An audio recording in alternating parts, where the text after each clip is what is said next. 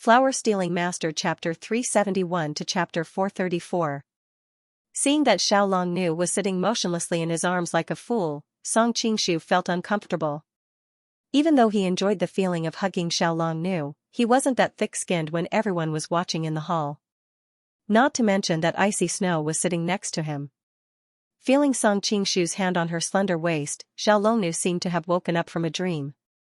She hurriedly stood up, and a faint blush blossomed on her frosty face for the first time. Under icy snow's strange gaze, Song Qingshu smiled awkwardly and quickly answered Ouyang Feng's question to divert everyone's attention. I've always admired Northern Xiao Feng's heroic spirit. I think a peerless hero like him wouldn't bother to hide like me. Looking at the mask on his face, everyone in the hall let out a burst of good-natured laughter, having a good impression of his self-deprecating temperament. Of course, that was except for the Mongolians. With your martial arts skills, I'm sure you must have a great background in the pugilistic world. Why don't you dare to show your true face? Zhao Min had always liked to be in control of the overall situation. She was naturally wary of such an expert with an unknown background. Because I'm too handsome. To prevent young girls like you from falling in love with me the moment you see my face, I have no choice but to wear a mask. With the mask, Song Qingshu was like a child who didn't fear punishment for doing something wrong, resuming his unbridled wuji style. Icy Snow didn't know whether to laugh or cry. Of course, she was wearing a mask, so others couldn't see her expression. Xiaolongnu, who was next to her, also looked at him in surprise, as though she had never seen such a shameless person. Everyone in the hall could tell that he was teasing Zhao Min. Since they were just watching a show, they burst into laughter and whistled. Zhao Min's face darkened. Mr. Liu, Mr. Crane, slap him for me. Lu Xianxia and He Biwing had been serving by Zhao Min's side for a long time, they knew her temperament very well. They were ready to make their move a long time ago. Hearing her order, the two of them attacked Song Qingshu from left and right without the slightest hesitation. The Xianming elders each stretched out a palm, one aimed at the major acupoint on Song Qingshu's chest, the other aimed at his lower abdomen's dantian, and the other slapped his face. The two of them cooperated closely. If the enemy wanted to parry the two palms attacking their body, they would inevitably suffer two slaps. If they used their hands to block the two palms attacking their face, their dantian would be crippled, and they would die on the spot. Not to mention ordinary experts, even peerless experts would be caught off guard by this move of theirs. Miss Long, let me borrow your sword. As soon as Xiaolongnu heard the voice by her ear, she felt that her hand was empty. She could not help but be shocked. An expert swordsman did not even know how his sword was snatched away. It was really too inconceivable. The Xianming elders suddenly saw a dazzling sword light appear in front of them. In their great shock, they quickly changed their moves and took out their respective weapons from their bosoms. After a dragon's roar, the two elders retreated several feet in a sorry state. They looked at the remaining half of the crane beak brush and the deer head staff in their hands with a lingering fear in their hearts. Miss Long, do you want to kill Zhao Zhijing? After forcing the Xianming elders to retreat, Song Qingshu turned his head to look at Xiaolongnu and asked. Xiaolongnu did not turn her head and subconsciously nodded. If I want to kill Zhao Zhijing, I don't have to make a bet with that princess. Song Qingshu smiled slightly, and his figure suddenly disappeared. The crowd blinked their eyes, and he stood there again as if he had not moved from the beginning to the end. The only difference was that there was a dark red bead of blood on the tip of the sword. In his hand. Kiki, a strange sound rang out in the hall. The crowd turned their heads and saw Zhao Zhijing, who was hiding behind the Mongolian warriors, holding his throat. He had a look of disbelief on his face as he slowly fell to the ground. The hall was in an uproar, especially the Mongolian group. They all stood up. Even the Vitra gate master and priest Baixing, who had been quiet all this time, were shocked. Song Qingshu's sword was so fast that if they were not prepared, they would have been killed on the spot. Ever since she saw Zhao Zhijing, Zhao Min quickly came up with a plan to control the Chuanjin sect. But all of this disappeared with Zhao Zhijing's death. She could not help but look at Song Qingshu in shock and anger. Who are you? Song Qingshu put the tip of the sword in front of him and lightly exhaled. The bead of blood immediately scattered. He said in a strange and sad tone, you can call me Shimen Xue Xue. In his previous life, every boy dreamed of one day being like Xianxia, wearing white clothes and wielding a sword, invincible in the world. When Song Qingshu discovered that he could vaguely reach this realm, he sadly realized that he could no longer return to that wonderful world of the past. Xianxia? Zhao Min was stunned. Even with Ruyang Mansion's powerful information network, they had never heard of this person. She was even worried that he was some old martial artist. She turned her head around to look at Priest Baixing, and when she saw that he was also shaking his head, she became even more puzzled. Song Qingshu chose to kill Zhao Zijing and let Yin Jiping go because he believed that Yin Jiping was a dragon knight in the Western world of magic, and in the world of the three-body problem, he could also be known as Xiaolong Nu's wall breaker. No matter which it was, his life and death should be decided by Xiaolong Nu herself. Of course, Song Qingshu did not know that this peerless tragedy had never happened in this world.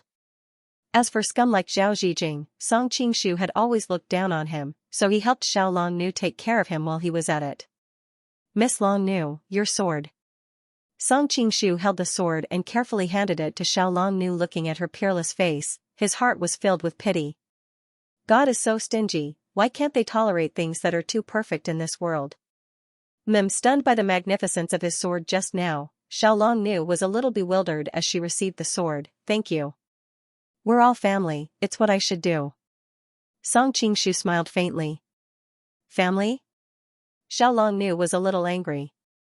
Although this person's martial arts is high, why does he speak so incoherently? Let me introduce to you. Song Qingshu pulled Icy Snow over. My wife is also the successor of the ancient Tomb sect.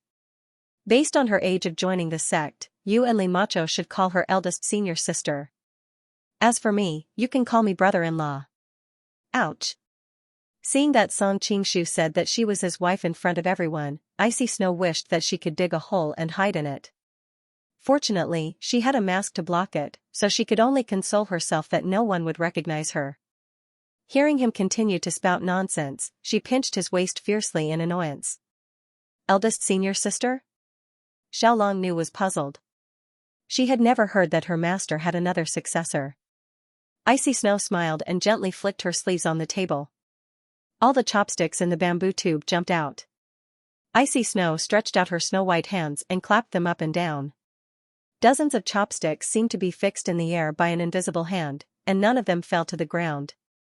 Inescapable net force. Xiaolong Nu was pleasantly surprised.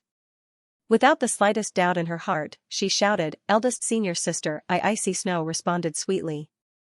She held Xiaolong Nu's hand and sat down at the side.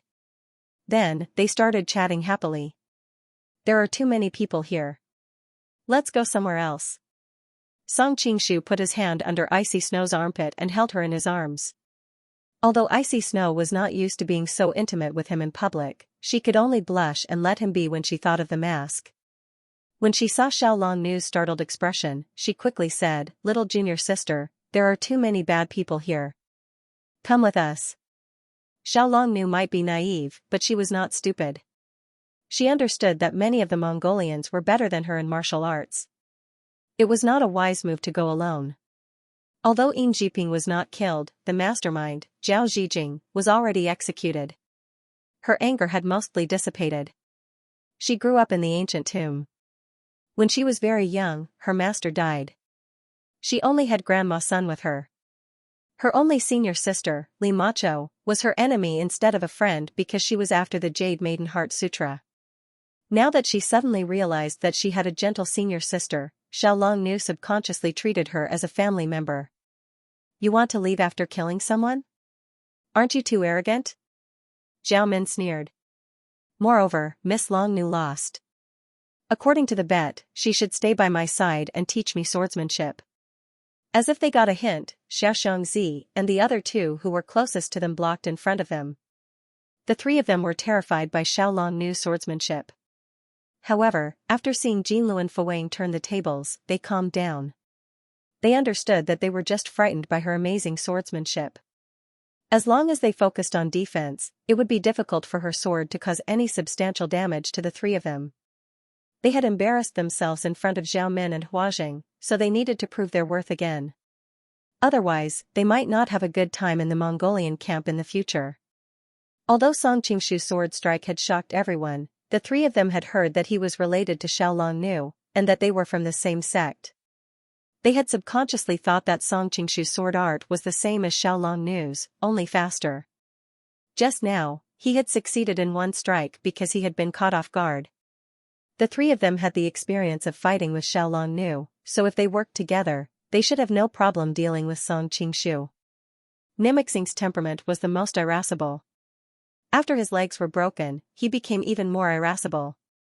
Because it was difficult for him to move, he had been knocked to the ground by Jinluan Fuwang and Ouyang Feng's palms.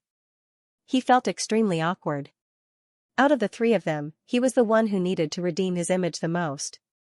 So, with a loud roar, he swung his iron crutch towards Song Qingshu. He had learned from his previous experience of not being able to keep his footing, so he used the 1,000 catty fall kung fu. He didn't look for any fancy moves, only strength, and tried to force Song Qingshu to meet force with force. From what he saw, although Song Qingshu was wearing a mask, he shouldn't be over 30 years old.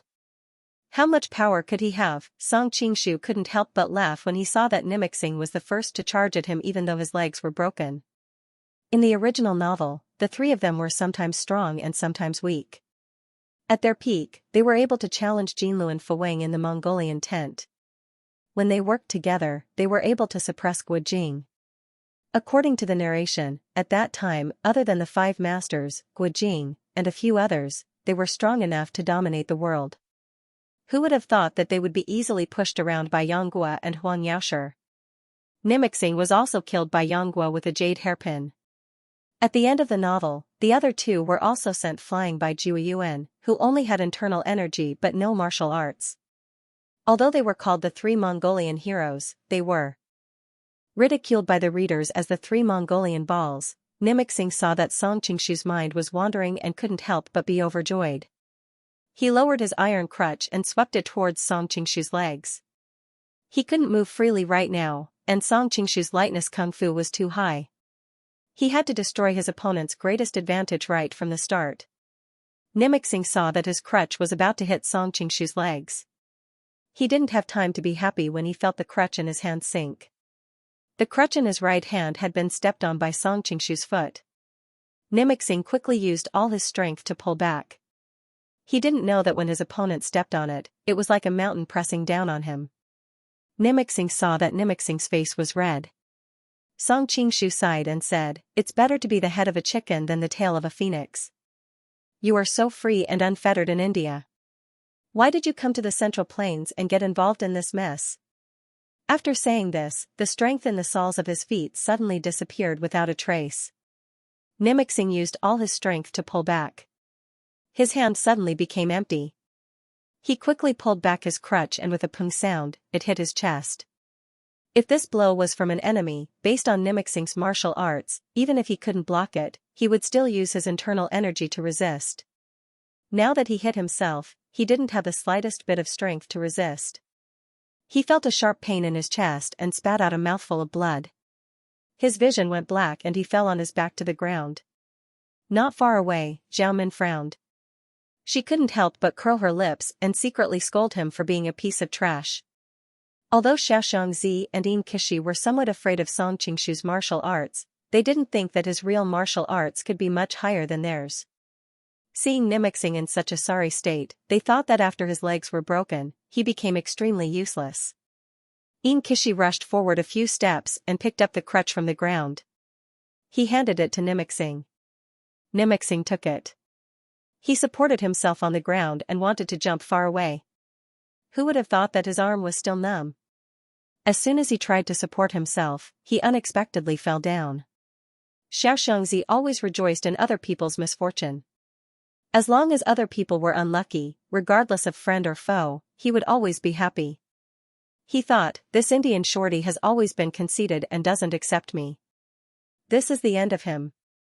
Now that the martial arts experts have gathered, I must quickly capture this Shimin Shui Shui first. This is a good opportunity to make a name for myself in front of the princess and princess. He leapt forward and shouted, Xianxia is here to experience your sword skills. Hearing Xianxia announce his name, a trace of disgust flashed across Song Qingshu's face. He thought that imperial concubine Xiaoxiang was a peerless beauty of her generation. His name was similar to hers, it was a form of humiliation. Therefore, he didn't show any mercy. He used the tip of his foot to hook up a bench and kicked it towards him. While Xiaoxiangzi was waving his staff, he thought of many possibilities, such as how Song Qingshu would deal with his attack. Who would have thought that while he was still so far away, a black shadow suddenly appeared in front of him. With a ping sound, the bench was smashed into pieces. Xiaoxiangzi's eyes were dazed from the impact. It was as if he was drunk and spun around on the same spot. It looked like he would lose the ability to fight for a short period of time. When Xianxia was fighting with Xiaolong Nu, his wrist was injured by her. Now his martial arts were greatly reduced. He knew that if he fought alone, he wouldn't be this mysterious person's opponent. He always acted cautiously. At the same time as Xiaoxiangzi attacked, he waved his golden dragon whip towards Song Qingshu's body. Who would have thought that Xiaoxiangzi would be attacked halfway? Xianxia wanted to withdraw his golden dragon whip, but it was too late. Song Qingshu held the whip between his fingers. He saw that the whip was decorated with jewels, diamonds, and white jade. He smiled and said, "This weapon is quite expensive." As soon as he finished speaking, his fingers shook the whip slightly. Xianxia felt a strange force coming from the whip. The web between his thumb and forefinger split open. He couldn't hold it anymore. He heard a ding-dong-dong-dong sound. Gold, silver, and jewels scattered all over the floor. The golden dragon whip, which was decorated with jewels, was shattered into pieces. Xianxia didn't even have time to feel sorry for himself. The strange force coming from the whip made him retreat 3 or 4 steps before he could stand up. His face was like gold paper. Although there was a smile on his face, it was more miserable than happy. He felt as if his internal organs had been flipped over. He stood there, not daring to circulate his qi or move half a step. It was as if he was frozen. The dissatisfaction on Zhao Min's face became stronger and stronger. She thought to herself, why are the masters under Kubilai so useless? On the other hand, the master of Jin Gang, Taoist Baixing, Jin Luan Fawang and the others were shocked. They knew the martial arts of Xiaoxiangzi and the others very well. It wouldn't be difficult for them to defeat any one of them. But if the 3 of them were to join forces, it was hard to say who would win. Not to mention the fact that the 3 masters lost their ability to fight in just one move. On the other side, Ouyang Feng and Qiu Qianren looked at each other and saw the shock in each other's eyes. With their cultivation, they could naturally see how magical Song Qingshu's 3 ordinary moves were in the blink of an eye. It looked easy and simple, but if they were in his shoes, they wouldn't be able to do it as easily as he did. With this delay from the 3 of them, the master of Jin Kong School and Taoist priest Bai Shen had already reacted and blocked Song Qingshu from the front and back. Jin Luan Fawang's eyes also flickered as he eyed Song Qingshu covetously. The Xianming elders didn't move. Firstly, they had to protect Zhao Min and Huajing. Secondly, their master had already made a move. It wasn't convenient for them to move. Oh? Song Qingshu's eyebrows twitched. I didn't think I'd have to trouble so many grandmasters to fight against me. Taoist Baixing and the master of Jin Gang's faces turned red. With their status, even if they fought Song Qingshu one-on-one, they would inevitably be labeled as bullying the weak. However, they could see that Song Qingshu's martial arts were unfathomable. Although they weren't afraid of fighting him one-on-one, they knew that one of them wouldn't be able to stop him. Thus, they left their seats at the same time. On the other side, Ouyang Feng laughed. I hate people who bully the weak. My hands are a little itchy today. If you don't mind, how about we fight together? The expressions of the Mongolians changed. Before this, some of them might not have thought much of Western poison, but after witnessing the might of Ouyang Feng's attack, even though it was a sneak attack, their Jin Luan Fawang was indeed injured by him. There was no way they wouldn't be afraid. Song Qingshu was secretly amused. He thought that he and Ouyang Feng were really fated to be on the same side as him even though he was wearing a mask. If that's the case, I'll do as you say. But who will you choose as your opponent, Mr. Ouyang? With a free fighter, Song Qingshu naturally wouldn't be so stupid as to force himself to fight against both of them. Ouyang Feng thought that Taoist priest Hunter Damages has been famous for decades. He's really unfathomable. There's no need for me to take the risk. I'll just let Shimin Shui, who I also don't know how strong he is, deal with him. I'll observe from the side, and I'll be able to find out more about the two of them. On the other hand, it's the master of Jin Gang. Even though his martial arts are also extraordinary, based on the martial arts he displayed just now, I might not be able to win for sure, but at least I won't lose. When she saw that the people from the Jin kingdom were involved, Zhao Min instantly felt a headache coming on. With their strength, whether it was against Shimin Shui or the people from the Jin kingdom, they would definitely win. However, now that the two sides had formed an alliance, it was hard to say who would emerge victorious. Zhao Min quickly calculated in her mind. Since it was 2 against Taoist priest 100 damages and the master of Jin Gang, they would not be able to determine the victor within a short period of time. They still had the Xianming elders, Jinlu and Fuwang, and other masters on their side. It should not be a problem for them to deal with the Jin Kingdom's Iron Palm expert. However, now that Jinlu and Fuwang was injured, and Xiaolong knew and the others would not sit idly by, they might not be able to gain any advantage in a chaotic battle. Zhao Min shook her head. Just as she was about to have Taoist priest 100 damages and the others let Shimin Shui and the others leave, she suddenly raised her head and saw a group of people coming in from the entrance of the inn. Her beautiful eyes immediately shone with a strange light. She was immediately confident that she would win. Great King Xiao, I didn't expect to see you here. Zhao Min stood up and saluted the man. Each of the Wulin world's guests in the main hall had already realized Zhao Min's distinguished status. Seeing her courteously greet the big man who came in, they all turned their heads to see who it was. The man was tall and strong, around 30 years of age. He had thick eyebrows, big eyes, a high nose and a wide mouth. He had a square face and looked very powerful.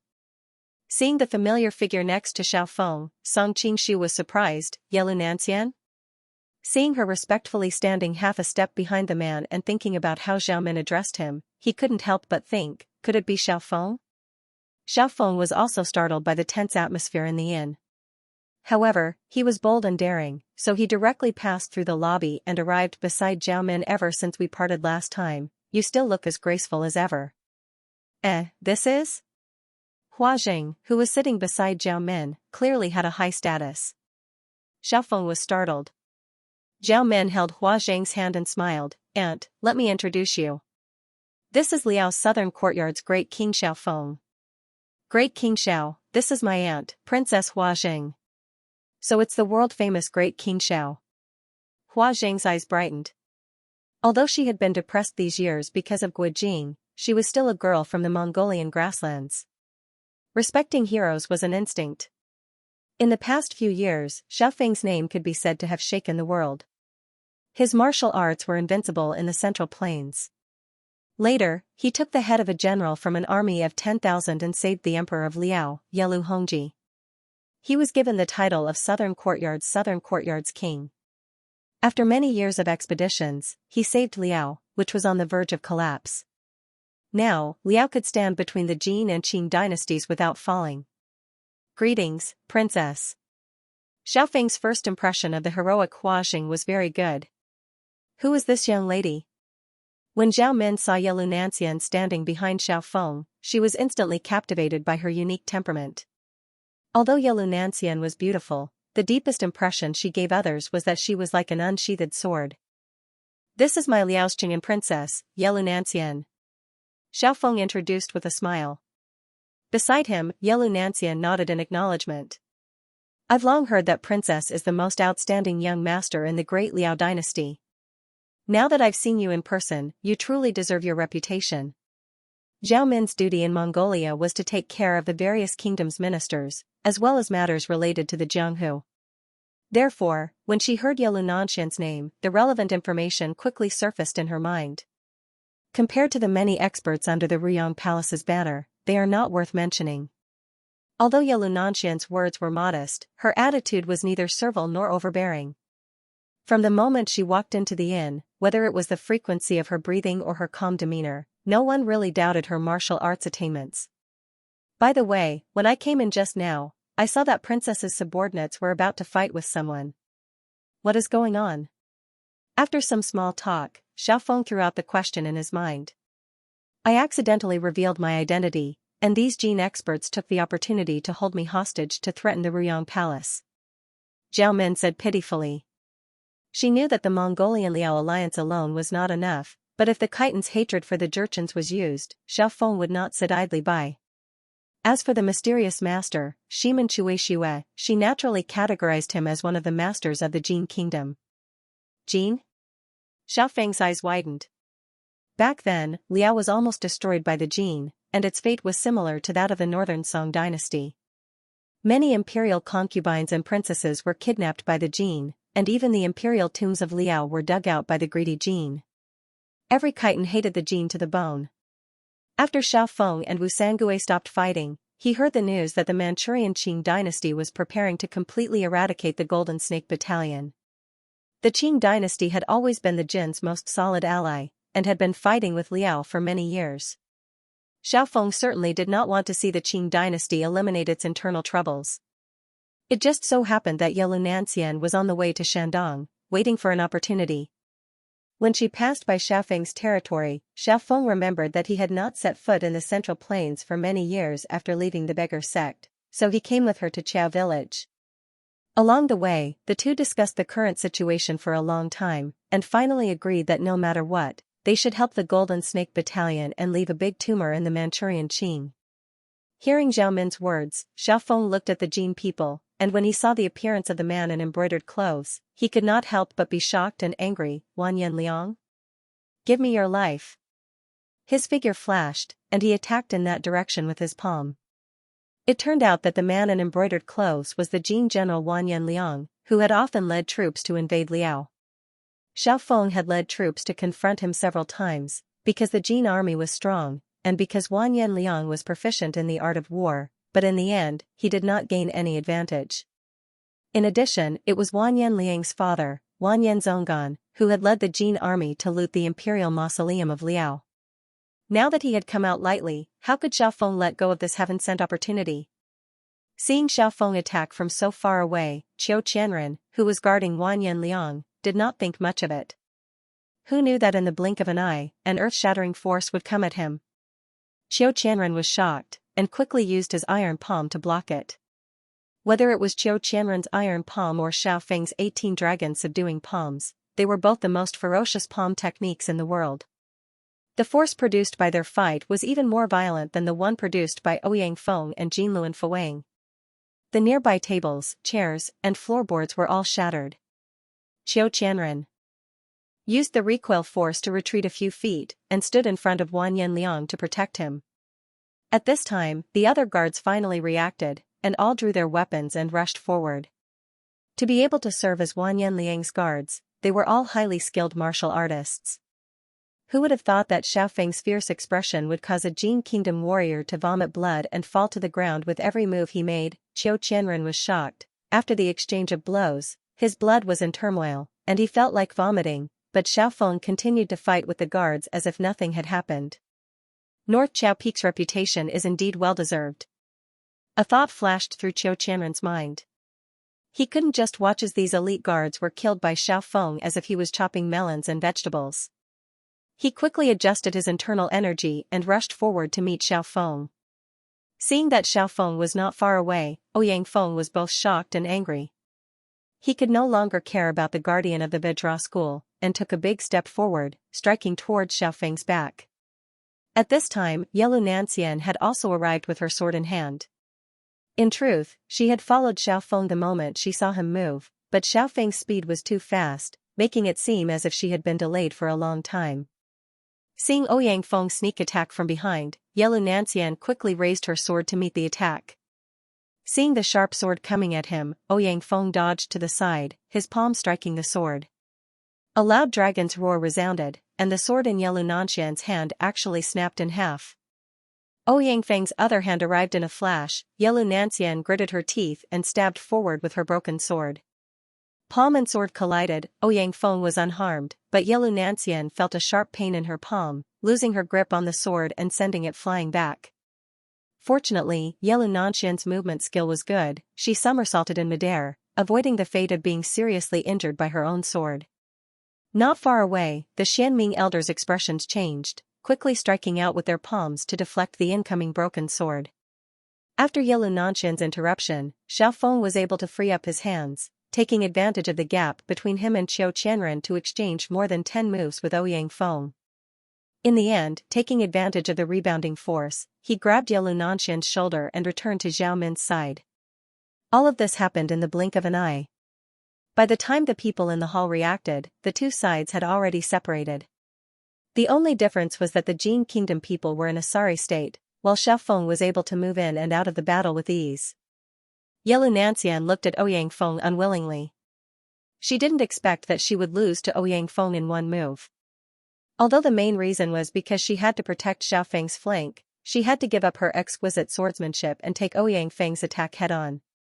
But a loss was a loss. For the first time, Yelu Nanxian felt the difference between her and those top experts in a life-and-death battle. This old man has not been involved in worldly affairs for so many years. I didn't expect such a young expert to appear in Jianghu. Northern Xiao Feng, you truly live up to your name. Ouyang Feng looked at Xiao Feng with a serious expression. Xiao Feng's 18 dragon subduing palms seemed to have surpassed his rival of many years, Han Qigong. In a life-and-death battle, it was hard to say who would win. The combat power that Ouyang Feng had displayed in that split second just now had startled Song Qingshu in his heart. He hadn't expected that Ouyang Feng, after recovering his consciousness, would actually be so much more powerful than when he was on the Divine Dragon Island. Originally, according to his estimation of the strength of all the martial artists in the world, Ouyang Feng shouldn't be able to defeat Xiao Feng. Who would have thought that the two of them would actually be evenly matched in that short exchange just now? In the original novel, Ouyang Feng used the 9E manual to obtain the title of the world's #1 martial artist. Unfortunately, his mind became muddled and he lived in a daze for more than 10 years. Finally, on the summit of Mount Hua, he fought with Han Qigong for 3 days and 3 nights before both died of exhaustion. Based on this, Song Qingshu thought that Ouyang Feng's martial arts were at most equal to Han Qigong's, or even weaker than Han Qigong when he used the dog-beating stick technique. But after personally experiencing the changes in Ouyang Feng's strength, Song Qingshu couldn't help but sigh. When Ouyang Feng was at his peak, Western Poison's strength was not something that the crazy old man could compare to. Toad's Dance and Iron Palm? You two are Western Poison Ouyang Feng and Iron Palm Water Drifter Qiu Qianren? Xiao Feng had roamed the world for more than 30 years. Whether it was the beggar sect elders or the Shaolin monks, none of them were his match. He didn't expect to meet two people with similar strength. King Zhao's eyesight is pretty good. Seeing that Xiao Feng had no intention of making a move for the time being, Ouyang Feng stood with his hands clasped behind his back. At their level, battles to the death rarely occurred. After all, if you wanted to kill your opponent, you would have to pay a heavy price. Beside him, Qiu Qianren's face was ashen. His hands, which were hidden in his sleeves, were trembling slightly. After he had mastered the iron palm, he had thought that he could compete with Wang Chongyang in the past.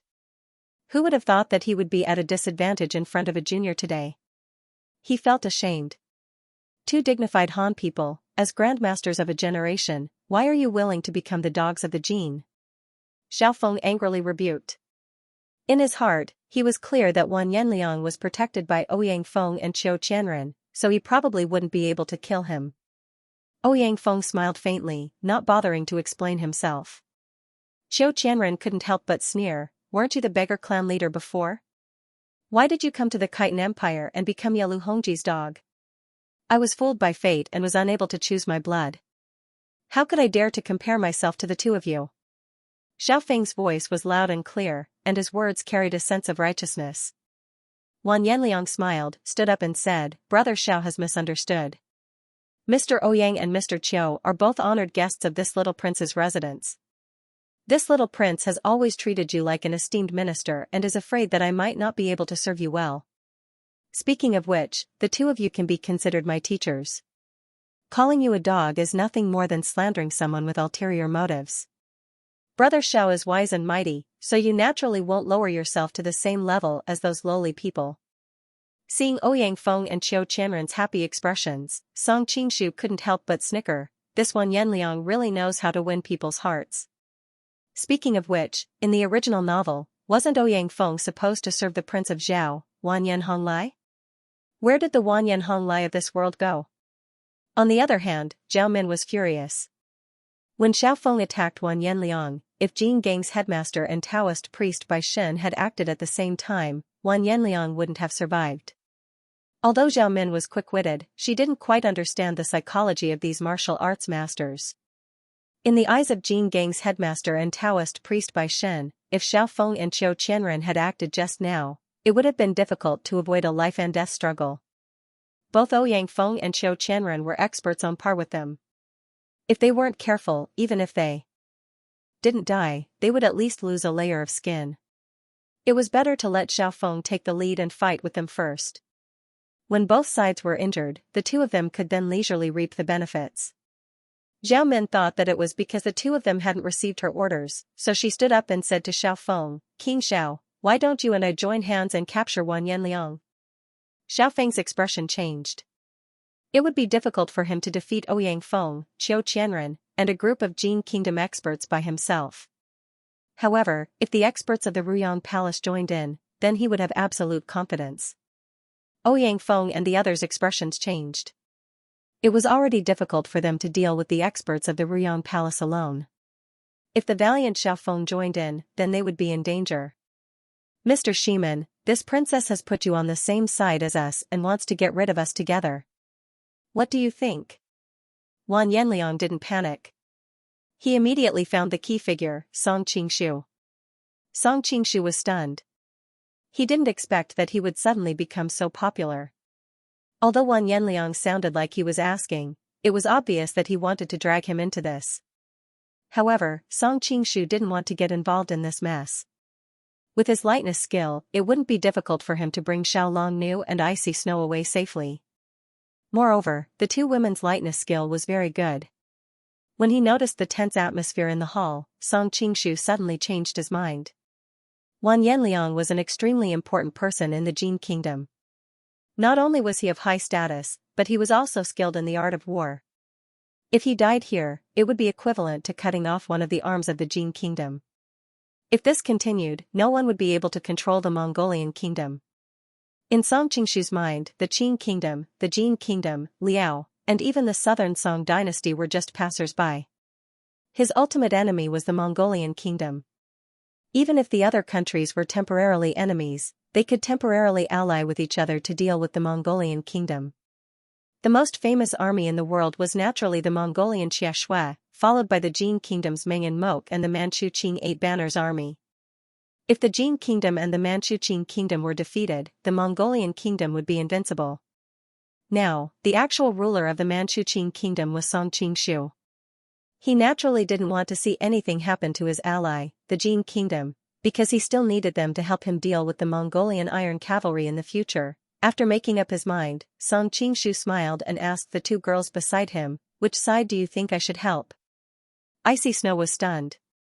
Although she didn't like the Jin Kingdom, the Mongolian kingdom was obviously going to harm them. If she sat back and watched Zhao Men and her party deal with Wan Yanliang, the three of them would be in danger when the Mongolian kingdom was free. "You just killed that Taoist priest and offended the princess. Naturally, you can only help the other side. Miss Long Nu, what do you think?" Song Qingshu looked at Xiaolong Nu. "I'll help Ouyang Feng." Xiaolong Nu said coldly. Her logic was simple. Zhao Min and her party had tried to stop her from killing Zhao Zhijing multiple times. She also had Jin Luan Fuwang, an evil person, under her command. Naturally, she was a bad person. On the Jin Kingdom's side, Wan Yanliang had just given her a sword and Ouyang Feng had saved her. Naturally, they were good people. "I see." Song Qingshu shrugged and looked at Wan Yanliang with a smile. "Looks like we have to work together to fight against the enemy." With the help of Shiman Shui Shui, Ouyang Feng was instantly emboldened. He looked at Zhao Men and the others and laughed. "Do you want to fight one-on-one, or do you want to come at me together?" Zhao Men thought to herself. Logically speaking, they had the advantage in terms of strength with Xiaofeng's party. However, this kind of thing couldn't be done simply by adding and subtracting.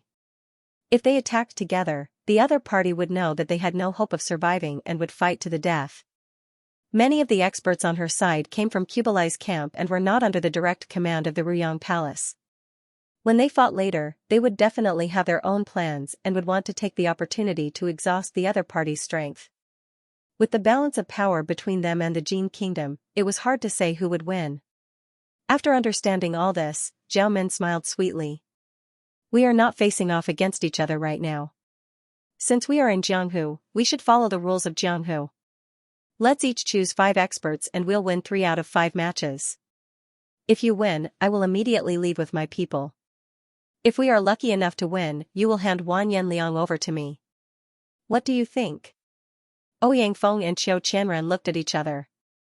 They couldn't understand why Zhao Min would choose such a stupid method when she had the upper hand. Mr. Ouyang, you are only guests of Wan Yanliang's residence. You don't have a master-servant relationship with him. If you fight as much as you can, you will have done your best for him. I can promise you that no matter who wins, I will let you go. Zhao Min continued. She thought to herself, these old foxes like Taoist priest Bai Xing and the King Kong faction usually don't put in much effort.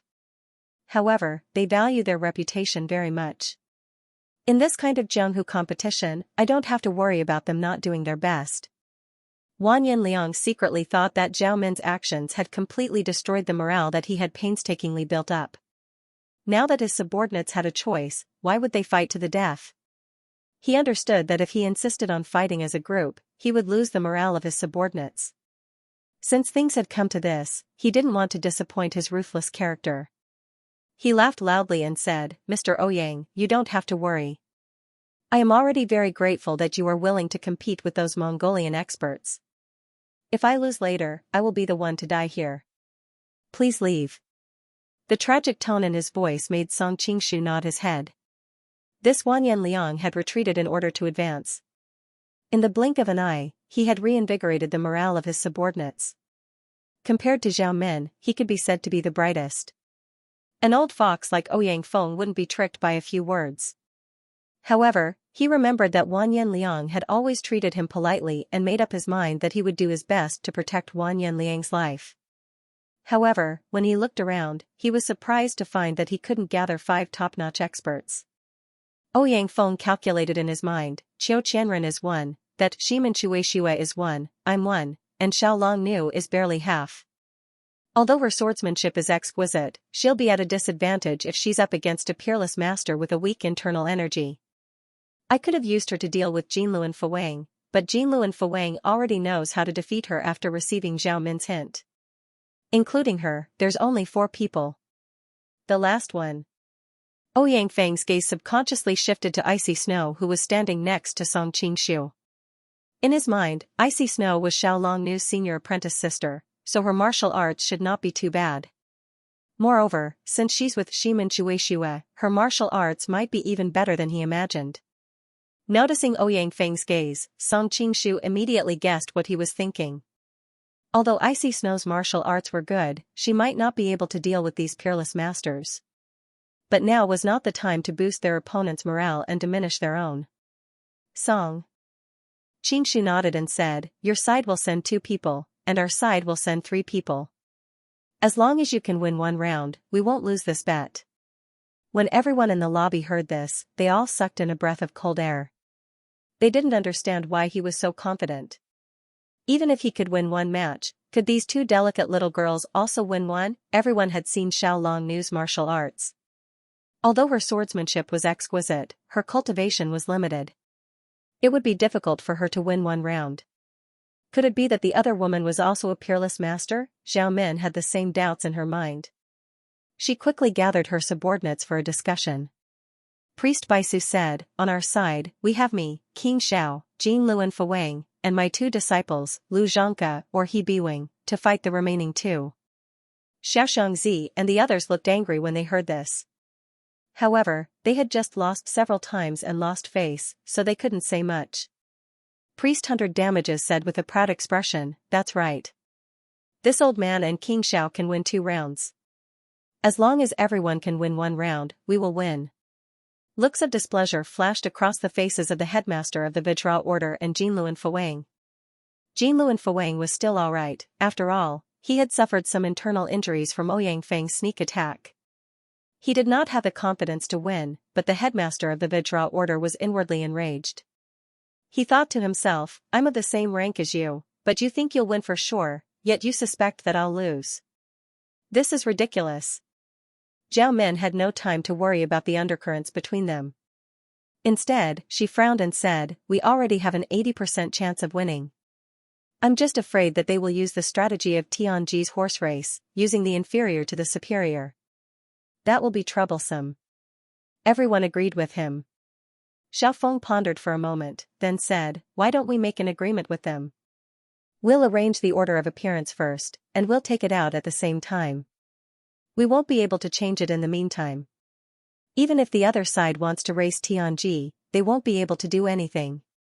Zhao Min's beautiful eyes lit up. Xiao Wangda really has a brilliant plan. After listening to Zhao Min's request, Song Qingshu smiled slightly, no problem.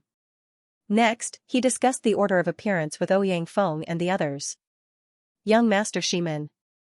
Are you sure you want to do this? Ouyang Feng's expression was serious.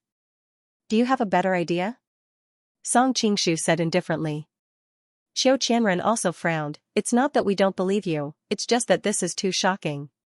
Whether I can win or not is my problem. As long as you can win one round, it will reduce the pressure on me. Song Qingshu said indifferently. Ouyang Feng and Qiu Qianren looked at each other. In the end, it was Ouyang Feng who nodded, since you insist, then let's do it. On the other side, Zhao Min and Xiao Feng were also seriously discussing the order of appearance. We definitely can't put Xiao Wangda and Priest Baiseng in the last two. Otherwise, if they accidentally win 3 rounds, you guys won't have a chance to appear. Xiao Feng nodded, we also can't put all of us in the first 3 rounds.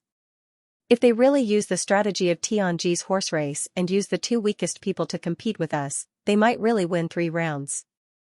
Sect Master Jin Gang snorted, does Xiao Wangda look down on me? Zhao Min hurriedly mediated, Sect Master is thinking too much. Xiao Wangda is only considering the worst-case scenario. Fu Wang is injured and neither of the Xianming elders is confident of winning against Qiu Qianren.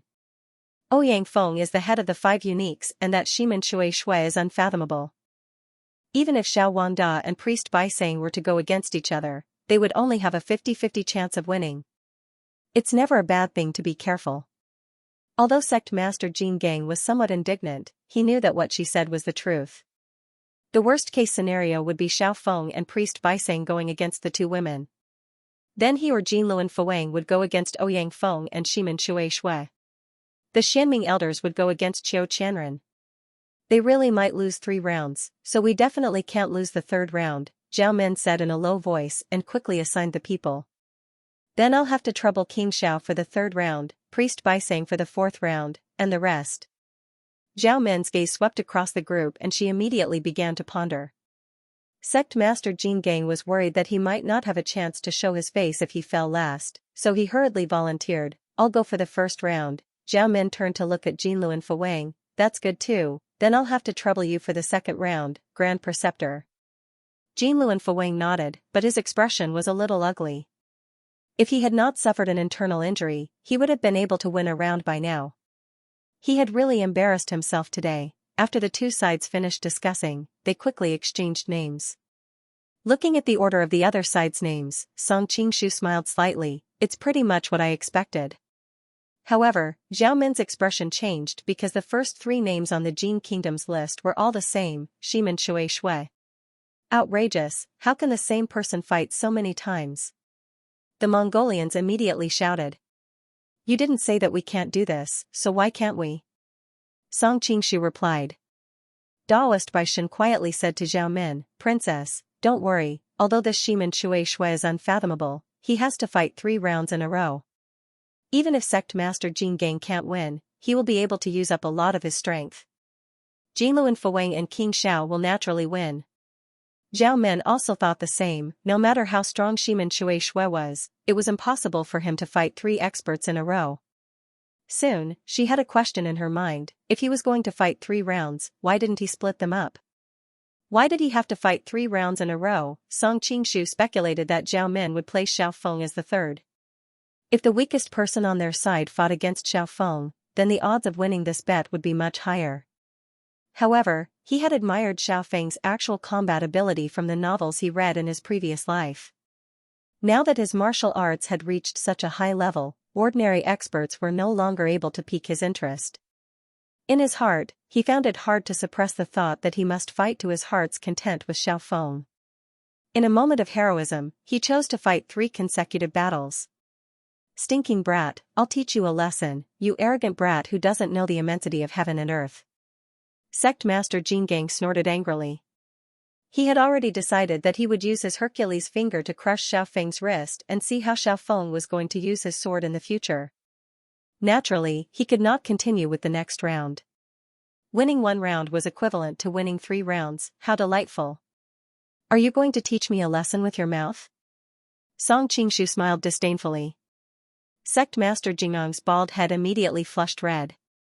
He said angrily, "I'm your senior, I'm just letting you fight first." "Oh?" Song Qingshu sighed.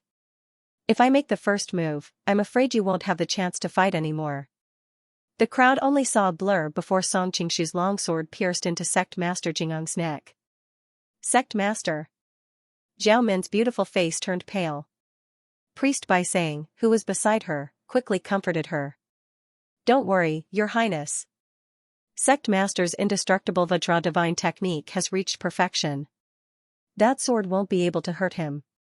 Zhao Min focused her gaze and saw that there was indeed no trace of blood on Sect Master Jingang's neck. Sect Master Jingang's sword had not pierced his skin. Sect Master Jingang's face flushed red. After witnessing Xiao Feng's ghostly body technique, he had already put up 120% of his mental defenses. How could he have known that Xiao Feng would still be able to pierce his vital point? If it were not for the fact that he had studied the indestructible Vajra divine technique for decades and had his vital energy automatically circulating around his body, he would have died on the spot. Sect Master Jingang used his Herculean diamond finger to deflect the longsword from his neck. Then, he swiftly jabbed his other finger at the major acupoint on Song Qingshu's chest. Song Qingshu's figure flashed and returned to his original spot. The webbing between his thumb and index finger was slightly numb from the finger force that came from the sword. He could not help but praise, "Herculean diamond finger, it truly lives up to its reputation." Sect Master Jingang no longer dared to underestimate the young man in front of him after his attack missed. He circulated his indestructible Vajra divine technique with all his might and solemnly guarded himself. Priest Bai Sang nodded inwardly and whispered to Zhao Min, "I was initially worried that Sect Master Jingang would attack in a fit of rage. Now, I'm finally relieved." Zhao Min stared at the 2 people in the field and asked, "Why?" Priest Bai Sang explained, "As long as Sect Master Jingang doesn't advance rashly, he's already in an invincible position with his indestructible Vajra divine technique. When the opponent attacks, he can find an opportunity to counterattack with his Herculean diamond finger. If he can land a single jab, I'm afraid the outcome of the battle will be decided." Xiao Feng, who was standing to the side, had a grave expression on his face. "Given Sect Master Jingang's movement technique, I'm afraid it'll be very difficult for Sect Master Jingang to hit him." "Miss Long Nu, I'm sorry. I took your sword again." Song Qingshu's first reaction after returning to his original spot was to apologize to Xiao Long Nu. Xiao Long Nu's face heated up for no reason. She said indifferently, "You can just take it and use it." However, she felt somewhat resentful in her heart. "If you wanted to borrow it from me earlier, I wouldn't have refused. Why did you take it from me?" Only then did Song Qingshu turn around to look at Sect Master Jingang. "Are you certain that I can't break your indestructible Vajra divine body?" Sect Master Jingang was shocked, but his expression did not change. For hundreds of years, there have been countless experts who have tried to break the indestructible Vajra divine body. Unfortunately, none of them succeeded. Your Excellency is naturally no exception. Is that so? Song Qingshu smiled noncommittally. That's because they don't understand structural mechanics and Hooke's law. I didn't know much about it in the first place, but unfortunately, I happened to read Prison Break. What kind of nonsense is this? Everyone in the hall was confused. Even Xiao Long Nu was looking at him blankly. It feels good to stand on a giant's shoulder. Song Qingshu made another baffling remark before he brandished his sword and attacked the Vajra sect master. Song Qingshu's movement technique was too fast, so the guardian deity decided to only protect his eyes and other vital parts. He forcefully circulated the indestructible diamond divine art and forcefully blocked his opponent's ghostly sword technique. You don't have to protect your lower body and chrysanthemum. I don't know how to stab those filthy places to avoid dirtying Miss Long's sword. Song Qingshu strolled leisurely as he suddenly thrust his sword here and there, speaking with a relaxed expression. The guardian deity blushed, but he didn't dare to believe his words so easily. He gave up on defending those places and focused on waiting for his opponent to reveal an opening so that he could strike with the Herculean diamond finger. Zhao Min frowned as she watched from the side. Why is the guardian deity only taking a beating and not fighting back? Taoist priest Bai Sang quickly explained that Shimen Shuishua's sword technique is too fast. The guardian deity can't keep up with his speed. If he tries to fight back, he'll easily expose his weak spots. It's better to use the indestructible diamond body to block his attacks and wait for an opportunity to strike. The sound of metal clashing rang in her ears. It was the sound of Shimen Shuishua's sword piercing the guardian metal sect's body. Even though the guardian metal sect's sect master did not move at all, Zhao Min still felt a shadow cast over her heart when she recalled the baffling words the guardian metal sect had said. Ouyang Feng and the other top experts thought that even if they were to face the world-famous Vajra indestructible divine Kung Fu, they would probably be helpless, so they all stared at Song Qingshu's sword momentum, wondering if he had any way to break this divine Kung Fu. Huh? Ouyang Feng finally noticed something. Even though Song Qingshu's sword technique was fast, he was only stabbing the same dozen or so spots. If I were the one attacking, I would definitely attack the same spot every time to see if I could break through the opponent's defense. This Shimen Shuishue is clearly capable of doing that as well. Why is he splitting his attacks into different spots? Ouyang Feng was puzzled. However, the Guardian Kong sect master did not think so. Suddenly, his expression changed as he sensed that his protective divine technique was gradually becoming sluggish. He was horrified. What's going on?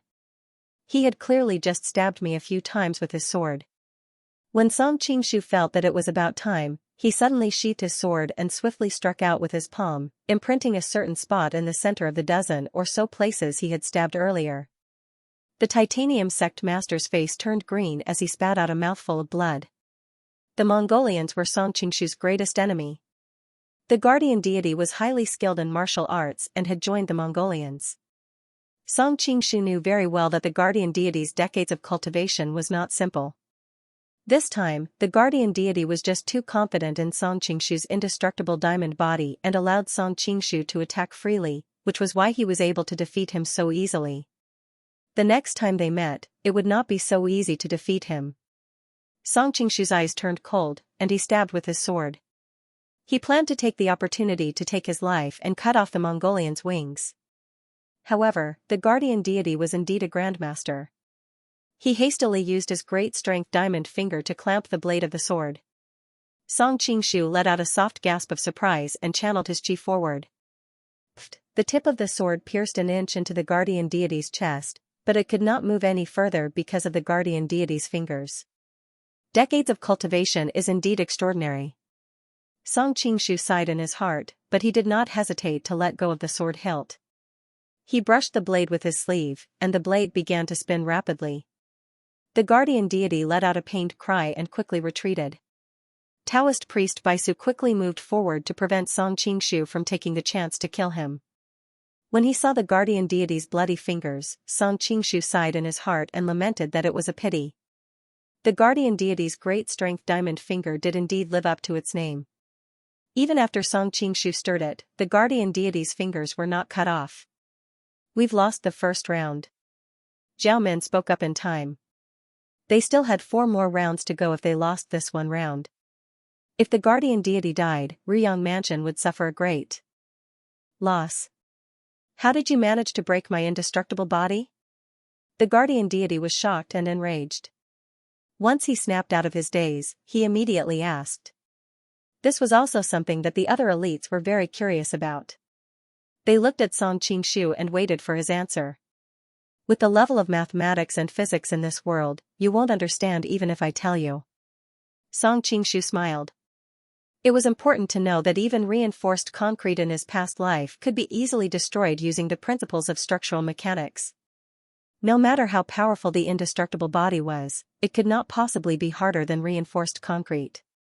The main principle was to use the principle of stress concentration.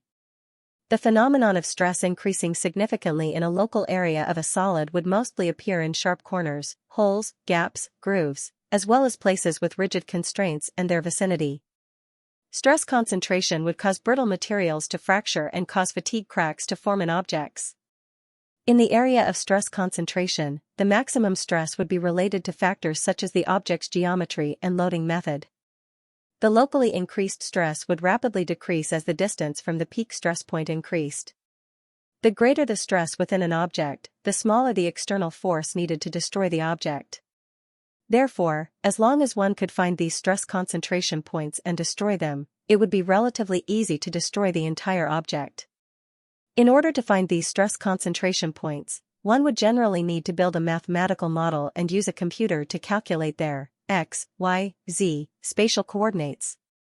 Although Song Qingshu did not have a computer, he had the vital qi of this world. He wrapped his vital qi around the tip of his sword and used his vital qi to feel the force on the tip of his sword every time he struck the guardian deity's body. With his current cultivation base, he could clearly sense the difference as long as he hit the so-called stress concentration points. After finding the stress concentration points on the guardian deity's chest, he would continuously strike those spots with the tip of his sword. As time went by, the vital qi attached to the tip of the sword finally destroyed the internal structure of those spots. The guardian deity's chest, which was as tough as metal and stone, suddenly became extremely fragile. These stress concentration points were different from the Achilles heel in the martial arts world. When martial arts practitioners practiced martial arts such as the Golden Bell Shield and Iron Mantle, they often had a spot on their body that they could not practice. This spot was the so-called Achilles heel. This spot was even weaker than an ordinary person's. If it was poked by a little finger, the worst-case scenario would be death. Therefore, martial arts practitioners were very secretive about their Achilles heel. Even their closest kin would not know about it. The reason why the indestructible body of Vajra had become one of the most famous divine techniques in the past 1,000 years was because the practitioner who successfully practiced it did not have an Achilles heel. Their entire body was impervious to swords and spears, which was why their status far surpassed the likes of the Golden Bell Shield and Iron Mantle. In fact, the founder of the indestructible body of Vajra divine technique might not have known that no matter how amazing this divine technique was, it still had to abide by the basic laws of physics. The guardian deity had been practicing the indestructible body of Vajra divine technique for decades and had already reached perfection. He never thought that he had an Achilles heel. Therefore, when Song Qingshu attacked those spots, he did not take it seriously at first. By the time he realized that something was wrong, it was already too late. Seeing that Song Qingshu did not want to elaborate, Ouyang Feng and the others looked as if it was a matter of course. If they were in his shoes, they would not easily tell others about a technique that could break the indestructible body of Vajra divine technique. The guardian deity's face alternated between green and red. It was not a big deal even if he was defeated by someone else. After all, there were winners and losers in competitions. He knew his own limits and knew that he was not the best in the world. However, this time, the indestructible body of Vajra divine technique was directly broken by the opponent. It was a devastating blow to his confidence. He suddenly became worried about his personal gains and losses. He suspected that there was a fatal flaw in the indestructible body of Vajra divine technique. If Shimen Chueshua knew about it, then perhaps others also knew about it. He might not even dare to use this divine technique in future battles. Jinlu and Fawang's face also turned cold. That Shimen Chueshua sword technique was faster than Xiaolong Nu's, and he did not have the weakness of Xiaolong Nu's shallow internal energy. Even the guardian deity's indestructible body of Vajra divine technique was directly broken by him. If he was stabbed by his sword, even if he did not die, he would be heavily injured. However, the arrow on the bowstring had to be released. No matter what, Jinlu and Fawang was a grandmaster. He knew that if he did not retreat without a fight, then he would not be able to establish a foothold in Mongolia in the future. Fortunately, the guardian deity had just suffered a crushing defeat in his hands.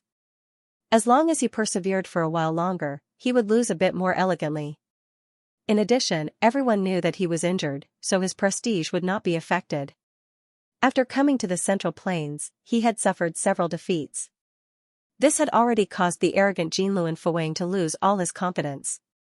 Now, he only had one thought in his mind, and that was after he returned, he would definitely cultivate the dragon-elephant prajna technique. As long as he could cultivate it to the mastery realm, in the future, he would not have to be afraid of any experts with high cultivation. Mongolian State Preceptor Jinluan Fuwang, please enlighten me. Jinluan Fuwang shouted. First, he wanted to encourage himself, and second, he did not want to give his opponent any time to rest. In his opinion, this Shiman Chuexiue had just broken the guardian deity's indestructible body of Vajra divine technique. He was afraid that at this moment, his internal energy had already been greatly damaged. If he seized this opportunity, then he might have a chance to win. Ouyang Feng and the others clearly had the same thoughts as him. They couldn't help but sneer, "You really have a good plan. Mr. Shiman has just finished his match, and now you're running out." Jinluan Fuwang's face turned red. He stood there awkwardly, not knowing if he should advance or retreat. Instead, Zhao Min said, "It was this Mr. Shiman who chose to fight 3 matches in a row. No one forced him. What's wrong with starting the second match after the first match?" Song Qingshu smiled faintly, "Mr. Ouyang, don't worry about it. We can start the second match now." Jinluan Fuwang was startled by his calm expression. He thought to himself, could it be that he has already recovered his lost internal energy? But how is that possible? The guardian deity is not a mediocre person. Right now, the opponent only has 60% of his internal energy left. After thinking about it, Jinluan Fuwang felt that this Shiman Chuexiue was deliberately mystifying him. He was trying to buy time to recover his internal energy. He hurriedly shouted and the 5 wheels flew towards him.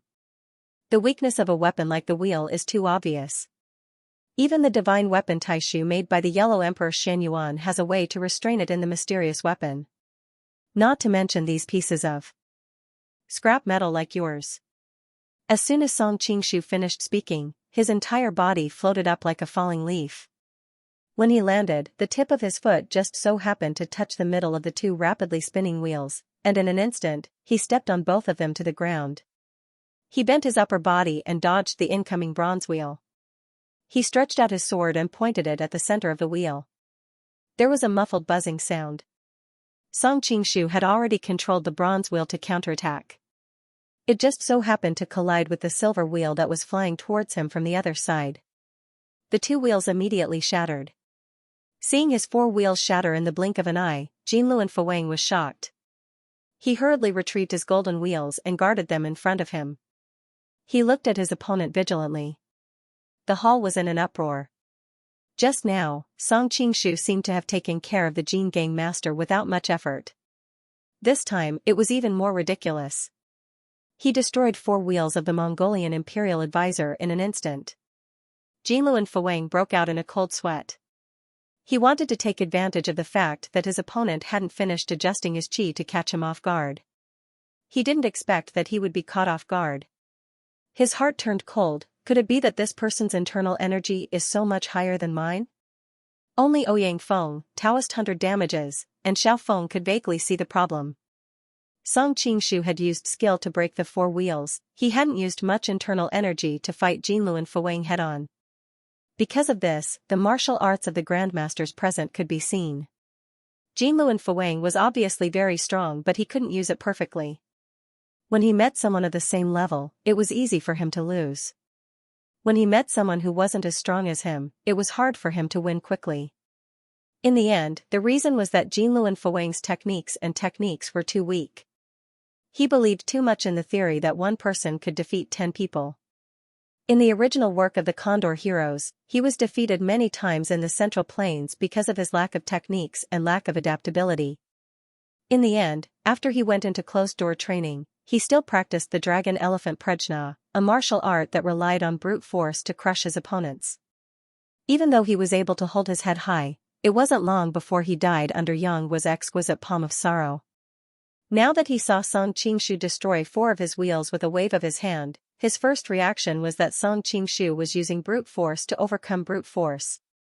He didn't think that Song Qingshu was actually using exquisite techniques to overcome 1,000 caddies with little effort. Xiaofeng noticed that Jinlu Fuwang was in a daze. He frowned and quietly said to Zhao Min, "Princess, if the imperial advisor continues to fight in his current state, I'm afraid he'll die on the spot." When she thought about how this Shimin Shui Shui wanted to kill the Jin Gang master, Zhao Min's heart went cold. She quickly raised her hand and said, "There's no need to fight the second round, we admit defeat." Jinlu Fuwang's face turned red and he quickly said, "Princess." Zhao Min, however, shook her head and smiled, "The Grand Tutor's status is noble. How can he be injured by an ordinary competition?" She sighed softly in her heart, looking at it now, "I'm afraid I'm going to lose this competition." Although Xiao De Wang's martial arts skill is high, he may not necessarily be this Shimin Chuishua's match. Next, Bai Shang is going to fight Ouyang Feng, and Lu Zhangke is going to fight Qiu Qianren. Seeing Jinlu Fuwang's moved expression, Song Qingshu couldn't help but admire Zhao Min's ability to win people's hearts. Even though he wanted to take the opportunity to get rid of 1 or 2 Mongolian experts, now that the opponent had admitted defeat, it wouldn't be good for him to continue killing them. On the other side, Wan Yanliang looked at Song Qingshu's back in amazement, to think that there's such an expert in the world. If I can win him over, I'm willing to pay any price. The Jin and the Mongols had been at war for many years. Many of the Jin's top assassins had died at the hands of these two. So, he knew very well the martial arts of Jinlu Fuwang and the Jin Gang master. In his mind, these two were the same as Ouyang Feng and Qiu Qianren. Now that he saw them so easily defeated by Shimin Shui Shui, just how high was Shimin Shui Shui's martial arts? "You fought 2 rounds in a row, you must have used up some of your internal energy. Please rest for a few hours. I can wait." Xiaofeng was not in a hurry to fight, but he spoke in a clear voice. "Xiao De Wang is indeed a gentleman," Song Qingshu sighed, "since Xiao De Wang has said so, if I insist on not resting, wouldn't I be looking down on you?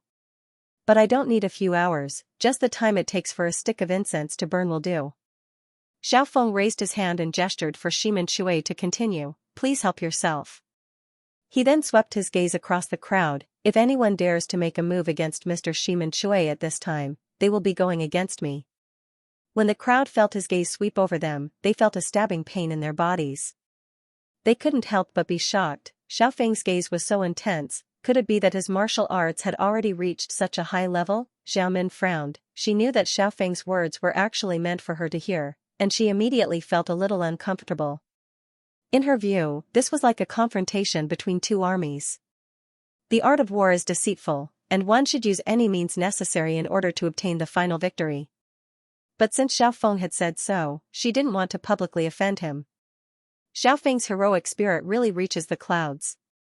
Song Qingshu smiled faintly, sat cross-legged on the ground, and began to regulate his breathing. He had just defeated Jin Gang and Jinlu Fuwang in a row. Although it seemed like a great momentum, it was actually very skillful and didn't consume much energy. Soon, he opened his eyes and looked at Xiaofeng. "Xiao De Wang, please." Xiaofeng was like a ferocious tiger waiting for an opportunity to strike. He slowly walked into the arena and stared intently at Song Qingshu's eyes. He understood in his heart that with the ghostly movements that Song Qingshu had just displayed, if he were to attack first, he would definitely reveal an opening. Therefore, he made up his mind to first deal with the myriad of changes by remaining unchanging. Song Qingshu also knew what he was thinking. He laughed in a clear voice, "Since Xiao De Wang isn't going to make a move, then I'll have to offend you." With a flash of sword light, Song Qingshu pierced towards his body from afar. Xiaofeng was already prepared for this. He changed his palm into a claw and used the dragon catcher hand to suck in a nearby square table. Then, he attacked Song Qingshu's side. Huh? Song Qingshu didn't expect his opponent to deal with it so cleverly.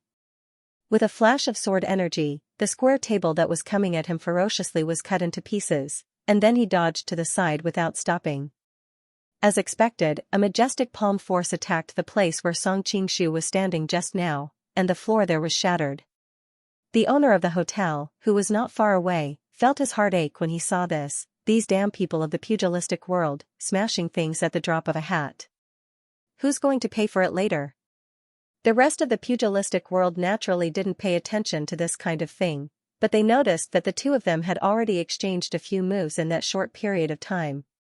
Just now, Song Qingshu won 2 rounds in a row with ease, and the Mongolian and Khitan warriors were already holding their breaths. When they saw that Xiao Feng and his opponent were evenly matched, they couldn't help but feel invigorated, and they cheered loudly. This Xiao Feng's martial arts are so high, I wonder if he will be in danger. Looking at the situation in the arena, Icy Snow mumbled worriedly to herself. Xiao Longnu pursed her lips and smiled. Senior martial sister, you're too worried. Brother-in-law's martial arts are so good, even if he can't win, he definitely won't have a problem protecting himself. Don't listen to his nonsense, he's not your brother-in-law. Icy Snow felt her cheeks burning, and she was extremely shy. Not far away, Wan Yanliang noticed the 2 beautiful and refined women. Although Icy Snow had an incomparably graceful figure, she was still wearing a mask. On the other hand, Xiao Longnu was already a beauty that could cause the downfall of nations, and when she pursed her lips and smiled just now, it was like the melting of ice and snow, making Wan Yanliang feel as if his heart was struck by a heavy hammer. There's actually such a beautiful woman in the world? Compared to her, all the women I had in the past were all ordinary. If I can get this woman, I don't even want to be a prince anymore. The 2 women didn't notice Wan Yanliang's fiery gaze, and instead, they stared at the competition in the arena. Song Qingshu laughed loudly. Dragon Catcher Hand and 18 Dragons Subduing Palms. King Zhao's use of it is simply superb. I wasn't paying attention just now, but since you're empty-handed, I naturally can't take advantage of your sharp sword. As soon as he finished speaking, Song Qingshu casually tossed the sword back into the scabbard in Xiao Longnu's hand. This precise control immediately amazed the audience. He didn't even look at the sword when he was several zhang away, yet he was able to accurately find the position with just a casual toss. It seems like his understanding of the sword has already reached the peak. Ouyang Feng's heart was filled with emotion. He couldn't help but think of the 2 sword masters he had met in his life. One was the divine ability Wang Chongyang. When he used the standard Xuanzhen sword technique in his hands, it was natural and irresistible. The other was Song Qingshu, whom he met on the Divine Dragon Island. His swordsmanship was exquisite and treacherous, especially that Li sword technique, which made him flustered. Wang Chongyang was already dead, so there was no need to think about it anymore. I wonder if Song Qingshu's swordsmanship is better than Shimin Chuishua's. A thought flashed across Ouyang Feng's mind. If he knew that Shimin Chuishua was Song Qingshu, he would probably spit out a mouthful of old blood. Seeing that Song Qingshu intended to compete with him empty-handed, Xiao Feng raised his palm. Brother, there's no need to do this. My martial arts are all on my bare palms, having a weapon or not doesn't affect me much. Brother, there's no need to abandon your strong points. King Xiao is indeed open and aboveboard. Song Qingshu cupped his hands in greeting. I won't hide it from you. If it was a duel of life and death, I naturally wouldn't abandon my treasured sword. But this is only a competition. Meeting friends through martial arts, there's no need to use weapons. Good. Xiao Feng lifted the hem of his clothes and threw a green bamboo stick into the Khitan warrior's hand. Since it's like this, let's use our palms for a while. Song Qingshu was startled. He smiled bitterly and said, I've forgotten that Brother Xiao used to be the leader of the beggar sect. Naturally, you're proficient in the dog-beating stick technique. I was rash. Xiao Feng shook his head. Although I know the dog-beating stick technique, the 18 dragon subduing palms is more in line with my taste.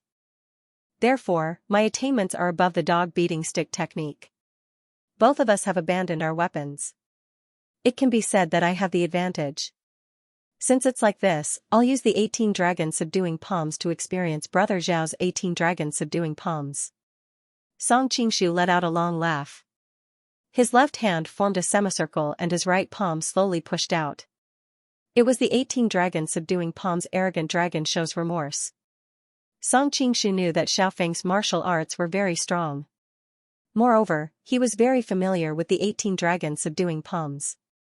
It would be very difficult for the arrogant dragon shows remorse to injure him in the slightest. Therefore, before his palm energy was exhausted, he pushed out another arrogant dragon shows remorse. 3 consecutive palms were superimposed. It was an adaptation of Xiaofeng's consummate skill, the three-layered waves of the subduing dragon. Seeing him use the 18 dragon subduing palms, Xiaofeng was very surprised. Seeing him use the three-layered waves of the subduing dragon, he was even more shocked. He knew that this move was very powerful. If he wasn't careful, he would be severely injured. He hurriedly pulled himself together. Similarly, the arrogant dragon shows remorse, one palm superimposed on the other and pushed out. This three-layered waves of the subduing dragon was created by him. His familiarity with it was even higher than Song Qingshu's. Therefore, although it was launched later, in the end, the two of them attacked at the same time. Two surging streams of air wrapped around the shattered floor and collided. Even from afar, the faces of the people in the great hall twitched from the strong winds generated by the two's inner strengths. When the two forces collided, even strong people like Ouyang Feng and Priest Hundred Damages were forced to take half a step back. Song Qingshu and Xiaofeng both took a few steps back after their palms collided. Song Qingshu's body swayed, and a trace of blood seeped out from the corner of Xiaofeng's mouth. The Mongolians were all shocked. They did not expect that Xiaofeng, who was invincible in terms of palm strength, would actually be at a disadvantage. Awesome! Xiaofeng didn't care at all. He looked at Song Qingshu excitedly. I didn't expect you to not only know 18 dragon subduing palms, but also know three-layered dragon waves like me. Song Qingshu smiled awkwardly. Xiaofeng's three-layered dragon waves was created by himself. Song Qingshu, on the other hand, had read the original work and understood the theory behind Xiaofeng's three-layered dragon waves, so he copied it. Xiaofeng's inner strength was obviously not as good as his, but their palms were basically equal. The key was that Xiaofeng used this move more skillfully than him.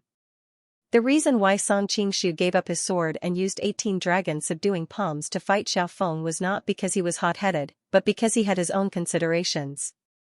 Not long after he entered this world, Song Qingshu understood that the same martial art could be used differently by different people. The reason for this was not only the difference in power, but also the compatibility between the user's personality and the martial art. The power of the 18 dragon subduing palms used by a bold and simple person would definitely be much greater than that of a crafty person like Huang Rong. Song Qingshu thought that his personality was not the same as people like Xiaofeng and Guojing, so he always knew that he couldn't use 18 dragon subduing palms to their level. But when Song Qingshu's realm became higher and higher, he realized that this might not be the case. All martial arts in the world had the same goal. Whether it was sword arts or palm arts, the theory should be the same. If he could achieve great success in his swordsmanship, why couldn't he achieve great success in his palm technique? He could reach the legendary swordless realm like Dugu Chobai. When the user's personality was compatible with the martial art, they could bring out the martial art's power to the maximum, but the user might not know why there was such an effect. Just the words martial art compatibility could not be explained. Song Qingshu, who came from the future, had been baptized by a strict scientific system, so he subconsciously wanted to find the essence through phenomena. Song Qingshu believed that as long as he could figure out the essence, even if his personality and martial arts were not compatible, he could still maximize the power of his martial arts. This fight with Xiaofeng was the best opportunity. Song Qingshu basically knew all the martial arts that Xiaofeng knew. Song Qingshu wanted to see why Xiaofeng's might was so much stronger than his when he used the same type of martial arts. After the triple-layered waves of the subduing dragon, Song Qingshu felt that he had vaguely grasped something, but he couldn't quite grasp it. For a moment, he was stunned. When Ouyang Feng, who was at the side, saw this Shimen Shui Shui use the triple-layered dragon waves, how could he not understand his true identity? Back then on Divine Dragon Island, the two of them had fought many times. He had experienced this move of Song Qingshu more than once. So it's him. After not seeing him for a while, I didn't expect his martial arts to have advanced so much. Ouyang Feng couldn't help but sigh. If Ku'er had his talent in martial arts, how could he have been harmed by others? On the other side, Zhao Min's complexion alternated between green and white. She had also seen Song Qingshu fight before. The 18 dragon subduing palms was the beggar clan's secret technique. In this world, only a few people had seen it, and those who could cultivate to this level could be counted on one's fingers. So it's Song Qingshu, that stinking brat. Thinking of the time when he brought her to Kaifeng to seek medical treatment, and all the things that happened on the way, Zhao Min suddenly became somewhat absent-minded. Seeing that Song Qingshu was not only the strongest expert he had seen in his life, but also had such a high level of attainment in the 18 dragons subduing palms, Xiao Feng became excited. He let out a loud roar and pounced towards Song Qingshu. "Brother Shimin, take my move leaping in the abyss." Song Qingshu was very familiar with the 18 dragons subduing palms, so he naturally knew that the left palm attack would be a feint, and the right palm would suddenly pierce through the left palm and attack the lower abdomen. Xiao Feng had said this in advance, so obviously, he didn't have any intention of harming Song Qingshu. Song Qingshu promptly raised his hand to block, but who would have thought that when he came into contact with the opponent's powerful right palm, he would feel the opponent's internal energy suddenly disappear. Instead, the feint attack of the opponent's left palm suddenly generated a strong wind. Hastily raising his palm to meet the attack, Song Qingshu was immediately shaken to the point that his qi and blood churned. How rich was Xiao Feng's combat experience? He immediately covered his body and attacked. Although Song Qingshu had suffered a light injury, his mind was becoming more and more clear. Just a moment ago, Xiao Feng hadn't deliberately deceived Song Qingshu, he had indeed used the exact same move leaping in the abyss, but when he felt the strength of Song Qingshu's palm, his combat instinct made him change the strength of his palm, and in an instant, he had injured Song Qingshu. Although there was blood seeping out of the corner of Song Qingshu's mouth, his face was full of smile. He had finally understood the profoundness of the 18 dragons subduing palms. In terms of the moves of the 18 dragons subduing palms, to put it nicely, it could be called simple and heavy, but to put it bluntly, it could be called mediocre. When a quick-witted person like Huang Rong or Song Qingshu learned the 18 dragons subduing palms, they would subconsciously change the combination of the moves in order to achieve the subtlety of the moves. Thus, they could only learn the form, but it was very difficult to grasp the essence. On the contrary, a simple person like Guo Jing could calmly follow the moves of the 18 dragons subduing palms, and thus bring out the essence of the 18 dragons subduing palms. This was because the 18 dragons subduing palms never relied on the moves to win. The most important thing was the circulation and strength of each move. Although there were only 18 moves, according to the difference in the strength of each move, the seemingly identical moves could have completely different effects. Thus, there were countless experts in the world, but those who could break through the 18 moves were few and far between. In the end, they could only break through the moves, but they didn't pay attention to the differences in the strength of each move. Before, Song Qingshu had always thought that the 18 dragons subduing palms was the world's strongest and most ferocious martial art, but this was a complete misunderstanding. When the 18 dragons subduing palms was cultivated to the highest level, it should be a combination of hardness and softness. The strength of the palms would fluctuate between strong and weak, swallowing and spitting. This was the only way to catch the enemy off guard. For example, Xiao Feng's leaping in the abyss move just now was obviously a feint with his left palm, while his right palm was the real one. However, according to the actual situation, Xiao Feng swapped the fake and the real, and in an instant, he was able to injure an expert like Song Qingshu. Song Qingshu speculated that when Xiao Feng used that move, he didn't use all the strength in his palms. He swallowed and spat, and could switch between the fake and the real at any time. From this, it could be seen that in the world, there were probably only 2 people who could cultivate the 18 dragons subduing palms to this level. Xiao Feng's talent was extraordinary, and his innate bloodline of the god of war allowed him to take the initiative to cross this threshold. Guo Jing, with the help of the 9 manual, also reached the realm of combining hardness and softness. Hong Qigong's attainments in the 18 dragons subduing palms had also reached the point of perfection. However, compared to these 2 people, he was still a bit lacking. After Song Qingshu comprehended the profound principles, he felt that the 18 dragons subduing palms was very smooth and easy. Gradually, he turned the situation around, and when he exchanged blows with Xiao Feng, he unexpectedly gradually gained the upper hand. However, Xiao Feng was worthy of having the war god's constitution. His fighting instincts allowed him to counterattack many times, putting Song Qingshu in a dangerous situation. After a palm strike, Song Qingshu took the opportunity to separate from Xiao Feng. He raised his hand and said, "Brother Xiao, if we continue to fight like this, I'm afraid we won't be able to decide the winner even after thousands of rounds." why don't we stop here? Xiaofeng laughed, that's exactly what I'm thinking. It's the first time I've seen such a high level of martial arts. Brother Xiao, I also admire your martial arts very much. Song Qingshu pondered in his heart. Xiaofeng shouldn't be his opponent in a martial arts competition, but in a life-and-death battle, it was hard to say who would be the winner. Xiaofeng suddenly hesitated. Brother Shiman, I have something to ask, but I don't know if I should ask. Brother Xiao, there's no harm in asking. Song Qingshu said. 18 dragons subduing palms has always been a secret of the beggar clan. Brother Shiman, could it be that you are a member of the beggar clan? Xiaofeng asked. Song Qingshu was secretly amused. Xiaofeng is probably worried about my reputation and is too embarrassed to ask me if I have secretly learned the beggar clan's martial arts. I am not a member of the beggar clan. Learning the 18 dragons subduing palms was just a coincidence. Xiaofeng clearly knew that the attainment of the opponent in the 18 dragons subduing palms was not inferior to his. If he really secretly learned it, at most he would only be able to learn it. Therefore, he subconsciously believed that the origin of the opponent's martial arts was aboveboard. While the two of them were flattering each other, Ouyang Feng couldn't hold back. He took a step forward and looked at Daoist Baisang with strong fighting intent. In the fourth match, let me experience your profound underworld divine palm. Daoist Baisang said, I heard that after the death of the legendary divine ability Wang Chongyang, among the 5 unique, you are the number 1.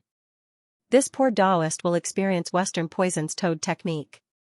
Seeing that the battle between the two of them was about to break out, Zhao Min stopped them. There's no need to fight anymore, let's go. Since Song Qingshu had already helped them win 2 matches and tied 1, even if they won the next match, it would only be a tie. Besides, most likely Lu Zhangke would not be Qiu Qianren's match in the 5th round, why would he bring trouble upon himself? Princess. Daoist Baishang panicked. I've already made up my mind. There's no need to say anything more. Zhao Min had already stood up, and before leaving, she looked at Song Qingshu with a smile that was not a smile. Prince Song, when did you change your surname to Shiman? But you're a little like the Shiman Guan in the opera. There's no lack of beauties around you. I'm worried about sect leader Zhou. At this point, there was no need for Song Qingshu to hide. After taking off his mask, he looked at Zhao Min with a smile and said, Your Highness, are you jealous? Zhao Min's face turned red and she spat, Bah, a dog's mouth can't spit out ivory. Xiaofeng's face revealed an astonished expression. So it's the number 1 expert of the Manchurian Qing, Brother Song. This Xiao has also heard of your excellency's fame in Liao, and we have been friends in spirit for a long time. But there's one thing I don't understand. Brother Song clearly had the righteous deed of assassinating Kangxi, so why did you say the Jin king who had close ties with the Manchurian Qing? Song Qingshu smiled bitterly and said, Brother Xiao, please forgive me. I didn't mean to hide my identity just now. As for why I helped the Jin, it's a long story. Forgive me, Song Mao can't explain it to you for now. Xiaofeng frowned, then suddenly laughed and said, If you want to lie to me, you can easily make up a reason. Since you said so, you must have your own difficulties. It's not convenient for me to stay here for long, so I'll take my leave now. When we meet again in the future, we must have a good drink. Now that the Mongolians had retreated, the Jin had the advantage in numbers.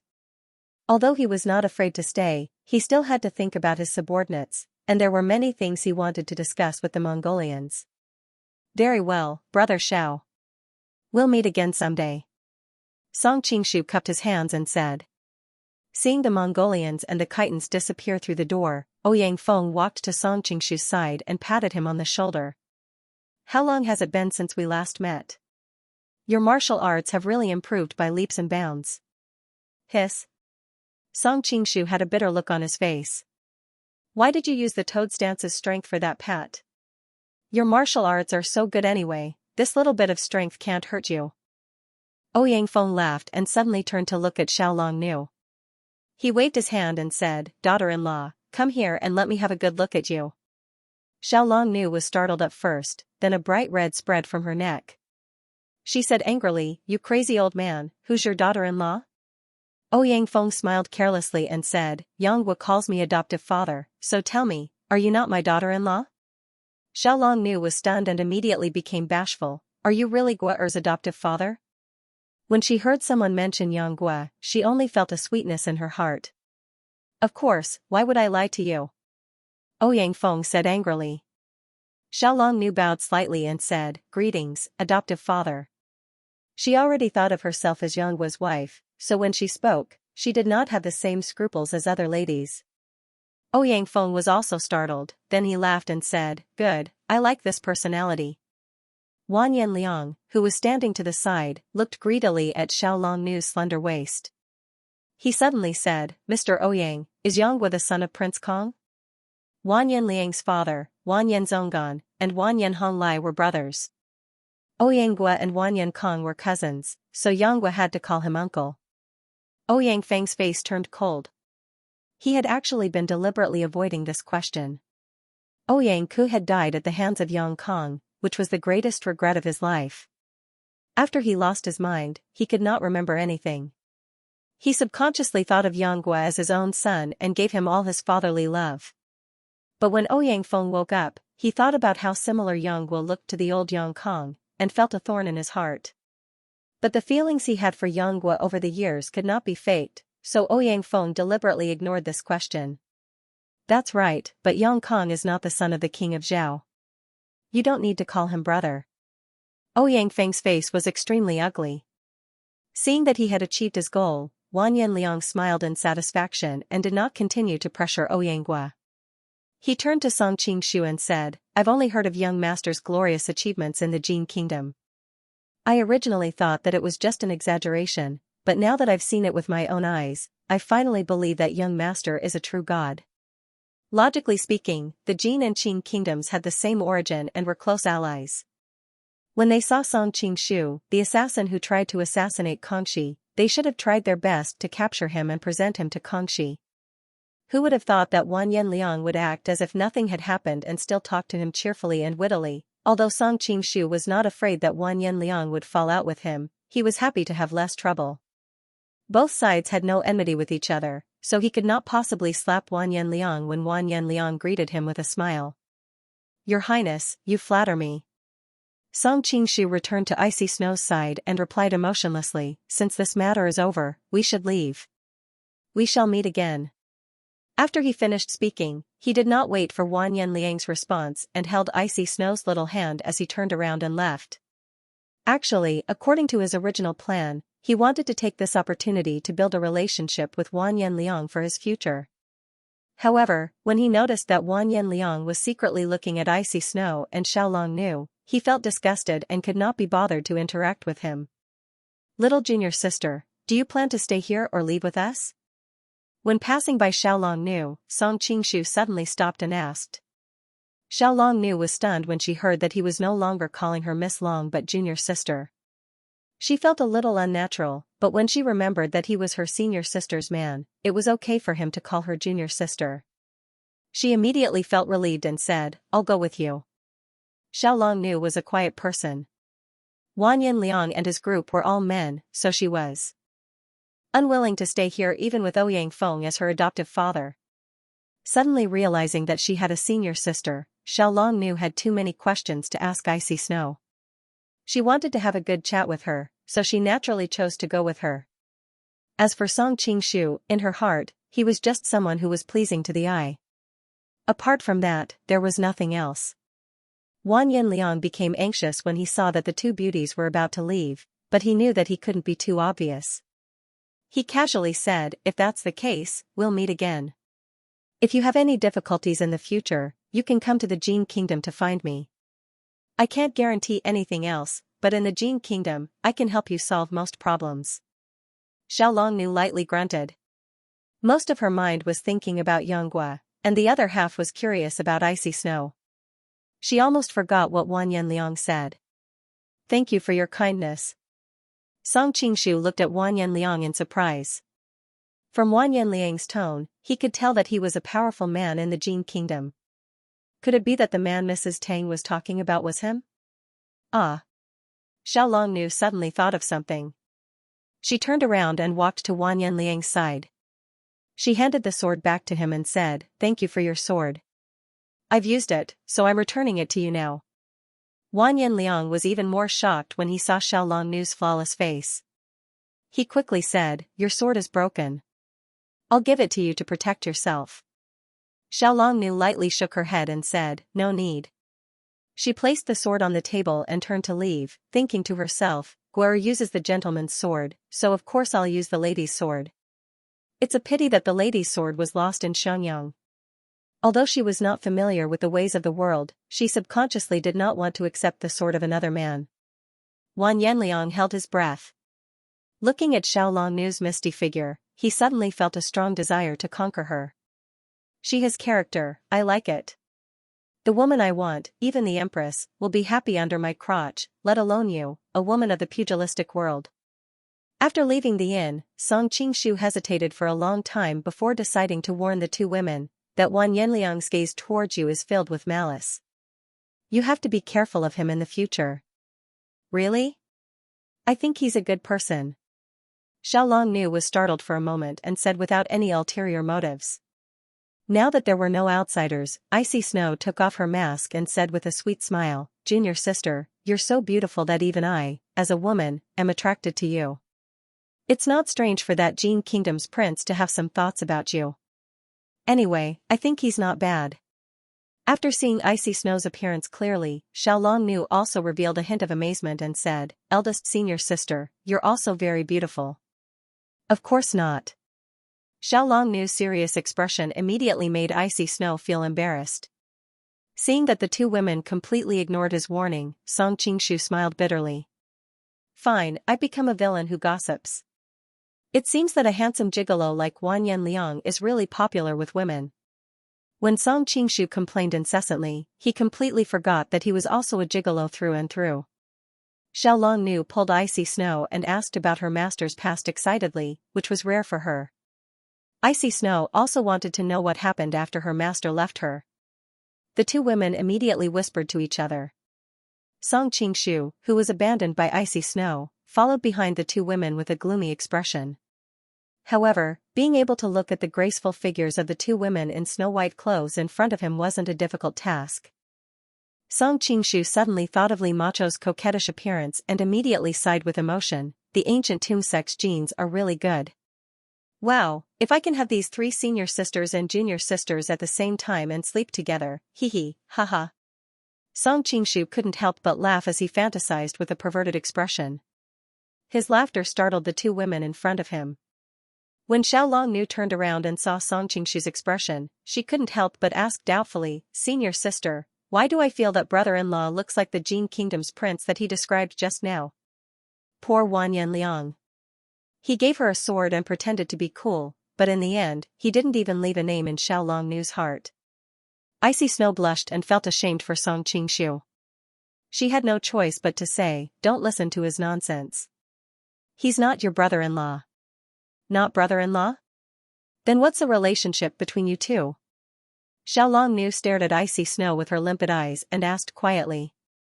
If it was someone else, they would definitely realize that there was an unusual relationship between the two of them and naturally wouldn't continue to pursue the matter. However, Xiao Longnu didn't understand the ways of the world and just said whatever came to her mind. Icy Snow stood there awkwardly and didn't know how to answer. She couldn't possibly say that she and Song Qingshu were uncle and sister-in-law, right? When she recalled how intimate they were along the way, she couldn't afford to embarrass herself.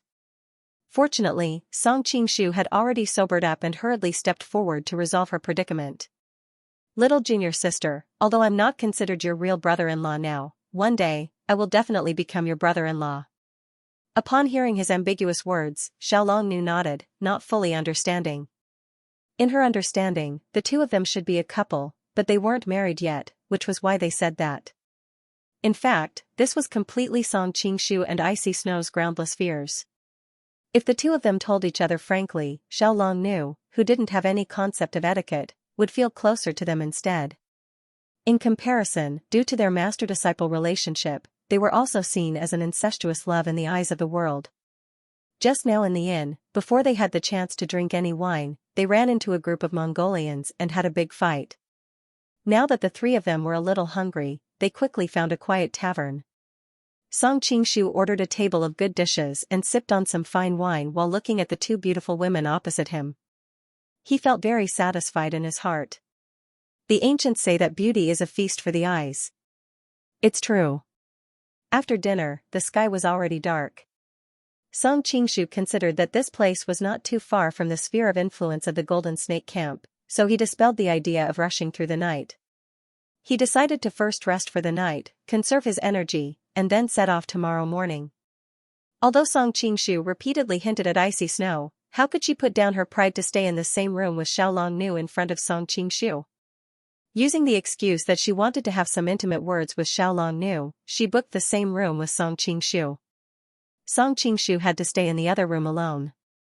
It wasn't easy for Song Qingshu to obtain icy snow's body. After tasting it, he felt like his heart was being scratched by a cat. When Xiao Longnu wasn't paying attention, he pulled Icy Snow and whispered, "When she falls asleep, can you sneak out to look for me?" Icy Snow blushed and shook her head. "Junior sister is highly skilled in martial arts, so how can I hide it from her? Just bear with it for 2 days. After she leaves, I'll let you do whatever you want." When Song Qingshu heard this, he felt even more unable to restrain himself. He thought that in 2 days, they would enter Xia Qingqing's territory. At that time, the two women would be wary of each other. And the 3 monks wouldn't have any water to drink, so they wouldn't be able to take advantage of each other. Icy Snow seized the opportunity while his thoughts were running wild. She smiled sweetly and escaped from his clutches in a flash. Worried that he would catch up, she hurriedly ran over and hugged Xiao Longnu's arm, chatting and laughing as they entered her room. When Song Qingshu saw Icy Snow making a face at him when she closed the door, he was furious. After returning to his room, Song Qingshu sat cross-legged on the bed and circulated his vital energy a few times. When he thought of the 2 outstanding beauties next door, he felt like a cat was scratching his heart. He couldn't sit still anymore and got down from the bed, wanting to go over. But when his hand touched the door, he realized that Icy Snow was determined to refuse, so he put his hand down dejectedly and paced back and forth in the room anxiously. On the other side of the room, Icy Snow was absent-mindedly chatting with Xiao Longnu. Xiao Longnu had a cold temperament to begin with. After Icy Snow's lack of words, the two of them quickly fell into an awkward silence, so the 2 girls decided to sleep early. Icy Snow originally invited Xiao Longnu to sleep on the same bed as her so that they could talk for a while more. However, Xiao Longnu shook her head slightly and said in a cold voice, "Senior sister, I've always liked to sleep alone since I was young." As soon as she finished speaking, Xiao Longnu inserted a white silk belt into the walls on both sides with her inner strength. Her body was as light as a swallow as she leisurely lay down. Icy Snow's eyes lit up and she praised sincerely, "Junior sister, your mind is pure and flawless. That's why you can walk on such a thin rope as though it's flat ground." Xiao Longnu responded with a faint smile and slowly closed her eyes. After Icy Snow crawled under the blanket, her gaze inadvertently drifted to the nearby wall. Her heart was completely tied to Song Qingshu. On one hand, he wanted to be like Xiao Longnu and fall asleep as soon as possible. However, his mind was in a mess and he couldn't fall asleep at all. On the other hand, she had the idea of sneaking over to look for Song Qingshu, but she quickly rejected the idea. Firstly, she was worried that she would alert Xiao Longnu. Secondly, it would be too bold for a girl to go over to his place in the middle of the night. Just as Icy Snow was worrying about her gains and losses, she suddenly heard a soft sound coming from the window. When she turned around in shock, she saw a shadow jumping in from the window. Xiao Longnu was also startled. Just as she was about to stand up and make a move, the black shadow moved as fast as lightning. In an instant, it had appeared beside her and sealed all of her major acupuncture points. Xiao Longnu's vision darkened, and her whole body softly fell from the rope. Just as her pretty face was about to come into intimate contact with the hard ground, the black shadow seemed to have expected this. It hugged her and gently placed her on the ground. At this moment, Icy Snow reacted. She pulled out the golden bell lock belt and was about to strike the black shadow when the black shadow suddenly raised his head and said, "It's me." With the help of the moonlight, who else could it be other than Song Qingshu? Icy Snow was instantly embarrassed and angry. "Why did you come over in the middle of the night?" "Since you weren't willing to come out, I came over."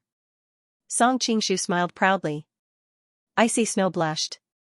She glanced at Xiaolongnu on the ground and said bashfully, "But junior sister is still here." Song Qingshu then sealed a few more acupuncture points on Xiaolongnu's body. "Don't worry. I sealed all of her major acupuncture points.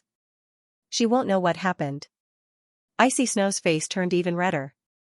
She said softly, "But how am I going to explain to her tomorrow? She's inexperienced. You can just find an excuse to fool her." Song Qingshu immediately burrowed under the blanket. He took a deep breath and revealed an intoxicated expression. How fragrant. Ever since he took her body, Icy Snow felt that she had become more sensitive. Now that he was so close to her and she smelled his scent, her body suddenly softened. Sensing that Song Qingshu was hurriedly undoing her belt, Icy Snow's heart swayed. She bit her lips and said in a sweet voice, "Uncle, I seem to have been led astray by you." Looking at the beautiful body that was like suet jade, how could Song Qingshu hold back? He hurriedly leaned over. Unexpectedly, Icy Snow suddenly tilted her head and looked at Xiaolongnu on the ground not far away. She said worriedly, "You put her on the ground and restrained her power. If she sleeps like this for a night, I'm afraid that a cold will enter her body. The ancient tomb sect's internal energy is extremely feminine. Once it's infected with cold poison, it'll be very difficult to get rid of it." Song Qingshu put on an innocent face. "Then what should we do? The room is only so big. We can't possibly let her sleep on the bed, can we? Why don't we leave the bed for him and go next door?" Icy Snow said with her head lowered. "Why do we have to go through so much trouble?" Song Qingshu didn't want to go to another place at this time. He reached out and used the dragon capturing art to suck Xiaolongnu over. After carrying Xiaolongnu and putting her on the bed, Song Qingshu couldn't help but swallow his saliva as he looked at her beautiful face while she was sleeping. In order to cover it up, he laughed and said, "Little junior sister's body is so light." Icy Snow rolled her eyes at him. "You obviously want to say that she's beautiful, right? Tell me honestly, did you have any bad intentions by putting her next to you? In all honesty, I just don't want her cold poison to enter her body. As for any bad intentions, even if I have any, it's just a harmless way to liven things up." Song Qingshu leaned over and whispered a few words into Icy Snow's ear. "Uncle, you're so perverted. Oh my God, why did I think that you're a gentleman in the past?" Icy Snow looked at him with a reproachful expression, but she didn't say anything to object. She thought that her little junior sister didn't know any of this anyway, so it made her feel a little strange. Seeing that Icy Snow wasn't really angry, Song Qingshu didn't hold back anymore and pressed his body on her. Both of them had been fighting for a long time, so they were soon entangled together like glue. Icy Snow pressed down on Song Qingshu's hand. Her eyes were misty like water. "You can only look at her, but you're not allowed to touch her." Song Qingshu retracted his hand awkwardly. "It was an accident, an accident." On the side, Xiaolongnu's snow-white skin was dyed with a layer of charming redness. It turned out that she had learned the acupoint unsealing method from the Nining Sutra in the ancient tomb. Although she was instantly restrained by Song Qingshu, she still tried to unseal the acupoints with her weak vital energy. When Song Qingshu put her on the bed, she was already a little conscious. At first, she was a little worried about the shadow, but when she found out that it was Song Qingshu and her big senior sister beside him, Xiaolongnu quickly relaxed. She had a very mild temperament. Although Song Qingshu sealed all the major acupoints on her body, she slowly unsealed them and slowly recovered. But after she woke up, she became even more embarrassed. Although she didn't open her eyes, she could feel that her brother-in-law and big senior sister seemed to be doing something embarrassing. However, the reality was cruel. Xiaolongnu could clearly sense that the two people beside her had changed their positions, but they didn't seem to have any intention of ending it. Xiaolongnu really did not want to believe that this was the voice of the cold first senior sister from earlier in the day when she heard the seductive panting sound coming from her ears. Immersed in this quiet atmosphere, Xiaolongnu suddenly felt that her body had become strange. The ancient tomb sect's internal energy had always emphasized on purity of mind and few desires, so it was rare for one's body to feel hot and dry. Xiaolongnu thought that she had gone berserk. Alarmed, she hurriedly circulated her essential qi to regulate her breathing, but it didn't work at all.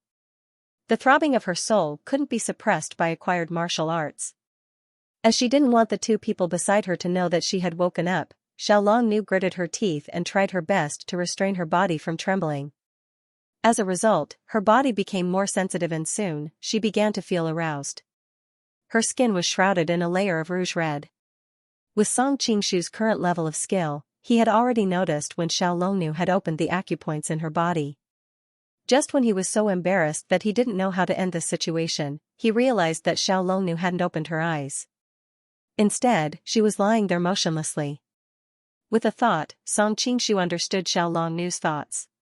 He knew that she was concerned about her senior sister's reputation, which was why she pretended to be restrained and unconscious. After understanding all of this, some evil thoughts surfaced in Song Qingshu's mind and he became even more excited. Even though Icy Snow was a little baffled by the valiant state of the man on top of her, she thought that he was extremely infatuated with her body. Other than feeling bashful, she also felt a tinge of sweetness in her heart. Her body became softer and softer, gently embracing everything of the man on top of her. She transformed into a docile horse, allowing the knight on top of her to gallop freely.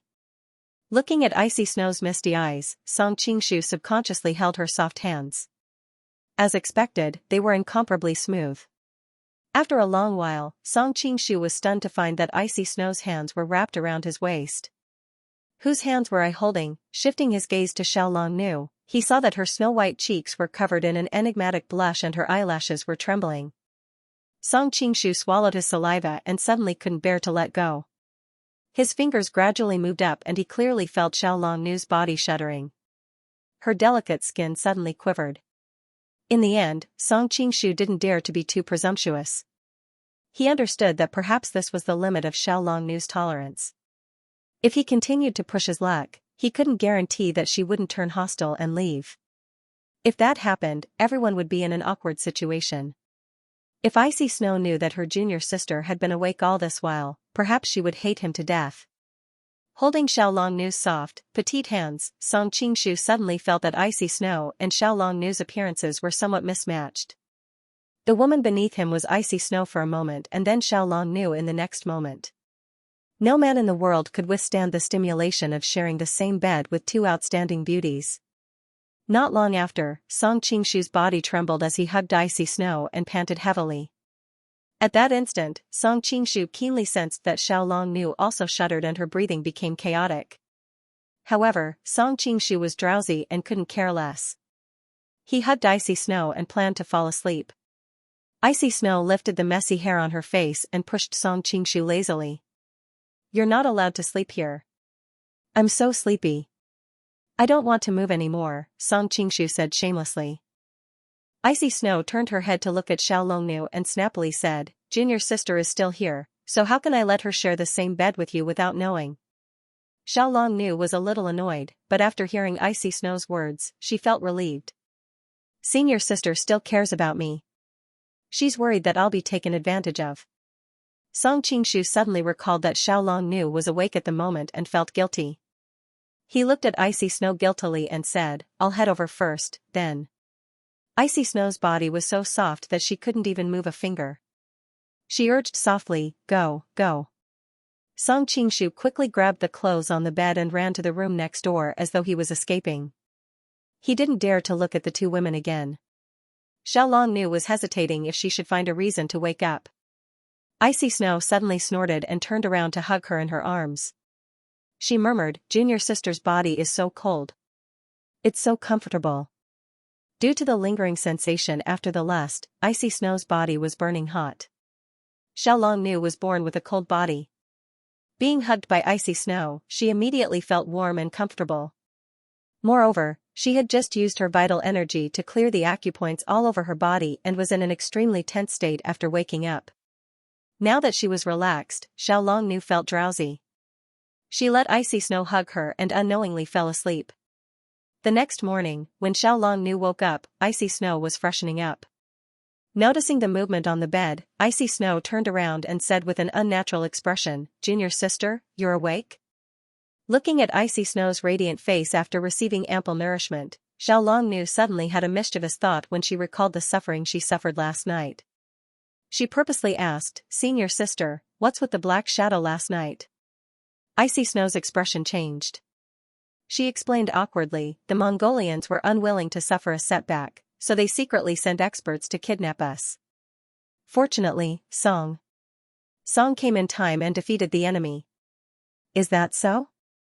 Xiao Longnu said with a smile that didn't look like a smile. However, she was cursing in her heart, he was the one who stole from me and took advantage of me. Now, he has become my savior. Although Xiao Longnu was a little annoyed that Song Qingshu was caressing her hand while bullying her senior sister last night, she thought that he must have done it unintentionally. Since she chose to pretend to be asleep last night, she wouldn't expose everything today. She could only feign ignorance and nod. I really have to thank brother-in-law then. He's not your brother-in-law, Icy Snow said hurriedly. Last night, you clearly. Recalling the embarrassing things that happened last night, Xiao Longnu blushed and stopped talking. Icy Snow was startled. Did she see through something? Fortunately, there was a knock on the door at this moment. Song Qingshu's lazy voice sounded, "Two beauties, it's time for breakfast." Wait a minute. We still need to freshen up for a while, Icy Snow said snappily.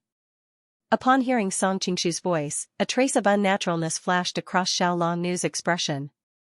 She looked like she was about to flare up but couldn't do so. Seeing her frown, Icy Snow stared blankly, even a frown is so beautiful.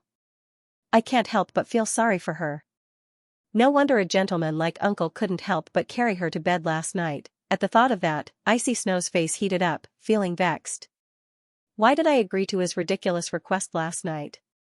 Xiao Longnu struggled in her heart for a long time. In the end, she decided to pretend that she didn't know anything about what happened last night. She secretly made up her mind to never travel with the two of them again. Otherwise, if they barged in every night, would she have to suffer every night? The anger in her heart naturally showed on her face. She asked with concern, "Junior sister, you don't look so good. Are you feeling unwell?" It's nothing, Xiao Longnu said faintly. She didn't want to continue the conversation and began to wash up. She only needed to wash her cheeks with water. Therefore, even though she woke up later than Icy Snow, she finished washing up earlier. Hibiscus out of clear water is naturally sculpted. Junior sister, you really have the spiritual aura of heaven and earth in you. Icy Snow was stunned and filled with emotions. Xiao Longnu smiled faintly. Eldest senior sister, I can feel the feeling of ice and snow from you. You have a lot of spiritual aura too. Icy Snow understood that her junior sister didn't know what compliments were, so she must be speaking from the bottom of her heart. She couldn't help but feel delighted. Junior sister, let's go out quickly. Song, he's probably waiting anxiously. Noticing Icy Snow's worried expression, Xiao Longnu was also worried. Wasn't she also thinking about Yonghua? With that thought, Xiao Longnu's anger from last night vanished into thin air. When the two ladies went downstairs, the inn fell into a strange silence. The guests looked at the two ladies in snow-white robes who looked like fairies descending to the mortal world and thought in unison, there's actually such stunning beauties in this world? Song Qingshu's eyes also flashed with a hint of amazement. He couldn't help but feel a sense of pride in his heart. I actually have one of them. When the two ladies came to his side, the surrounding men shot murderous gazes at him. Song Qingshu was even more pleased and asked politely, "Did you rest well last night?" As soon as he said that, Song Qingshu cursed inwardly. The two ladies knew exactly what he did last night. As expected, after hearing his words, the two ladies blushed at the same time and recalled some embarrassing scenes from last night. Icy Snow hid her embarrassment by drinking water. Xiao Longnu cleared her throat and said, "Senior sister, I'm afraid I can't travel with you anymore."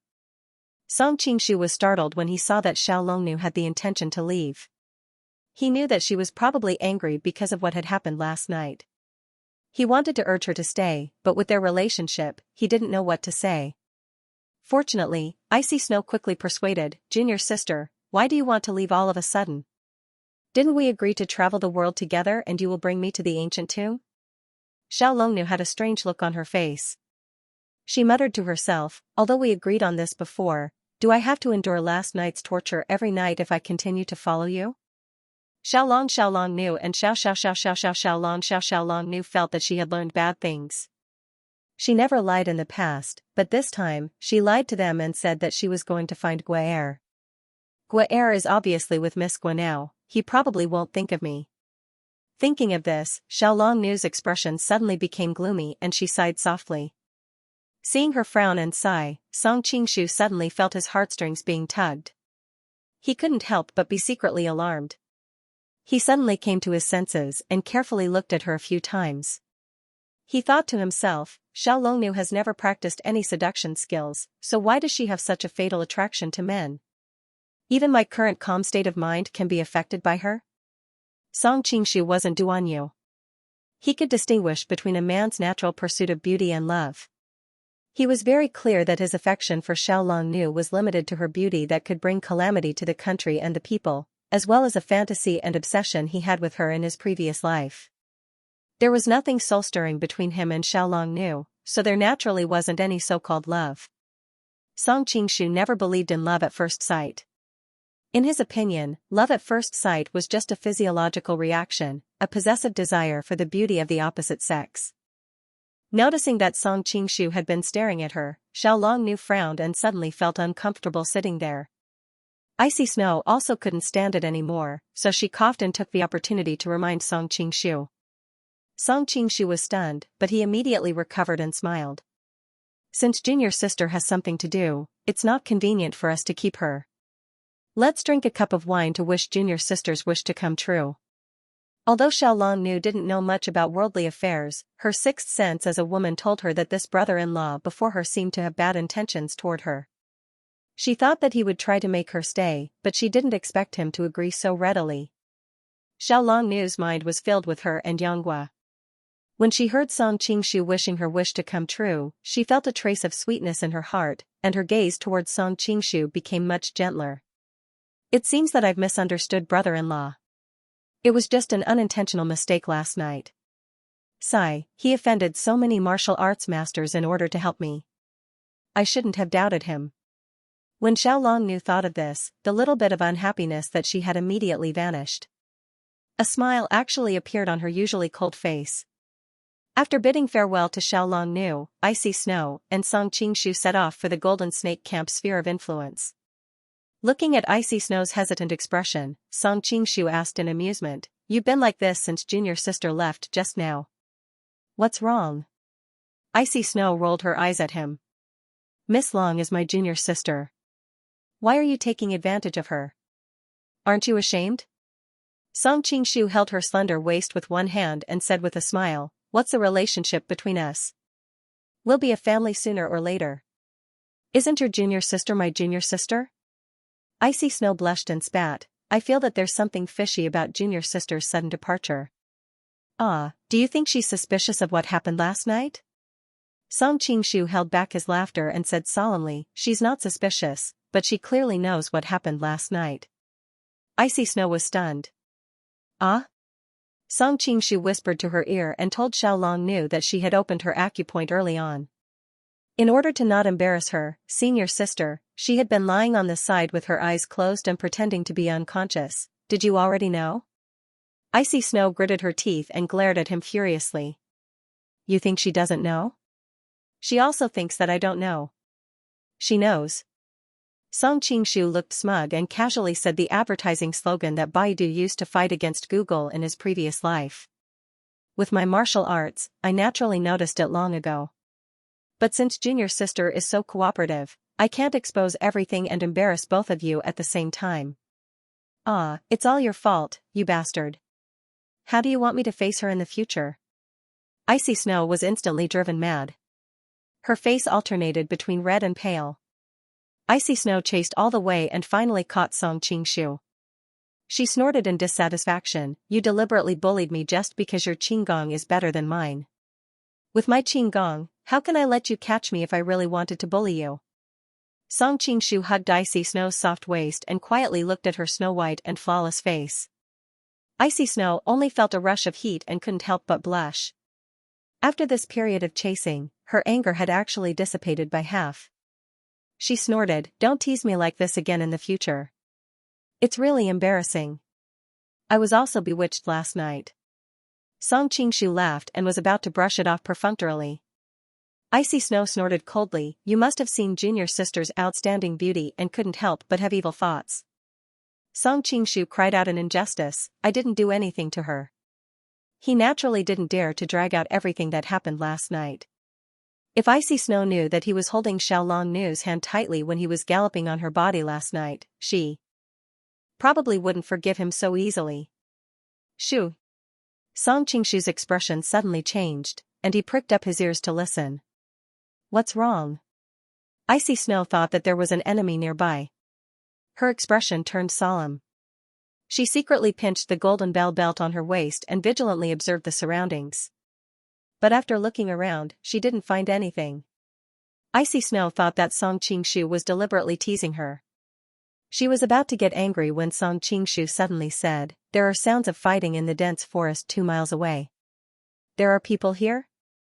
Icy Snow was startled. Just now, when the two were chasing and playing, Song Qingshu chose the most remote places to hide. The two were already far away from the official road at this time. Other than woodcutters and hunters, there were probably very few people who set foot in these places. Song Qingshu wrapped his arm around Icy Snow's waist and rushed over in a flash.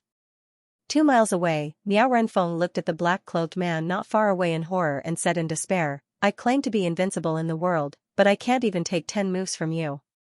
I'm really a frog at the bottom of a well.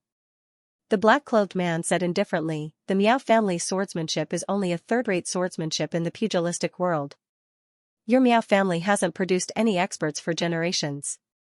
I didn't expect that in your generation, you could actually create such a big name with such an ordinary swordsmanship. Hero Miao can also be called amazing. Amazing? Miao Renfeng laughed self-deprecatingly, judging by your voice and build, you are not even 30 years old. How can I, Miao Renfeng, dare to call myself stunning in front of you? Everyone's fate is different. We can't force it. The black-robed man stood with his hands clasped behind his back and suddenly said with some impatience, Hero Miao, have you thought it through? As long as you hand over the roaming king's treasure map, I will let you and your daughter go, otherwise, the black-robed man glanced at Miao Rulan, who had fallen at his feet. The threat in his words was obvious. Miao Renfeng's hair and beard stood on end. With your martial arts, you must be someone with a great background in the martial world. How dare you bully a little girl like this? The black-cloaked man frowned. I don't want to do this either, but I urgently need this treasure now, so I have to resort to this. Miao Renfeng closed her eyes and coldly said, my Miao family has shouldered the heavy responsibility of guarding this treasure for generations. How could we let the treasure fall into the hands of a despicable person like you just because we are afraid of death? After he finished speaking, he turned to look at Miao Rulan and said with a sad face, Lan'er, it's all Daddy's fault. Do you blame Daddy? Although Miao Rulan was trembling with fear, she still firmly shook her head, Lan'er is not afraid. Father, you must not tell this scoundrel about the treasure.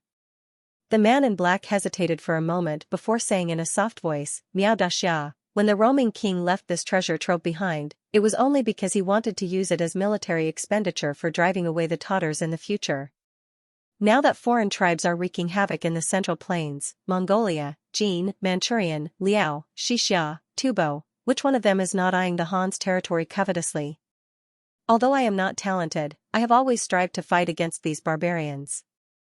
It's a pity that I am alone. If I can obtain the roaming king's treasure, I can naturally recruit more volunteers to join me in the great cause of the Han's revival. This just happened to scratch Miao Renfeng's itch. In his life, he hated the Tatars the most. He hated himself for not being able to kill all the Tatars in the world by himself. Seeing that this person in front of him also had this kind of ambition, with his high martial arts, he might really succeed. Miao Renfeng's expression had just loosened when he heard Miao Rulan's sweet voice say, Father, don't be fooled by this scoundrel. He used this kind of despicable method to coerce us, how could he be a good person? Miao Renfeng was shocked and could not help but blush with shame.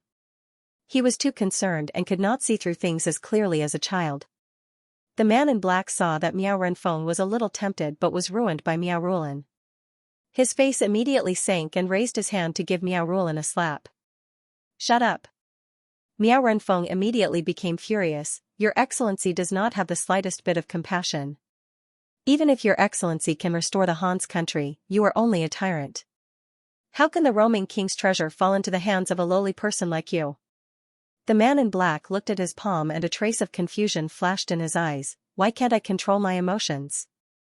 I don't remember being like this in the past. Suddenly, his ears twitched and he raised his head to look not far away with a face full of vigilance. His eyes once again became firm and ruthless. Song Qingshu rushed over with icy snow in his arms. Seeing the scene in front of him, Icy Snow cried out in alarm, "Brother Miao, Rulan, what happened to you?" When Miao Renfeng saw Song Qingshu's appearance, his heart was slightly relieved. Although he was dissatisfied with him seducing Hu Yidao's widow, he would not stand by and do nothing for Icy Snow's sake. He had seen Song Qingshu's martial arts. If he was here, little Rulan's life would most likely be saved. In fact, if Miao Renfeng was alone, he would probably rather die than let Song Qingshu save her. However, seeing his beloved daughter pretending to be strong, he really could not bear to see her leave this world. When the man in black saw Song Qingshu's appearance, his expression changed slightly. "It's you? You know me?" A trace of surprise flashed in Song Qingshu's eyes. "Prince Song, be careful. This man's martial arts are very high, very high." Miao Renfeng was worried that Song Qingshu would be careless and quickly reminded him. At Song Qingshu's level of martial arts, it was natural for him to estimate his opponent's strength. This man in black gave him an unfathomable feeling, not to mention that Miao Renfeng was in such a miserable state. How could he underestimate his opponent? The man in black snorted coldly. "I heard that your excellency has made a big name for yourself recently. Humph, I want to see if your martial arts are as magical as the rumors say." Song Qingshu was thinking that with the opponent's strength, it would be difficult for him to use the dragon catcher hand to suck Miao Rulan over like he did in the past. Seeing that the man had the intention to challenge him, Miao Renfeng was immediately overjoyed.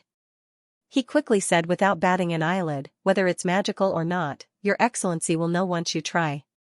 The black-cloaked man's eyes flashed with a hint of fierceness. Just as he moved his feet, his entire body was like a cannonball that had just been fired, charging towards Song Qingshu with great momentum. "His qinggong is so good?" Song Qingshu narrowed his eyes and quickly pushed Icy Snow to the side to prevent her from being accidentally injured by the two's chi forces. The man's qinggong wasn't graceful and agile, but it was a straightforward and overbearing kind. In Song Qingshu's opinion, rather than saying that his qinggong was good, it was better to say that he was fast. Just as Song Qingshu pushed Icy Snow away, the man in black arrived in front of him. Song Qingshu had comprehended the true essence of the 18 dragons subduing palms from the previous duel with Xiao Feng. Therefore, he raised his palm and didn't take out his wooden sword. In a flash, the two of them had exchanged more than 10 moves. The more Song Qingshu fought, the more shocked he became. The man in black must have deliberately concealed his martial arts, using the most common martial arts in the pugilistic world. But even so, he wasn't at a disadvantage against Song Qingshu's 18 dragons subduing palms. A strange look flashed on the man in black's face. He didn't expect that his opponent, whom he could easily kill in seconds, could now be on par with him. Both of their qinggong were outstanding. Their figures flickered in midair, but when they made contact, it wasn't earth-shattering as he imagined. Instead, it was calm and silent. At this moment, Song Qingshu understood that although his opponent's moves were ordinary, he had used an extremely brilliant force dissipation technique. Most of his palm force was dissipated into thin air, so it was naturally difficult for him to injure his opponent. The man in black was also secretly shocked. The force on Song Qingshu's palm was fluctuating, strong and weak. It was also very difficult for him to shift. If it wasn't for the fact that he had mastered the sex divine technique, he would have been seriously injured by his opponent's random change of force if he wasn't careful. Song Qingshu suddenly thought of a martial art and couldn't help but exclaim, "Heaven and earth, great shift. It's you." The black-cloaked man sighed inwardly. He understood that Song Qingshu's martial arts were not inferior to his, so it would be difficult for him to take Song Qingshu's life. He didn't want to be wasted here, so he snorted and flashed toward Icy Snow. Icy Snow was watching the battle attentively, hesitating whether to help Song Qingshu. Seeing the man in black attacking her, she had an idea and waved the Yin Ling Jin Sua to strike the acupoints on his body. The black-cloaked man stretched out his hand and gently brushed the silk belt. Icy Snow suddenly felt that all her strength had hit the air, and she was slightly injured in an instant. However, with this delay, Song Qingshu had arrived in time.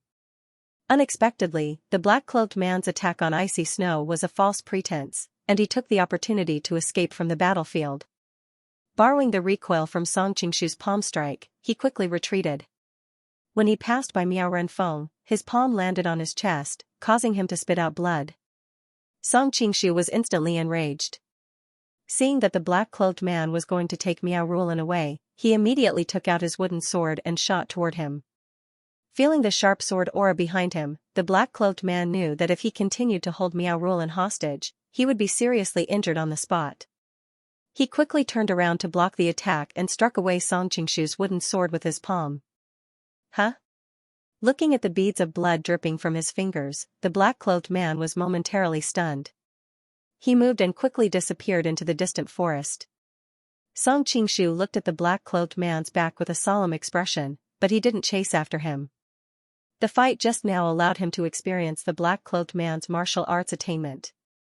He understood that he wasn't confident that he could defeat the black-cloaked man. Both of them were caught unprepared when they fought today, and it was far from a fight to the death. Moreover, Miao Renfeng was on the verge of death. He couldn't just abandon the father and daughter. Father! As soon as she was free, Miao Rulan pounced on Miao Renfeng, who was lying in a pool of blood. Lanner! Seeing that his daughter was unharmed, Miao Renfeng's eyes flashed with a hint of relief. Song Qingshu came to Miao Renfeng's side and took out a snow ginseng jade toad pill from his bosom for him to swallow. Seeing Miao Renfeng's cheeks gradually rosy, he secretly sighed in his heart. The snow ginseng jade toad pill can only give him the last radiance of the setting sun. Just now, Zhang Wuji's palm had already broken his arteries and veins. Miao Renfeng had been in Jianghu for so many years, so he was naturally aware of his injuries. He smiled bitterly. I didn't expect that I would need your help.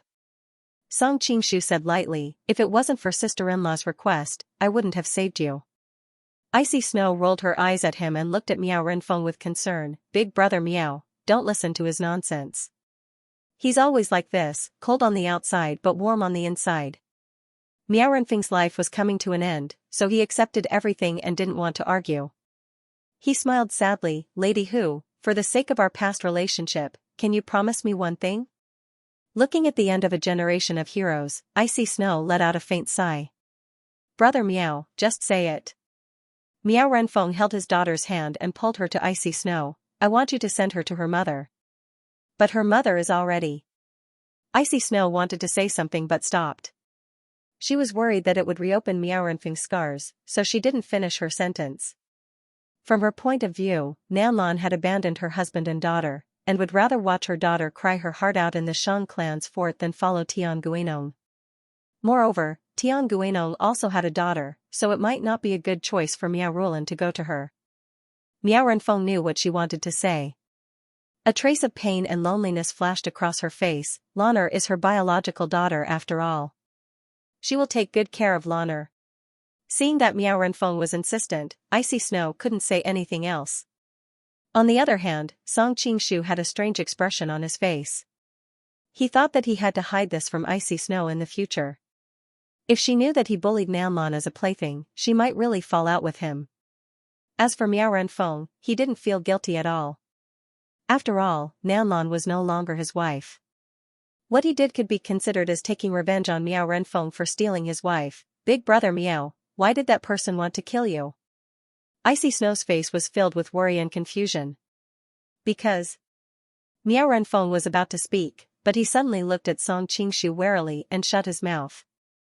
Noticing his little action, Song Qingshu sneered, isn't it just the roaming king's treasure? It's not like I don't know where that place is. He believed that with Zhang Wuji's identity and status, he wouldn't do something meaningless. Among the things that could be plotted against Miao Renfeng, Zhang Wuji definitely wouldn't be interested in martial arts or sword techniques. In that case, the only thing left was the roaming king's treasure. Lady Hu, are you worthy of my saber? Miao Renfeng immediately glared at Icy Snow. Feeling anxious, she vomited a few more mouthfuls of blood. Icy Snow anxiously waved her hand and said with grievance, I didn't tell him. Seeing that Icy Snow was wronged so many times, Song Qingshu said angrily, sister-in-law isn't the only one who knows about the roaming king's treasure. Have you never thought that it was that person who told me about it? He deliberately mentioned Nanlon ambiguously. As expected, Miao Renfeng's expression changed. Why would she tell you about it? Take your time to guess. Song Qingshu smiled faintly. He wasn't trying to anger Miao Renfeng, but he just couldn't stand the way Miao Renfeng bullied Icy Snow every time. Seeing Song Qingshu's ambiguous expression, Miao Renfeng's complexion became more and more unsightly. Miao Rulan hurriedly pulled on Song Qingshu's sleeves and shook them as she said in a sweet voice, "Big brother, don't make daddy angry, okay?" Last time in Ping Yiji's wooden house, Miao Rulan not only witnessed Song Qingshu's martial arts, but she was also shocked by the way he calmly controlled the life and death of all the men and women present. Little girls always worshipped heroes. Miao Rulan had always believed that her father was the most powerful person in the world until he was easily defeated by Zhang Wuji. Her dream was shattered. Fortunately, Song Qingshu arrived in time and defeated the big bad guy, filling the gap in the little girl's heart. Miao Rulan looked at Song Qingshu with eyes full of reverence. Seeing that he had always made her father angry, she couldn't help but ask for his help. Hearing the little girl's voice, Song Qingshu's cold face revealed a warm smile. He nodded slightly and turned to Miao Renfeng, "You don't need to think about those messy things. I learned about the roaming king's treasures through another channel. It has nothing to do with the person you are thinking about. Is it that Taoist Jin Yu called Jin Yong that uncle mentioned before?" Icy Snow recalled that Song Qingshu seemed to have mentioned this matter when the two of them returned from Swallow Dock for medical treatment. "You still remember this?" Song Qingshu looked at her in surprise. Icy Snow smiled gently and didn't answer. She said in her heart, "I remember every word you said." Hearing Icy Snow's words, Miao Renfeng no longer had any doubts. She sighed and said, "Lady Hu, I hope you can help me pass on a message. Tell her that I have given her the most important thing in my life. I hope she will take good care of it and find a good family for it in the future." Icy Snow was baffled. She thought, Nan Lan is Miao Rulan's mother. Does she need to remind her daughter's marriage? Song Qingshu understood that Miao Renfeng was not referring to Miao Rulan, but the treasure map hidden in the jade hairpin on Nan Lan's head. Song Qingshu hesitated for a moment, but still decided to tell him the truth. "Hero Miao, I know you're worried about the secret being leaked, so there's a hidden meaning in your words. Actually, you don't have to be like this. I know all the secrets I need to know, even that hairpin." Miao Renfeng's expression changed. Song Qingshu raised his hand to interrupt him. He turned to Icy Snow and Miao Rulan and said, "Sister-in-law, please take Rulan over there. I have something to say to Hero Miao." Icy Snow looked at him worriedly, but still pulled Miao Rulan several feet away. Miao Renfeng snorted angrily, "What do you want?" Song Qingshu replied, "I want you to pass a message to Nan Lan, ask her to give me the hairpin." Seeing that he knew everything, Miao Renfeng was shocked and angry. "In your dreams?" Song Qingshu sneered, "I know the approximate location of the roaming king's treasure, and I also know that the treasure map is hidden in the flower bead on your wife's hairpin. Now, she and Tian Guanong are living in my residence in the capital, so it's easy for me to get the treasure map. The reason why I didn't make a move to snatch it, but chose to let you personally agree to give it to me, is because I admire your open and honest life, running around for the sake of the great cause of fighting against the Qing dynasty. Although I don't like you, I admire you. That's why I don't want to wait for you to bully the orphans and widows after you die, so that you'll be angry in the afterlife." Miao Renfeng suddenly became silent, and after a long time, she asked, "What do you want to do in the roaming king's treasure?" Song Qingshu looked at the sky, and a strange light flashed in his eyes. "I need it to be used for military expenses. I'll help you accomplish the things that you people couldn't do." Hearing this, Miao Renfeng couldn't help but sneer, "What a big tone. Aren't you afraid of biting your tongue?" For so many years, there were countless volunteer armies in the Manchurian Qing territory, but whether it was to fight against the Qing, restore the Ming, or simply to fight against the Qing, none of them had any hope of success. According to Miao Renfeng's knowledge, although Song Qingshu's martial arts were high, he was alone, so what use was he to the big picture? "You don't believe me?" Song Qingshu said with a smile. Miao Renfeng coldly snorted, her meaning was very clear. Song Qingshu said, "In order to increase my persuasiveness, I can tell you that the Golden Snake Battalion is already in my pocket." Moreover, I have long since reached an agreement with the ninth princess of the Ming dynasty. With the Golden Snake Battalion as the base, and with the previous Ming princess's righteous status, overthrowing the Manchurian Qing will naturally be twice the effort with half the result. In the past, when the Golden Snake King Yuan Qingji was still alive, the Golden Snake Battalion was so powerful, but it still couldn't cause any real impact on the Qing court. Now that the sun is setting in the west, what use is there for you to take over? Although Miao Renfeng said this, her tone was already relaxed. Have you heard the news that I tried to assassinate Kangxi? Song Qingshu suddenly asked. Miao Renfeng nodded, I know. Although you failed, you are still worthy of respect. If it wasn't for this matter, based on your previous actions, no matter how high your martial arts were, you would not be of any importance to me. Song Qingshu smiled faintly. You are well aware of my martial arts. Do you think I will fail the assassination? Miao Renfeng was stunned at first, but her expression quickly changed. You mean? Song Qingshu stood with his hands behind his back. That's right, the real Kangxi is already dead. Miao Renfeng's mouth slightly opened, she was so shocked that she couldn't speak. Soon after, a trace of ecstasy rose in her heart. So many people's career had been completed by this person in front of her. When Miao Rulan was summoned to her father's side, she noticed an indescribable excitement in her father's eyes. She heard him instruct her, Lan after you see your mother, ask her to give the phoenix head scarlet hairpin to this brother Song. Tell her that I personally told her to remember. Although Miao Rulan was confused, she still replied, Lan understands. Miao Renfeng suddenly placed Miao Rulan's hand in Song Qingshu's. Song Xiaoxia, I'll leave Lan in your care from now on. As soon as she said this, Miao Rulan shyly looked at Song Qingshu, then quickly lowered her eyes, leaving only her long eyelashes trembling slightly. Song Qingshu was also stunned on the spot, and Icy Snow's expression was even more strange. She thought to herself, you just asked me to bring your daughter to her mother, and now you're entrusting her to a man. What's going on? Moreover, from Miao Renfeng's tone, Icy Snow felt as if he was entrusting Miao Rulan with his life, which made her feel even more uncomfortable. She couldn't help but glare fiercely at Song Qingshu. Song Qingshu understood that Icy Snow might have misunderstood that it was because of what he said to Miao Renfeng just now. He felt that it was difficult to explain himself, so he quickly said, Hero Miao, I'm afraid that's not very convenient. Miao Renfeng felt the vitality in her body gradually fading away. She said weakly, I've given you such a big gift, but you're still not willing to take care of my daughter? Hearing Miao Renfeng's words, Song Qingshu was instantly speechless.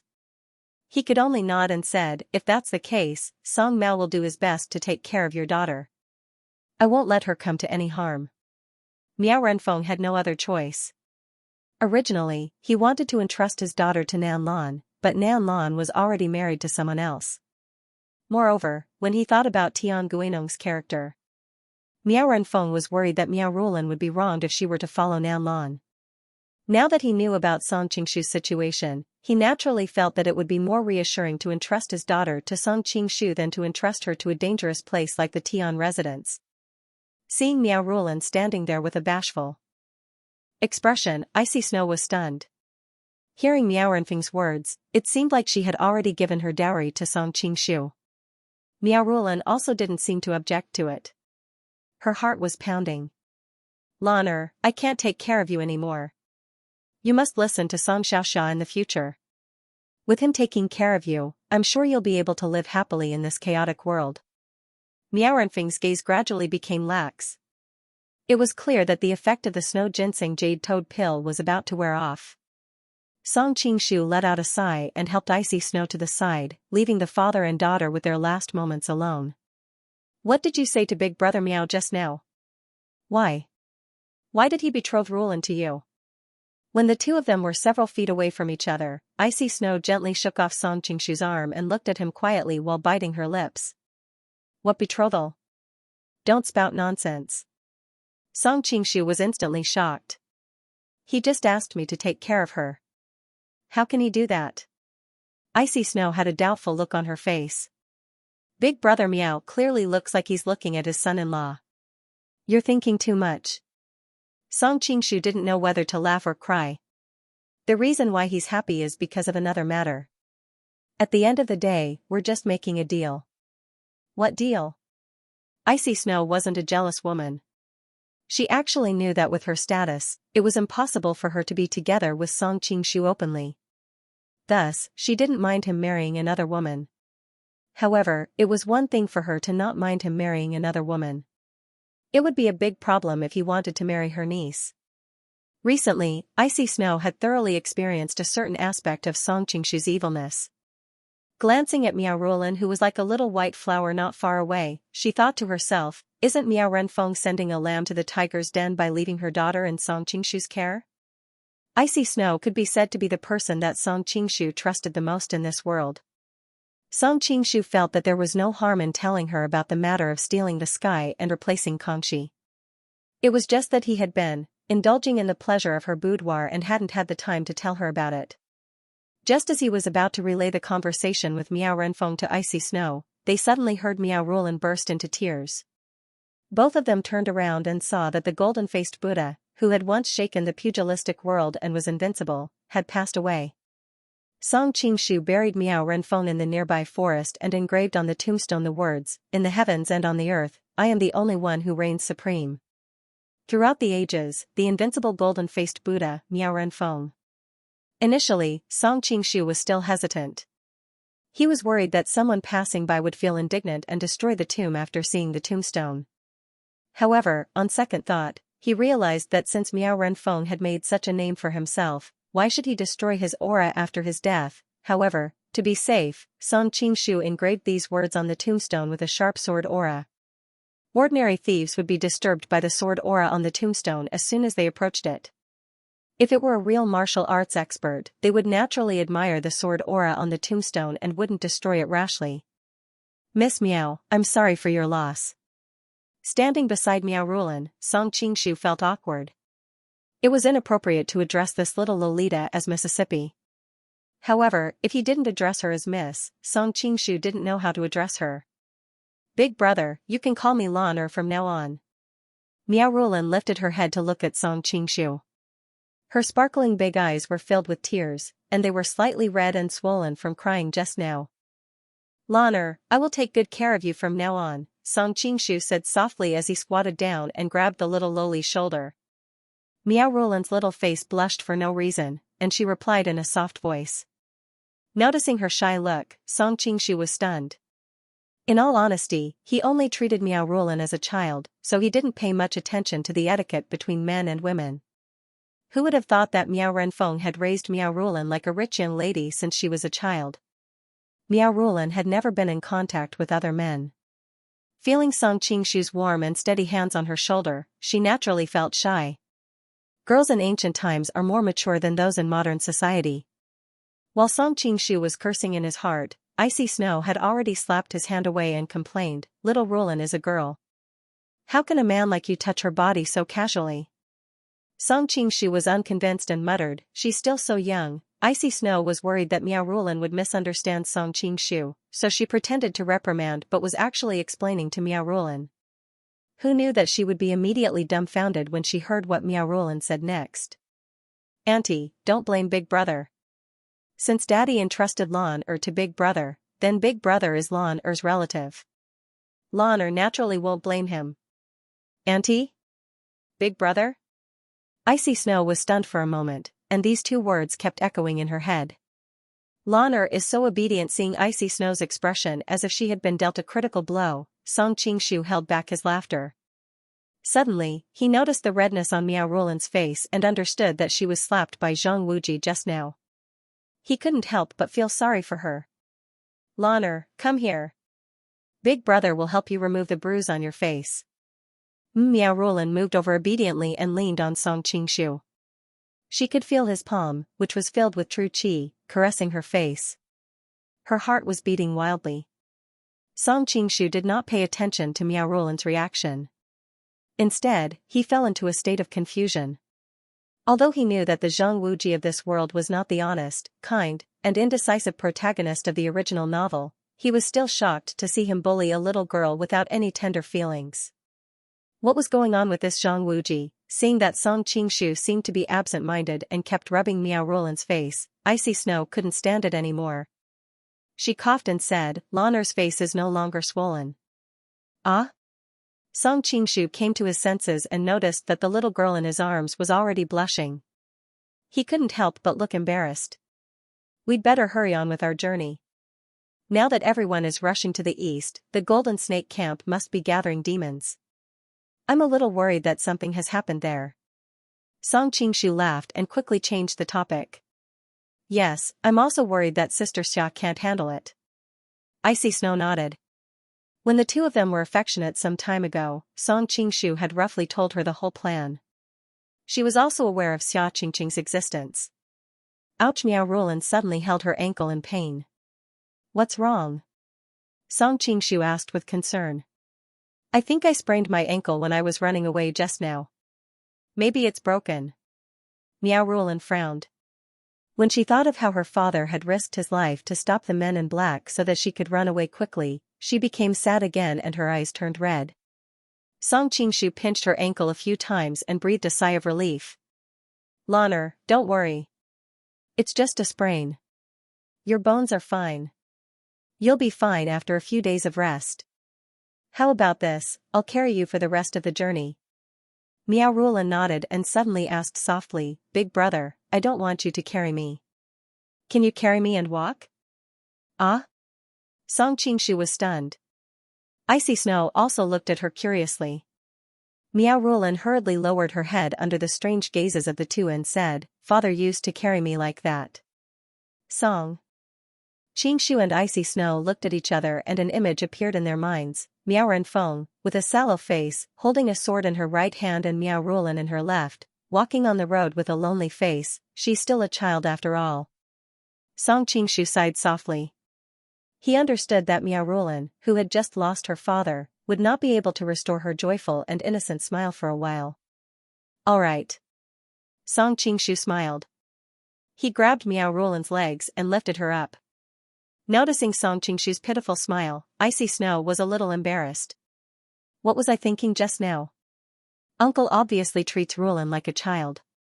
As a woman, Icy Snow realized that Miao Rulan seemed to have a strange feeling for Song Qingshu. Moreover, she had recently tasted Song Qingshu's licentious side. She was afraid that something would happen between the two of them and Miao Rulan would regret it for the rest of her life when she grew up. Now that she confirmed that Song Qingshu was not as unbearable as she had imagined, Icy Snow stuck out her tongue subconsciously. Could it be that during this period of time? I've forgotten that uncle is actually a gentleman, unlike Icy Snow, who was full of worries. Miao Rulan quietly placed her face on Song Qingshu's shoulder and suddenly asked, Big brother, can you teach me martial arts?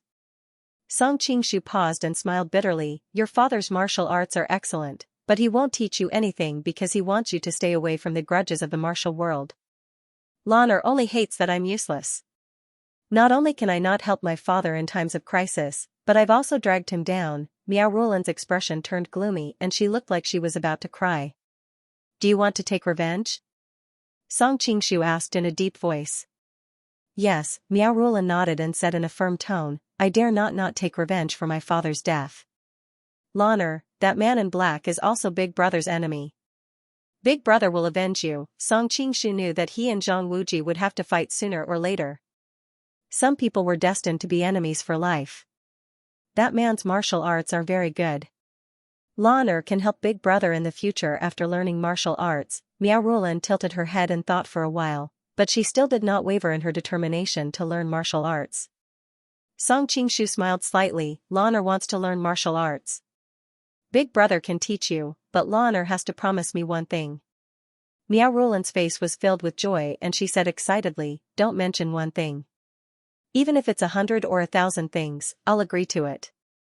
Icy Snow was shocked. She thought to herself, You're a girl. How can you casually say such things to a man? Moreover, she knew very well that Song Qingshu did not adhere to etiquette and was frivolous. She was afraid that Song Qingshu would make some shocking request. How can there be so many conditions? Song Qingshu smiled, There's only one condition, Lanner. You must not live in hatred in the future. Otherwise, your father will definitely be sad in the underworld. Hearing his words, Miao Rulan's heart could not help but tremble. There was an inexplicable look in her eyes. After a long silence, she suddenly nodded heavily. Yes, since Big Brother said so, Lan'er will definitely do it. You don't have to be so serious, Song Qingshu laughed. Lan'er, what martial arts do you want to learn first? Miao Rulan showed a troubled expression. Lan'er doesn't know martial arts, so I don't know what to learn first. Big Brother is confused. Song Qingshu thought for a while. Why don't you teach Lan'er a set of Qinggong first? If a girl learns this, she won't be stained with murderous aura and will also have the ability to protect herself. Okay. Miao Rulan clapped her hands excitedly. Song Qingshu passed Miao Rulan to Icy Snow and sorted out his thoughts. I know a total of 4 types of Qinggong. I'll perform them one by one, and Lan'er will see which one you like to learn. Yes. Miao Rulan nodded and stared at him without blinking, afraid that she would miss a single detail. The first type, lizard climbing the wall. Song Qingshu stood between 2 towering trees and leaped up. The tip of his foot tapped lightly on one of the tree trunks, and his entire body floated towards the other tree like a feather. Just as he was about to crash into it, he tapped again. He repeated the process and flew to the top of the tree in a zigzag trajectory. After jumping down from the tree, Song Qingshu explained to Miao Rulan, the essence of the lizard climbing the wall is to borrow strength. It's a necessary weapon for jumping over eaves and vaulting over walls. Miao Rulan wrinkled her nose and shook her head slightly. What a terrible name. Lan'er doesn't like it. Icy Snow couldn't help but burst into laughter. Song Qingshu touched his nose awkwardly. The name is indeed a little inelegant and not suitable for girls to practice. How about this, Lan'er, take a look at Ascending Cloud Ladder.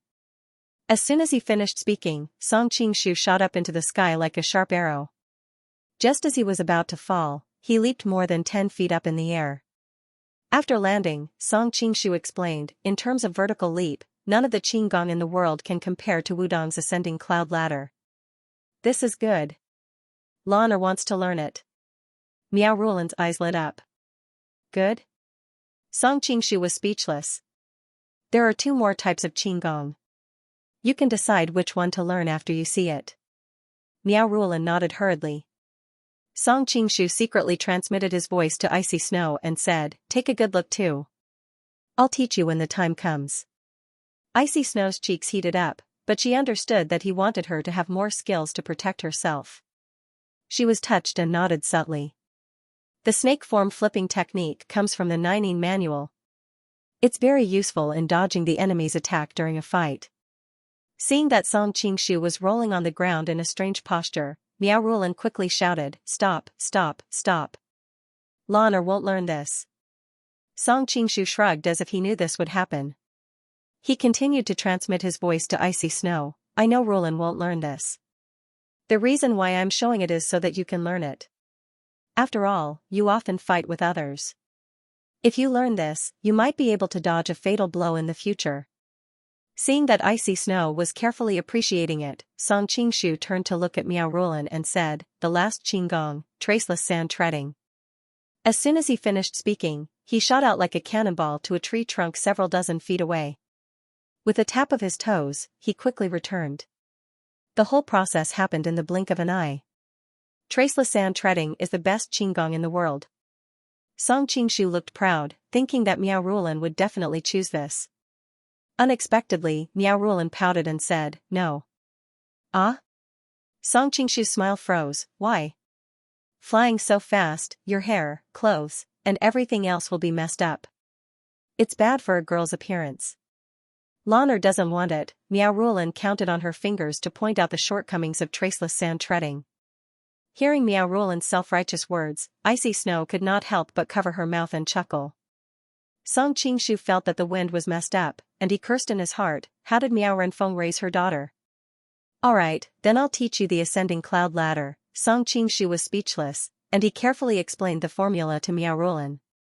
Although Miao Rulan was young, she was very smart, and could quickly understand what Song Qingshu was teaching.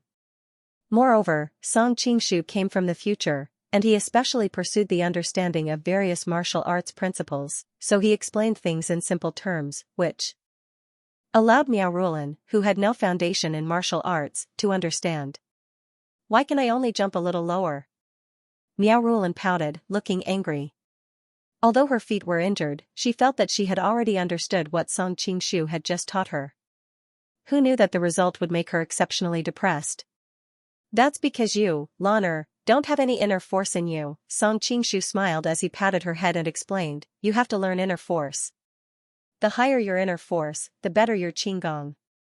Miao Ruolan's depressed expression was swept away, and she said excitedly, okay, big brother, hurry up and teach Lanner the internal energy that I'm best at.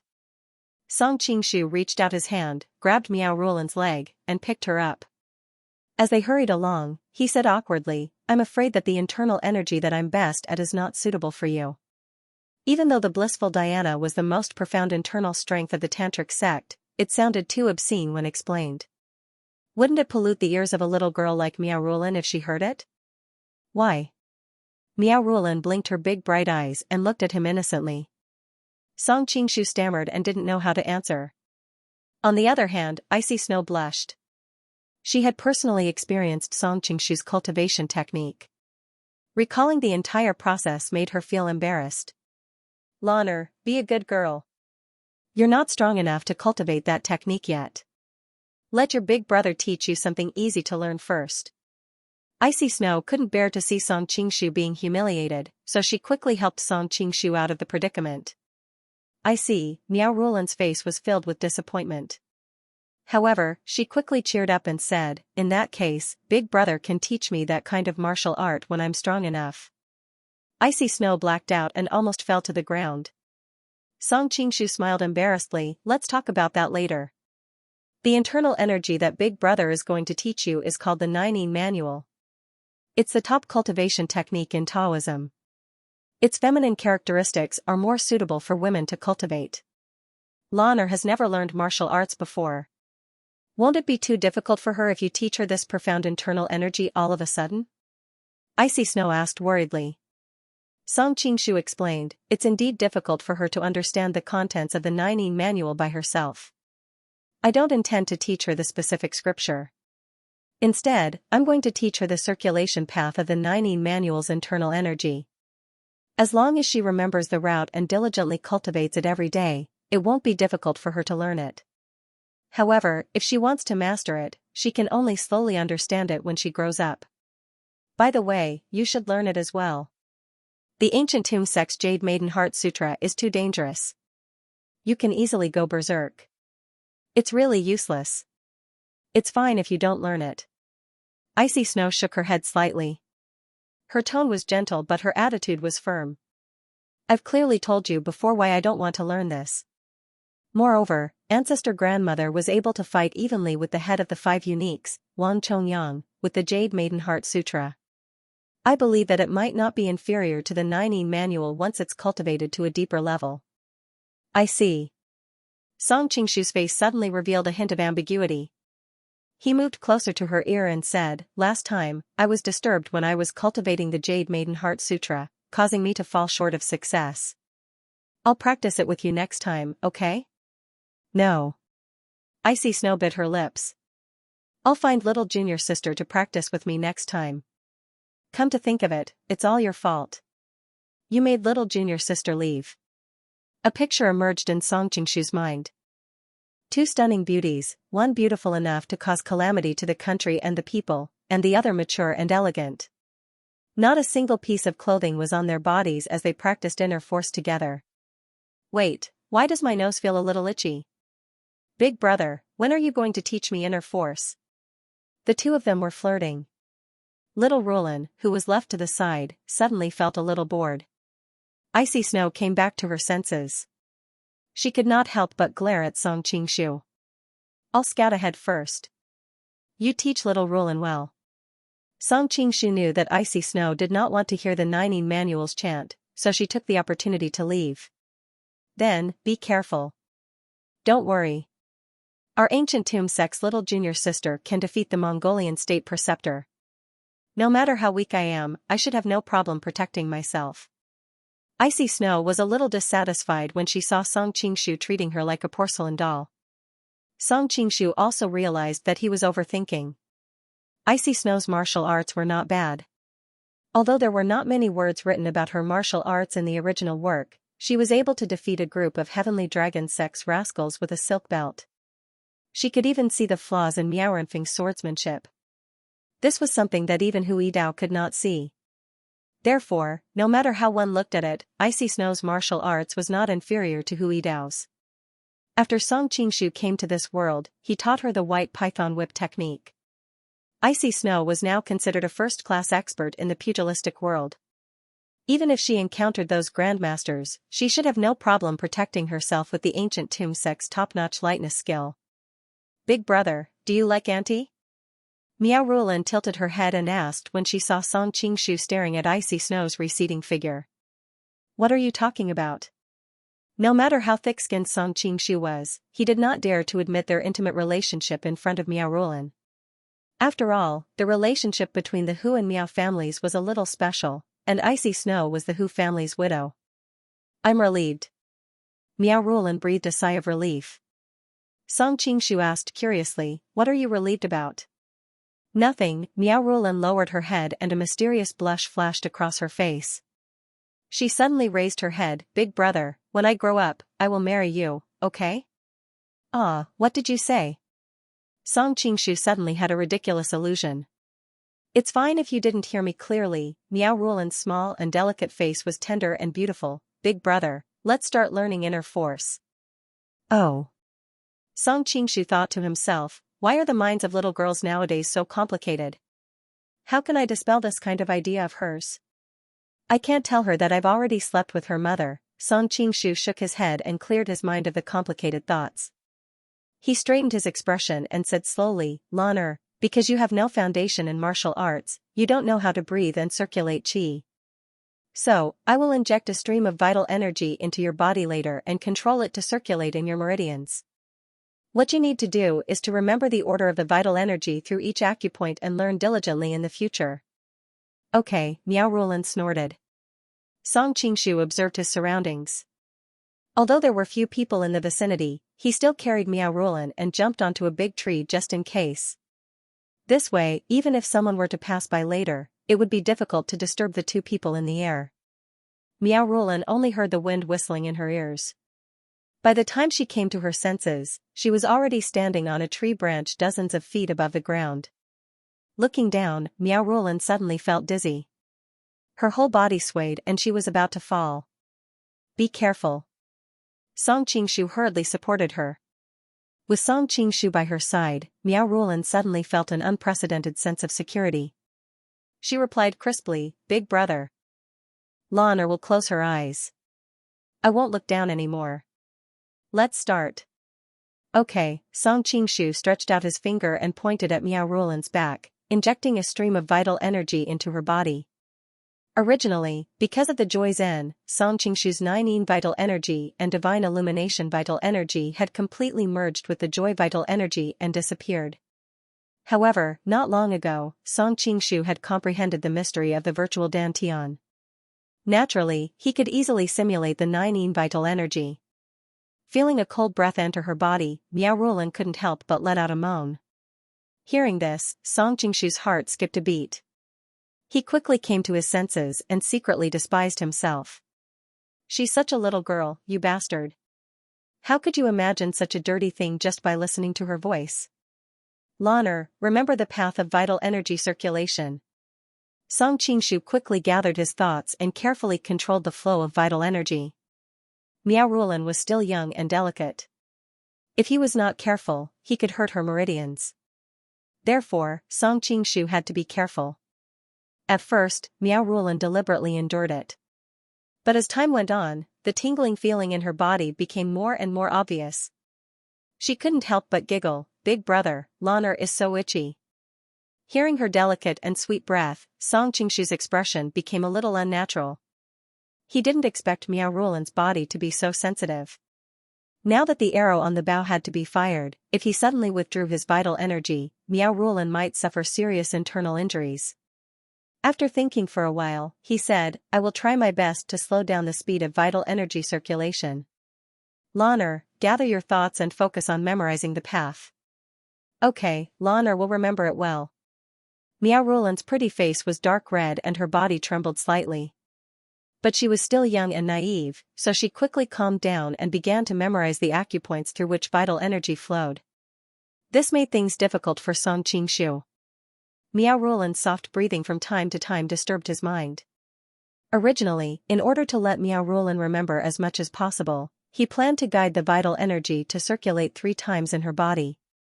But now, after completing one cycle, he hurriedly withdrew his fingers and asked with an unnatural expression, "Lan'er, do you remember it?" "Only a small part," Miao Rulan said timidly. She felt a little embarrassed and was afraid that Song Qingshu would blame her. "Big brother, why don't you let the vital energy circulate in Lan'er's body again? That way, I should be able to remember more than half of it.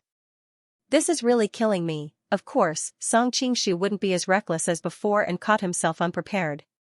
He quickly comforted her, "Lan'er, don't worry. You knew nothing about meridians and acupoints before. You just listened to my hurried explanation just now. It's already good enough that you can remember a small part of it. Next, when you are familiar with the acupoints and meridians of the human body, I will guide you again with vital energy." "Thank you, big brother." Miao Rulan smiled with her eyes curved like crescent moons. "As long as you remember the circulation path of your vital energy, you will be able to cultivate your inner energy every day. Gradually nourish and strengthen the vital energy that I have injected into your body. Our little Lan'er will also become a martial arts expert." Looking at Miao Rulan's innocent face, Song Qingshu's heart was filled with tenderness and affection. "How is Lan'er young?" "In another 2 to 3 years, Lan'er will reach the age of marriage," Miao Rulan pouted and said with dissatisfaction. "Nonsense. I don't know which bastard decided to allow women in your era to get married at such a young age. Their bodies are obviously not mature yet. Once they get pregnant, the child will die easily and the mother will have dystocia. This is outrageous." Song Qingshu was furious. In his previous life, women could only get married at the age of 20. Although there was a reason for the birth control policy, at least a woman's physical development was taken into consideration. In this world, women could get married at the age of 12 and give birth at the slightest provocation. It was really too destructive to a woman's body. Considering that this world had been in the flames of war for years and there was a shortage of men, it encouraged childbearing. It was unrealistic to ask women to get married at the age of 20 like in his previous life. But no matter what, the woman had to be at least 16. "Oh, no, 18. Miao Rulan looked at Song Qingshu who was throwing a tantrum and said, "For thousands of years, women can get married at this age." Song Qingshu almost fell to the ground. It was indeed difficult for her to change the values of 2 different worlds. Forget it, forget it. Let's not think about this for now. Let's go look for your aunt." "Okay," Miao Rulan nodded obediently. "Hold big brother's hand tightly." Song Qingshu hugged Miao Rulan and chased in the direction where icy snow disappeared. Before long, Song Qingshu saw icy snow returning from the front in a hurry. He stopped and asked, "Ice sister-in-law, what happened ahead?" In front of Miao Rulan, Song Qingshu and icy snow were naturally too embarrassed to be too intimate. However, at this moment, Miao Rulan was immersed in the wonderful feeling of leaning on Song Qingshu's arms. Her face was flushed with excitement and she didn't notice that the two of them addressed each other unnaturally. Icy Snow clearly understood what he meant. She said in a slightly distant yet somewhat charming voice, "Uncle, there are 2 groups of people confronting each other ahead. They are quarreling very fiercely, and it seems like they will fight at any time." "Oh, it's such a dangerous world. Fighting and killing are so common," Song Qingshu lamented. "By the way, do you know who they are?" Icy Snow furrowed her brows and pondered for a moment. "I feel that the martial arts of both sides are sloppy and ordinary, except for a middle-aged man who seems to be exuding the aura of an expert. They seem to be arguing about King Tang and King Gui. They should be some righteous people who want to fight against the Qing dynasty. Let's go and take a look," Song Qingshu said in a deep voice. Now that the world was in chaos and foreign races were wreaking havoc, the Han people should unite all forces that could be united. They couldn't let these righteous people kill each other and make their enemies happy. Holding Miao Rulan in his arms and Icy Snow by his side, Song Qingshu had a ridiculous illusion. There was a saying in his previous life that a cool man should carry a heavy sword on his back, have a loli in his arms, and have a huge eagle by his side. I happen to have a loli with a soft body and a soft voice in my arms. Even though I don't have a recondite iron-heavy sword, my wooden sword is also from Duga seeking Abai's lineage. As for the huge eagle, Song Qingshu gave Icy Snow a strange look. Since they're both mounts, there shouldn't be much of a difference. Noticing the strange look in Song Qingshu's eyes, Icy Snow touched her cheeks and asked in puzzlement, "Is there anything dirty on my face? Why are you staring at me like that, uncle? How can there be anything dirty on Auntie's face? Big brother must have seen how pretty Auntie is and couldn't help but peek at you." As a result, Auntie caught him in the act. Meow Rulin chuckled, looking as though she wanted the world to be in chaos. Kids shouldn't talk nonsense. Icy Snow blushed, but she agreed with Meow Rulin's guess. Song Qingshu withdrew his gaze guiltily and smiled embarrassedly. If Icy Snow knew what he was thinking, she would definitely fall out with him.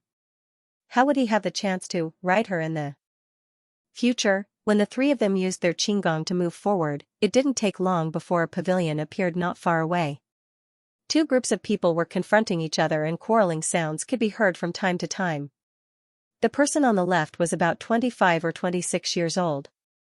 He was tall and thin, full of heroic spirit, and had a slightly tanned face. Behind him were more than a dozen pugilistic men. Noticing a gorgeous woman standing behind him, Song Qingshu was startled. Isn't this Fang Yi? If he hadn't suddenly seen her now, Song Qingshu would have forgotten about this woman. To be honest, due to the influence of the scheming B*TCH in the original work, Song Qingshu didn't have a good impression of Fang Yi at all. If it wasn't for the sake of deceiving Su Quan on the way to the Divine Dragon Island and the fact that Fang Yi was somewhat good-looking, he wouldn't have slept with this woman. After having sex with her, Song Qingshu was actually quite regretful about this one-night stand. Therefore, when Fang Yi later proposed to look for the missing little princess Mu Jianpain, he didn't have the slightest intention to hold her back and let her go. Noticing the young girl by Fang Yi's side, she had light eyebrows and long eyelashes, a small mouth and a tall nose, a beautiful appearance, and a naive and innocent look. Song Qingshu thought that this must be the little princess Mu Jianpain of the Mu Palace, and the young man in the lead must be the little duke of the Mu Palace, Mu Jiansheng. Song Qingshu wondered which force the Mu Palace was fighting with. Looking to the right, he saw a formidable group of people. Their faces were brimming with the manner of Wulin masters. However, in Song Qingshu's eyes, they were nothing more than a group of low-level Jianghu thugs. On the contrary, the bearded middle-aged man in the front seemed to have some attainments in internal energy. Looking at his posture, he seemed to be the bodyguard of the young master next to him. This young master had a good appearance, but it was unclear which force he came from. The young master said in a loud and clear voice, "In the future, we will kill all the Tartars, and we will protect the descendants of Emperor Hongwu to return to the royal court." Mu Jiansheng replied in a deep voice, "His Majesty is holding a banquet for several days, leaving only the crown prince, who is actually an intelligent and far-sighted hero. Presently he is living in seclusion deep in the mountains." The young master sneered incessantly and said in a mystifying tone, "The Son of Heaven is in Taiwan." Suddenly Song Qingshu was enlightened. Turned out he was from Taiwan's Xing family. Looking at this young master's appearance, if he was not mistaken, he was the tall, handsome and rich Xing Keshuang who snatched Aku from Wei Xiaobao in the Deer and the Cauldron, and in the end almost became a happy father. Speaking of Aku, Song Qingshu suddenly remembered the last time Wu Sangui sent her to the imperial palace and tactfully presented her to Kangxi. Now that Kangxi was dead, Aku had become a hot potato. Aku not only inherited her mother Qin Yuanyuan's beauty, but compared to Qin Yuanyuan, who had lost her virginity to different men several times, Aku was still a pure young girl. With such a beauty in the palace, Kangxi, a pervert like him, Song Qingshu had seen with his own eyes how many beautiful concubines there were in the Forbidden City, actually refrained from making a move on her. It was because Wu Sangui's reputation in this world was too bad. In order to stabilize the country, on one hand, Kangxi wantonly suppressed various anti-Qing, restoring Ming organizations. On the other hand, he issued a lot of conciliatory government decrees to win over the people. If he were to take Aku in as his concubine, the Han people of the world would probably be bitterly disappointed. In Kangxi's heart, compared to the country, a beauty was nothing. Therefore, not long after Aku was sent here, Kanshi threw her into Prince Kang's mansion to be raised. First, to avoid arousing suspicion, second, to put her under house arrest as a hostage to threaten Wu Sangui. Song Qingshu now had the same worries as Kanshi. He really didn't know whether to let Aku go or not. Very soon, the quarrel in the pavilion interrupted Song Qingshu's train of thought. He heard Mu Jianqing angrily say, "When did our little emperor go to Taiwan?" Jing Keshuang chuckled, "I'm talking about the little emperor of Son of Heaven Longu, not King Gui's descendant." Mu Jianqing's face alternated between green and white. After thinking for a moment, he suddenly said, "The governor of Taiwan has always admired you for expelling the red-haired ghost and recovering Taiwan." He didn't expect his descendants to be so ignorant. Emperor Chongzhen passed away, Prince Fu became independent, Prince Fu was captured by the Qing army, Prince Tang unfortunately died for the country, Emperor Yongle, became the king of the world. After Emperor Yongle died for his country, it was naturally His Majesty's descendant who succeeded the throne. "I've heard that your elder brother, Jin Kesong, is experienced and prudent. I wonder why Lord Guixing sent you to participate in such an important meeting." Although Mu Jianqing's words did not contain any profanity, each sentence was aimed at Jing Keshuang's vital points. It should be known that the successor to the Yanping Wang estate in Taiwan was his older brother Jing Kesong. Jing Keshuang had been dissatisfied for a long time, so he wanted to show that he was better than Jing Kesong in everything. What he hated the most was hearing others say that he was inferior to his older brother in any way. Jing Keshuang was enraged as expected when he heard the ridicule in Mu Jianqing's tone. From this side, Song Qingshu finally understood what was going on. It turned out to be the long-standing struggle between the Tang and the Gui princes. Back then, Li Chuang invaded Beijing and hounded Emperor Chongzhen to death. Wu Sangui led the Qing army into the pass and occupied the beautiful rivers and mountains of the Ming dynasty. Loyal ministers and righteous people from all over the country elected Emperor Taizu's descendant as king. First, Prince Fu became the emperor in Nanjing. Later on, when Prince Fu was harmed by the Tatars, Prince Tang was crowned as the Son of Heaven, which was supported by Guixing Master Zheng's group. At the same time, Mu Palace and other forces supported Dai Gui Wang as the Son of Heaven, and there was another group of people who supported Dai Lu Wang as the Son of Heaven. These Jianghu people all believed that they were supporting the true Son of Heaven, while the other side was supporting the rebels and traitors. Neither side was willing to submit to the other. So much so that even though they had a common enemy, the Manchurian Qing, they actually sent their troops to attack each other. In the end, as expected, they were all wiped out by the Manchurian Qing. Now Lu Wang's power had disappeared for a long time, but Tang Wang and Gui Wang's children were still there, plus each of them had Jing family and Mu Palace as their backing, therefore they were as incompatible as fire and water. Song Qingshu, who came from the later generation, naturally found it difficult to understand the importance that the people of this world attached to etiquette, and he did not want to understand. In his view, even if these two factions were to join forces, it would still be very difficult to shake the rule of the Manchurian Qing. Now that the great cause of fighting against the Qing and restoring the Ming was still far away, it was really ridiculous that both sides were here fighting for a groundless throne. Song Qingshu's heart was filled with disdain, although this group of people were nominally anti-Qing righteous people, but their minds might not really be that pure. Who didn't want to have the merit of ascending the throne? When the time comes they would be granted the title of wife and children, and enjoy glory, splendor and wealth for generations to come? If they managed to overthrow the Manchurian Qing with great difficulty, but the person supported by the other side became the emperor, when the time came, not only their side would not get any benefits, it was very likely that they would die without a burial ground. No wonder for so many years, both sides were entangled on this issue. The middle-aged man guarding Jing Keshuang saw he was at a disadvantage. He spoke up to help. Since the Mu Palace has such ability, I wonder which faction's troops were completely annihilated in the Battle of Xianxia. As soon as he said this, Mu Jianqing's face immediately turned red. It turned out that when King Gui sent an envoy to ask Tang Wang to remove his title, naturally Tang Wang refused, so King Gui sent an army to suppress them. As a result, they were completely annihilated. This matter had always been regarded by the Mu Palace as the greatest shame of its life. Suddenly their sore point was poked by the other side. The Mu Palace immediately burst into an uproar. Someone opened his mouth and cursed angrily, "Feng Shifan, our Xiao Gongye is discussing an important matter with your master, what status do you have? Do you have the right to interrupt? Feng Shifan, the guy known as One Sword Without Blood? Song Qingshu was startled. It was said that his martial art skill was not below Tian Di Hui's Zongduozuchen Jinnan's, and the Mu Palace did not have a corresponding expert. Perhaps this time they would suffer a big loss. Sure enough, Feng Shifan smiled sinisterly. By Hansong, by Hanfeng, in this old man's eyes, your Bai family's twinwood title is nothing more than rotten wood, yet you still dare to boast shamelessly. Bai Hansong had always been hot-tempered. How could he endure after hearing this? He smashed a teacup with his palm and stretched out his hand to attack Feng Shifan. Mu Jianxing did not have time to stop him, only to see a flash of sword light. Bai Hansong's face was pale as he retreated.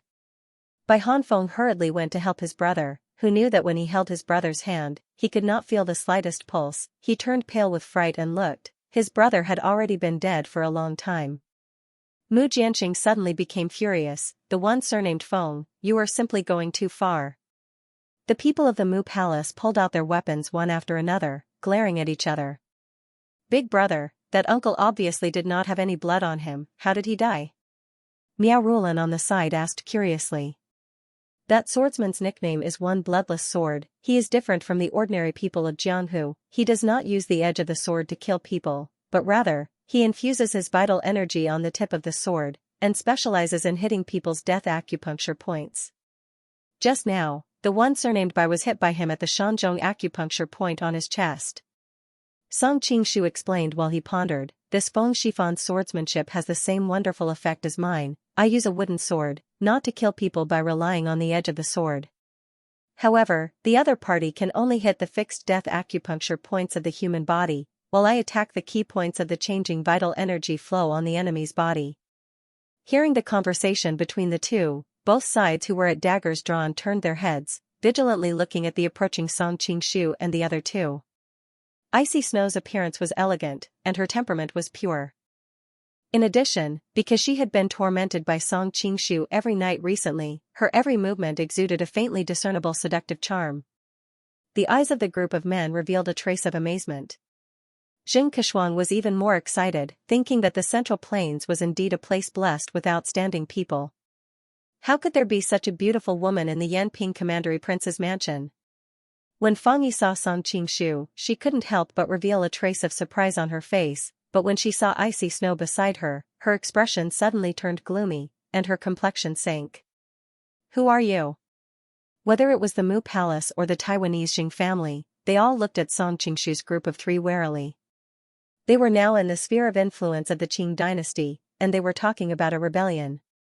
If the people of the imperial court heard them, their next action would be much more dangerous.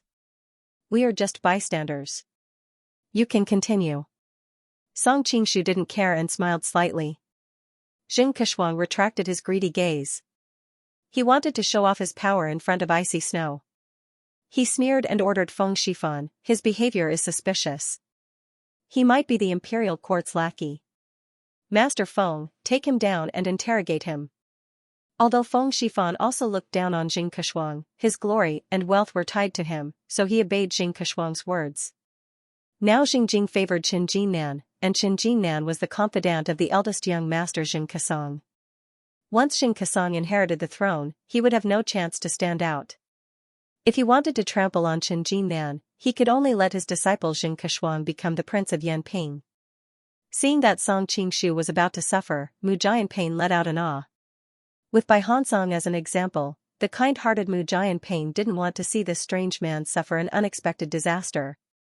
Fang Yi quickly pulled Mu Jianping's hand and whispered, "Young princess, don't worry.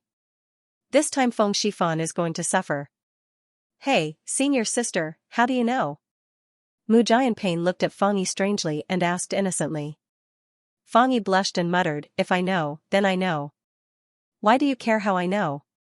Oh, Mu Jianping showed an understanding expression and said sweetly, "Senior sister, you must know this person."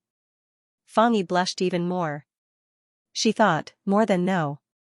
Mu Jianping noticed Fang Yi's expression, and the girl's gossipy heart drove her to continue to ask, "Senior sister, you too won't, don't talk nonsense." Fang Yi's expression changed. She was still a servant of the Mu Palace in name. Without the master's consent, how could she fall in love with other men, let alone make a commitment? I know senior sister has never liked Xiaobao. This person is just more handsome than Xiaobao. Mu Jianping had an understanding expression on her face. Mu Jianping's previous favorable impression of Wei Xiaobao was established on the basis of a young girl's worship towards a powerhouse. Really speaking, it couldn't be said to be love. In addition, the relationship between the two parties had just warmed up when Mu Jianping was captured and brought to the Divine Dragon Island. The two of them were separated by the heavens and the earth, and there had been no news of Wei Xiaobao. The feelings in her heart slowly faded away. Previously, when the Hongli faction's army swept through the Divine Dragon Island, Mu Jianping was dispatched to another island to carry out a mission.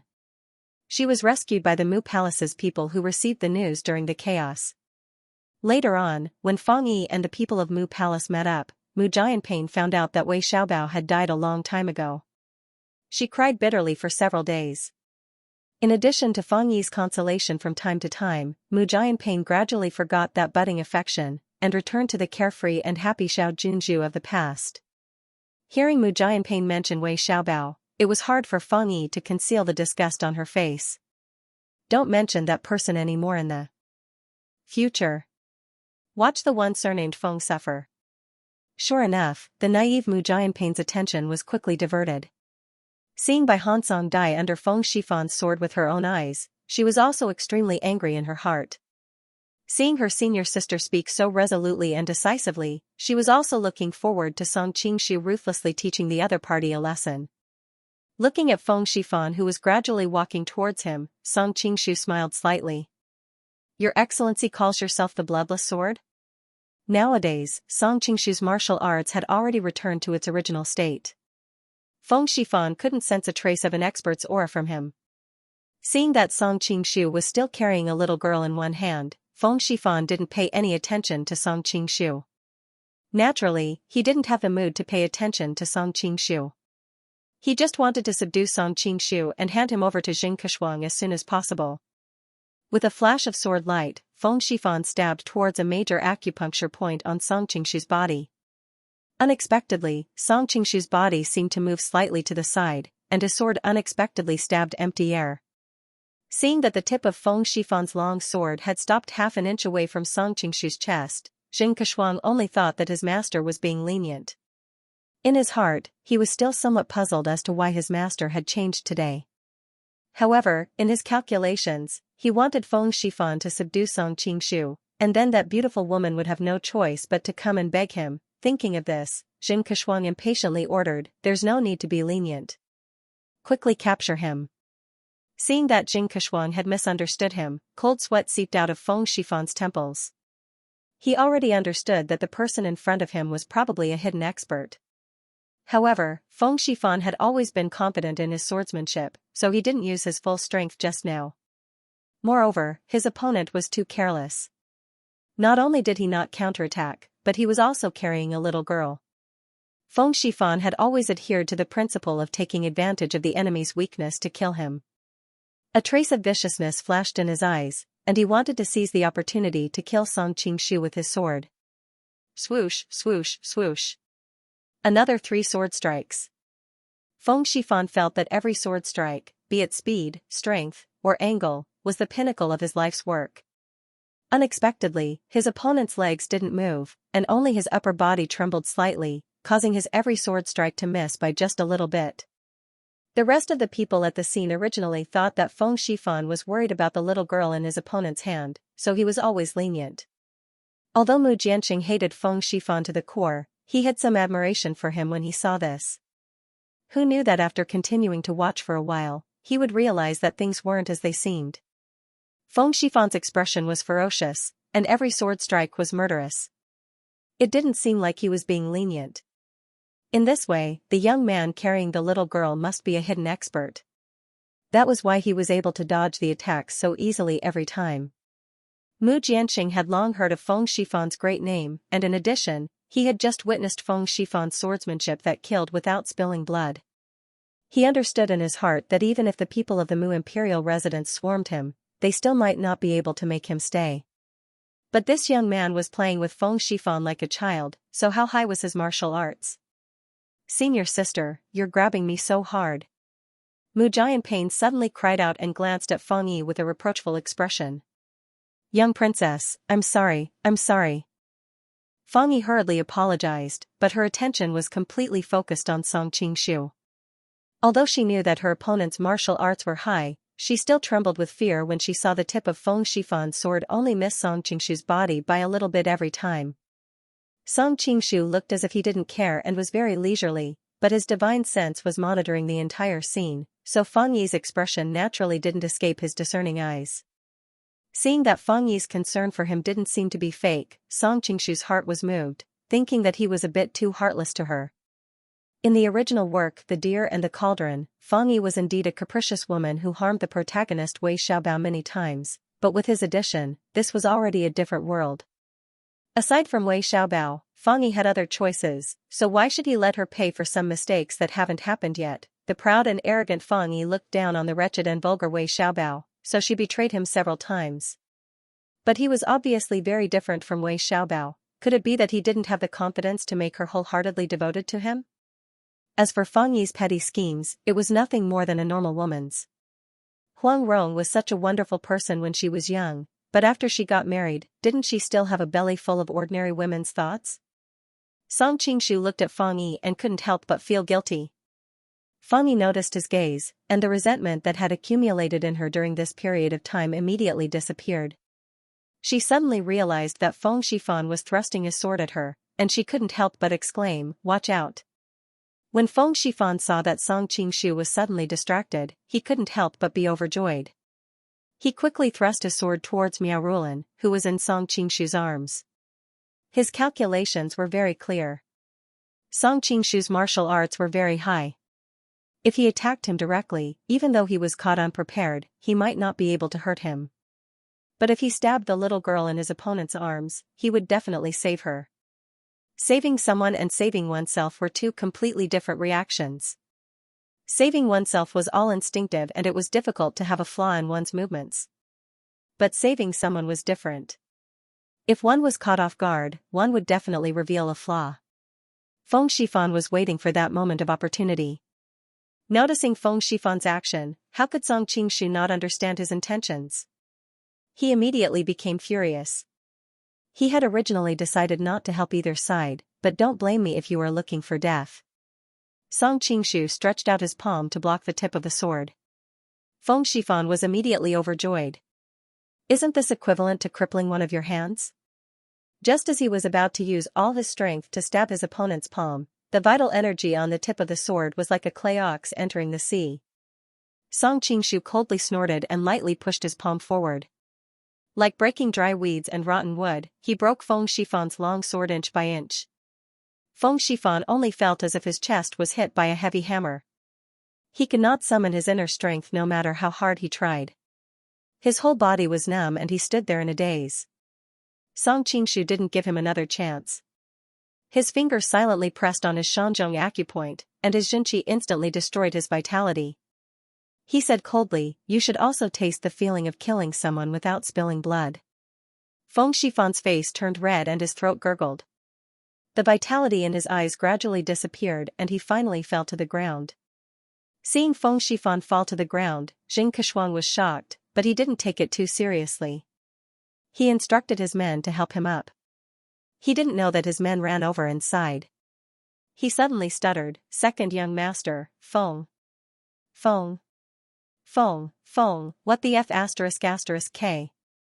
Not only did he fail to show off his skills in front of the beauty, but he also made a mess of himself. Jing Keshuang was already filled with anger. Seeing that his subordinates were so stupid, he immediately became furious. "Master Feng is dead." As soon as these words came out, the pavilion suddenly fell into a strange silence. Even the people of Mu Palace had a look of disbelief. Just 30 minutes ago, Feng Shifan was still here showing off his prowess, but he just died silently like this. Patter, the teacup in Jing Keshuang's hand fell to the ground. He was the first to react because he knew that his men would never dare to deceive him. If he said that Feng Shifan was dead, then he was really dead. Thinking of how Feng Shifan had dazzled his eyes and attacked the opponent so many times, only to have the opponent take his life with a raise of his hand, Jing Keshuang couldn't help but tremble. He understood that he had probably offended someone he shouldn't have. You actually killed Master Feng, you. Do you know who I am? Jing Keshuang said in a threatening manner. Why can't Feng Shifan be killed? He just killed Master Bai of Mu Palace. A life for a life, it's very fair. Song Qingshu thought that since Feng Shifan had been killed, the Jing family of Taiwan would definitely be offended, so he might as well take the opportunity to sell a favor to Mu Palace. In fact, in Song Qingshu's view, the people of Mu Palace were now withered and had long been declining, far less valuable than the Jing family of Taiwan. However, in the short contact just now, Song Qingshu understood that he and Jing Keshuang were not the same kind of people, and they were destined to not be in the same pot. It was better to get along with Mu Palace, not to mention that Mu Palace also had Feng Yi. Sure enough, when they heard Song Qingshu say so, the people of Mu Palace had a look of gratitude in their eyes, especially by Han Song's younger brother, by Han Feng, and Mu Jianqing. Needless to say, the reason why Mu Jianqing was so grateful was that he knew it was difficult to kill Feng Shifan with his own strength to avenge his men. Under his leadership, the people of Mu Palace had struggled for many years for the illusory goal of fighting against the Qing dynasty and restoring the Ming dynasty, but they could not see the slightest possibility of success. Everyone's hearts had long been wavering. If Mu Jianqing could not avenge Bai Hansong this time, perhaps it would be the last straw that broke the camel's back. It would be a huge blow to his prestige, and the Mu Palace might even fall apart. Now that Song Qingshu had killed Feng Shifan, he had really solved a potential crisis for him, so how could Mu Jianqing not be happy? Feng Yi's eyes were even more charming. In her view, Song Qingshu's action was mostly for her, otherwise, he had no friendship with Mu Palace. Why would he take the risk of offending the Jing family of Taiwan to kill Feng Shifan? Mu Jianping's face was full of stars, her small cherry mouth opened wide, and she muttered with a sigh, "Senior sister, your friend's martial arts is very high." Song Qingshu did not expect to make so many good karma. He just looked at Jing Keshuang coldly and said, "I know you are the second son of Yanping Junwang of Taiwan. I admire the heroic deeds of Lord Guishing in the past, so I will not hurt his descendants. You can leave." "Who are you? Do you dare to tell me your name? The Jing family will definitely reward you generously in the future." Jing Keshuang understood that with the opponent's martial arts, if he wanted to take his life, the group of experts around him who usually had their eyes on the top of their heads would not be able to stop him. Hearing Song Qingshu say this, he felt relieved, but suddenly felt that it would be very embarrassing to leave like this, so he could not help but drop a few words. Song Qingshu's face showed a trace of a mocking smile. "I am Song Qingshu, waiting for you at any time." Jing Keshuang's face alternated between red and white. Feng Shifan could barely be considered the #1 expert of Taiwan, but in the past 2 years, Song Qingshu was recognized as the #1 expert of the Manchurian Qing in Jianghu. Under Sang Feihong's arrangement, the many sisters of the Five Lakes sect would sing and tell stories in the streets and alleys, and they would all publicize Song Qingshu's deeds. Song Qingshu had already defeated many famous experts in Wulin, and with the Five Lakes sect's exaggerated propaganda, in the hearts of the Jianghu people who did not know the truth, Song Qingshu was vaguely qualified to be the #1 expert in the world. Jing Keshuang belonged to this type of Jianghu people who did not know the truth. In addition, he saw with his own eyes that the usually invincible Feng Shifan was killed by him in one move, which deepened the fear in his heart. He understood that he might not be able to avenge himself, so he did not care about any polite words and left dejectedly with his subordinates. Mu Jianqing took the opportunity to step forward and salute, saying, "So you are the righteous Song who assassinated the fake Emperor Kangxi. Mu Jianqing has long heard of your name." The Mu Palace had always believed that the Manchurian Qing had stolen the great Ming dynasty's rivers and mountains. Therefore, even when they chatted on a daily basis, they never acknowledged the identity of the Kangxi Emperor, and only addressed him as the fake emperor. Seeing that Mu Jianqing had long heard of his name not because of his martial arts, but because of his reputation for failing to assassinate Kangxi, Song Qingshu was immediately filled with emotion. These people from the Mu Palace are indeed righteous people who fight against the Qing and restore the Ming. Their martial arts may not be high, but their spirit of doing something even though they know it is impossible is worthy of respect. "So it's young Duke Mu," Song Qingshu cupped his hands to return the greeting. Compared to the Mu Mansion's many years of efforts to fight against the Qing and restore the Ming, Song Mao's little reputation is really not worth mentioning. Brother Song is in a high position in the Qing court, but you don't care about glory, splendor and wealth. I quite admire this. Mu Jianqing suddenly looked guilty. I'm ashamed to say this. I misunderstood you as an accomplice to the villain and cursed Brother Song behind his back. If I can assassinate Kangxi, sacrificing a little reputation is nothing. It's a pity that I failed at the last moment. Song Qingshu looked regretful, but in his heart, he thought, my ability to speak like a human and speak like a ghost seems to have greatly improved. Mu Jianqing hurriedly said a few words to comfort him. Suddenly, he thought of what he said just now and hurriedly asked, could it be that Brother Song also assassinated Kangxi to restore the Ming? Song Qingshu thought, I'm a person from the future, of course I have no interest in restoring the Ming. Naturally, I have to start my own business and become my own boss. However, in this world, fighting against the Qing and restoring the Ming seemed to have quite a rallying power, so there was no need to reveal his true intentions so quickly. In the past, Liu Bang and Xianxia were so fierce, but they still had to use the banner of Emperor Yi. Zhu Yuanzhang also regarded Han Lin as his nominal master. He should learn from them and not show off so much.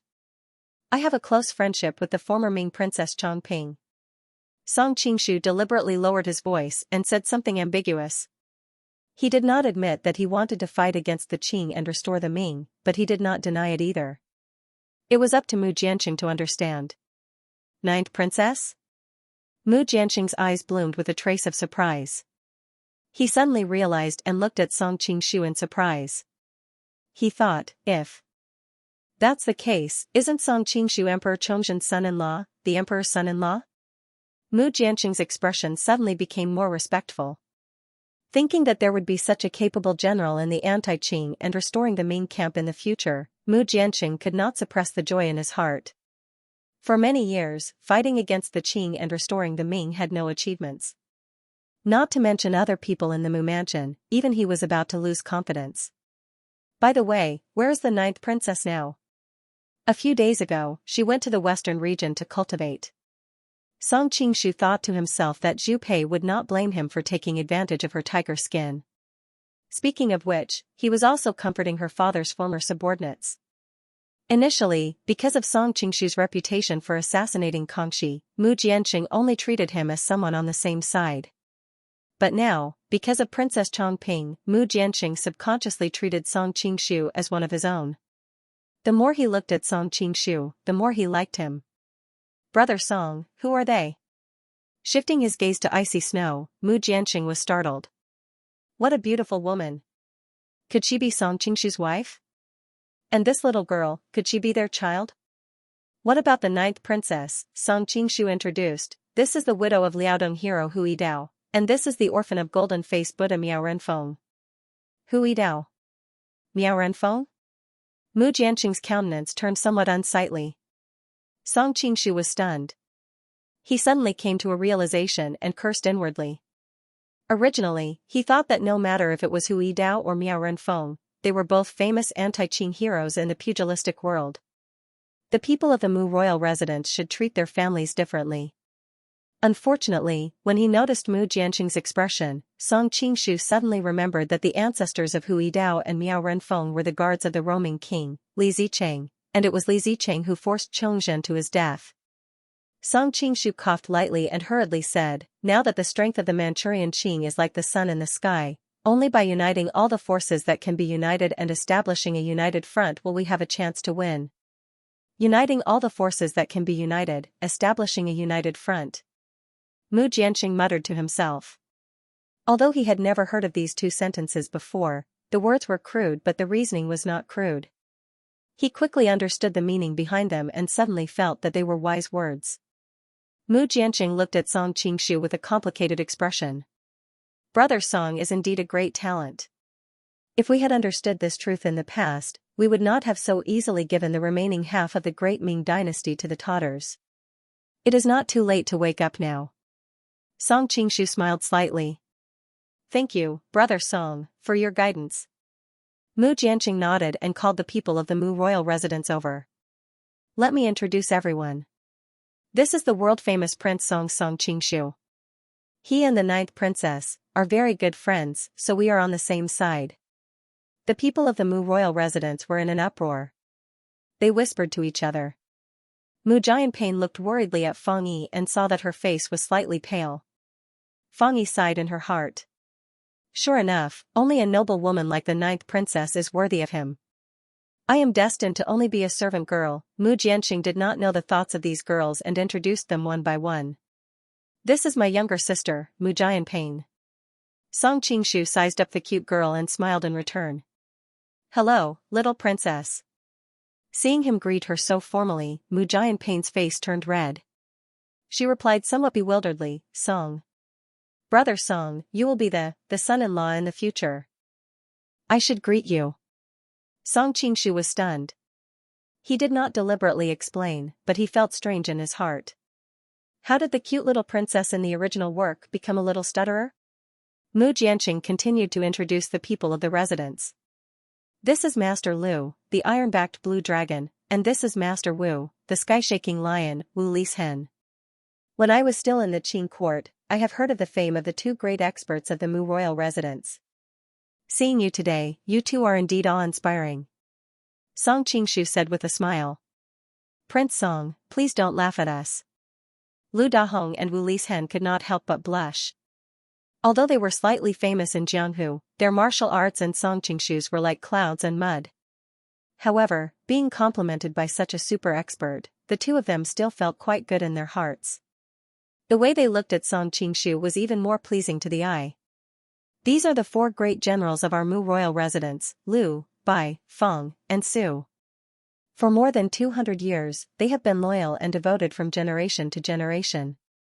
Mu Jianqing suddenly thought of the betrayed Lu Yizhou and secretly sighed in his heart. Thank you, Prince Song, for avenging my brother.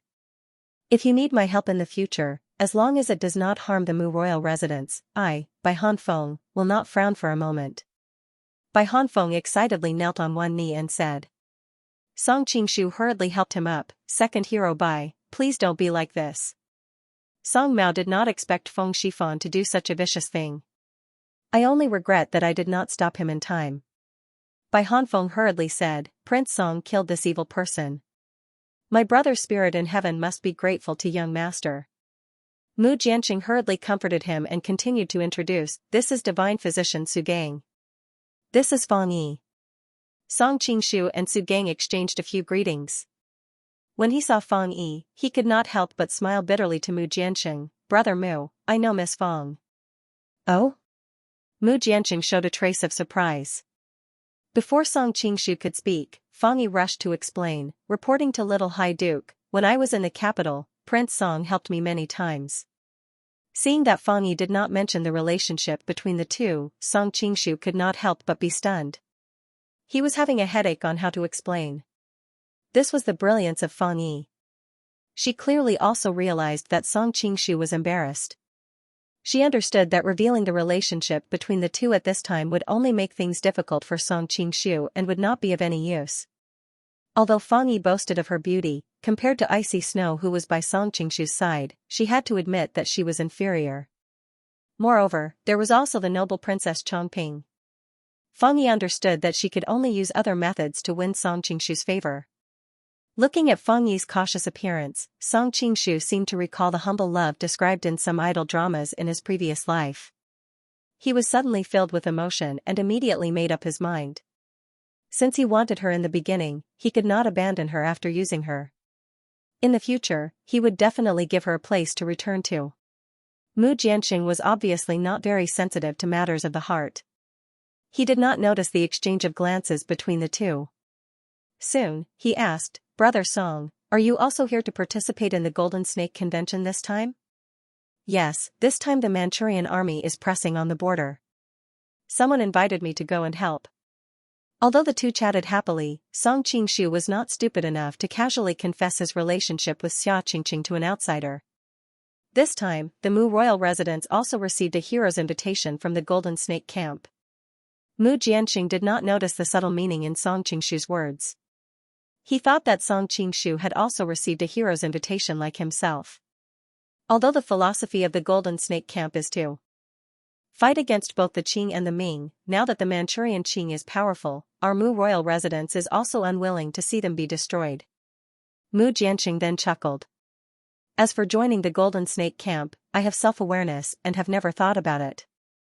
However, this time I met Brother Song, I feel that this is an opportunity. What opportunity? Song Qingshu asked without batting an eyelid. Mu Jianqing said excitedly, if Brother Song becomes the new Golden Snake King and leads the Golden Snake camp to the righteous path, we can then join forces with the Heaven-Earth Association, the Red Flower Association, and other organizations. The success of the great cause of fighting against the Qing is just around the corner. Brother Mu overestimates me too much, Song Qingshu said with a wry smile. With Brother Song's martial arts and reputation, it's not impossible for you to join the Golden Snake camp, Mu Jianqing said with a straight face. Although our Mu royal residence does not have much ability, we have a bit of a reputation in Jianghu, so we will certainly help Brother Song. Song Qingshu knew that it was not realistic to rely on martial arts to join the Golden Snake camp this time. At the same time, he also needed a huge foundation and support from the masses. He originally planned to win over the Mu royal residence, but he did not expect that Mu Jianqing would take the initiative to propose it. The two hit it off and left the crowd. They found a secluded place to talk for a long time before separating. Mu Jianqing cupped his fists and said, Brother Song, we still have to deal with Brother Bai's funeral affairs, so we won't be going with you. We'll meet again at the Golden Snake meeting. In that case, we'll meet again someday. The journey was delayed for a lot of time. Song Qingshu knew that he should rush over as soon as possible. Xia Qingqing should have been waiting anxiously for a long time. Seeing Song Qingshu holding Miao Rulan and walking further and further away with icy snow, Fang Yi opened her mouth several times. She looked as if she wanted to say something but stopped on second thought. In the end, she did not say anything. Don't worry. I won't let you down. A familiar voice suddenly came to her ears. Fang Yi understood that this was Song Qingshu telling her through the secret sound transmission. Her tears immediately flowed uncontrollably. Don't be sad, senior sister. Seeing Fang Yi silently crying, Mu Jianping quietly pulled her sleeve and comforted her. Next time I see him, I'll help you ask him even if brother blames me. Fang Yi was startled. She quickly waved her hand and said, there's nothing between me and him. Little princess, please don't mess around. Fang Yi subconsciously felt that it was better not to publicize their relationship as she was worried that it would affect Song Qingshu. Is that so? Mu Jianping was simple-minded. When she heard Fang Yi's words, she thought that she had misunderstood. Suddenly, she recalled Song Qingshu's elegant demeanor of killing Feng Shifan with a wave of his hand. Soon, she fell into a daze as if she was thinking about something. Uncle, what's your relationship with the former Ming dynasty's Princess Chongping? When the three of them separated from the people of the Mu Palace and couldn't see anyone else, Icy Snow finally couldn't help but ask. We've just met a few times. Song Qingshu smiled awkwardly. Really? Icy Snow obviously didn't believe it. When she noticed that Miao Rulan had fallen asleep on Song Qingshu's body, she suddenly blushed and said softly, in the princess's heart, sister-in-law is a traitor's family member. I'm afraid she won't tolerate me in the future. Seeing her shy expression, Song Qingshu couldn't help but feel his heart flutter. He teased, didn't sister-in-law say that you won't enter the Song family's door in the future? Icy Snow was so angry that she pinched him, well, you're really thinking of taking advantage of me. Song Qingshu dodged and begged for mercy, sister-in-law, you misunderstood me. I'm just saying. Icy Snow snorted, don't worry. I'm not willing to take responsibility even if you want to. It's fine if I meet you in secret. But if our relationship is publicized, Big Brother who will lose his face. How am I going to face fear? Song Qingshu smiled proudly, then, won't I make a big profit? Icy Snow's expression changed. She stared at him blankly, Uncle, you must promise me that you'll never publicize our relationship. At worst, I'll do whatever you want. Any request? Song Qingshu approached her ambiguously. At the thought of some of Song Qingshu's requests on certain nights, Icy Snow's heart couldn't help but skip a beat. She acknowledged softly. Looking up and noticing the smug expression on Song Qingshu's face, Icy Snow was ashamed and angry at the same time. She snappily rebuked, "You're clearly the one who's freeloading, yet you're making it look like you've suffered a great loss." Song Qingshu finally put away the joking expression on his face and said in a deep voice, "Sister-in-law, I can't let you suffer for the rest of your life. In the future, when my power is strong enough and I don't need to care about what others say, I will make you my wife officially." Icy Snow's heart skipped a beat, but she put on a faint smile and said, "Let's talk about it when the time comes. Perhaps you'll have too many women and I don't want to be jealous of them. I might as well be your only sister-in-law." Song Qingshu remained silent. He roughly understood Icy Snow's thoughts. Titles and whatnot probably weren't that attractive to her. Compared to sharing her husband with other women, she was more satisfied with this peculiar relationship. "I almost forgot because of your interruption." Noticing the sadness on Song Qingshu's face, Icy Snow smiled and deliberately tried to find a topic of conversation. "What's going on between you and that princess? Do you remember what I said when you went berserk while cultivating the Jade Maiden Sutra?" asked Song Qingshu. Icy Snow pondered for a moment and suddenly widened her eyes. "You don't know how to use the mantra of joy," Song Qingshu nodded awkwardly. "She was seriously injured and on the verge of death at that time. I had no other way to save her, so I could only do that." Icy Snow put on a faint smile. "Isn't that too cheap for you?" "Of course not." Song Qingshu's cheeks turned hot. "I was also trying to save her. Speaking of which, I even lost half of my power." "Humph," Icy Snow wrinkled her nose. "Compared to a woman's chastity, that bit of power you lost is nothing." Song Qingshu smiled awkwardly. He felt that what she said made sense and was speechless. "What happened to her after that?" Icy Snow asked. "There's no love between us. She agreed to let me help her only because she hasn't completed the great cause of fighting against the Qing dynasty. After that, she went far away. I don't know her exact whereabouts." Song Qingshu pondered for a moment and shook his head in the end. "You heartless person. You took such a big advantage of her, yet you let her leave just like that?" Icy Snow exclaimed. Song Qingshu was speechless. "I'm not that much of a scumbag, but she clearly wants to sever all ties with me. I'm not Duan Yu, so why would I pester her?" Icy Snow said snappily, "If that's the case, why did you still use her name to scare the Mu Mansion? She's always elusive. Even if I use her name, she won't know. Besides, I'm doing my part to fight against the Qing and restore the Ming. Even if she knows, she won't blame me." Although Song Qingshu said so, he was secretly thinking, "The last time I met Zhu Xiaoxiao, her identity was the Ming dynasty's saintess. I have to find a way to poach her from Zhang Wuji's camp. If I spread the news through the Mu Mansion, it will become an established fact in the pugilistic world. On one hand, it will shake Ajiu's position. On the other hand, it will make Zhang Wuji suspicious of her and further force her over. Why not? Fighting against the Qing dynasty is true, but restoring the Ming dynasty is not necessarily true." Icy Snow pursed her lips and smiled. "Shoo, don't talk nonsense. It'll be terrible if some stubborn people hear it." Song Qingshu looked around vigilantly and smiled embarrassedly. "But what about sect leader Zhou of Amayame?" Icy Snow suddenly asked. "Zhou Jirua?" Song Qingshu was stunned and soon had a headache. "We'll cross that bridge when we come to it. Let's talk about it later. Now you understand the troubles of having too many women." A gentle smile appeared on Icy Snow's lips. Song Qingshu nodded. "If only all women were like you, sister-in-law." Icy Snow could not help but blush.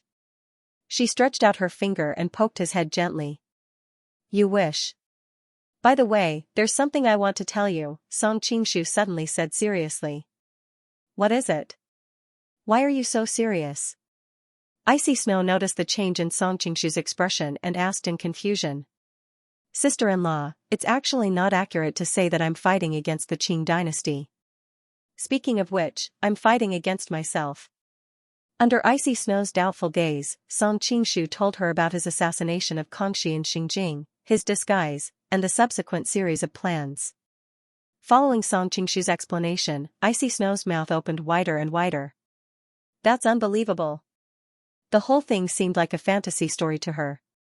If she did not know that Song Qingshu would not lie to her, she would never believe that the Manchurian emperor had changed into someone else.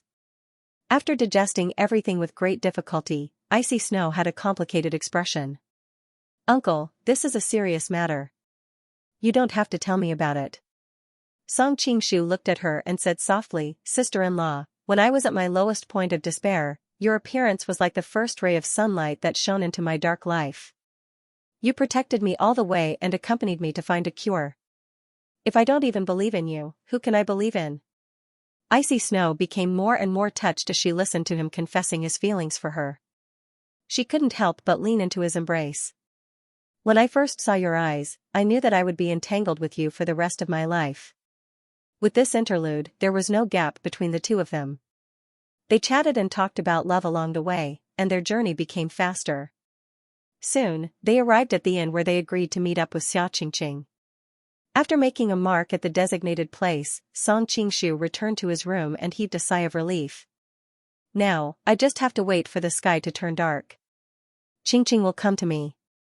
Icy Snow looked at him with a strange expression. "At this moment, I really wonder if you have some special fetish. Why do you like to seduce other people's wives so much?" Song Qingshu was speechless. "Don't use such an ugly word like seduce. We are obviously in love with each other. Tell me on your conscience, did I seduce you?" Icy Snow reached out and pressed her left chest. She nodded solemnly and said, "Yes." Song Qingshu didn't know whether to laugh or cry. He put on a fierce look and said, "Since you said so, I'll seduce her for you to see." After saying that, he pounced on her and hugged her in his arms. Icy Snow panicked when she felt the big hand reaching into her clothes. "Don't. Miss Xia is coming soon. There's still some time before the sky turns dark. We have more than enough time." Song Qingshu moved his nose close to her cheek. Icy Snow's body couldn't help but turn soft in his arms. However, her woman's modesty made her resist. Rulin is still here, children sleep a lot. She's sleeping soundly. She won't know." Song Qingshu glanced at Miao Rulin who was sleeping soundly and chuckled. "Little junior sister found out last time. If a junior sees us this time, how am I going to live?" Icy Snow was obviously tempted. However, she still had a lingering fear from the previous incident. "Don't worry. That won't happen. With my skills, I'll be able to sense it as soon as Rulin wakes up." Song Qingshu patted his chest and guaranteed. "You didn't tell me when you sensed that little junior sister was awake." It would be better if Song Qingshu didn't mention it. Icy Snow was reminded of the hateful incident the last time. That situation was different. Song Qingshu looked embarrassed. "I'm not that perverted in front of a little loli." After saying that, he ignored Icy Snow's protest and carried her to the bed. At this point, Icy Snow no longer had the intention to resist. She buried her head in Song Qingshu's arms and reminded, "Hurry up." Touching Icy Snow's soft and moist body, Song Qingshu shook his head and smiled. "How can this be done quickly?" When Song Qingshu unbuttoned her dress, Icy Snow hurriedly held his hand and said softly, "Let's do this. Otherwise, we won't have time to put on our clothes later." Song Qingshu couldn't help but laugh. "We're not having an affair. Do you need to be so guarded?" Icy Snow remained silent but shook her head firmly. When she heard that Xia Qingqing was also a widow, she immediately sympathized with her and made up her mind to get along well with her. However, if Xia Qingqing came over early and happened to see the two of them having sex, wouldn't they offend each other as soon as they met? That was why Icy Snow begged Song Qingshu to end this quickly. Song Qingshu smiled helplessly when he saw Icy Snow grabbing the hem of her dress tightly and forbade herself from taking it off. "All right then. Anyway, I can force myself to do it now." After that, he kissed her tender red lips. After Song Qingshu entered her body, Icy Snow actually acted out of character. She swayed her waist seductively, showing the intention of rubbing against him. She secretly made up her mind to make Song Qingshu release himself quickly. Song Qingshu didn't expect Icy Snow to be so unrestrained. He felt that the beauty beneath him was unusually moist, so he lost control of the frequency and fell into her trap. He couldn't help hugging her and pretended to be angry. "You're so sinister." Icy Snow pushed him away. "Aren't you happy?" Song Qingshu couldn't help but feel stifled. It feels pretty good. Isn't that good? Alright, alright. Hurry up and tidy up. Miss Xia might be here soon, Icy Snow urged with a blushing face. It's still early. How can it be so? Before he could finish his sentence, Song Qingshu's expression suddenly changed. His divine sense could sense that Xia Qingqing was currently lifting the hem of her dress and stomping up the stairs. Ugh, speak of the devil. Song Qingshu wore a strange expression and hurriedly tidied up his clothes. He wasn't afraid of being seen by Xia Qingqing, but he was worried that he would hurt her heart. Icy Snow's beautiful face turned pale. She kicked him off the bed and hurriedly tidied up her dress. Fortunately, she didn't take it off completely just now. After tidying it up, apart from some creases on her dress, there wasn't anything wrong with it. Big brother Song, Xia Qingqing ran in excitedly but suddenly noticed that there was another woman in the room. Her voice came to an abrupt halt. Although the two of them had tidied up their clothes, a man and a woman were hiding in the room in broad daylight. They even closed the door. Xia Qingqing wasn't a fool, so how could she not know what the two of them were doing just now when she saw the faint blush on Icy Snow's fair cheeks? Xia Qingqing carefully sized up Icy Snow. Even though Icy Snow was a little older than her, she was extremely beautiful and had a graceful figure. In particular, her temperament was as pure as colored glass. As a woman, Xia Qingqing had to admit that Icy Snow was charming. While Xia Qingqing was sizing up Icy Snow was also sizing up Xia Qingqing. Icy Snow saw that Xia Qingqing was beautiful, especially the faint flirtatious look between her brows. It was no wonder that Song Qingshu couldn't forget her. After the two women began to look at each other, the room fell into a strange silence. Song Qingshu felt a headache coming on. He quietly flicked a wisp of wind from his finger and hit Miao Rulin. Miao Rulin cried out in pain and woke up with a start. She drowsily sat up and looked around. When she saw Xia Qingqing, she couldn't help but ask curiously, "Big brother, who is this beautiful big sister?"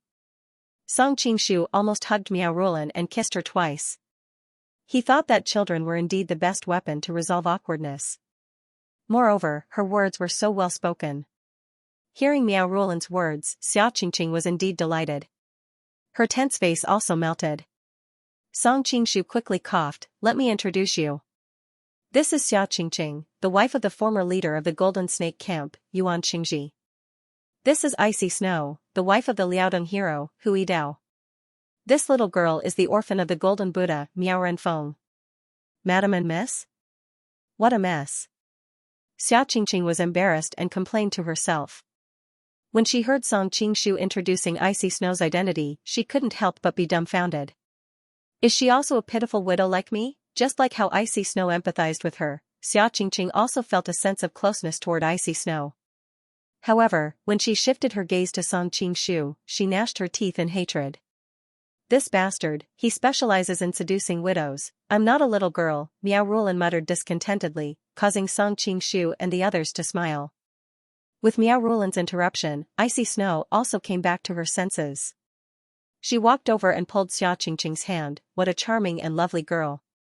No wonder uncle keeps mentioning Miss Xia. Xia Qingqing suddenly felt a strange sense of absurdity. She thought, on the surface, I'm still Madame Yuan and you're still Lady Hu. It's probably inappropriate for you to say such ambiguous words to Song Qingshu. Xia Qingqing finally reacted and quickly smiled. How can I be as beautiful as you, big sister? Thus, the two women began a very meaningless dialogue.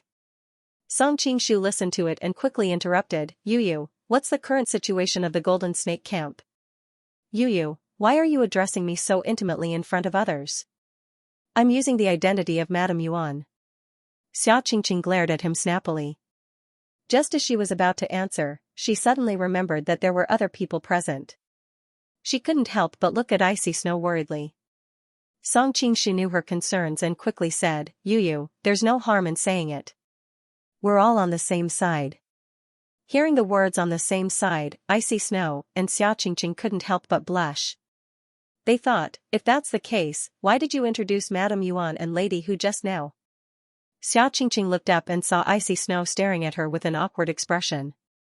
The two women were stunned at first, but soon smiled at each other.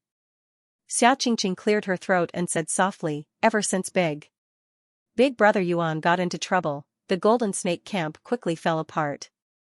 Several people with real power established their own camps. These leaders had grievances with each other in the past. It wasn't a big deal with Big Brother Yuan in the past, but after Big Brother Yuan left, they were unwilling to submit to each other. Very soon, they started fighting each other and formed a deep hatred. If it wasn't for the imperial army coming to encircle and annihilate them like Mount Tai, they wouldn't have gathered together for a discussion. Song Qingshu sighed with emotion. Kangxi really had a good strategy. After Yuan Qingji's death, most people in the imperial court advocated to pursue the victorious enemy. However, Kangxi abnormally stopped all previous orders to encircle and annihilate them. Without external pressure, the Golden Snake camp really fell into internal chaos and fell apart. If later on he was not substituted by Wei Xiaobao, Kangxi would be able to wipe out the Golden Snake Battalion, this great danger, without losing a single troop or soldier. How many forces are there in the Golden Snake camp now? Song Qingshu suddenly asked. Xia Qingqing pondered for a moment and explained, the Golden Snake camp has a lot of mountains. There are a total of 12 influential mountains. First are the direct subordinates that Big Brother Yuan left behind. Some of the subordinates are those who used to be on good terms with Big Brother Yuan, such as Hu Guinan and Tai Luohan. Some are the old subordinates of Big Brother Yuan's father, such as Sun Zhongshou, Zhuangua, and Ai Hao, and Luo Daqian. Hu Guinan and Tai Luohan are still fine. After all, I had a good relationship with them in the past. As for the others, although they respect me as their leader in name, I may not be able to truly mobilize them. As for the other mountains, Gai Mengchong and Meng Bofiai have quite a reputation in Jianghu. Everyone gives him face. Plus, his family is quite wealthy, so he's the most powerful. The leader of the 72 islands, Jing Qiyun, controls the most elite navy under the command of the Golden Snake camp. His power is also one of the best, but he usually doesn't participate in the disputes between the mountains. Chu Honglu used to be the master of the Thousand Willow village. He was a famous bandit in Shandong, and most of his subordinates were former subordinates of the Thousand Willow village. After Big Brother Yuan died, he returned to his old profession. Sha Tong Tian, the master of the Evil Tiger Ravine, was once as famous as Chu Honglu in Shandong. Most of his subordinates were former subordinates of the Evil Tiger Ravine. He and Chu Honglu have always been at odds because of the conflict of interests. However, because they were both bandits in Shandong, they often came into contact. Although there were many disputes, it wasn't to the extent of falling out. Qing Qingzhu, the master of Hebei's Green Bamboo Gang. Although he has inextricable ties with the beggar sect, his reputation is different from the beggar sect's chivalrous reputation. They engage in the shady business of robbing houses. For many years, because they have crossed the line, Chu Honglu and Sha Tong Tian view them as common enemies. When Xia Qingqing mentioned the Green Bamboo Gang, she subconsciously recalled the situation when Ajiu mingled in the Green Bamboo Gang. She couldn't help but sigh softly. I wonder how you are now. Xia Qingqing quickly composed herself and continued to explain. Jiao Weiner and Luo Liru are husband and wife. They are the daughter and disciple of Jiangsu's Golden Dragon Gang's master, Jiao Gongli. Most of their subordinates are former subordinates of the Golden Dragon Gang. Their power has always been on good terms with Big Brother Yuan. Xia Qingqing suddenly sighed. She had always felt very apologetic toward Jiao Weiner. Back then, Jiao Weiner also liked Yuan Qingji. At that time, she was young and immature. She was jealous and unreasonable, causing Jiao Weiner to marry her senior brother, Luo Liru. Yu, what's wrong? Song Qingshu noticed the change in her mood and asked with concern. Nothing.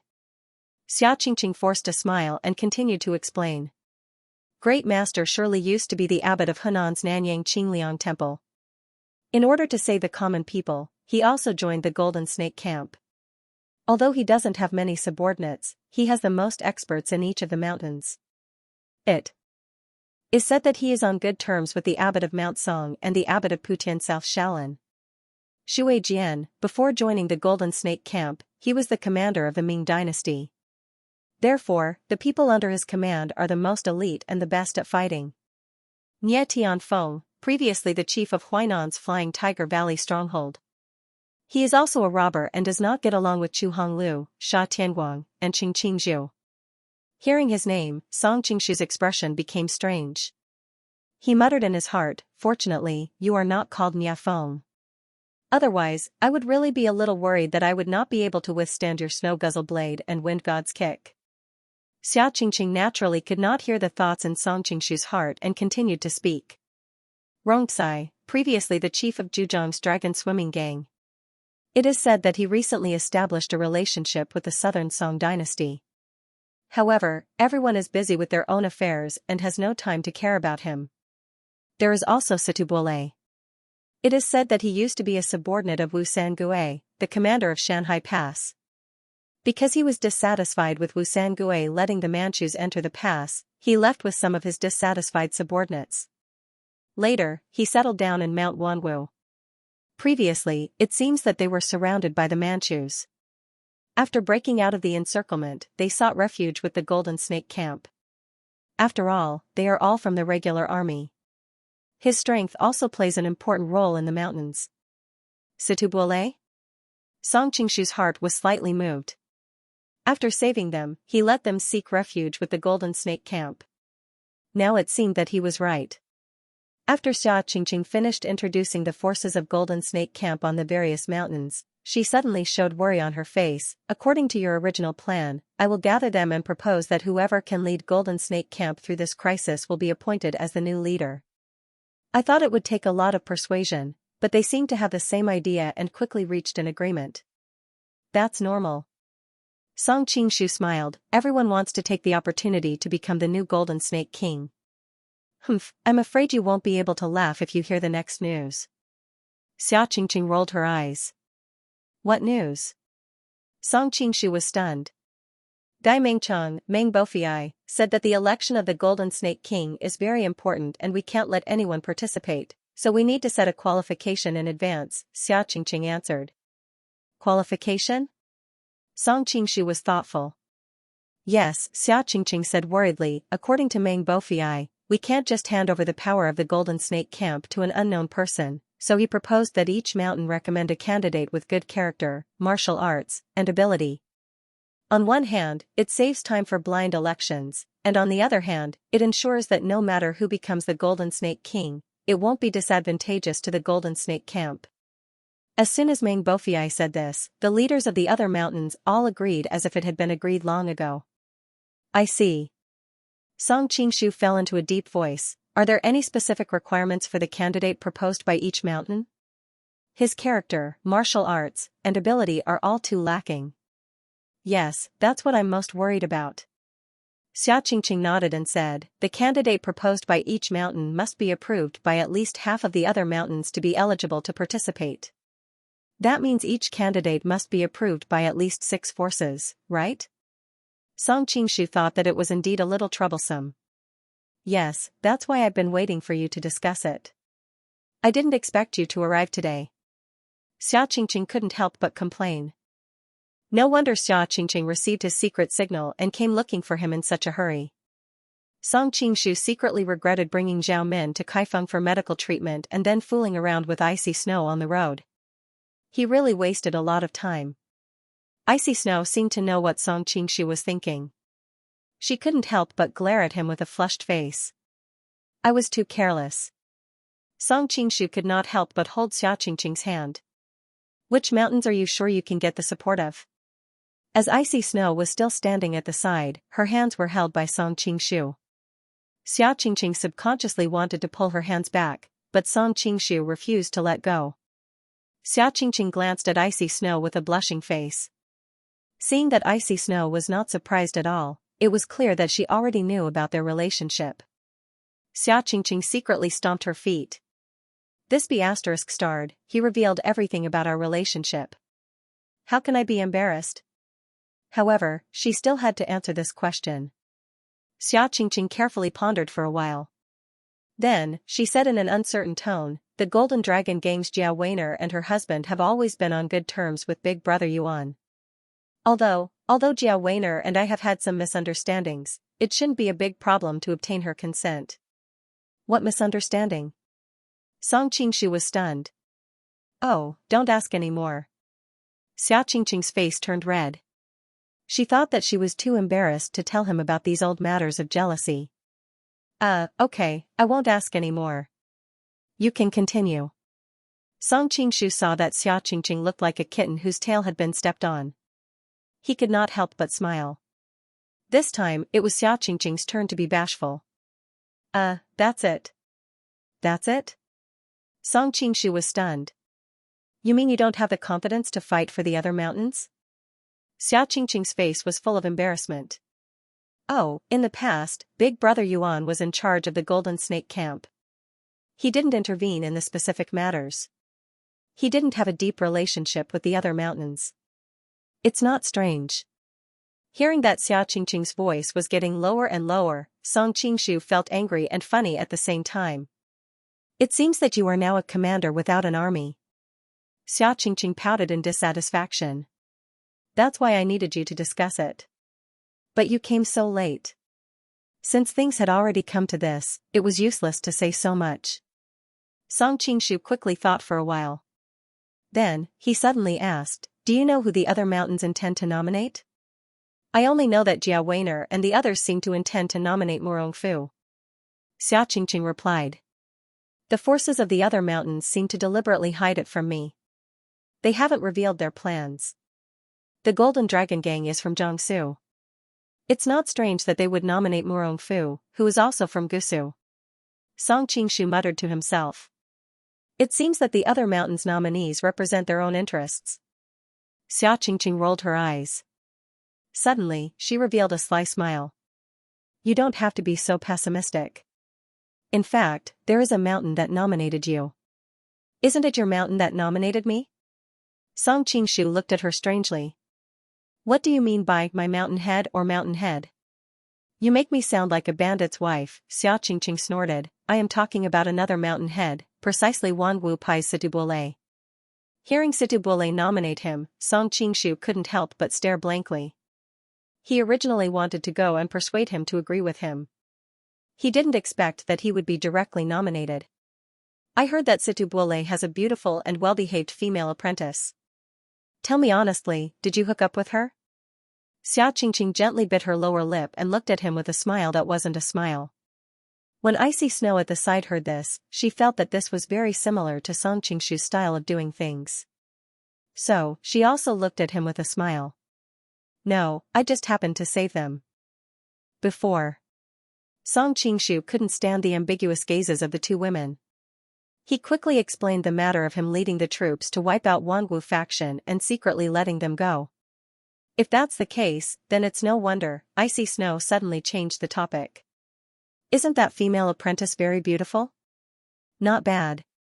She's not as beautiful as you two, but she speaks softly and is quite gentle. Song Qingshu answered subconsciously. Then, he suddenly cursed inwardly. Icy Snow and Xia Qingqing glanced at each other. Seeing that the other also had the same as expected expression, they couldn't help but smile at each other, feeling that the gap between them had disappeared. At the side, Miao Rulan pouted her small mouth with a depressed look on her face. She thought, why is there another sister? Song Qingshu deliberately coughed twice and said embarrassedly, now we need to do two things. First, we need to strive for the approval of more than half of the mountain peaks to qualify for the candidacy. Second, we need to figure out who the other mountain peaks are supporting so that we can prepare in advance. Icy Snow nodded and said, yes, we're pressed for time now. How about this? Miss Ya, you accompany Uncle to immediately set off to visit each mountain peak.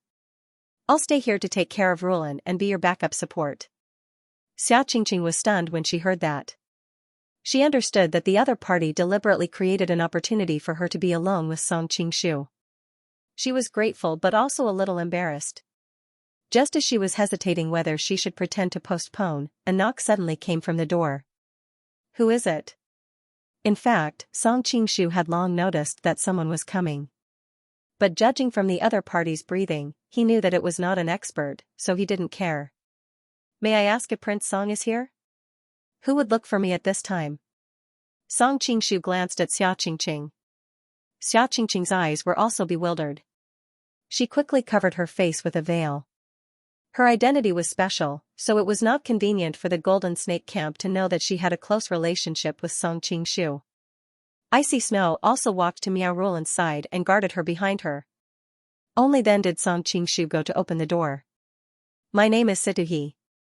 "Greetings, Prince Song." A young man stood outside the door. When he saw Song Qingshu's appearance, he was immediately overjoyed. "So it's brother Situ." Song Qingshu had met him once in Mount Wanwu. He recognized him as Situ Bulei's son, Situhi. "My father heard that Prince Song fought with the Mongolian and Khitan experts a few days ago. He guessed that your excellency would pass by here, so he specially ordered me to wait here for a long time." Brother Song has finally arrived. Situhi suddenly found that there were two women in the room. He was immediately stunned. One was an incomparably beautiful young married woman. Although the other was masked, she had a graceful figure. Presumably, her appearance was not bad. He thought that since the last time they parted, his junior sister had been reluctant to forget him. Perhaps it was just the falling flowers but the heartless water. "May I know why Senior Situ is looking for me?" Although Song Qingshu had heard some rumors from Xianxia, it was still better to confirm it. Situhi looked troubled and said, "There are too many people here. Would young Master Song be willing to follow me to our stronghold?" Song Qingshu and Xianxia looked at each other. Noticing that the other nodded secretly, he smiled and said, "Since the last time we parted, Song Mao often missed old hero Situ's elegant demeanor. This time, old hero's invitation is more than I could ask for." Situhi's face revealed a happy expression. He moved sideways to make way. "Please. Yu, come with me." Before leaving, Song Qingshu beckoned to Xiaoqingqing. Noticing the hesitation on Situhi's face, he quickly explained, "She is my personal maid. She is one of us." Xiaoqingqing could not help but roll her eyes at him. She thought, in any case, I am now the nominal mistress of the Golden Snake Battalion. Unexpectedly, I am called a maid in front of my subordinates. Humph, later, no matter what, I cannot take off my veil. Otherwise, I will lose face. When Situhi heard this, he was even more speechless. He thought that if a maid was so charming, his junior sister might not have a chance. Along the way, Song Qingshu and Situhi chatted about some things after they parted last time. Intentionally or unintentionally, he asked Situ Buolei why he was looking for him this time. Situhi always smiled but did not say anything. He just replied that everything would be answered by his father. After arriving at Wanwu faction's camp, Song Qingshu secretly nodded. Situ Buolei was indeed worthy of being the former Guaning Iron Cavalry. The whole camp's layout was strict. It was secretly integrated with the art of war. It was incomparable to the ordinary grass bandit stronghold. "Prince Song, this old man has finally waited for you to come." Situ Buolei had long received the news. He came out with a group of confidants from afar to greet him. "Big brother Song." Xingrou's gentle voice was also full of surprise. But soon she noticed Xiaoqingqing beside Song Qingshu. The smile on her face could not help but freeze. "Old hero Situ, Miss Xing." Song Qingshu returned the greetings one by one. Xingrou was originally worried about her gains and losses. She thought that a famous hero like him might not remember an ordinary little girl like her, even though she was touched and hugged by him at that time. Thinking of the time when Song Qingshu broke into Mount Wangu, in order to see her Shifu, he took her hostage and even threatened to take off her clothes, Xingrou's round face blushed. Although she hated him to death at that time, she later understood that it was just a misunderstanding. Song Qingshu did it to save Wanwu faction. Since then, in the dead of the night, Xingrou found that she could no longer forget the scene at that time. Even in her dreams, Song Qingshu jumped over the window and appeared in front of her. Now that she heard that the person in her dreams still remembered her name, Xingrou felt extremely happy. Even the gloomy mood of seeing Xiaoqingqing was swept away. "Prince Song, ever since the last time we parted, this old man has never forgotten about you." After the group of people arrived at the main hall, Situ Buolei said with a clear laugh. "You old glass." Song Qingshu felt a burst of disgust in his heart, but his face was full of smiles. "We haven't seen each other for many days, old hero Situ's elegant bearing is still the same." As if Wei Xiaobao's words had touched his heart, Situ Buolei heaved a long sigh. "What kind of old hero am I?" I can only hide in this deep mountain and old forest, turning into grass and becoming a bandit. For a moment, Song Qingshu did not know how to console him. He subconsciously glanced at Xia Qingqing beside him, thinking that your Golden Snake Battalion's construction of spiritual civilization was indeed somewhat backward, making your subordinates unable to see the goal and hope. Xia Qingqing was bewildered by his glare. Just as she was about to ask in a low voice, Situbule opened his mouth again. How can you be like Prince Song? Not making a move is nothing, but once you make a move, the world will be shocked. Gongzi compromised to compromise for the sake of the general interest. The magnificent feat of assassinating Kangxi really reignited the hot blood of the Han people all over the world. Song Qingshu laughed in embarrassment and said, in the end, the assassination this time still failed. Old hero Situ, please don't mention it again.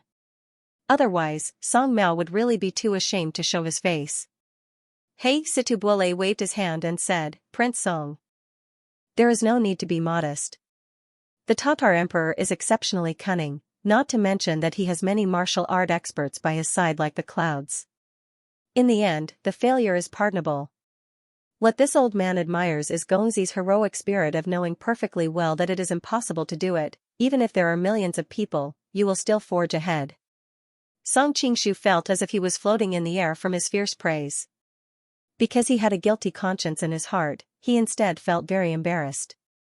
He thought that this ancient man was indeed simple, he was just bluffing a bit, yet he unexpectedly had such an enthusiastic reaction. In fact, this was just Song Qingshu's misunderstanding. In this world, although there were many assassins who tried to assassinate the emperor, they usually did not cause much of a stir. Most of them were killed by the guards before they could even see the emperor's face. It was also very difficult to leave behind the names of the assassins. Song Qingshu was an assassin with such a high rank and official rank. It must be known that at that time, Song Qingshu was the most popular person in the imperial court after Wei Xiaobao. In the future, if he became a general or a minister, it would not be difficult for him to be conferred the title of duke or marquis. It could be said that he was about to achieve the glory that a man could achieve in his lifetime. It was precisely under such circumstances that Song Qingshu had chosen to abandon glory, splendor, wealth, and rank to take the risk of narrowly escaping death to assassinate Kangxi, and this had brought such a great shock to the people of the world. The Han people all over the world asked themselves if they had everything that Song Qingshu had, it would be very difficult for them to make the same decision. People had always been extremely respectful towards people and things that they couldn't do. In addition, the sect leader of the Five Lakes sect, Sang Feihong, had received a great kindness from Song Qingshu in the past. He thought that after Song Qingshu failed and died, he had the thought of repaying the kindness, hence he ordered his disciples to spread the news of Song Qingshu's deeds all over the world. Of course, it was inevitable that some artistic manipulation was used. For all kinds of reasons, Song Qingshu's reputation in the hearts of the ordinary people of Jianghu was a lot greater than he had imagined. Standing by Situbule's side, Xingrou's beautiful eyes were shining with extraordinary splendor as she stared blankly at Song Qingshu. In the past, although she had a peculiar feeling towards Song Qingshu, when she thought that the other party was serving in the imperial court, she knew that the two of them were destined to be irreconcilable enemies. Consequently, she could only quietly hide that trace of affection in the deepest part of her heart, and spent all day in melancholy and depressed. Later on, when she heard the news that Song Qingshu had assassinated Kangxi, all of a sudden she was in high spirits. Who would have thought that when she heard the news that Song Qingshu's bones were ground and scattered into ashes by Kangxi's order, it was as if all the blood in her body was suddenly drained, she became despondent. When the Wangwu Pai people saw this, they sighed one after another. This was also why Situhi knew that she was in love with Song Qingshu. Later on, as Song Qingshu wandered the Jianghu in the south, the news that he was still alive slowly spread to Wangwu Pai. At first Xingrou thought it was a prank by her fellow disciples, but it was not until the news grew more and more that she realized that the man whom she missed day and night was really still alive. This time she saw with her own eyes Song Qingshu standing in front of her, her excitement was beyond words. Situbule and Song Qingshu exchanged conventional greetings for a while. Suddenly he changed the subject. Prince Song has come to Shandong this time, what is the purpose of your visit? Song Qingshu and Xia Qingqing looked at each other, noticing the smile in each other's eyes. Song Qingshu hastily coughed to cover it up, Song Mao heard that the Manchurian Qing army is going to the south to encircle and annihilate the Golden Snake camp. I came to see if I can contribute my meager strength. A trace of excitement appeared in Situbule's eyes. He continued to ask, does Gongzi know that the Golden Snake camp is inviting all the heroes under the heavens to re-elect the Golden Snake King? Song Qingshu nodded, I have heard about it. Situbule inquired further, does Prince Song have the intention to participate in the contest? Song Qingshu was silent for a moment before replying, since Qianbei has asked sincerely, Zai Xiao also does not want to conceal anything. This time I indeed came to compete for the Golden Snake King. I am afraid you have no intention. Situbule heaved a long sigh. He said with a smile, Prince Song, do you know that the heroes who are contesting for the Golden Snake King this time must be nominated by each of the mountains before they are qualified? Here it comes. Xia Qingqing could not help but look at Song Qingshu. Song Qingshu nodded, yes, I have also just received the news. I wonder if Prince Song has found a mountain to recommend. Situbule looked at him apprehensively. Song Qingshu looked back at Xia Qingqing. He thought that Xia Qingqing's current status in the Golden Snake camp was sensitive. It was not convenient to involve her in this. After hesitating for a moment, he shook his head and said, not yet. A trace of joy appeared in Situbule's eyes. What if this old man is willing to recommend Gongzi? Although he had already received the news from Xia Qingqing in advance, Song Qingshu was still somewhat shocked. This nomination is of great importance. Qianbei and this humble one have only met once. Why would you recommend this humble one?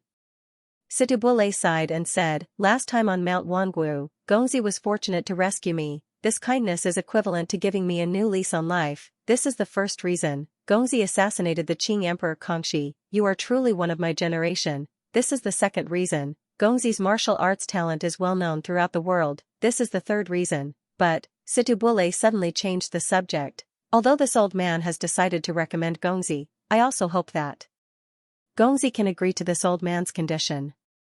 Sure enough, there was no such thing as a free lunch in the world. Song Qingshu let out a wry smile. He thought to himself, this time I am determined to win the Golden Snake King. As long as his condition is not too excessive, I will agree to it first.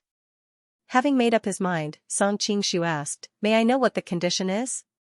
Once I recommend Gongzi, regardless of the final success or failure, in other people's eyes, our Wangwu Pai's fate will be tied together with Gongzi's. In order to strengthen this alliance, this old man hopes that Gongzi can marry this disciple of mine. Situbule suddenly pulled Xingro to his side, pointed to her and said, Ah? Nanny? 3 exclamations rang out at the same time. The first one was Xingro. She was silently sizing up Song Qingshu. Suddenly hearing her Shifu throw this heavy bomb, she was dumbfounded for a moment. In her heart, she was both happy and frightened. Happy because she had the opportunity to marry the man of her dreams, but frightened because all of this was too sudden, so sudden that it was somewhat unreal. The second exclamation came from Xia Qingqing. Previously, when Situbule came to her camp, he had quietly divulged some information. At that time, she was secretly delighted. Who would have thought that the other side actually had a condition? Moreover, Song Qingshu must marry someone from Wangwu Pai as his wife, although Xia Qingqing understood that with her identity, it was impossible for her to marry Song Qingshu and could only be together with him in secret. Understanding was one thing, watching another woman marry him was another thing. Thinking of this, she could not help but glare at Song Qingshu. Humph, you still say that you have nothing to do with my youngest martial sister? If you have nothing to do with her, would she look at you like that? Would Situbule betroth her to you? As a woman, with her sensitivity, Xia Qingqing had noticed the way Xingro looked at Song Qingshu just now. Her eyes were full of tenderness and adoration. It was absolutely not fake. The third exclamation came from Song Qingshu. His first reaction was whether or not Situbule knew that he had taken liberties with Xingro in the past. In this era where etiquette prevailed, he had indeed gone too far when he hugged her. But just because of this, he had to take responsibility for marrying her as his wife. Wasn't this a bit too melodramatic? However, this thought was quickly thrown to the back of his mind. After thinking about it carefully, he understood the reason why Situbule did this. In the past, there was a story about Lu Buwei being a rare commodity. Now, Situbule was recommending him to compete for the Golden Snake King. which was also a political investment. If he succeeded in the future, this would be a business with a small capital but a big profit, but in case he fell out with them at that time, Wangwu Pai would lose everything. As the helmsman of Wangwu Pai, naturally Situbule must take precautionary measures. But understanding was one thing, and agreeing was another. In history, there was no lack of ambitious and ruthless people who succeeded by marriage. Let's not talk about other things for the time being. Just take Lu Xiu, the son of the plain, for example. He was handsome, good at fighting, and could come and go freely among tens of thousands of troops. Moreover, it was said that he had magic attributes and could summon meteorites from outer space. He was such a perfect person. Later, in order to get the support of King Zhending in Hebei, he had to marry his niece, Guo Xingtong, in exchange for the 100,000 troops under King Zhending. But Song Qingshu had his own pride. He was not willing to use marriage to complete his pursuit. Lu Xiu's choice made the perfect love of becoming an official and taking a wife as Yin Lihua imperfect.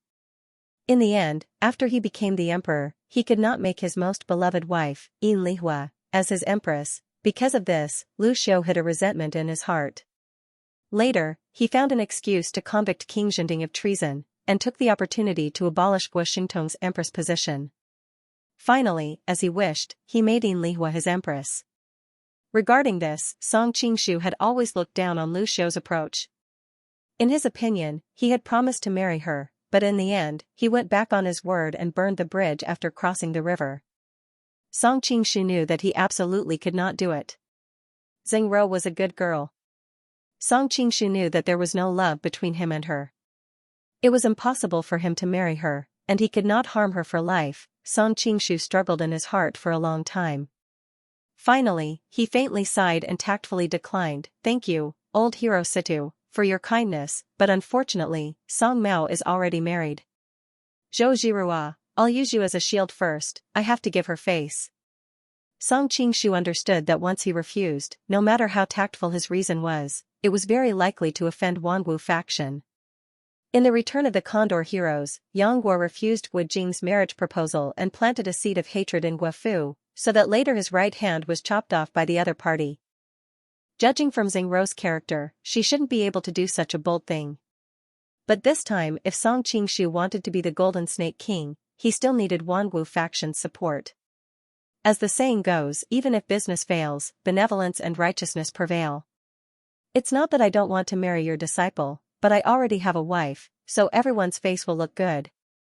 Because of this kind of force majeure, I can't marry someone from Wanwu faction, presumably they can also understand. If you don't recommend me, Xia Qingqing will. When the time comes, it won't be difficult for them to agree to my qualifications. Hearing that Song Qingshu was already married, Xia Qingqing looked at him with a complicated expression. She couldn't help but sigh at her own identity. For a moment she became sensitive. On the other side, Xing Rou had a shy face, nervously lowering her head and fiddling with the hem of her clothes. Hearing Song Qingshu's answer, her pretty face turned pale. To the three people's complete surprise, when Situ Buole heard Song Qingshu's words, not only was he not angry, his expression didn't even change a little bit. This old man also knows that with Rower's identity, she naturally won't ask for the position of young master's official wife. She only asks to serve young master by his side. Hearing Situ Buole's answer, the three people in the room were shocked.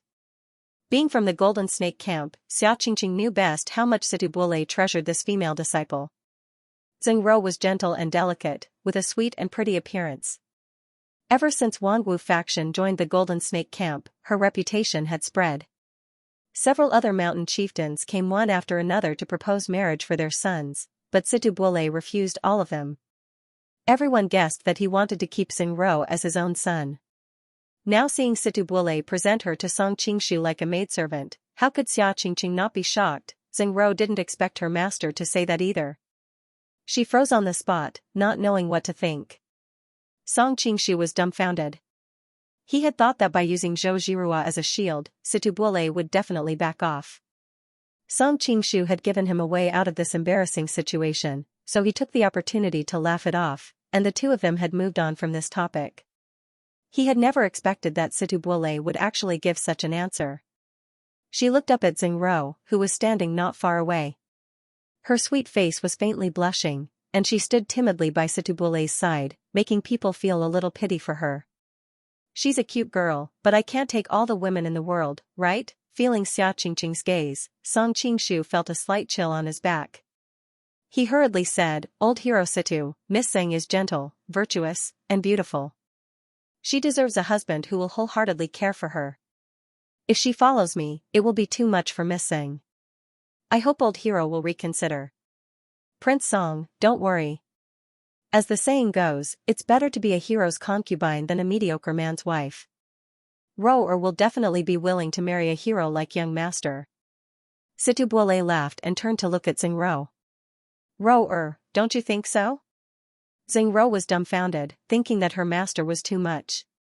How could a girl answer this kind of question? Feeling everyone's gaze, Xingro's face turned red. She lowered her head and said in a voice as soft as a mosquito, "Ro-er will listen to master's arrangements." Song Qingshu was about to find another reason to refuse when Xia Qingqing, who was beside him, quietly tugged on his sleeve and pouted her lips in Xingro's direction. Puzzled, Song Qingshu followed her gaze and saw that Xingro's eyes were glistening with tears. Her body was slightly trembling, and her hands were twisted together. Because she was using too much strength, her knuckles were slightly white. It was obvious that she was extremely nervous. Song Qingshu sighed in his heart. He knew that if he continued, he would hurt this innocent girl's heart. But how could he casually agree to this kind of thing? Song Qingshu's expression was uncertain. Just as he was hesitating, Xia Qingqing suddenly said, "Since old hero Situ is willing to do business, our young master will agree." Situbule looked at her strangely. "Oh? May I know who this young lady is?" Before Song Qingshu could reply, Xia Qingqing replied, "I am the young master's trusted maid. Before we came up the mountain, the young master and I chatted a lot. He often mentioned Miss Tseng, praising how gentle and kind she was. Seeing her today, I can see that she really lives up to her reputation. Regarding old hero's proposal, young master has long been moved. It's just that he is worried that Miss Tseng will feel wronged." Hearing her words, Situbule immediately beamed with joy. He laughed and said, "Not wronged, not wronged. If Tseng Xiong's spirit in heaven knows that his daughter can have a son-in-law like Prince Song, he will certainly be very gratified." The rest of the people in the room cupped their hands to express their congratulations. Xingro, with a tender face, tenderly snorted, "I'm going to ignore you all." Then she hurriedly ran to the back hall. Things had come to this point, what else could Song Qingshu say? If he refused again, he would definitely hurt Wan Wu Pai's face. What was originally a beautiful thing would turn into a disaster. In the early days, it was not easy to plant this chess piece in Golden Snake Camp. How could he watch the chess game collapse now? Thinking of this, Song Qingshu couldn't help glaring at Xia Qingqing. Xia Qingqing had a complacent look on her face, but in her heart she thought, "What does it have to do with me? In any case, she is not your wife, let your family's Zhou Jirua bother her." If Song Qingshu could read Xia Qingqing's thoughts at this moment, perhaps he would vomit 3 liters of blood because of her black-bellied words. However, out of courtesy, he still had to formally reply to Situbule, "Thank you very much for Qianbei's kindness. Later on I will definitely treat Miss Tseng well. I won't let her suffer even the slightest bit of harm." "You still call me Qianbei," Situbule pretended to be displeased. "You and Ro-er, that won't do, your martial arts skill is so high, I can't afford to be your Shifu. How about this, Ro-er's deceased father and I are sworn brothers, later on Gongzi can call me Shirshu." Song Qingshu broke out in cold sweat. He had no choice but to say, "I dare not obey, later on Shirshu also don't call me Gongzi, I can't afford to." Situbule laughed heartily, "In that case, from now on this old man will call you Shu-er. You might as well call me nephew." Song Qingshu cursed incessantly, thinking of the concubine Xian Xiaolong called Shu-er in the Looking for Qin. She was raped first and then killed. Song Qingshu only felt a wave of nausea and quickly chatted with Situbule. "Shu-er, when do you think this wedding will be held?" There's no hurry, right now there are internal and external troubles. Not only do we have to fight for the Golden Snake King, we also have to deal with the Manchurian Imperial Army." That's true." Situbule had not finished speaking when he suddenly spoke. "Father, I don't quite agree with this point of view. Right now everyone is living a life of licking blood on the edge of a knife, no one knows what will happen tomorrow. It's better to let the two get married as soon as possible. If they can give birth to a boy and a girl, everyone will have something to look forward to. Give birth? Song Qingshu was suddenly dumbfounded. There's no need to be so fast, right? He couldn't help but secretly groan. Originally he still wanted to delay the marriage, who knew that now the other party even put giving birth to a child on the agenda. That's right, Brother Song must not underestimate this issue of children. Since Brother Song has agreed to marry junior sister, we are naturally a family. In the future Wan Wu Pai will naturally follow Brother Song's lead. Even if Brother Song meets with misfortune, we can still unite people's hearts with Brother Song's children. I won't mention that if Emperor Chongzhen's children had escaped from Beijing, there would not have been a split in the southern Ming dynasty later. Let's talk about recent matters. Why did the once flourishing Golden Snake camp fall apart today? Isn't it because after so many years, that whatever Xia Qingqing did not leave behind a child for the Golden Snake King Yuan Qingji? If her belly was good enough and gave birth to a son, everyone would naturally regard her son as the trusted Golden Snake King, and there would not be such a situation where the various mountain chieftains were not convinced by each other and killed each other. Seeing that Xia Qingqing's face was getting darker and darker, Song Qingshu secretly laughed, thinking that you deserved to push me into the fire pit just now. Now the fire is burning you, right? Although it was somewhat satisfying to gloat, Song Qingshu did not dare to let Situ-he continue speaking. In case he really made Xia Qingqing flip out, it would be difficult to clean up the mess. He quickly interrupted Situ-he and said, now that the world is in chaos and disputes, if we get married so early, if your junior sister becomes a widow, how can I feel guilty? Seeing that Situ-he still wanted to say something, Song Qingshu quickly said, at least wait until after this Golden Snake convention is over, otherwise, if I fail to compete for the Golden Snake King, I won't have the face-to-face Miss Sing and you. Situbule laughed and said, Sure, what are you talking about? If you can't become the Golden Snake King, at worst we will leave the Golden Snake camp together and start our own. With your martial arts and intelligence, I think your achievements will not be inferior to the Golden Snake camp's motley crew. Situbule came from the world's famous and powerful Guaning Iron Cavalry. In the past, he was an existence that confronted the most elite 8 banners cavalry head-on, so he naturally did not put the Golden Snake camp's group of bandits in his eyes. Seeing that Situbule had flattened Yuan Qingji's heart to nothing, Xia Qingqing suddenly felt indignant. She was about to argue with him when she suddenly remembered that she had decided to follow Song Qingshu from now on. If she spoke up for Yuan Qingji at this time, would he have any bad ideas about her? Worried about personal gains and losses, Xia Qingqing momentarily forgot to speak. Situbule and Song Qingshu chatted for a while, and suddenly said mysteriously, there is no hurry to hold the wedding. Now there is a person in the camp who wants to see Shu'er. See me? Song Qingshu had a surprised look on his face. Seeing Situbule was so serious about this matter, he could not help but ask curiously, I wonder who wants to see me? This? Situbule hesitantly glanced at Xia Qingqing, but he still shook his head and said, you will know when you see him yourself. Song Qingshu immediately sank into contemplation. Who else in Wan Wu Pai was worthy of Situbule being so serious?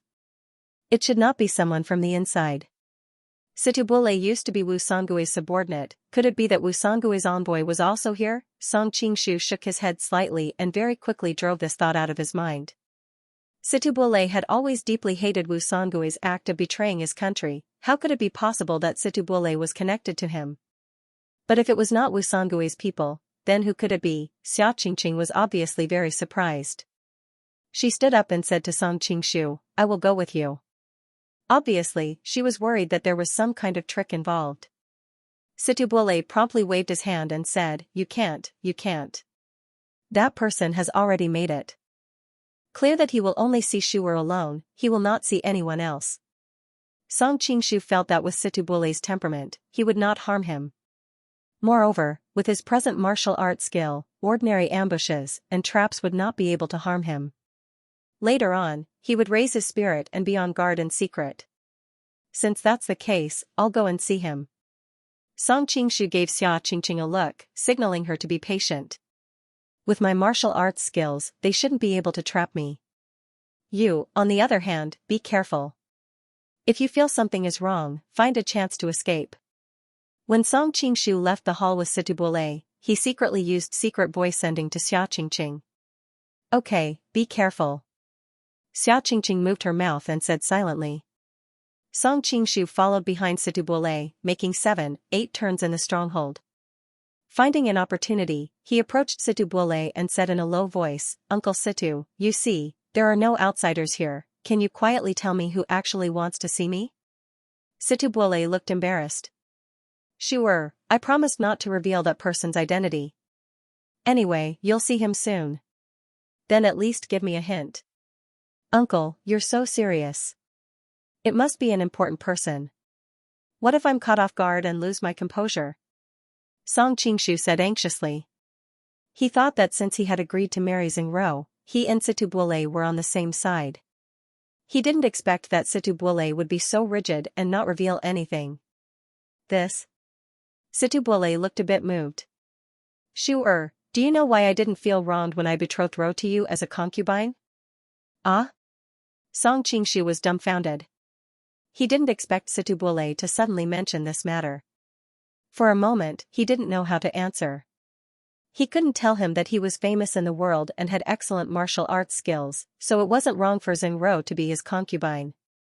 Situbule heaved a sigh and said, Sure, although you are well versed in both the pen and the sword, and are the #1 character in the world, but I have watched Ro grow up since she was a child, and I have always treated her as my own daughter.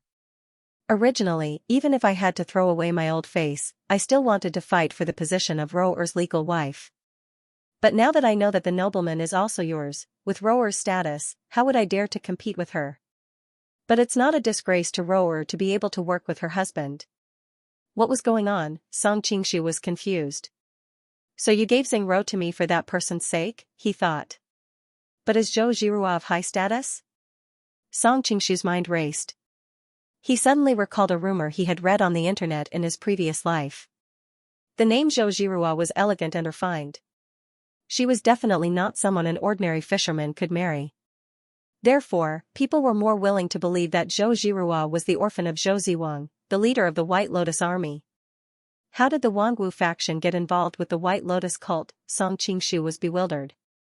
Why did Zhou Jirua take the initiative to see me this time? No, with Zhou Jirua's temperament, she shouldn't be looking for me like this. But if it wasn't her, who could it be? Sure, that person is in the front yard.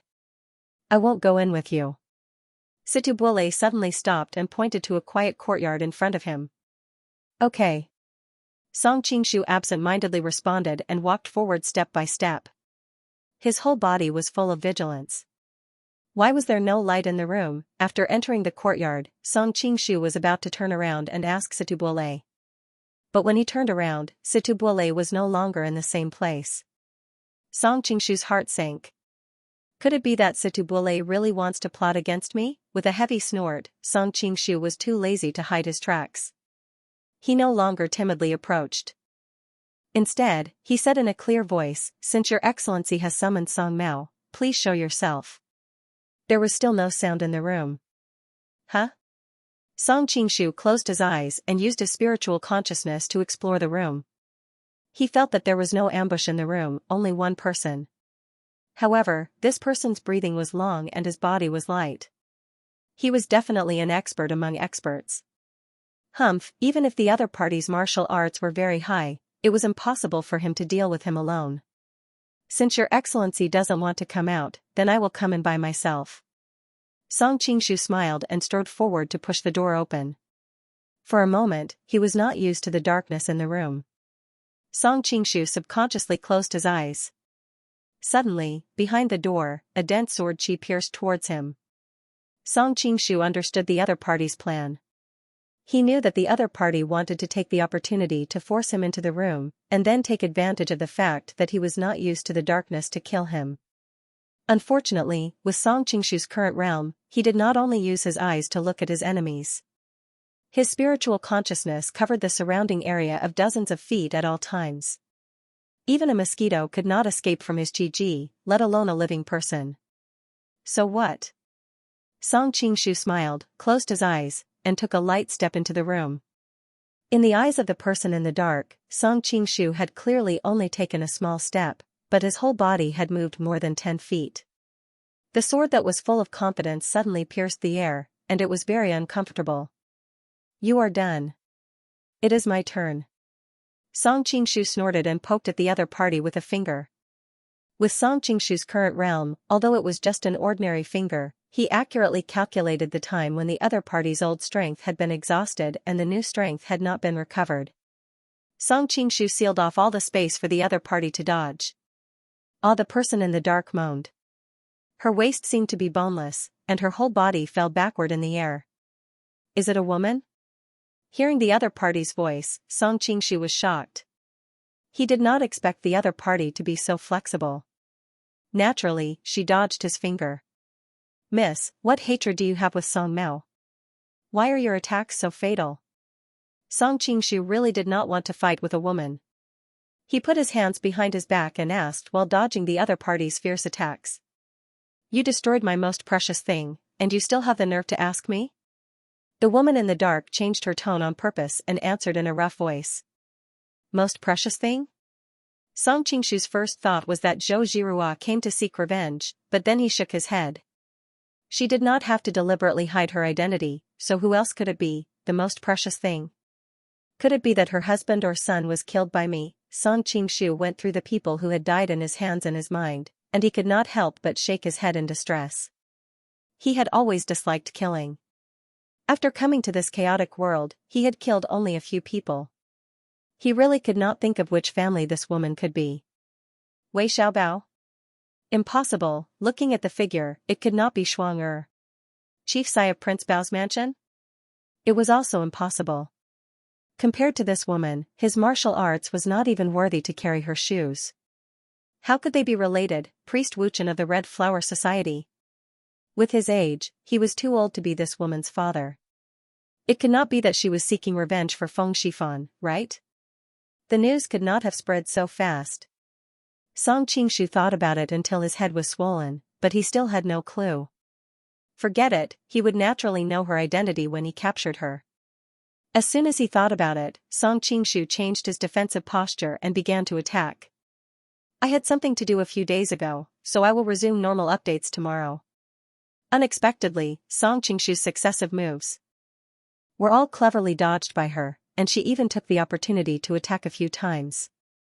This lightness skill is a little familiar. While Song Qingshu was surprised, he was even more impressed by the depth of the opponent's skills, which were comparable to the 5 greats of the Central Plains. Thinking that the opponent was a woman, Song Qingshu was even more puzzled. Was there really a woman with such a high level of martial arts in the world? He quickly filtered through the famous female experts in Jianghu in his mind. Dongfang Muxue? Definitely not Heavenly Mountain Tonglao? That old lowly's body couldn't be so good, that old witch Li Qiushui? She is indeed an expert swordsman, but I have no enmity with her, so she shouldn't come looking for me. Could it be that she has fallen for my beauty? Song Qingshu was instantly shocked. There was also a female swordsman expert, Lin Chaoying. He had abducted her too, oh no, temporarily a female disciple, but she didn't have a fetish for disciples, so she shouldn't come looking for him. Song Qingshu quickly dispelled this speculation. He had just seen Xiao Long Nu's pure heart of jade maiden swordsmanship not long ago, and this woman's swordsmanship was completely different. As Song Qingshu's mind went wild, his body finally stopped for a moment. Although the time was short, it was more than enough for a top expert. In the darkness, the girl's face lit up. She immediately moved forward and stabbed with her sword. But for some reason, when the tip of the sword was about to touch Song Qingshu's body, it suddenly slowed down and avoided Song Qingshu's vital parts. Good move, Song Qingshu smiled slightly. With this woman's lightness skill and cultivation, it was not easy to defeat her in a short period of time, let alone capture her. He was also worried that she would run away in the darkness, so he decided to purposely show an opening to lure her into taking him lightly. Song Qingshu's feet slightly twisted, and his whole body suddenly moved to the side. In the darkness, the girl's sword thrust missed, and instead exposed her side to him. The young girl's beautiful face immediately paled. Just as she was about to use her qing gong to pull away from Song Qingshu, she felt her waist go numb. Her whole body suddenly fell into Song Qingshu's arms. It wasn't easy for me to trick you. How can I let you escape just like that? Song Qingshu smiled proudly. Suddenly, he smelled the elegant fragrance of the woman in his arms. He felt her body soften a little, and his heart swayed. If it was me in the past, I would definitely pretend that I didn't mean it and take the opportunity to touch you. Song Qingshu smiled bitterly and shook his head. He put his hand on her shoulder and placed her on the chair.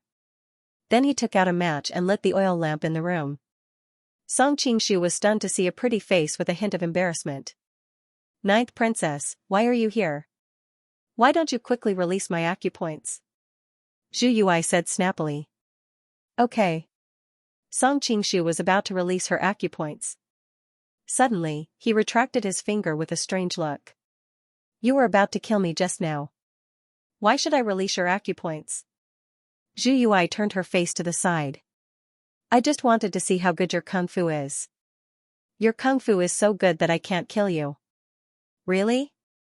Song Qingshu said thoughtfully. But just now, you saw the flaw that I deliberately exposed. I didn't hesitate to use my sword. No. Zhu Yui suddenly became anxious. I deliberately moved the tip of my sword away because I was afraid that I would really hurt you. Oh. Song Qingshu showed a meaningful smile. Zhu Yui's pretty face blushed for no reason. What are you laughing at? She said in a delicate voice. Shouldn't I laugh at an old friend?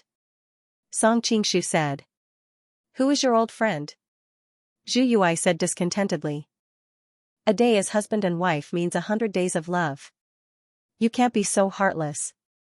Now that Song Qingshu thought about it, no wonder she said that he took away her most precious thing when he came in. He thought it was her husband and children, but he didn't expect it to be that. I don't like you to be so frivolous. I always feel like a vagabond. Zhu Yui slightly frowned. You were going to say like a pervert, right? Song Qingshu laughed. Actually, it's not that I'm frivolous. It's just that the people in your world are too serious. You speak as if you don't belong to this world. Zhu Yui rolled her eyes at him. Of course I don't. Song Qingshu smiled. I can't be bothered to listen to your nonsense. Zhu Yui did not take it seriously. Instead, she glared at Song Qingshu and said, Are you going to seal my acupoints like this forever? This was the world. Often, no one was willing to believe the truth, but it was easier to gain trust if you lied. Song Qingshu shook his head and smiled bitterly. He raised his hand, and a wisp of wind shot at Zhu Yui's body and unsealed her acupoints. Ninth Princess, didn't you go back to the western region? Why are you here? Song Qingshu asked curiously. Zhu Yui shook her head and said lightly, I have left the Ming dynasty. Left? Song Qingshu did not react for a moment. I have resigned from the position of the saintess of the Ming dynasty to Zhangjiaozhu, and I will not go back in the future. Zhu Yui explained. You have left the Ming dynasty? Song Qingshu was pleasantly surprised. In the past, when he thought of her staying under Zhang Wuji, he was extremely unhappy. Did Zhang Wuji agree to let you go? Zhang Jiaozhu is a modest gentleman, and we are allies. Why doesn't he agree to let me go? Zhu Yui asked curiously. Modest gentleman? He may have been one before, but since the lion-slaying convention, he is not. Song Qingshu sneered. I have just fought with him not long ago. You have fought? Zhu Yui's beautiful eyes bloomed with a glimmer of light. Who won? Aren't you curious about why we fought? Song Qingshu looked at her expectant eyes and was suddenly speechless. You men always have a reason to fight. Zhu Yui smiled and shook her head. Then do you know why I know the cultivation method that I used to save you last time? Seeing her calm look, Song Qingshu decided to give her a strong dose of medicine. Sure enough, when Zhu Yui recalled the embarrassing scene in the tent, her snow-white face immediately turned red, and she could not help but spit, although I know where you learned that dirty cultivation method. This is an orthodox Buddhist cultivation method, not a dirty cultivation method. Song Qingshu grumbled discontentedly. Seeing Zhu Yui frowning, he hurriedly said, The reason why I learned this cultivation method is because of Zhang Wuji. Ah? Zhu Yui exclaimed, and the expression on her face suddenly became very interesting. It's not what you think. Song Qingshu looked at him speechlessly, and then told him about his sneak attack on Blackwood Cliff and the 9 true qi in his body was scattered. At that time all my true qi was scattered by his 9 yang true qi. In order to treat my injuries, there was an expert who directed me to the Tibetan Tantric sect to seek treatment. I didn't know it was that kind of cultivation method. Song Qingshu said gloomily. How could Zhang Jiaozhu act so sneakily? After listening to Song Qingshu's story, Zhu Yui revealed a thoughtful expression. If it was in the past, I would say that time will prove everything, but now, there is someone else who can prove it. Song Qingshu said. Who? Zhu Yaoyao still found it hard to believe when she first heard about Zhang Wuji's completely different side. On the way to the Golden Snake Battalion, I happened to fight with Zhang Wuji again. The reason was that I ran into him interrogating Miao Renfeng about the whereabouts of the Chuang King's treasure. Song Qingshu replied. Miao Renfeng, what is her relationship with the 4 imperial guards of the Chuang King? Zhu Yaoyao said hatefully. Years ago, she felt that she had some achievements in martial arts. She wanted to share her father's burden, so she quietly sneaked into Li Zicheng's military camp and tried to assassinate him. As a result, she encountered several old men with excellent martial arts. Fortunately, her lightness skill was excellent, so she escaped with her life. At that time, she found out that those old men were Li Zicheng's famous 4 imperial guards, Miao Hu, Tian Fan.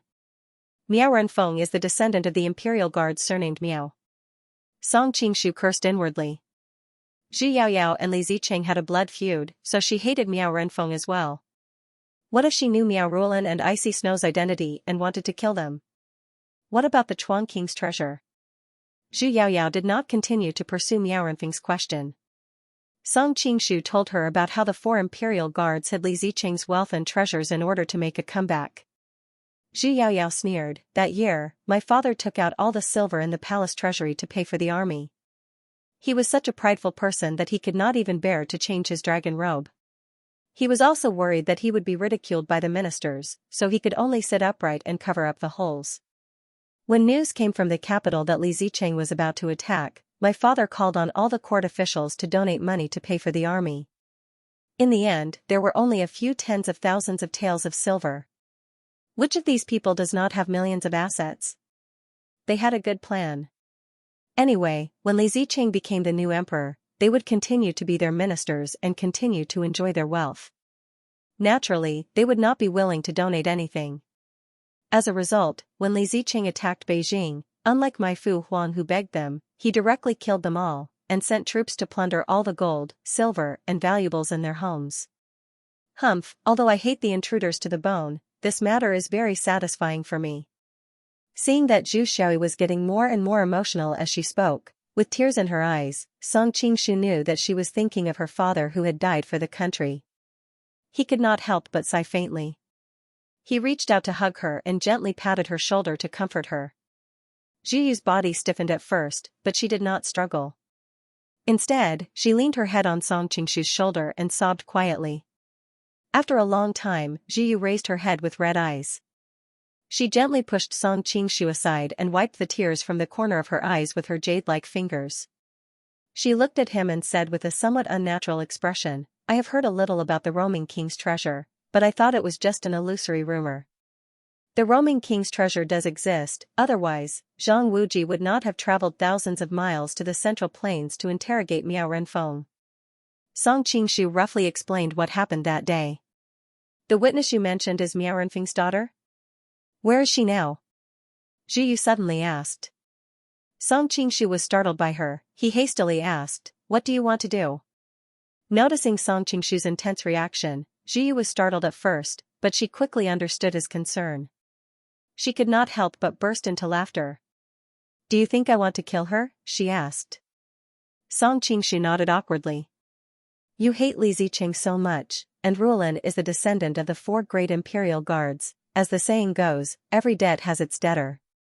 The 4 great imperial guards are just serving their masters, so why would I vent my anger on their descendants? Zhu Yu suddenly looked at him with hidden bitterness. Am I such a vicious woman in your heart? Of course not. Song Qingshu broke out in a cold sweat and quickly changed the topic. Rulan is now in an inn in the nearby town. You can ask her whenever you want. Zhu Yu shook her head.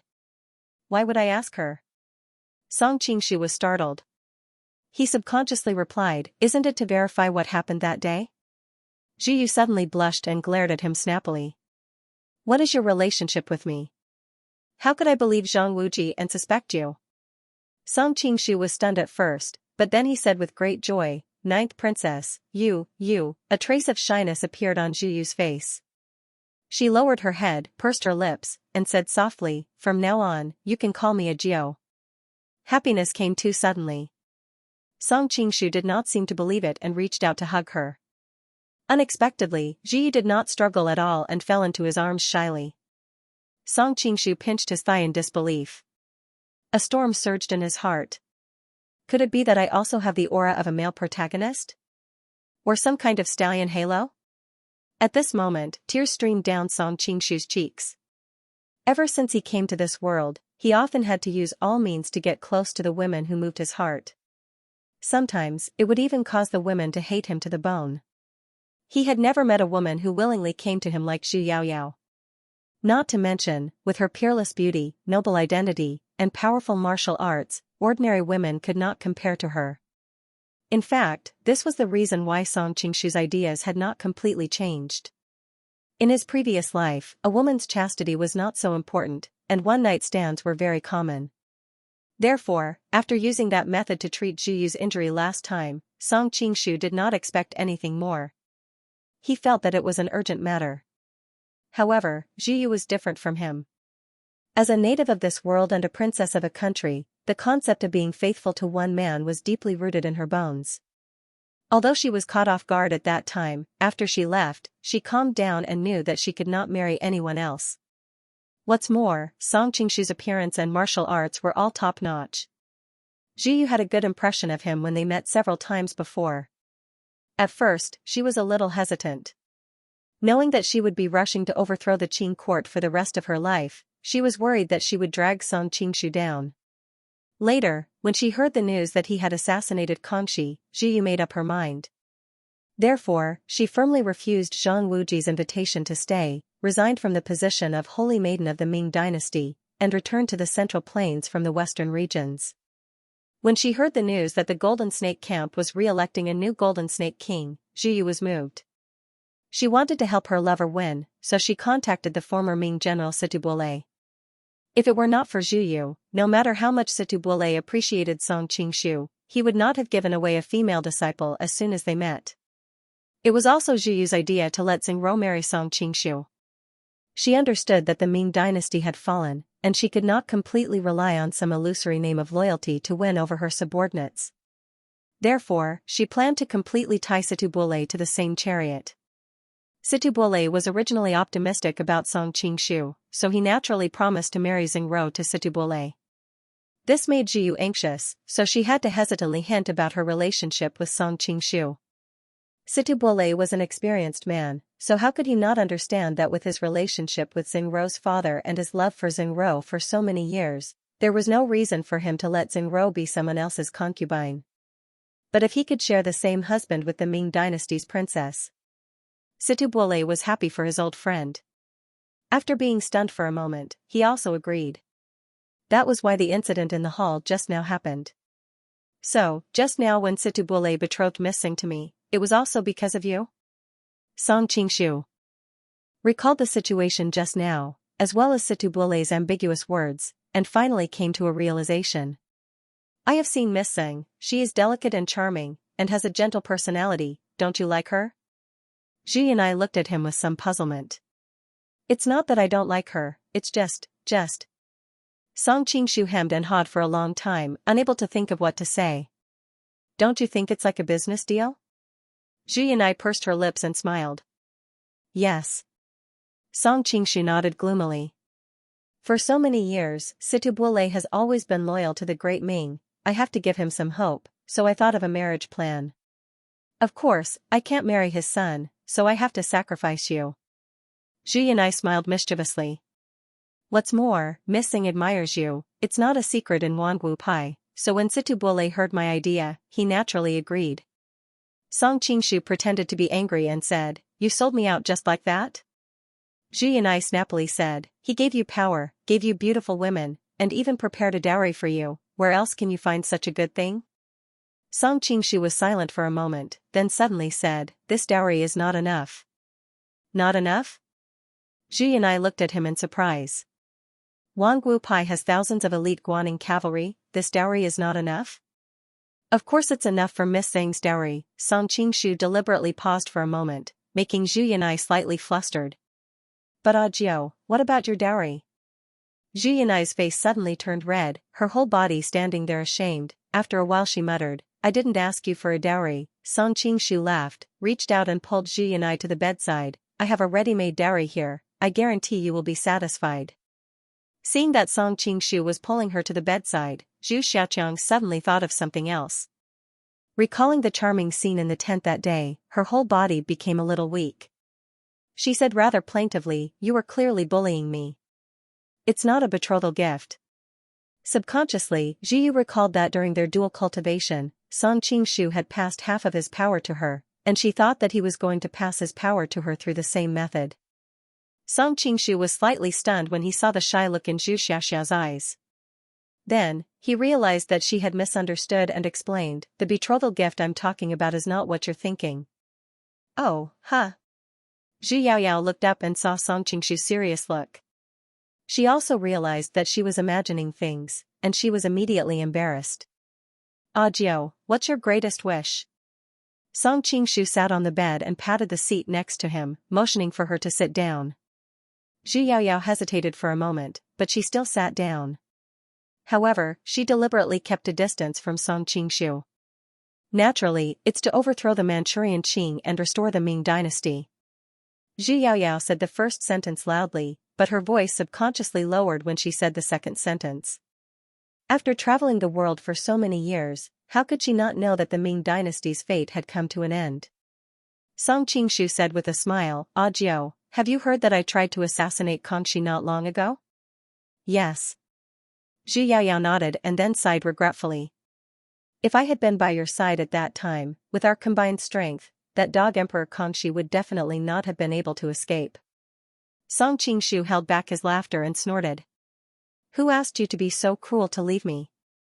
Zhu Yaoyao blushed and said softly, "At that time, you suddenly did that kind of thing to me. Although I know you did it to save me, how could I, a girl, stay and face you? Now you feel ashamed?" Song Qingshu looked straight at her. "Do you have to make me so embarrassed?" Zhu Yaoyao looked at him bitterly. Song Qingshu quickly begged for mercy. "Well, I won't tease you. I'll tell you a secret. During that assassination, Kangxi was actually killed by me." "Ah!" Zhu Yaoyao exclaimed and looked straight at him.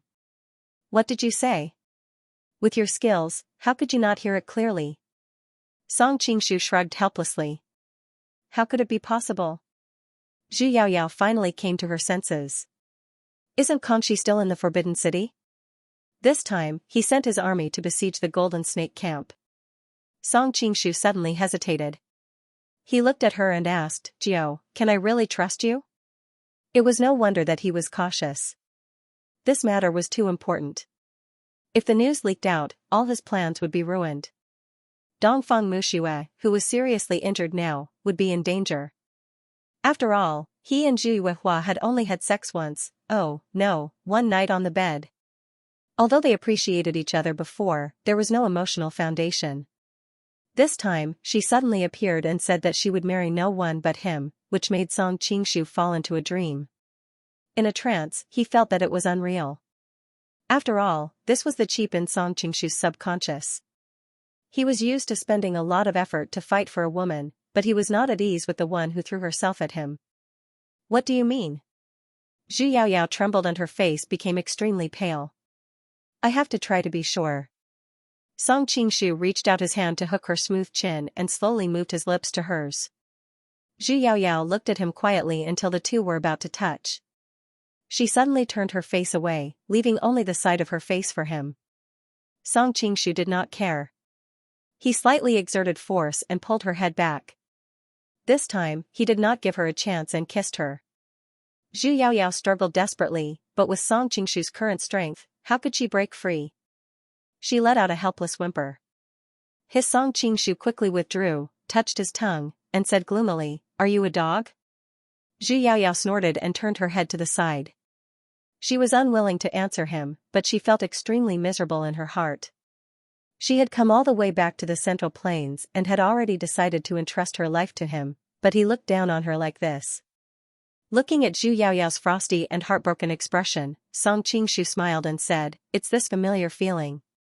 He could not help but curse himself as a cheap wretch in his heart and quickly apologized to Zhu Yaoyao. "Audio, the main thing is that everything happened too suddenly. I still feel like I'm in a dream to get your favor. And that matter is too important. If it is leaked, I will die without a burial place." Hearing Song Qingshu's serious words, Zhu Yaoyao finally turned her head and looked at him in confusion. Song Qingshu told her about how he had assassinated Kangxi and then sent troops to besiege Shandong and planned to take the opportunity to enter the Golden Snake camp. Listening to his story, Zhu Yaoyao seemed to be dumbfounded. She stood there in a daze until Song Qingshu finished speaking. She came to her senses and grabbed his arm in surprise and joy. "Brother Song, is what you said true? If I wanted to deceive you, would I use such an absurd lie to deceive you?" Song Qingshu said with a wry smile. Zhu Meng subconsciously believed him because if Song Qingshu really wanted to deceive her, he wouldn't use such an absurd and flawed lie.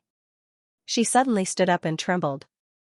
Obviously, she was extremely excited in her heart, and she looked at Song Qingshu with a pair of burning eyes. "I assassinated the Tatar emperor and will soon overthrow the Manchurian Qing dynasty. I wonder if this is enough to be the betrothal gift for the 9th princess?" Song Qingshu looked at her with a playful expression.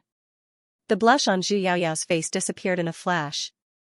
She sat down next to him again and said in a low voice, "It's more than enough." Song Qingshu put his arm around her slender waist and said in her ear, "Then can I ask what your dowry is? Where can I find the corresponding dowry?" Zhu Yaoyao's voice sounded like she was about to cry, but her heart was full of sweetness. "Father, my future husband has avenged the Ming dynasty." Song Qingshu originally just wanted to tease her, but he didn't expect that when he was so close to her and smelled the delicate fragrance from her body, his heart couldn't help but sway, and he took the opportunity to kiss her cheek. Feeling his action, Zhu Yaoyao's body trembled, but she didn't have the slightest thought of refusing. She clenched the hem of her skirt tightly and sat there shyly, letting the man next to her do whatever he wanted to her. However, when Song Qingshu's hand reached for her belt, Zhu Yaoyao subconsciously grabbed his hand. But then she remembered that she was already his woman, so she hesitated for a moment and gently let go of her hand. After this interruption, Song Qingshu suddenly came to his senses and cursed himself inwardly for being a bastard. Right now, Xia Qingqing was outside worrying about him, but he was here enjoying the warmth and tenderness of a woman. Feeling that Song Qingshu suddenly stopped moving, Zhu Yaoyao opened her eyes and looked at him in confusion. Song Qingshu smiled awkwardly and said, "There was a companion who went up the mountain with me just now. I'm afraid she's worried now." Zhu Yaoyao pursed her lips and smiled. Big brother Song's companion should be a girl, right? Song Qingshu became even more embarrassed and nodded. "Actually, you also know her." "I know her too?" Zhu Yaoyao couldn't help but be surprised. "Who is it?" At this moment, there was a sudden noise outside, and soon Situbule's voice rang out from outside the courtyard. "Princess, Prince Song's companion has been waiting for a long time, but he hasn't returned. She insisted on coming here to check and fought with my men." Song Qingshu secretly broke out in a cold sweat. Xia Qingqing was really tough, but he was extremely moved. He had clearly told her to leave first if the situation was not good, but he didn't expect that she would come to find him regardless of the danger. Zhu Yaoyao glared at him reproachfully and hurriedly said in a clear voice, "General Situ, let the girl come in." "Yes." Although the great Ming dynasty had fallen, Situbule still strictly followed the etiquette of a subject. Song Qingshu couldn't help it either. His figure paused and flashed out, meeting up with Xia Qingqing who had rushed over. "Big brother Song, you're okay." Xia Qingqing pulled his arm in surprise and looked him up and down. "Your big brother Song's martial arts are so good, how could something happen to him?" "But didn't they tell you that if something really happened, you should take the opportunity to go down the mountain first? It's so dangerous for you." Song Qingshu couldn't help but glare at Xia Qingqing. "I was worried about you." Xia Qingqing giggled and couldn't help but act like a spoiled child. "By the way, who is that mysterious person?" You also know that person. You can go and see for yourself, Song Qingshu said with a strange expression. Updating at a tortoise speed, he actually wrote 400 chapters. I finally believe that in the tortoise and rabbit race, the tortoise can run faster than the rabbit. Why do you have such a strange reaction? Who is that man? Xia Qingqing kept asking questions along the way, but Song Qingshu just smiled and said nothing. He only answered her, "You'll know when you see him." Xia Qingqing was even more curious. She followed Song Qingshu into the room. When she saw Zhu Yui, she exclaimed, "Jiao." At this moment, she finally understood why Song Qingshu's expression was so strange. The relationship between her and Zhu Yui could only be described in a few words. This voice is. Zhu Yui was a little hesitant. Looking at the familiar figure in front of her, she also looked a little embarrassed. Qingqing? In front of an acquaintance, Xia Qingqing naturally didn't need to cover her face anymore.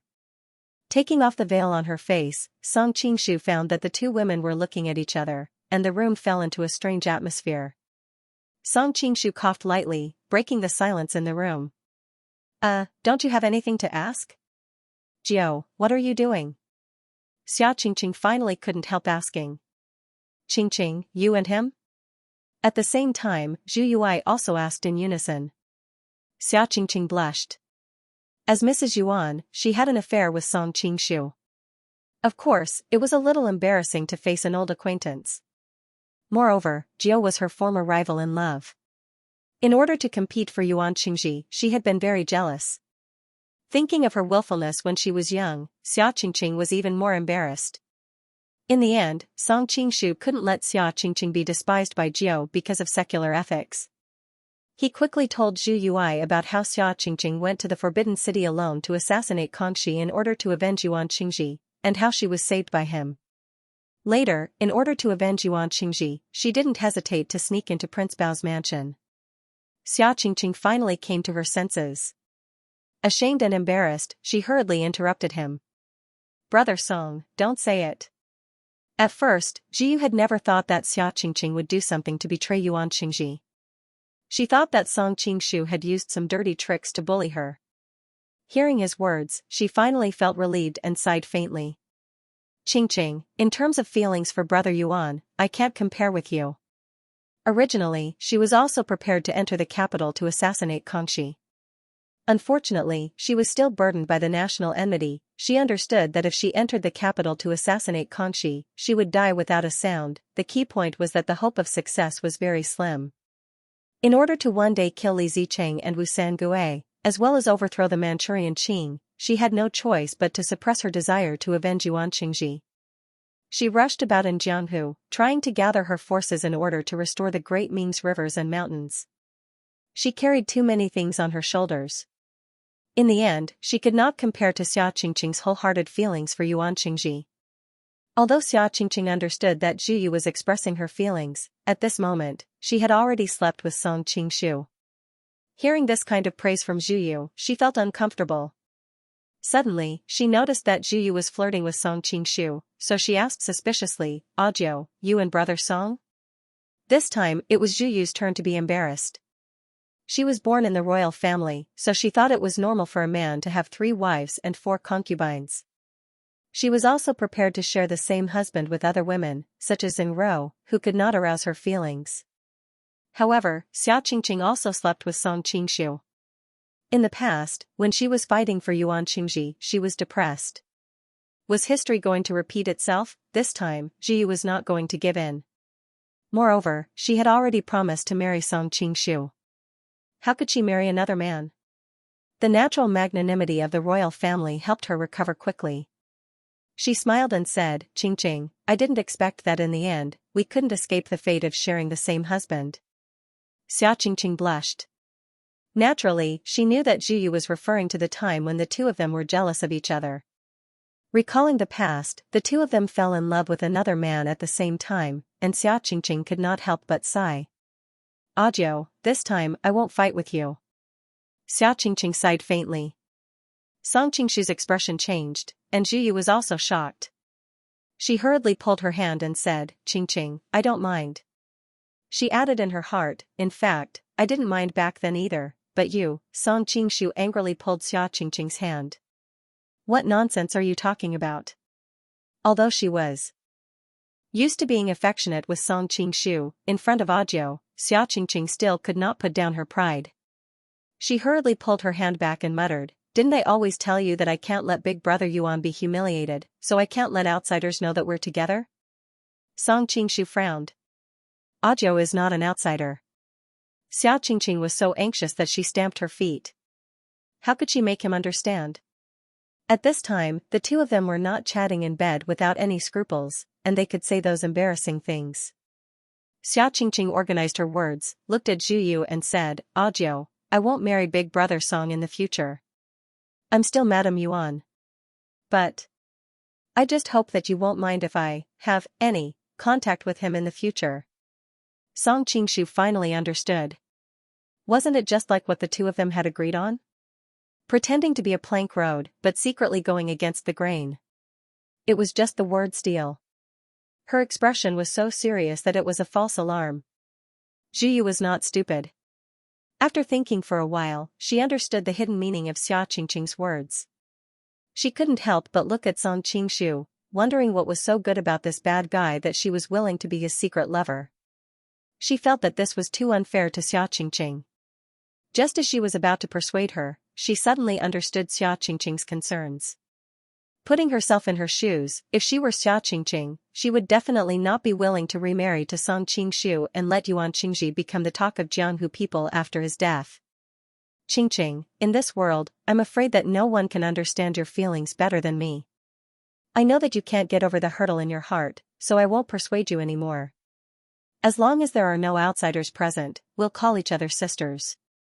Zhu Yu reached out to pull Xia Qingqing. Xia Qingqing hesitated for a moment, then took the initiative to hold her hand. The two of them looked at each other and smiled. The grudges of the past had long disappeared with time. "Haha, this is the best. I was afraid that the two of you would fight." Song Qingshu's untimely laughter rang out. "Go to hell." The two girls rolled their eyes at the same time. After all, Xia Qingqing had been with Song Qingshu for a long time, unlike Zhu Yu, who was a little shy and couldn't let go. Hearing Song Qingshu's words, Xia Qingqing rolled her eyes and slyly asked, "If we really fight, what are you going to do?" Song Qingshu smiled strangely. "What else can I do? Anyway, you can't beat me. I'll hit your acupuncture points, take off your clothes, and throw you into the bed. Hee hee, with this relationship, what else can you not put down? You're going to die." This time, not to mention Xia Qingqing, even Zhu Yu, who had always been graceful and indifferent, couldn't stand it anymore. With a light snort, she brushed his face with her sleeves. Song Qingshu leaned back and dodged it. He said with a smile, "You can't hit me." Xia Qingqing snorted and threw a punch at him. Song Qingshu kept dodging and stroked the two women's faces from time to time. He said with a smile, "In the end, you still can't bear to hit me with a weapon. Are you afraid of hurting me?" The two women looked at each other and couldn't bear it anymore. They shouted and pulled out their weapons at the same time. Zhu Yaoyao was a true disciple of the Iron Sword sect. Later, she had a fortuitous encounter and was already a first-class master in Jianghu. Later, because she practiced the happy Zen with Song Qingshu and Xingjing, she received half of Song Qingshu's internal force and had already become one of the top masters in Jianghu. Xia Qingqing was also a true disciple of the Golden Snake Scholar. Coupled with Yuan Qingji's careful guidance over the years, her martial arts were also not the same as before. The two women joined forces and the room was instantly filled with cold light and sword qi. Song Qingshu was suddenly forced to panic and hurriedly shouted, "Are you going to murder your husband?" Xia Qingqing snorted, "I am Mrs. Yuan. It has nothing to do with you." Zhu Yaoyao also said shyly and angrily, "Bah, I haven't married you yet." After saying that, the two women's attacks became fiercer. "I don't believe you are really willing to do it." Song Qingshu simply stopped dodging. He directly closed his eyes and stood in front of the two women, not dodging the two women's swords. The two women just couldn't stand his frivolous words and overreacted for a moment. They would not really hurt him. As if they had a tacit understanding, the two swords stopped 3 feet away from Song Qingshu at the same time. The two women subconsciously looked at each other and realized that they had the same thoughts. They were shy and embarrassed and were stunned for a moment. Song Qingshu quietly opened his eyes and couldn't help but feel happy when he saw the scene in front of him. His figure flashed and he appeared behind the two women. Before the two women could react, they felt a numbness in their waists. Their strength instantly disappeared, and their bodies fell backward. Song Qingshu laughed heartily. He held their waists with one hand and evaluated them in his heart. After all, Yu's body had been developed a little longer, so her waist was a little more plump. In comparison, Audio's waist was a little more slender.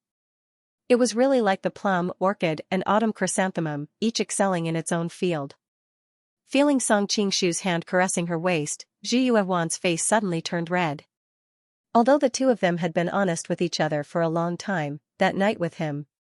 In fact, the two of them didn't have much common emotional experience. Zhu Yuehuan still couldn't let it go, so she was still very shy in the face of his intimate actions. However, she didn't dislike it. Compared to when she took the initiative to pursue Yuan Qingji, she enjoyed the feeling of Song Qingshu taking the initiative more. She just didn't know how to respond to him.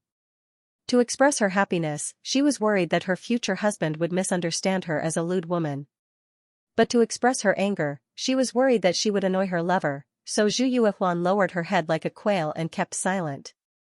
Xia Qingqing was different. She and Song Qingshu had experienced so much, and they had been together for a long time, so they were already very familiar with each other. What's more, absence makes the heart grow fonder. If only she and Song Qingshu were present, she would have responded enthusiastically. However, Audiobook was still next to them. She always felt strange and pouted coquettishly, "Don't bully Audiobook." "Do you mean that I only bully you?" Song Qingshu whispered in her ear. Xia Qingqing's heart skipped a beat, and she hurriedly explained, "No." Song Qingshu smiled proudly, held the two women's waists, turned around, and sat on the bed with them in his arms. This time, Zhu Yuehuan couldn't pretend to be silent anymore. She asked with a pale face, "Brother. Brother Song, what are you doing? What does Audiobook think I want to do?" A playful smile appeared on the corner of Song Qingshu's mouth. Zhu Yuehuan was speechless for a moment. She was not as thick-skinned as Song Qingshu, so she didn't know how to answer for a moment. Xia Qingqing had experienced Song Qingshu's audacity in certain aspects. Seeing him put her and Audiobook on the bed at the same time, she couldn't help but turn pale. "You, don't do anything stupid." Song Qingshu snappily said, "Why are your thoughts so filthy?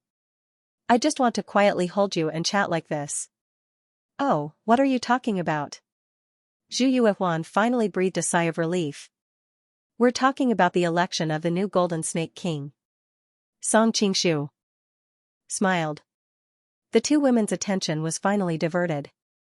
Xia Qingqing couldn't help but look at Zhu Yuehuan. "Originally, we were worried about how to find a mountain to support him. I didn't expect Audiobook to also be one of his people." Zhu Yuehuan blushed and couldn't help but say, "General Situ and I have racked our brains for this matter. If we had known that the current female leader of the Golden Snake Battalion was also one of Brother Song's people, we wouldn't have been so worried." Seeing the two women subconsciously start a war of words, Song Qingshu promptly said, Hey, including you two, there are only 2 mountains. It's still far from half." Xia Qingqing and Audiobook also realized that there was something wrong with the atmosphere just now. They couldn't help but look at each other and smile. Xia Qingqing opened her mouth and said, "I should be able to win the Golden Dragon Gang's support." Zhu Yuehuan also said, "Azure Bamboo Gang's Chief Qing was my master when I was roaming Jianghu. I have already won his support. In addition, I also plan to visit Shuijian. He used to be the Ming Dynasty's chief army. Although he later joined the Golden Snake Battalion, he still has some loyalty. The hope of winning his support is still quite big. But even if everything goes smoothly, only 5 mountains will support Brother Song." "It's still less than half," Xia Qingqing worriedly said. Song Qingshu clearly laughed and said, "My 2 beloved wives don't need to worry. With my martial arts and appearance, it shouldn't be difficult to find another mountain to support me. At worst, I will find a mountain leader who has a daughter. If I have no other choice, I can also sacrifice my body." "So shameless." The 2 women couldn't help but spit. Song Qingshu smiled, but didn't say anything. Very soon, the room fell into a strange silence. Zhu Yuehuan gently pulled her sleeves. It was obvious that she was quite nervous. Xia Qingqing's heart was also in turmoil. She was worried that if they continued to stay here, Song Qingshu might make some excessive request. She hastily said, I will first go and contact Golden Dragon Gang's Jiao Waner. Brother Song, you and Ajiao have been separated for a long time. You should accompany Ajiao. Song Qingshu doubtfully said, we have also been separated for a long time. Xia Qingqing couldn't help but roll her eyes at him. She moved closer to his ear and quietly said, I know what you are thinking. But Ajiao is a pure girl. How can she suddenly accept your request? You have to give her some buffer time. Song Qingshu suddenly understood that Xia Qingqing still thought that Ajiao was still a girl. However, he couldn't explain this kind of thing to her. So, he pondered and looked at her and said, can you accept it? Xia Qingqing bit her lips. After a long time, she said, I can only accept Ajiao, that way, don't even think about other people. As soon as Xia Qingqing finished speaking, she was embarrassed and quickly said, let me go, I still have business to attend to. Song Qingshu was in a good mood at this time, so he released her acupoint. Ha ha ha, remember what you just said. Xia Qingqing spat softly and ran out without looking back. Zhu Xiaoxiao asked in confusion, what did Qingqing say just now? Because she was not familiar with Song Qingshu, Zhu Yanai was playing with her fingers with her head down. She was so nervous that she did not pay attention to what the two were talking about, not to mention that Xia Qingqing had deliberately lowered her voice. She asked me to accompany you. Song Qingshu whispered in her ear with an evil smile. Feeling the hot breath of Song Qingshu, Zhu Yanai's skin could not help but tremble. She said with a little panic, I'll also go contact the mountain leaders. Didn't you say there was no problem? The three monks had no water to drink, so Xia Qingqing left first to create an opportunity for him. Song Qingshu was not willing to disappoint her good intentions. It's just a matter of course, but it has to be confirmed in person. I haven't discussed this matter with them, after all. Zhu Yanai suddenly became hesitant. After what? Song Qingshu asked curiously. My master is easy to talk to, but I haven't talked to Shui Jian yet. After all, he needs to confirm with you first, before he can show up. It's your fault for not coming for so long. Zhu Yanai thought that her relationship with Song Qingshu had not been confirmed before. If she suddenly ran to others and asked them to support Song Qingshu, what if Song Qingshu was not willing to be with her? Then wouldn't she, a dignified princess, lose all her face? As the golden snake gathering approached, Zhu Yanai had been sending people to inquire about Song Qingshu's whereabouts, waiting for his arrival. She did not expect that he would be delayed on the road, which made Zhu Yanai feel a little resentful. Confirm the relationship? Song Qingshu was overjoyed. Then I'll confirm the relationship with you. Then he undid her belt. Zhu Xiaoyi was shocked and hurriedly pressed his hand. Didn't we just confirm our relationship? That's not enough. Song Qingshu gently shook his head and began to slowly kiss her cheek. You. Zhu Ying bit her lips, and she was so nervous that her whole body was trembling. Although they had been intimate once before, they were forced to do so. But now, Zhu Xianyin even had a feeling that she had entrusted the wrong person, but on second thought, maybe men were like this? Anyway, she had already made up her mind to follow him, not to mention that she was already his woman. After thinking for a while, Zhu Xiaoyao sighed faintly and gently closed her eyes, letting him do whatever he wanted. Every time their skin touched, her soul would tremble. Okay, Zhu Xiaoyao slightly opened her mouth, slightly raised her chin, and showed her smooth and delicate neck in front of her lover. She was so nervous that she seemed to be able to hear her own heartbeat. Seeing that she was letting him do whatever he wanted, how could Song Qingshu be polite? One hand quietly reached into her clothes, and the other hand skillfully untied the silk belt around her waist. When Song Qingshu touched Zhu Xiaoyao's belt, she subconsciously blocked it with her hand. Song Qingshu gently pushed her hand aside, and she didn't continue to insist. Soon, a snow-white and attractive body appeared in front of him. He gently pushed her body down on the bed. Feeling that her body was a little stiff, Song Qingshu chuckled in order to relieve her tension. Ah Jiao, it's not the first time between us. Why are you so nervous? Relax a little. Zhu Xiaoyao suddenly felt resentful. How could I know that you are so eager for sex? I just entrusted my life to you, and you are like this. It would be strange if I wasn't nervous. Don't you remember last time in Xingjing? Song Qingshu leaned down and whispered in her ear. Zhu Xiaoyao's face suddenly turned red.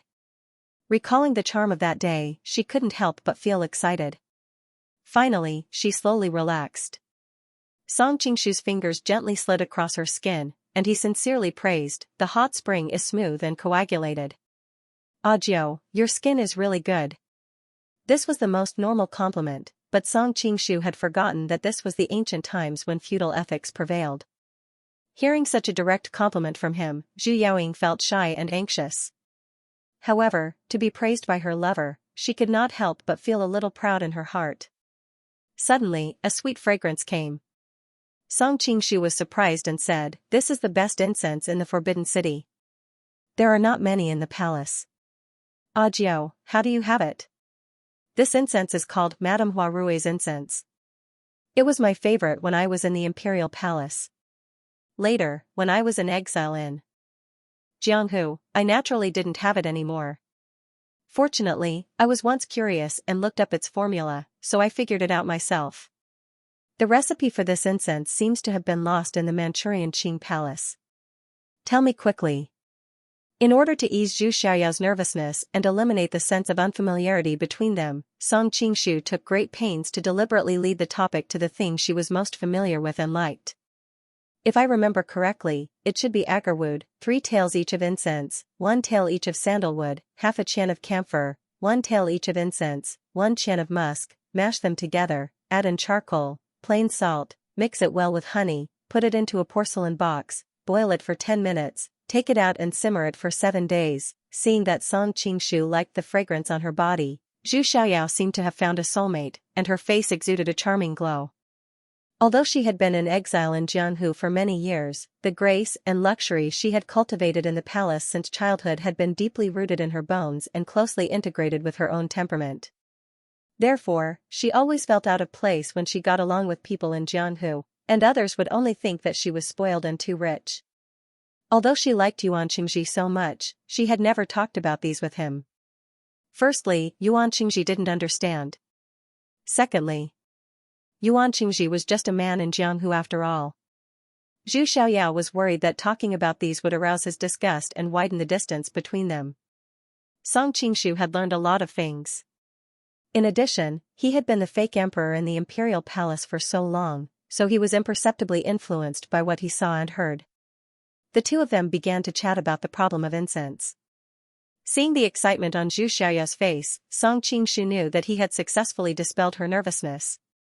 How could he have the energy to continue talking about incense with her? He moved closer to her ear and whispered, "Jiao, you don't have to work so hard to refine incense in the future. With your recipe, I'll have someone in the palace make it and give it to you when it's done." Only then did Zhu Xiaoyao remember that in a sense, he had already seized control of the Manchurian Qing. She couldn't help but reach out to touch his cheek and murmur emotionally, "Song Lang." After the clouds disappeared, Zhu Xiaoxiao's face was tightly pressed against Song Qingshu's chest, and she said with a slight resentment, "Song Qingshu, are you satisfied now?" A young girl's unique sensitivity allowed her to easily guess her lover's thoughts. The reason why Song Qingshu was so eager to do that kind of thing with her so soon after they met was indeed because he was full of doubts and wanted to use this opportunity to test her. Song Qingshu smiled awkwardly, and the hand holding her tightened. "I'm sorry that you saw through me." "That's good, at least it dispels the gap between us." Zhu Xiaoxiao suddenly lowered her head shyly, "Besides, it doesn't feel that bad." "Just not that bad?" Song Qingshu teased her with a smirk. "It's not bad." Zhu Yanqi chuckled as she dodged. "Just not bad." Song Qingshu pretended to show a disappointed expression. "You're deliberately bullying me." Zhu Xiaoxiao was slightly annoyed, but she was worried that she would disappoint him, so she suddenly became a little bashful, and her voice was almost inaudible. "I like it very much." Noticing that Zhu Xiaoxiao's originally white face was dyed with a layer of passionate blush, Song Qingshu was suddenly tempted. Noticing the change in his body, Zhu Xiaoxiao's face became even redder, and she said insincerely, "Didn't you just promise me to find Shui Jian with you?"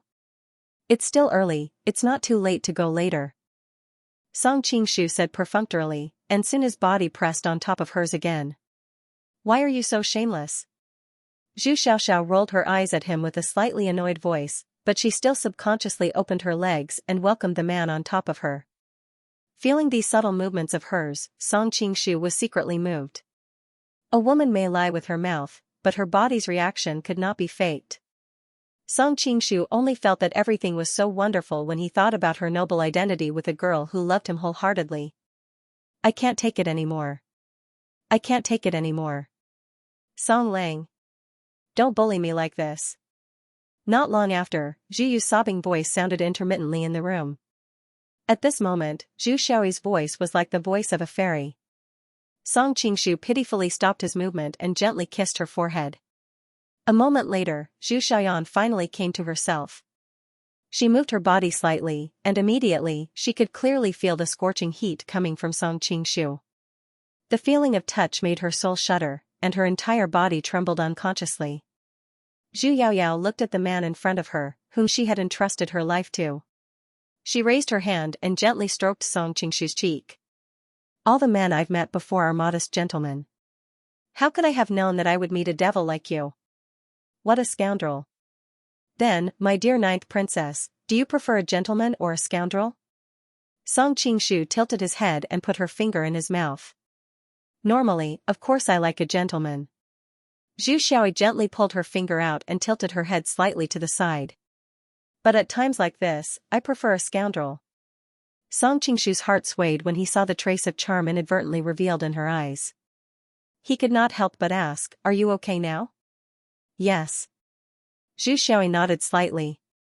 "You can move now." Seeing that she tilted her head to the side, Song Qingshu held her snow-white shoulder and turned her back to him. Under her puzzled eyes, Song Qingshu leaned over and whispered in her ear, "I'm going to teach you a set of peerless martial arts now." "What kind of martial arts?" Zhu Xiaoyi felt a little resentful. How could she be in the mood to learn martial arts at this time? This was created by an expert named Juba. It's called the 18 Forms of Subduing Phoenix. On the way to Shui Jian's mountain camp, Zhu Xiaoyi had not fully recovered. From time to time, she would secretly look at the man beside her. Her cheeks were bright red, and she thought bitterly in her heart, Song Qingshu is really too bad. He actually made me serve him in such a shameful position just now. He said that there are still 17 forms that haven't been used. That Yuba must be a bastard. Is there something on my face? Ajio, why do you keep staring at me? Of course, Song Qingshu knew why, but seeing Zhu Xiaoyi's shy appearance, he wanted to tease her. "If I knew you were so bad, I wouldn't have foolishly offered myself to you." Zhu Xiaoyi still felt that her legs were a little weak. She touched her burning cheeks and could not help but pout. "How can I meet people like this? Why don't you go find Shui Jian yourself? I want to see what my Ajio looks like now." Song Qingshu held her shoulder in a serious manner and looked her up and down. "Well, you're bright and moving. You'll definitely charm a lot of people later." Although she knew that he was teasing her, Zhu Xiaoyi couldn't help but feel a little sweet to be praised by her lover. She quickly took out a layer of veil from her lapel and covered her face. "I don't care. I don't want others to see me like this. I'm reluctant to let you go." Song Qingshu laughed and walked forward with his arm around her waist. "Oh, let go of your hand. What if someone sees it?" Zhu Xiaoyi suddenly became anxious and quickly tried to push his hand away. "If someone sees it, then so be it. With our relationship, what's wrong with hugging your waist? What's more, in my hometown, couples go shopping intimately like this," Song Qingshu said indifferently. "There's no such custom in Mount Wudong." Zhu Xiaoyi couldn't help but murmur. Since she decided to marry Song Qingshu, she had investigated a lot about her lover. It was no exaggeration to say that she knew a little bit about Song Qingshu's childhood. "Song, how do you want people to call sect leader Zhou in the future?" Although her tone was joking, Zhu Xiaoyi looked very nervous. She didn't rashly call Zhou Zhirui younger sister, nor did she want to call her elder sister. As a princess of a country, she was used to the intrigue between the imperial concubines in the harem. She understood that only the concubines with higher status could call her elder sister. For example, when a concubine met the empress, even if she was older than the empress, she could only call the empress elder sister and never younger sister. With Zhu Xiaoyi's identity, she naturally didn't want to be a concubine, but Song Qingshu was already married. When she found out about this, her heart was almost broken. Fortunately, she found out that the relationship between the couple seemed to be a little abnormal. According to the rumors in Jianghu, the person Zhou Zhirua loved seemed to be Zhang Wuji. At that time, Zhiyu immediately understood why Song Qingshu would look disgusted whenever she mentioned Zhang Wuji during the days she had been in contact with him. This was also the reason why Zhu Xiaoyi had so decisively asked to resign from the Ming clan's holy maiden. Years ago, when she fought with Xia Qingqing over Yuan Qingji, she chose to give up. After that, in the dead of night, she often regretted it. Therefore, when she met Song Qingshu later, she secretly made up her mind not to make the same mistake again. Since Zhou Zhirua and Zhang Wuji were entangled, she immediately drew a clear line with Zhang Wuji and even the Ming dynasty, forming a sharp contrast with Zhou Zhirua. When a woman faced a rival in love, the most innocent ninth princess couldn't help but use a little trick. Why do all women like to ask this question? Song Qingshu said with a wry smile, "You are 1 or 2 years older than her. You can call her younger sister, and she can call you elder sister." Zhu Xiaoyi looked at him bitterly and said, "You know that's not what I mean." Song Qingshu certainly knew what she meant. He knew that women in this world attached great importance to the issue of status. It mattered a lot whether one was a wife or a concubine. But how could he answer this question? Unable to resist Zhu Xiaoyi's pitiful eyes, Song Qingshu had to say, "In my hometown, there is no distinction between wives and concubines. In the future, all of you will be my wives, and I will treat each of you equally." Zhu Xiaoyi was shocked by his shocking idea and could not help but say, "How is this possible?" It was no wonder that she did not believe it. Since the Western Zhou dynasty, these customs had been passed down from generation to generation, and the concept of wives and concubines had been deeply rooted in everyone's bones. Apart from other things, the status of wives and concubines was related to a woman's status in the family, which in turn affected the status of her children and the right of inheritance in the future. Only the official wife could be listed in the family tree, and the son she gave birth to was called the legitimate son and had the right to inherit the title. The children of other concubines and the so-called co-wives were all born of concubines. Seeing that Zhu Xiaoyi did not believe him, Song Qingshu said seriously, "This is indeed what I really think." Zhu Xiaoyi was stunned. Hearing that he did not sound like he was joking, she wondered if what he said was true. Zhu Xiaoyi, who had been born in the royal family since childhood, naturally would not believe that such a naive idea could be realized. She then smiled sweetly and said, "Song Qingshu, I can be your concubine, and it doesn't matter even if I don't have a title. But you have to promise me one thing." Song Qingshu was stunned. "What is it?" "If you can unify the world, when our child is born in the future, you can give him some of the former lands of the Ming dynasty and let him inherit the Ming dynasty." Zhu Xiaoyi had known Song Qingshu for a long time, especially after she knew that he had deceived everyone and replaced Kangxi with a peach. She was happy but also secretly frightened. She knew that with his ambition, he would not be satisfied with fighting against the Qing dynasty and restoring the Ming dynasty. As a woman, it was natural for her to follow the chicken she married. Sometimes, she also thought that as long as Song Qingshu could fight against the Qing, it didn't matter whether he could recover his sight or not. However, as a descendant of the royal family of the great Ming dynasty, Zhu Yanqi could not let go of the heavy responsibility on his shoulders.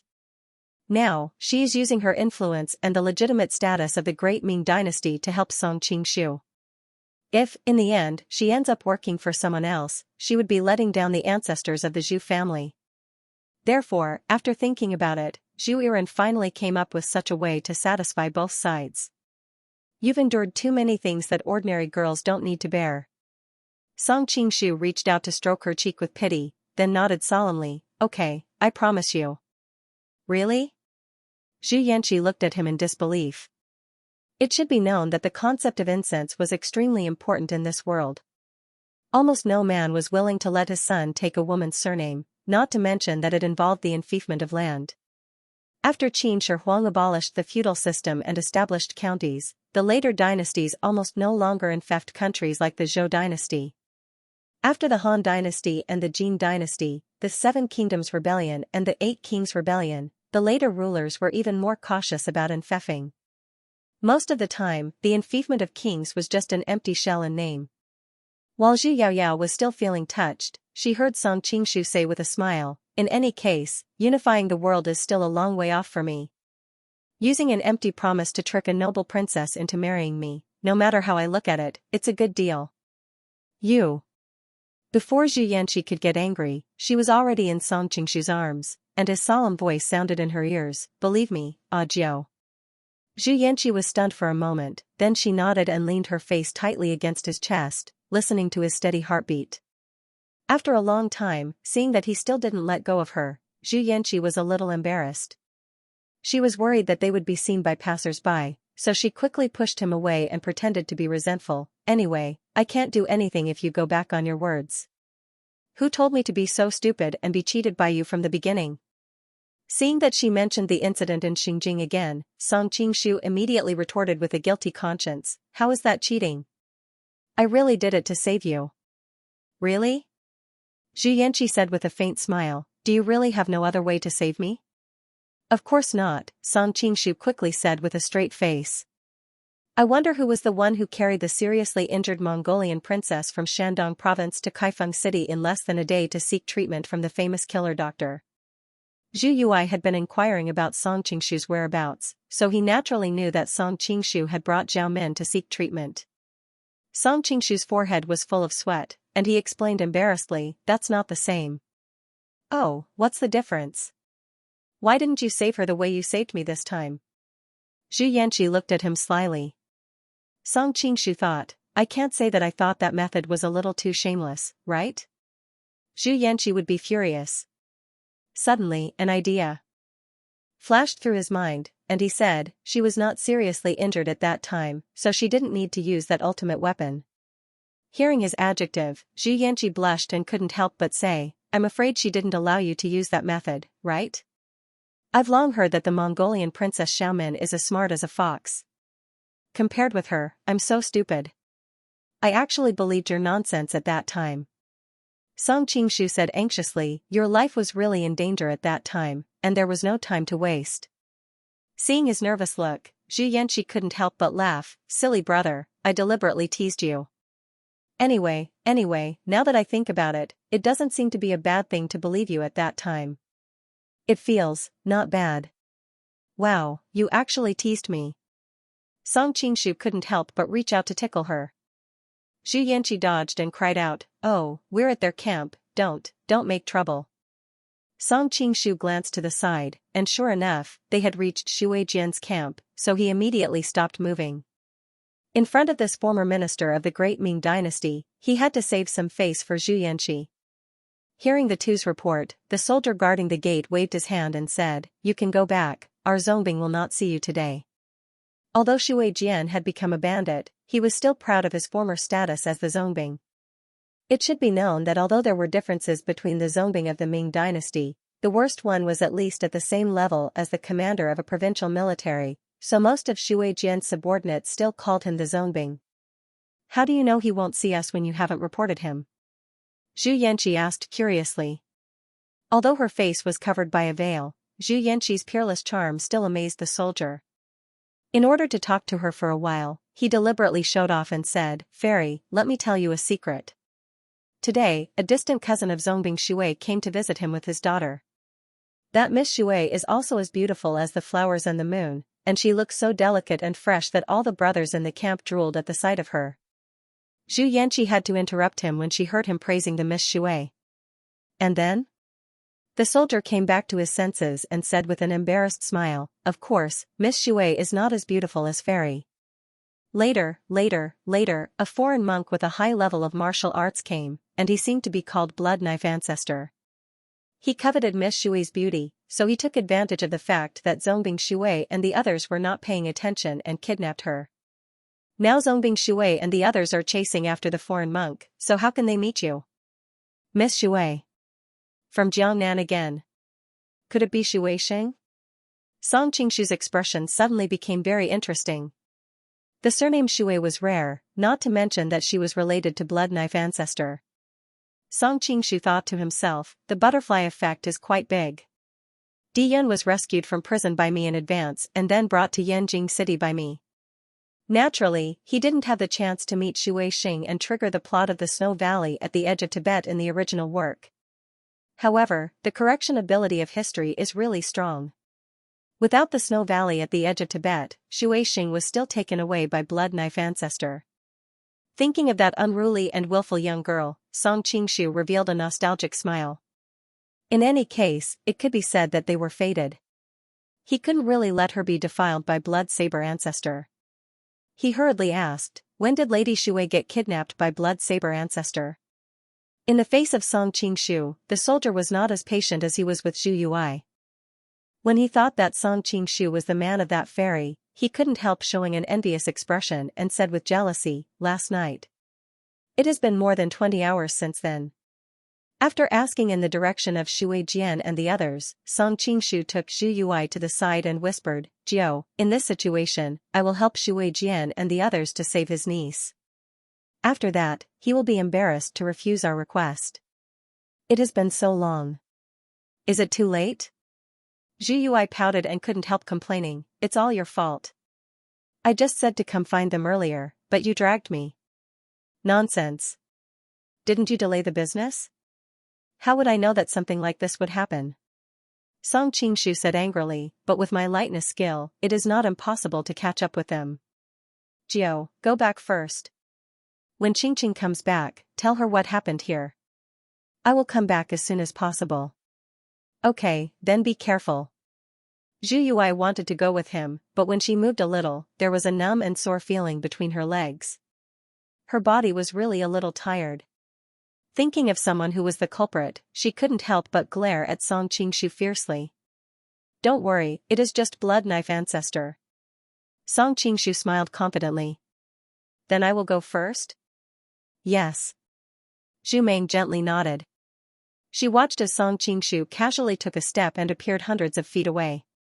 She couldn't help but stick out her tongue and said, I didn't expect that Song Qingshu's movement technique has already reached the peak. Zhu Yui had always been proud of her lightness skill.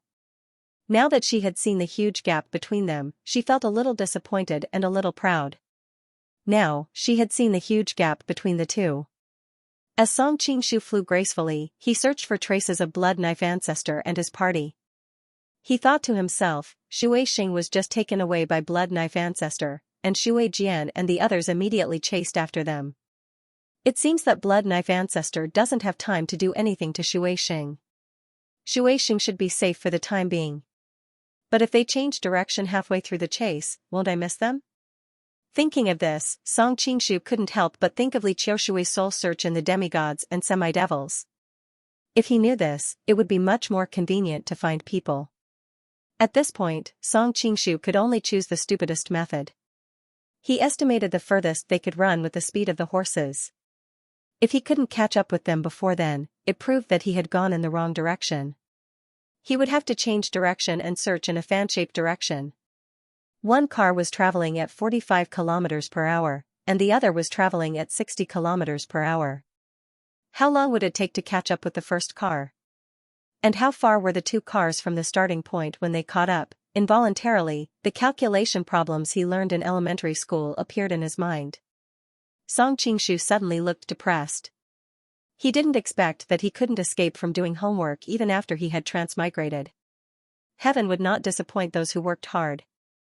After Song Qingshu racked his brains and calculated accurately, he finally found the traces of Blood Knife ancestor and the others in a valley. You're not human. You're a demon. Kill me. A girl's desperate and sad cry came from the snow. Song Qingshu's heart turned cold. Did I come too late? He saw a ball of fire in the distance, and there were two figures surrounding it. One was Blood Knife ancestor, whom he hadn't seen for a long time, and the other was a skinny old man with a goatee. On the ground was a girl with tears in her eyes. Who else could it be but Shui Xing? How can I bear to kill such a delicate beauty like you? Wait until I finish eating this roasted lamb, then I'll come and serve you well. Blood Knife Ancestor laughed and deliberately emphasized the word serve. His tone was full of obscenity. Ni Shui, just listen to me. Don't be so ungrateful. There. Ancestor's divine power is unparalleled, and he fought against 4 of you by himself. He really beat your uncles into a sorry state. Where can you find such a hero in this world? The old man with a goatee had a flattering expression. Pei, surnamed Hua, don't you have any shame? You're as famous as my father and Uncle Liu, but in the end, you're just a shameless coward. Shui Xing fiercely spat. Her small chest rose and fell rapidly. It was obvious that she was very excited. Seeing the goatee old man's ashamed expression, Blood Knife Ancestor laughed. Mr. Hua, she's just a little girl, what does she know? As the saying goes, a good bird chooses a tree to nest in. Now, in order to unify the world, our Mongolian Empire is recruiting talented people. With Mr. Hua's martial arts and reputation in the Jiangnan martial world, plus my recommendation to King Ali Buj, Mr. Hua will definitely be put in an important position. In the future, you'll be a marquis or a general. Wouldn't it be better to be a free man in the martial world? Yes, yes, yes. What Ancestor said is right. The goatee old man nodded and bowed. The shame on his face was swept away and replaced by a kind of desire for power. It seems that this goatee old man is Hua Taigon from the 4 wonders of the southern continent. Listening to their conversation, could it be that the original story of the snowy valley at the border of Tibet is repeating itself? Only Hua Taigon wagged his tail and begged Blood Knife Ancestor for mercy. Only then did he survive. However, according to the guard soldier, besides the 4 wonders of the southern continent, there was also the black and white dual swords, Shui Jian, and another mysterious expert. Could it be that they were all killed by Blood Knife Ancestor? How is that possible? Song Qingshu was secretly shocked. Just as he was about to jump out to save Shui Xing, he suddenly heard a clear and melodious shout. Great monk, were you the ones who killed my sheep? Song Qingshu looked in the direction of the voice and saw a girl in a light green dress angrily staring at Blood Knife Ancestor and Hua Taigon. He suddenly felt strange. When did this girl appear there? Why didn't I notice her at all? Blood Knife Ancestor also looked up and down at the girl in the green dress. She had an oval face, long eyelashes, white skin, and a very beautiful appearance. He suddenly smiled proudly. I have been lucky with women recently. Such a beautiful girl has come. It seems that I have to eat more mutton to nourish my body. Looking at the squeaking sheep that was being roasted on the bonfire, the girl became even more angry. Why did you kill my sheep? Blood Knife Ancestor smiled and did not answer. He raised his knife and approached the girl step by step. The tip of the knife silently cut her belt. Song Qingshu saw that she was slender and delicate, and he could not detect any genuine qi in her body. He quickly jumped to her side, hugged her slender waist, and retreated several feet, dodging Blood Knife Ancestor's extremely exquisite knife. Girl, be careful. This big monk is not a good person. He kills without blinking, let alone your sheep. Song Qingshu originally wanted to jump out and save Shui Xing by surprise. His martial arts skills were far higher than Blood Knife Ancestor's, but he had a hostage in his hands. If they really fought, it would be difficult to avoid harming the innocent. He didn't know where this green-robed girl came from. Seeing Blood Knife Ancestor's vulgar moves, she knew that if she didn't save Shui Xing, the girl's dress would be cut by his knife. Even in the open modern world of his previous life, a girl being stripped naked on the street was a despairing thing, let alone in this world where etiquette ran rampant. A girl exposed in front of several grown men, she would drown herself in a well within minutes. Song Qingshu had to dispel his previous thoughts and save the green-robed girl first. As for Shui Xing, she was not in danger for the time being. He would wait for an opportunity to save her. Seeing the sudden appearance of Song Qingshu, Blood Knife Ancestor's expression suddenly changed. His reaction was extremely fast. While Song Qingshu was pulling the green-robed girl away, he flew back to Shui Xing's side without hesitation and put his blood knife on her neck. Blood Knife Ancestor had dominated the underworld for decades, and his combat experience was extremely rich. He knew that whether he lived or died today, he would have to rely on Shui Xing as a hostage. Big Brother Song. Seeing Song Qingshu's appearance, Shuai was surprised and happy. Although her interaction with Song Qingshu couldn't be considered a pleasant process, she had been reduced to his maidservant and had even called him a perverted thief. Now that she thought about it, Shuai finally understood that although Song Qingshu had verbally taken advantage of her, his actions could be considered as a gentleman. Compared to a true perverted thief like Blood Knife Ancestor, he was much better. Her uncles and fathers died tragically in front of her one by one, and the fate that awaited her was also to be humiliated. Shuai had long been in despair. Now that she was able to meet an acquaintance like Song Qingshu, how could she not be surprised? If I remember correctly, you didn't call me that before. Seeing that Blood Knife Ancestor had already restrained Shuai, Song Qingshu did not dare to act rashly. He could only use words to numb Blood Knife Ancestor and see if he could make him reveal any flaws. Shuai's face turned red. How could she call Song Qingshu a pervert when there was a real pervert next to her? Big brother Song, my father, Uncle Lu, and Uncle Lu all died in the hands of this evil thief. If you can kill this evil thief, I'm willing to be your slave for the rest of my life. Shuai said while tears flowed down her cheeks. It's not like I'm going to farm. What do I need cows and horses for? Song Qingshu pretended to be angry. With Shuai as a hostage, Blood Knife Ancestor was finally able to relax a little. When he heard the conversation between the two of them, he couldn't help but burst into laughter. Prince Song, you don't understand. Miss Shuai is the daughter of a noble family. She'd be too embarrassed to speak so bluntly in front of so many people. Old Ancestor will explain it to you.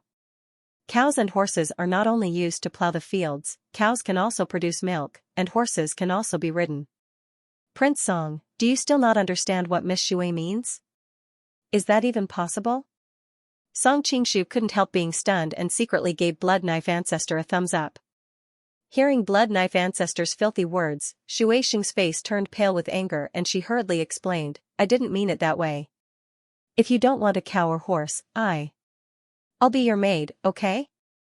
Thinking back to the jokes between them in the past and all the nightmares that had happened today, Shuai felt wronged and tears streamed down her cheeks. Hey, when are you going to hug me for? Song Qingshu was just about to answer Shuai when a clear and melodious voice suddenly sounded in his ear.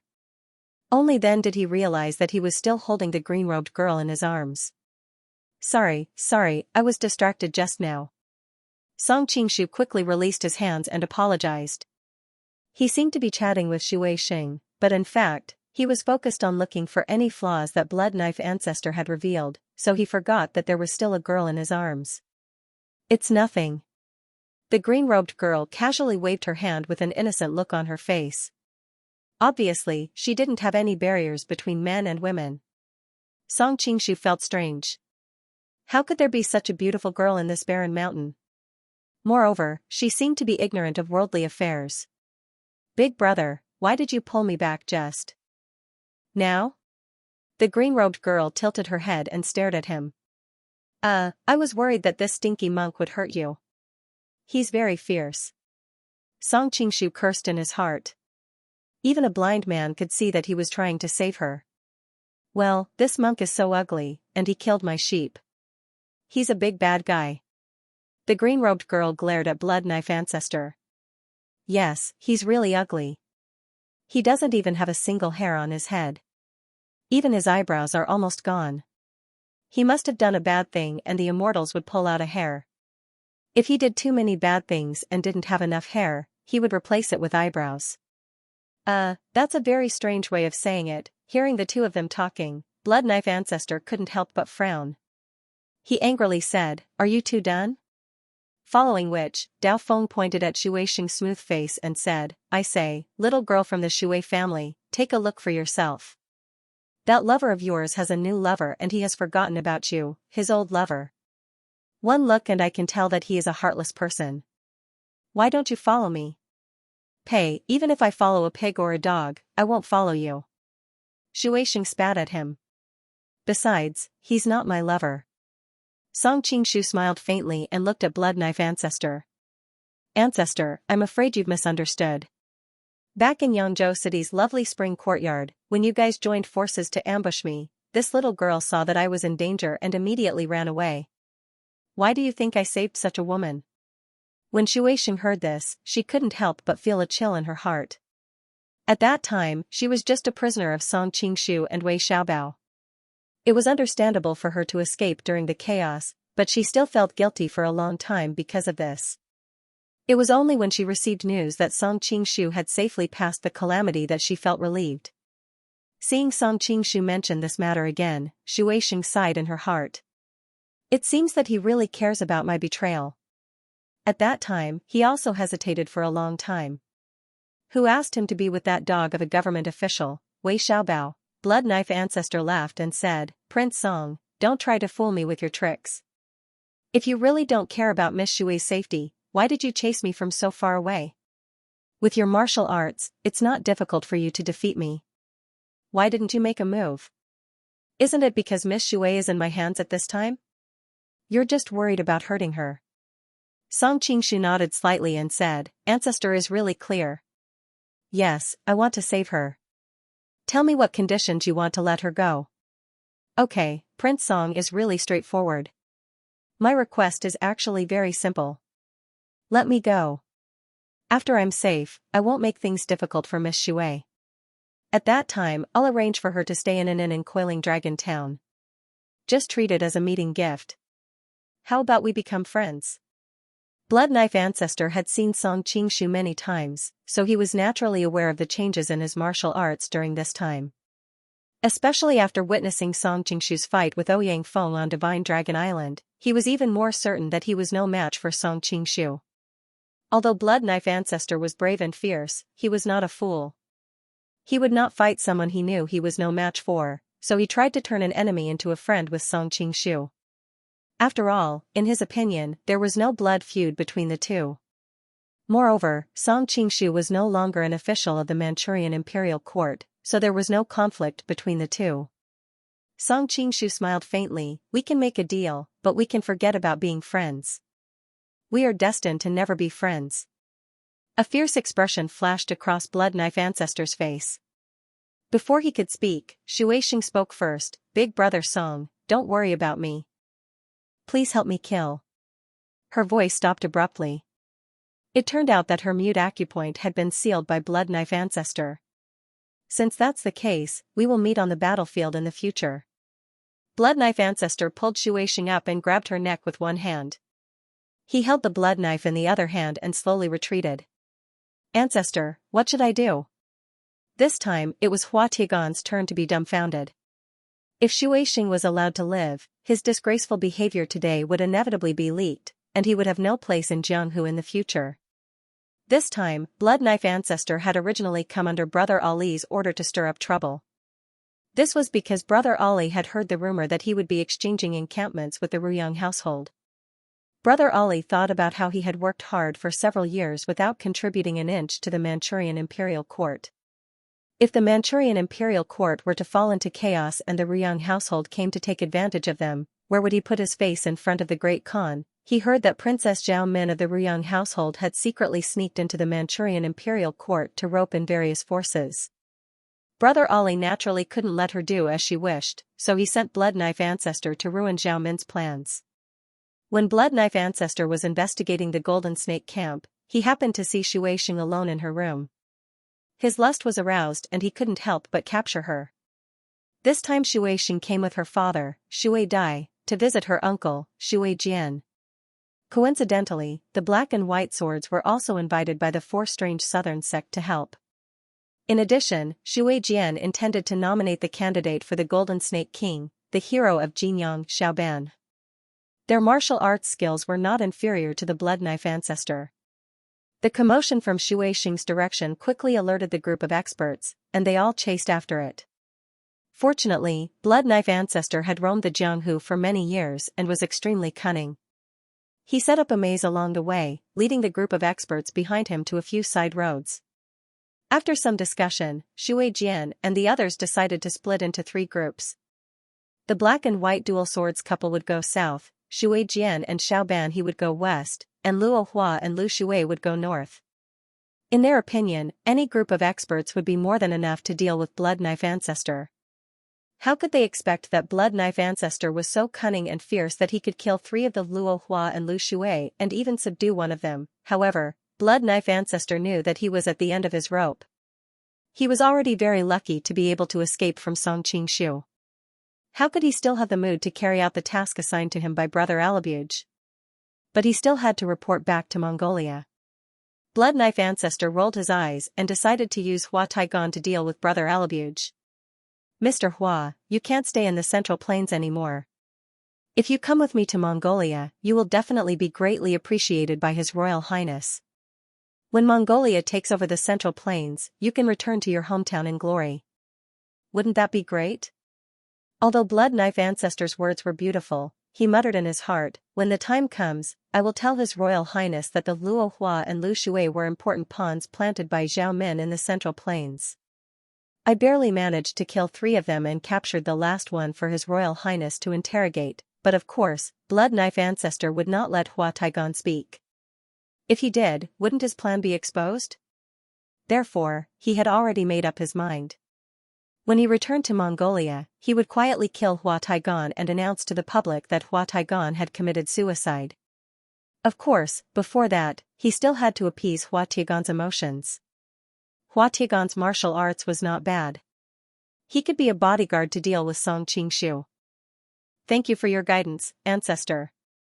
I will definitely not ask for your great kindness in the future. Hua Taigon smiled flatteringly. Song Qingshu frowned when he heard this. He thought, Hua Taigon is a famous figure in the martial arts world for decades.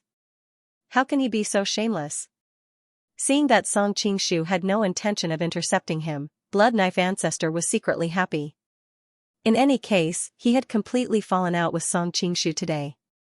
If he returned this little girl surnamed Shui to him according to the agreement, she would definitely stay by Song Qingshu's side in the future. Blood Knife Ancestor's days would not be good. It was better to wait until it was safe and find a secluded place to enjoy the soft and tender girl first and release the tension in his body. Song Qingshu would not chase him all the way to the Mongolian grasslands for a woman who had nothing to do with him. While Blood Knife Ancestor was fantasizing, he suddenly heard a clear female voice. Big brother let you go, but I didn't let you go. You killed my sheep and roasted it. Hurry up and pay me back. A sharp glint flashed across Blood Knife Ancestor's eyes. He thought to himself, if it weren't for Song Qingshu's presence, I would have ked you to the point of no return whenever I met a delicate country girl like you. He did not want to cause trouble, so he took out an ingot of silver and said with a pleasant expression, Little girl, this ingot of silver can buy 10 sheep. Consider it my compensation. Unexpectedly, the green-robed girl shook her head. I don't want silver. Blood Knife Ancestor was stunned. Then what do you want? The green-robed girl said, a life for a life. Blood Knife Ancestor was so angry that he laughed. I only killed one of your sheep. You actually want to pay for a sheep with your life? Isn't a life for a life very fair? The green-robed girl tilted her head and stared at him. Obviously, she did not know where his anger came from. Suddenly, the girl showed an expression of sudden realization. Don't worry. After you die, I won't roast you. Looking at your appearance, you definitely won't taste good. Song Qingshu was speechless. This girl's logic was really touching. Blood Knife Ancestor was so angry that smoke was coming out of his 7 orifices. He used his Xianxia to wrap the ingot of silver in his hand and threw it at the green-robed girl. Obviously, he wanted to kill her. This is the chance. Song Qingshu had been waiting. Seeing that Blood Knife Ancestor was really distracted, he struck the ingot of silver that was flying toward the green-robed girl. Then, his figure flashed and appeared in front of Blood Knife Ancestor and Shui Xing. Blood Knife Ancestor was shocked. He wanted to tighten his grip on Shui Xing's neck, but his elbow felt numb. Obviously, Song Qingshu had hit his numbing acupoint, so he could no longer control Shui Xing. Blood Knife Ancestor also made a prompt decision and retreated. He wanted to take advantage of the time when Song Qingshu was saving Shui Xing and run away in the chaos. Song Qingshu coldly snorted. The wooden sword shot out and hit Blood Knife Ancestor's vital acupoint on his back. An ambitious and ruthless person died just like that. Ah? Hua Taigon cried out in alarm. He didn't expect that blood knife ancestor, who was like a demon god, would be killed so easily. He stood there, dumbfounded. Song Qingshu was too lazy to care about him. He reached out to release Xuexing's acupoints and asked with concern, "Miss Xue, are you hurt?" Xuexing bit her lips and gently broke free from his embrace. She picked up a saber from the ground and quickly walked over to Blood Knife Ancestor's corpse. She started to chop it with all her might, not uttering a single word during the whole process. "Miss Xue, he is already dead." Song Qingshu walked behind her and gently patted her.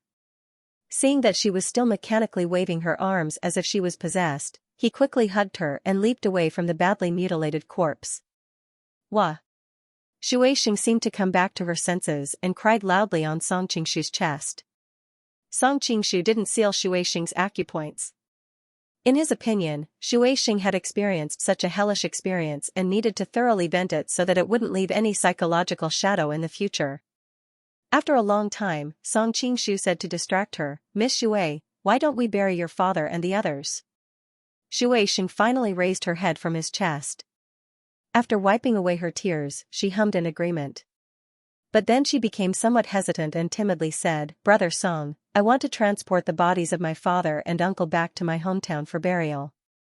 Hero Xue and the others naturally can't be buried in the wilderness. It's just that this place is too far from the Golden Snake Battalion. We can only send people to collect them after we return. If a wild beast passes by during this time, it is very likely that it will damage their bodies. So we will first protect them with stones and then send people to transport their bodies back to Jiangnan. What do you think?" Song Qingshu asked. "Everything is as Brother Song says." Xuexing had just cried so hard that her eyes were still red. Glancing at Hua Taigan, who was still dumbstruck, Song Qingshu snorted coldly at him, "You with the surname Hua, go find some stones and bury your sworn brothers properly. I can spare your life." In his eyes, Hua Taigan seemed to be frightened, but when he heard Song Qingshu's words, he was immediately overjoyed and hurriedly nodded. Yes, I'll go right away."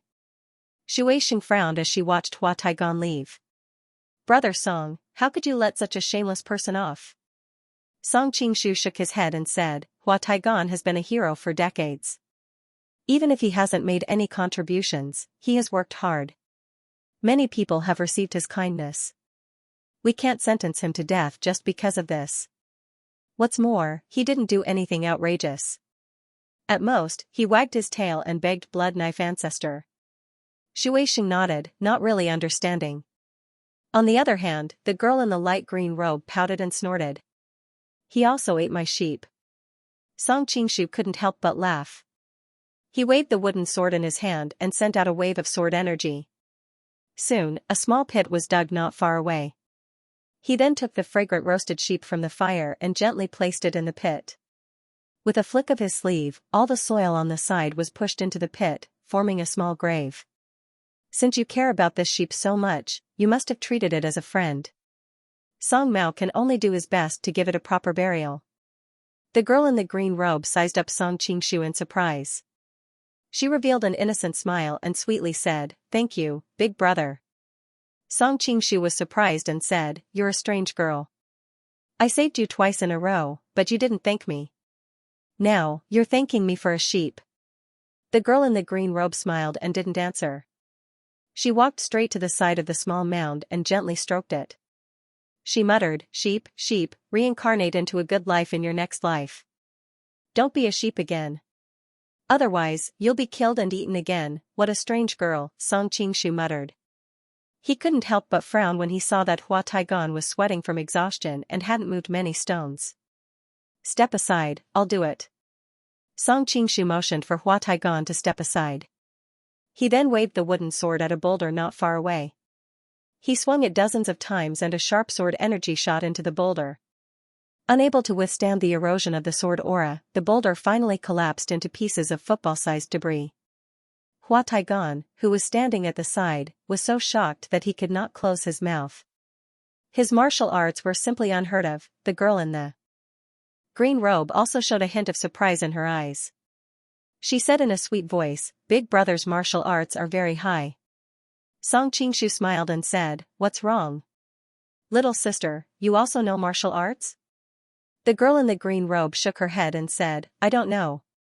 I only know how to use my green bamboo stick. From the beginning, Song Qingshu didn't sense the existence of internal energy in her body, so he didn't take her words to heart. He turned around and asked Hua Taigan to bury Shui Dai, Lu Tianshu, Lu Chungfeng, and the others. Miss Shui, let's go back to the camp first. Your uncle and the others should be very anxious about your whereabouts. When we go back, we'll arrange for people to pick up Master Shui and the others. Song Qingshu had just learned from Hua Taigan that Shui Jian, the black and white swords, and the others were divided into 3 groups. Yes. Shui Xing had long lost her own opinion and followed Song Qingshu's lead. Song Qingshu nodded and looked at Hua Taigan. What about you? Hua Taigan was shocked and quickly said, I want to stay here and keep watch for my brothers to atone for my previous behavior. He knew that if he went back with Song Qingshu and the others, Shui Jian and the others would definitely ask about what happened before. His cowardice would definitely not be concealed. It was better to stay here. Shui Xing is soft-hearted. Seeing that I'm keeping watch for her father, she will definitely be soft-hearted and won't deliberately mention my matter. Besides, Shui Xing and Song Qingshu are flirting with each other. There must be something going on between them. If I don't know what's good for me and disturb them, wouldn't that devil Song Qingshu tear me apart in a fit of rage? Humph, Shui Dai really has a good daughter. If I have a beautiful daughter and that devil Song Qingshu takes a fancy to her, wouldn't I be able to do whatever I want in Jianghu for the rest of my life? Hee, Shui Dai, it's a pity that you don't have the fortune to enjoy it. In the future, if I treat Shui Xing better as an elder, maybe I can get Song Qingshu to show his filial piety. How could Song Qingshu and Shui Xing know the evil intentions of this respectfully standing old man? Seeing that he proposed to keep watch for her father, Shui Xing was a little moved. Her previous resentment immediately disappeared. Thank you, Uncle Hua. Hua Taigan was secretly proud of himself. Of course, he still had a sad expression on his face. This is what Uncle Hua should do. I only hate that Uncle Hua made a mistake and didn't fight to the death with the blood knife evil thief. It's good to know one's mistakes and correct them. Song Qingshu nodded slightly and turned to look at the green-robed girl on the other side. Little sister, where is your home?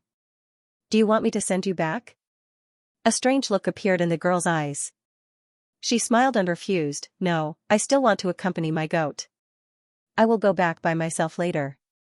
I see. All right then. Song Qingshu was also in a hurry to return to the Golden Snake camp. On one hand, he didn't want Zhu Yanai and Xia Qingqing to worry about him. On the other hand, he still had a lot of things to prepare for the Golden Snake King election.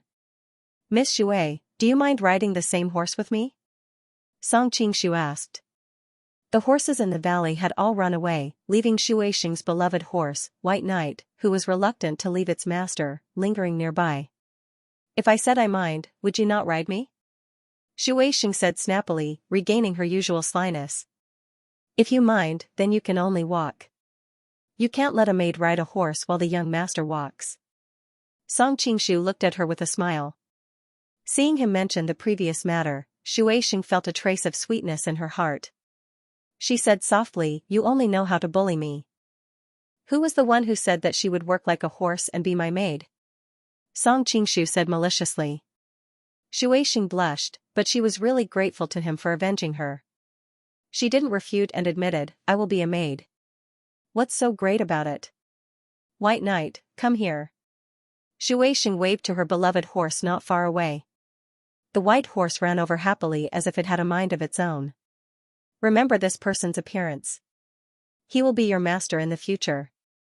If he wants to ride you, you can't throw a tantrum. Shui Xing pulled White Knight to the front of Song Qingshu and whispered in the horse's ear. White Knight was a gift from Shui Dai when Shui Xing was a child. They grew up together and were like family. Shui Xing treasured it very much. If he knew that Shui Xing's father didn't even allow her to touch White Knight, Song Qingshu would be very grateful. Zhao Yabai snorted as if she was unwilling to do so. Shui Xing smiled faintly and pressed her hand on the back of the horse. She gracefully mounted the horse and called out to Song Qingshu, aren't you going to come up? Okay. As soon as he finished speaking, Song Qingshu flipped over and sat behind Xu Weixing. Feeling the man's hand pass under her armpit and naturally hold the reins, Xu Weixing's face blushed charmingly. Go. After bidding farewell to the green-clothed girl, Song Qingshu squeezed his legs and rode Zhao Yabai in the direction of the Golden Snake camp. Be gentler. When Xu Weixing saw that Song Qingshu did not show the slightest hint of pity, she stroked White Knight's mane, her heart aching for him. I didn't use any strength. Song Qingshu cried out, feeling wronged. Their intermittent voices could be faintly heard in the wind. Hua Taigan couldn't help but spit on the ground. Father just died and she's already so slutty. What a fickle woman. Are you saying bad things about that sister? The green-cloaked girl stared at him curiously. So what if I am? Hua Taigan felt that his day had been very sullen. No matter what, he was still a hero whose name shook Jiangnan. Not only was he beaten like a dog by Blood Knife ancestor, but he also had to bow and scrape to a junior. Now, even a country girl dared to shout at him like that. Thinking of this, Hua Taigan looked at the green-clothed girl with an unkind gaze. He thought, today, I can't keep my integrity. Xu Weixing probably won't leak my secret. If this village girl leaks what happened today, won't I die without a burial? Feeling the change in his expression, the green-clothed girl asked, You want to kill me? So what if I am? You can only blame yourself for seeing something you shouldn't have. Hua Taigan's eyes revealed an ominous glint. He grabbed his famous weapon, the spear, and walked towards her step by step. The green-clothed girl was not afraid. Instead, she smiled, That's for the best. I also want to kill you to avenge my sheep. Hua Taigan seemed to have heard the funniest joke in the world. He laughed until he was out of breath. You, a little girl, want to kill me? Why don't you go ask around? In Jianghu, I, Hua Taigan, have the title of invincible in Zhongping. Even Song Qingshu couldn't see that the green-clothed girl knew martial arts. Hua Taigan naturally thought she was an ordinary village girl. Invincible in Zhongping? The green-clothed girl was startled. Then, she revealed a puzzled expression, I see that your martial arts aren't that great. You can't even beat that big baldy. How can this be called invincible? Being poked at the sore spot in his heart, Hua Taigan immediately became furious. He stabbed the spear at the green-clothed girl, Smelly girl, you're courting death. The green-clothed girl unhurriedly raised the green bamboo stick in her hand and casually swung it forward. Hua Taigan was horrified to find that a green light had appeared in front of him. He immediately felt that the vitality in his body had been completely destroyed by this green light. He couldn't help but gurgle, Sword Chi? Who are you? Are you asking for my name? The green-clothed girl innocently looked at him, My name is Ah Qing. You woman Ah Qing. Song Qingshu spurred his horse to gallop. Naturally, he didn't know what was happening behind him. Half of Xu Weixing's body was in his arms. Her heart was beating wildly. She finally recovered a little from the grief of losing her father. Seeing Xu Weixing shrinking her head like a quail and not saying a word, Song Qingshu couldn't help but lower his head and teased, Where did that clever girl who bickered with me in Yangzhou go? Xu Weixing faintly sighed, In this kind of situation, how can I be in the mood to bicker with you? Song Qingshu tenderly stroked the hair on her head, Seeing how pitiful you are after losing all your relatives in one night, I'll make a sacrifice and reluctantly take care of you in the future. Xu Weixing couldn't help but spit, Bah, who needs you to take care of me? I still have my uncle, and cousin. Cousin? Song Qingshu's expression was strange. He deliberately sighed, That's right. Since ancient times, cousin and cousin have many ill-fated relationships. Since you have a cousin, I won't think too highly of myself. Hey, it's not what you think. Xu Weixing suddenly became anxious and hurriedly explained, There's really nothing between me and cousin. Song Qingshu's face turned cold, and his voice suddenly became cold, As far as I know, your cousin Wang Xiaofeng is deeply in love with you. You two grew up together as childhood sweethearts. Aren't you being too heartless by saying that? Song Qingshu had always appreciated affectionate women, even if the object of their affection wasn't him. Therefore, he admired Xia Qingqing, Icy Snow, Shuang and even Luo Bing very much. That was why he was so tolerant of some of their behaviors. As for Shui Xing, who easily changed her mind and hugged the lute, he subconsciously disliked her. Shui Xing was startled at first. Cousin likes me? Noticing Song Qingshu's ashen face, Shui Xing immediately cried out in grievance, I really don't know. I've always treated him as an older brother. Song Qingshu was stunned, wondering if he had misunderstood Shui Xing. Could it be that she was still young and hadn't had the time to open her heart to Wang Xiaofeng when she met him? Suddenly, an angry shout came from not far away, Die, pervert! Then, an extremely pure aura energy attacked him. Song Qingshu could not help but be startled. He finally realized that the perverted thief was referring to him. I have not been a perverted thief for many years, okay? Song Qingshu was extremely depressed. He hurriedly protected Shui Xing in his arms and struck out with his right palm, colliding with the opponent's palm energy. Because he was worried that the rebound force would crush Shui Xing's beloved horse, Song Qingshu did not dare to use his full strength. Even so, his palm energy was not something an ordinary expert in Jianghu could withstand. Huh? Feeling a slight numbness in his hand, Song Qingshu could not help but sigh at the purity of the opponent's internal energy. Just as Song Qingshu was about to carry Shui Xing off the horse, a young girl's anxious voice suddenly came from his arms, Uncle Xiao, don't hit him. He is one of us. One of us? A middle-aged man wearing a felt hat could not help but stop and look at Shui Xing in confusion. You know this person? Song Qingshu also looked at Shui Xing curiously. Yes. Shui Xing nodded and flipped off the horse. She pulled Song Qingshu over to the man, let me introduce you. This is my uncle Xiao, known as the swordsman of Jinyang. This is my brother Song Qingshu.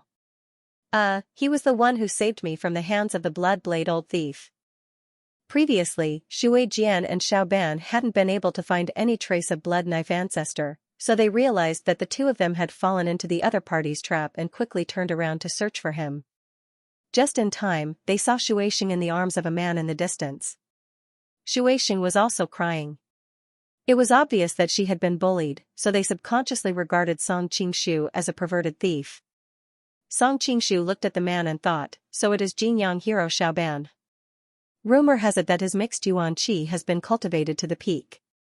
Seeing him today, he really lives up to his reputation. Looking at the thick beard on his cheeks, Song Qingshu felt a little strange. I remember that in the original Mandarin Duck Saber, he was a eunuch. This doesn't look like it, however, Song Qingshu was not very familiar with the plot of Mandarin Duck Saber and thought that he might have remembered wrongly. Oh? So it was that young hero who assassinated Kangxi. Xiao Ban looked at Song Qingshu again and immediately found him more pleasing to the eye. In his early years, he also lurked in the Forbidden City and tried to assassinate the emperor of the Qing dynasty several times but failed. Later, he chose to leave the palace for another important matter, which happened to be different from the time when Song Qingshu entered the palace, so they never met. Sheng where are your father and the other uncles? Another middle-aged man walked out of the forest. He had a dignified appearance and looked somewhat similar to Shui Dai. He had a murderous aura that belonged to those who had fought on the battlefield. Uncle. Hearing his question, Shui Xing immediately ran over and threw herself into his arms, crying bitterly.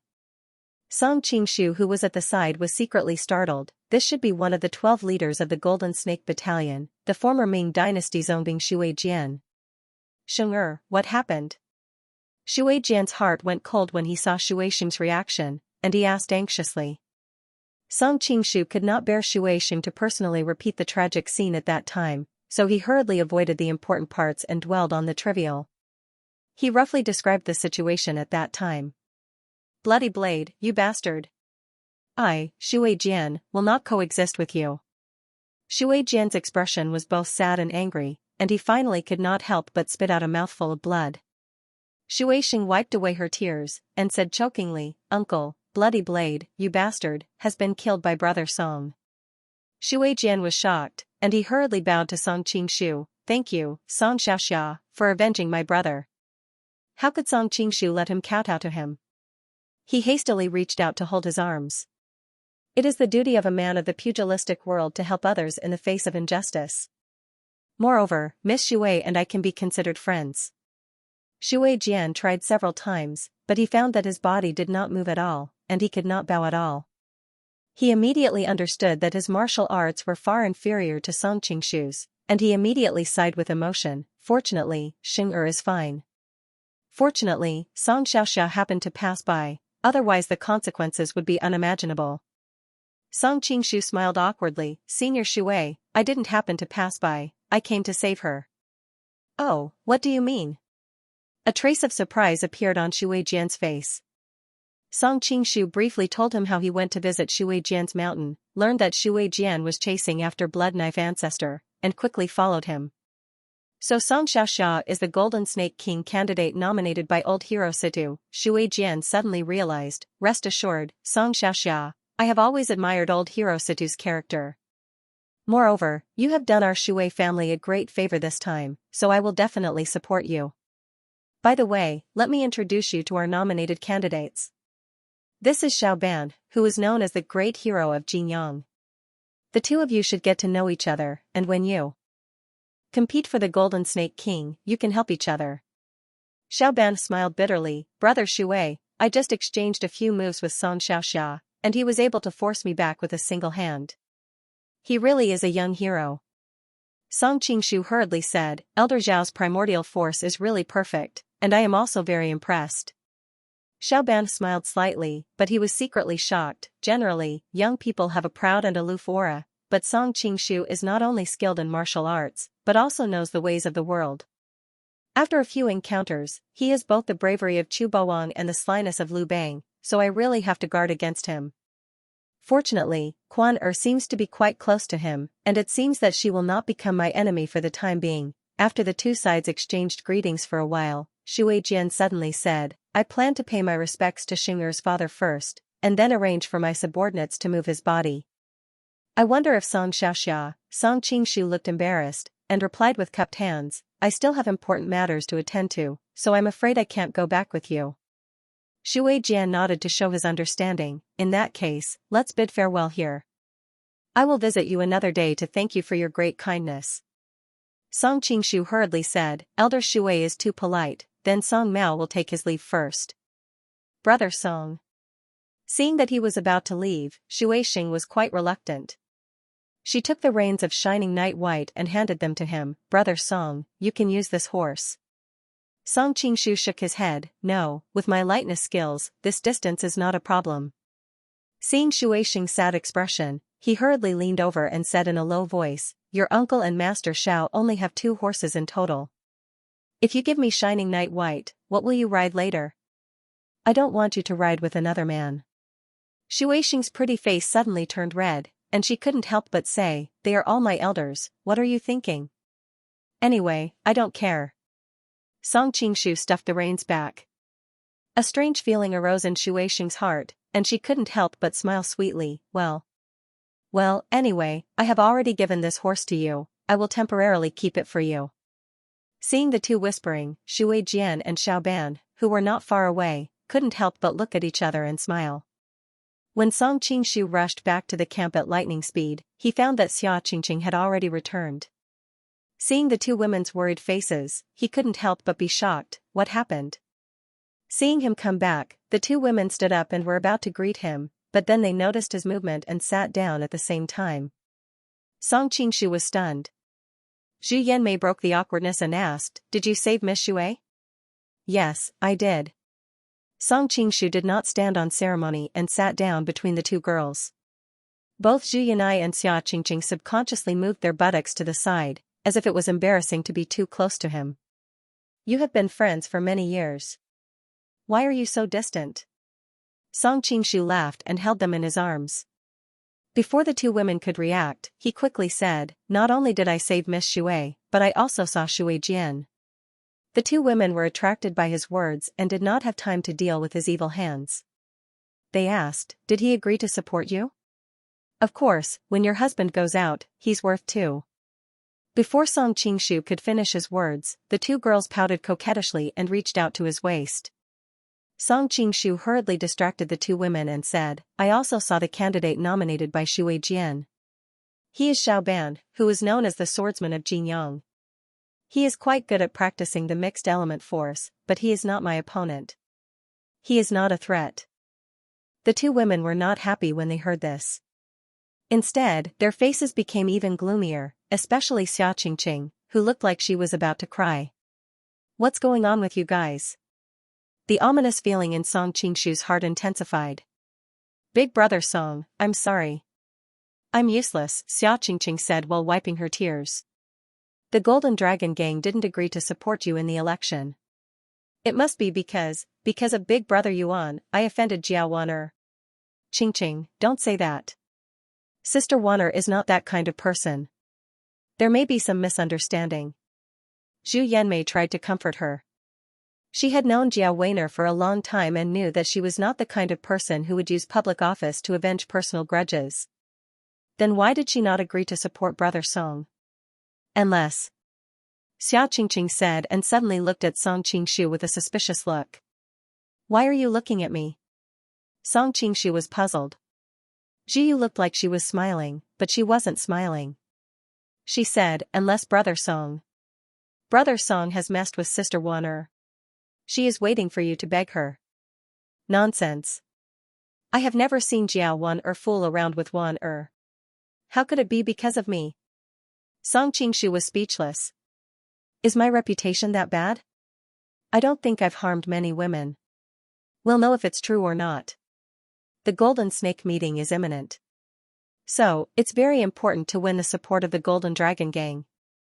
The two women had analyzed the matter for a long time. Zhu Yong had clearly determined that Song Qingshu was the reason. Alright. I'm really afraid of you. I'll go there, okay? Song Qingshu was obviously very puzzled. He had the intention to go and see if there was any unforeseen event in the Golden Dragon Gang. If you want to see Waner, it will be inconvenient for us to follow you. So, I won't go with you. Qingqing and I will stay here and discuss the details of the operation. Zhu pursed her lips and smiled.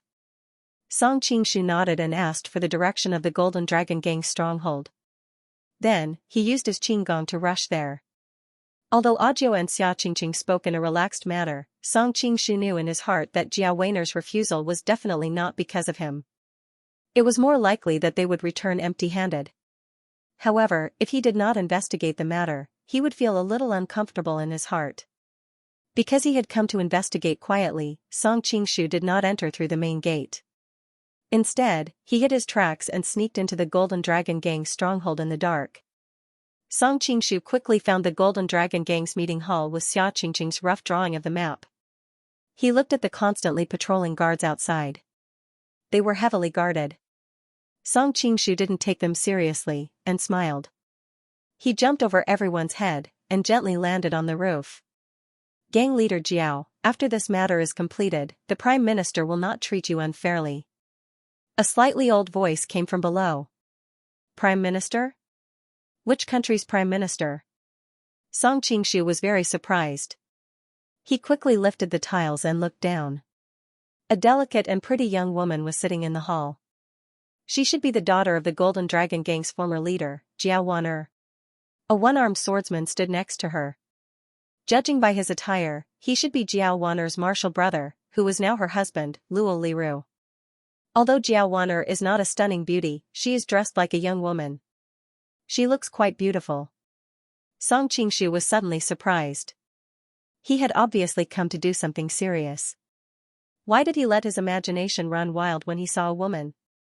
Could it be that the demonic barrier of the Mankasbara has flared up again? Song Qingshu's heart trembled as he thought of this. He quickly suppressed his imagination and continued to look. The delicate and pretty young woman shook her head and said, Mr. Bei, our request is actually very simple. We don't want glory or wealth. We just want to take the gang back to our hometown of Jinling. When the time comes, the Prime Minister will make things convenient for us. Mr. Bei? Which famous person in Jianghu has the surname Bei? Fortunately, the surname Bei was relatively rare. Song Qingshu thought for a moment and thought of a person. Could it be Zhenjiang Changle Gang's Bei Haishur? From what Jiao Waner said, Song Qingshu guessed that she was tired of living on the edge of a knife and wanted to return to her hometown to live a stable life. Song Qingshu couldn't help but have a strange expression as he thought of this. Yuan Qingji's charm was quite great. He was able to win the hearts of so many women. He didn't expect that Jiao Wan'er wouldn't forget her feelings for him even after getting married. If it weren't for Yuan Qingji, Jiao Wan'er would probably have taken the gang back to Jinling long ago. Now that Yuan Qingji was dead, Jiao Wan'er must have been disheartened. Naturally, she didn't want to stay in the Golden Snake camp, which was a dangerous place. According to her analysis, Bei Haisher should represent the southern Song court, and the prime minister she mentioned should be Jia Shidao, a famous treacherous official in history. Treacherous officials have nothing to do with me. But now that Jia Shidao is in power in the southern Song court, Song Qingshu hadn't thought about what strategy to choose in the future to deal with the southern Song dynasty, so it was too early to say whether Jia Shidao was a friend or a foe. Don't worry too much, gang leader Jiao. Jinling is not far from Gusu, and our Morong family has some connections. When the time comes, we will help you return to your hometown with glory. A familiar voice sounded. Morong Fu? Song Qingshu looked sideways and saw that it was indeed Morong Fu, who they had separated not long ago. He couldn't help but be stunned. Didn't he go after Morong Jingyue? Why is he here? It turned out that after Morong Bo and Song Qingshu fought and left, he hurriedly caught up with Morong Fu and asked him not to go after Morong Jingyue. Instead, he came to the Golden Snake camp to participate in the election of the new Golden Snake King, which would be more helpful for the revival of the country. Hearing that Jia Shidao had chosen to support him to participate in the election of the Golden Snake King, Morong Fu couldn't help but feel happy and rushed over without stopping. The Golden Snake camp was a force to be reckoned with. Although the Southern Song dynasty had made peace with the Manchurian Qing, they still didn't want their neighbors to live peacefully. Naturally, they didn't want the Golden Snake camp to be completely destroyed by the Manchurian Qing. When he heard that the Golden Snake camp was electing a new Golden Snake King, Jia Shidao had an idea. He wanted to support a puppet to help him resist the Manchurian Qing. The puppet had to be powerful and loyal to the Southern Song dynasty. After thinking about it, his advisors recommended Morong Fu of Gusu. Morong Fu was a descendant of Morong Yanzhao, the commandery prince of Hunan, who founded the Northern Song dynasty. However, Morong Fu had lost his official position in his generation. The inner court of the Southern Song dynasty believed that Morong Fu, as the descendant of a loyal minister, must be trustworthy. Moreover, Morong Fu's name in Jianghu was also very famous. Xiaofeng of the north, Morong of the south was so awe-inspiring that it increased their confidence in winning the Golden Snake King. Therefore, Jia Shidao agreed to the plan. He sent Bei Haisher of the Changle clan, who had long sought refuge with Morong Fu, to the north to help Morong Fu win the Golden Snake King. Of course, if Jia Shidao knew that the Morong family had been trying to revive the Yan kingdom for generations, what would he think of his plan? According to the information reported by the spy, Bei Haisher learned that the Golden Dragon gang wanted to return to the south, so he secretly contacted Jia Wan'er. Jia Wan'er agreed to nominate Morong Fu. In exchange, Bei Haisher promised to arrange for the Golden Dragon gang to return to Jinling. Looking at the beautiful figure next to Morong Fu, Song Qingshu couldn't help but speculate maliciously. Since Wang Yuyan was here, would that romantic Duan Yu be nearby? Then, the people in the hall began to compliment each other, but they were all talking about trivial things. Song Qingshu listened to them and yawned. Finally, they all stood up and left. Song Qingshu quickly hid himself and followed behind Morong Fu and Wang Yuyan. He thought that he had a good relationship with Morong Fu, so he could ask him to mediate. That way, Jiao Wan'er might change her mind. Song Qingshu looked at Morong Fu and Wang Yuyan. Cousin, why didn't you ask gang leader Jiao to support Song Qingshu? Didn't he just give you the 18 Dragon Subduing Palms manual? Wang Yuyan's heavenly voice rang out, but to Song Qingshu, it was like a bolt from the blue. He hurriedly stopped himself and continued listening. Morong Fu let out a sigh. If it was an ordinary matter, it would be fine. However, I have received great kindness from him, so I should repay him with my life. However, this time, Golden Snake Battalion is going to re-elect a new Golden Snake King, and I'm determined to win the title. If I can be elected successfully, with the elite soldiers and mighty generals of Golden Snake Battalion, the day of the Great Yan Dynasty's revival will not be far away. But is there really a need to do this? Wang Yuyan furrowed her brows slightly. Back then, when Song Qingshu had come to her house in search of help, she had instructed him to try out the Divine Radiant Sutra. In truth, she had only read a few words about it from an ancient book, and she wasn't too confident that it would succeed. After Song Qingshu thanked her profusely and left, not long after that, he rose to prominence in the martial world and became a famous expert of the younger generation. Wang Yuyan felt quite proud of him, and was filled with curiosity about what he had experienced. Later on, when Wang Yuyan was captured by Jiu Maji, she bumped into Song Qingshu and was secretly taken care of by him. That was the reason why she didn't suffer any great losses. When Morongfu came to rescue her, both of them could only watch helplessly as Song Qingshu was trapped in a tight encirclement, and eventually left him. From then on, not only did Wang Yuyan feel a sense of gratitude towards him, she also felt a sense of guilt. When she found out that Song Qingshu had unreservedly given one of the supreme arts of the martial world, the 18 dragons subduing palms, to her cousin, Wang Yuyan's impression of him grew even more favorable, and she secretly admired Song Qingshu's noble character and unquestionable integrity. Thus, when she heard that Morongfu had advised Jiao Wan'er to reject Song Qingshu's support, she was filled with doubt and anger. In front of outsiders, she had to consider Morongfu's reputation, so she did not explode. Now that the two of them were alone, Wang Yuyan could no longer hold back and asked. Morongfu hesitated for a moment, and finally sighed. This time, in order to prevent others from taking over the Golden Snake Camp, the mountain chiefs of the Golden Snake Camp have stipulated that all the candidates for the Golden Snake King must meet one condition: they cannot be the leader of a sect. This way, a large number of the top experts in the martial world will be eliminated. I have always prided myself on being well-versed in both the pen and the sword. In terms of martial arts, there are few who can rival me in my age group, so the chances of me becoming the Golden Snake King are very high. Who knew that Song Qingshu would also be participating? So what if Song Qingshu is participating? The two of you are close friends, so you should be able to help each other during the selection process. Furthermore, with cousin's martial arts and the 18 dragon subduing palms that you've recently obtained, you might not necessarily lose to him, Wang Yuyan asked in confusion. You don't understand. Although Morongfu had seen Song Qingshu fight before, he had always held back, so he did not feel that there was a big gap between him and Song Qingshu. Who knew that the masked man would tell him that he was no match for Song Qingshu? Although Morongfu did not know that the masked man was Morongbo, he had always received help from him, so he trusted him very much.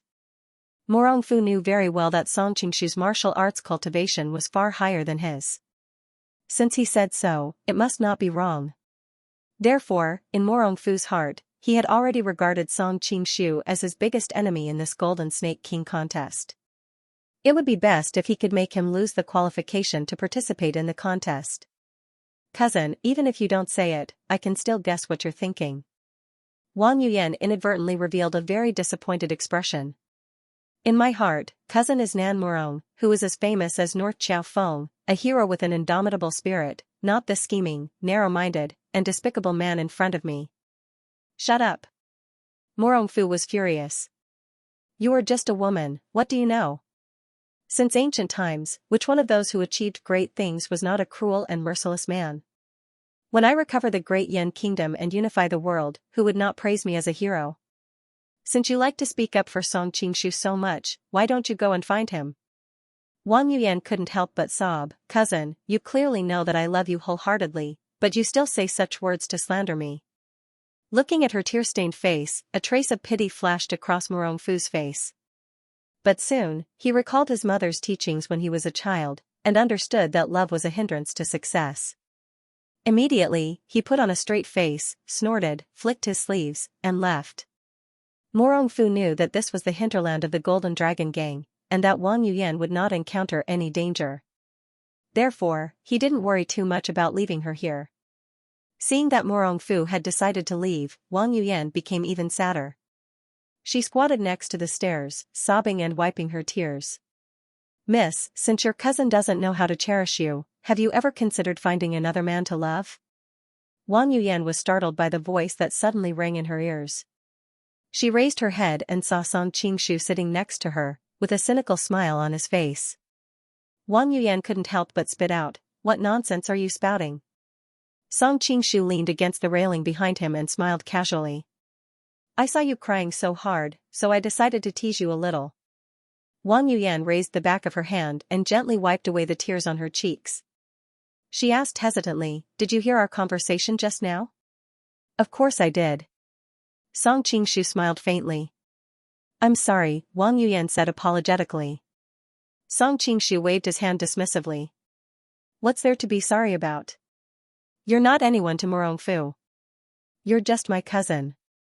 Although Wang Yuyan was still angry at Murongfu just now, she knew that Song Qingshu had discovered everything, so she subconsciously tried to explain on her cousin's behalf. "Prince Song, my cousin didn't want this to happen either. It's just that this opportunity is far too important to him." Song Qingshu smiled nonchalantly.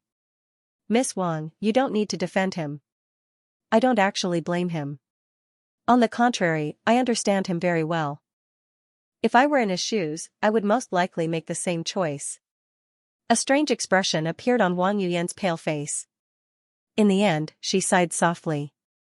"I didn't think that you would speak up for him. If I don't speak up for him, how can I show off my magnanimity in front of Miss Wang?" Song Qingshu laughed heartily, a carefree expression on his face. Wang Yuyan looked at him in surprise. She didn't expect him to be so honest. However, Wang Yuyan could tell from Song Qingshu's tone and demeanor that he wasn't just saying those things to please her. Although he had been flirting with her all this time, his eyes were as clear as crystal. It was clear that he didn't have any ulterior motives towards her as he had said. Wang Yuyan looked back at all the men she had met in her life. Whether it was her fickle cousin or young Master Duan, none of them were as aloof as Song Qingshu. It was as if she was just an ordinary friend in his heart.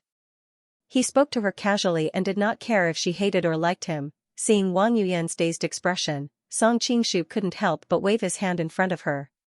"You can't really be comparing the pros and cons of me and your cousin, right?" "Of course not." Wang Yuyan lowered her head as a blush appeared on her cheeks. Song Qingshu did not mind and asked casually, "Since Miss Wang is here, that young Master Duan from Dali should also be nearby, right?" Wang Yuyan could not help but spit. "Prince Song, don't spout nonsense. There's nothing going on between me and young Master Duan."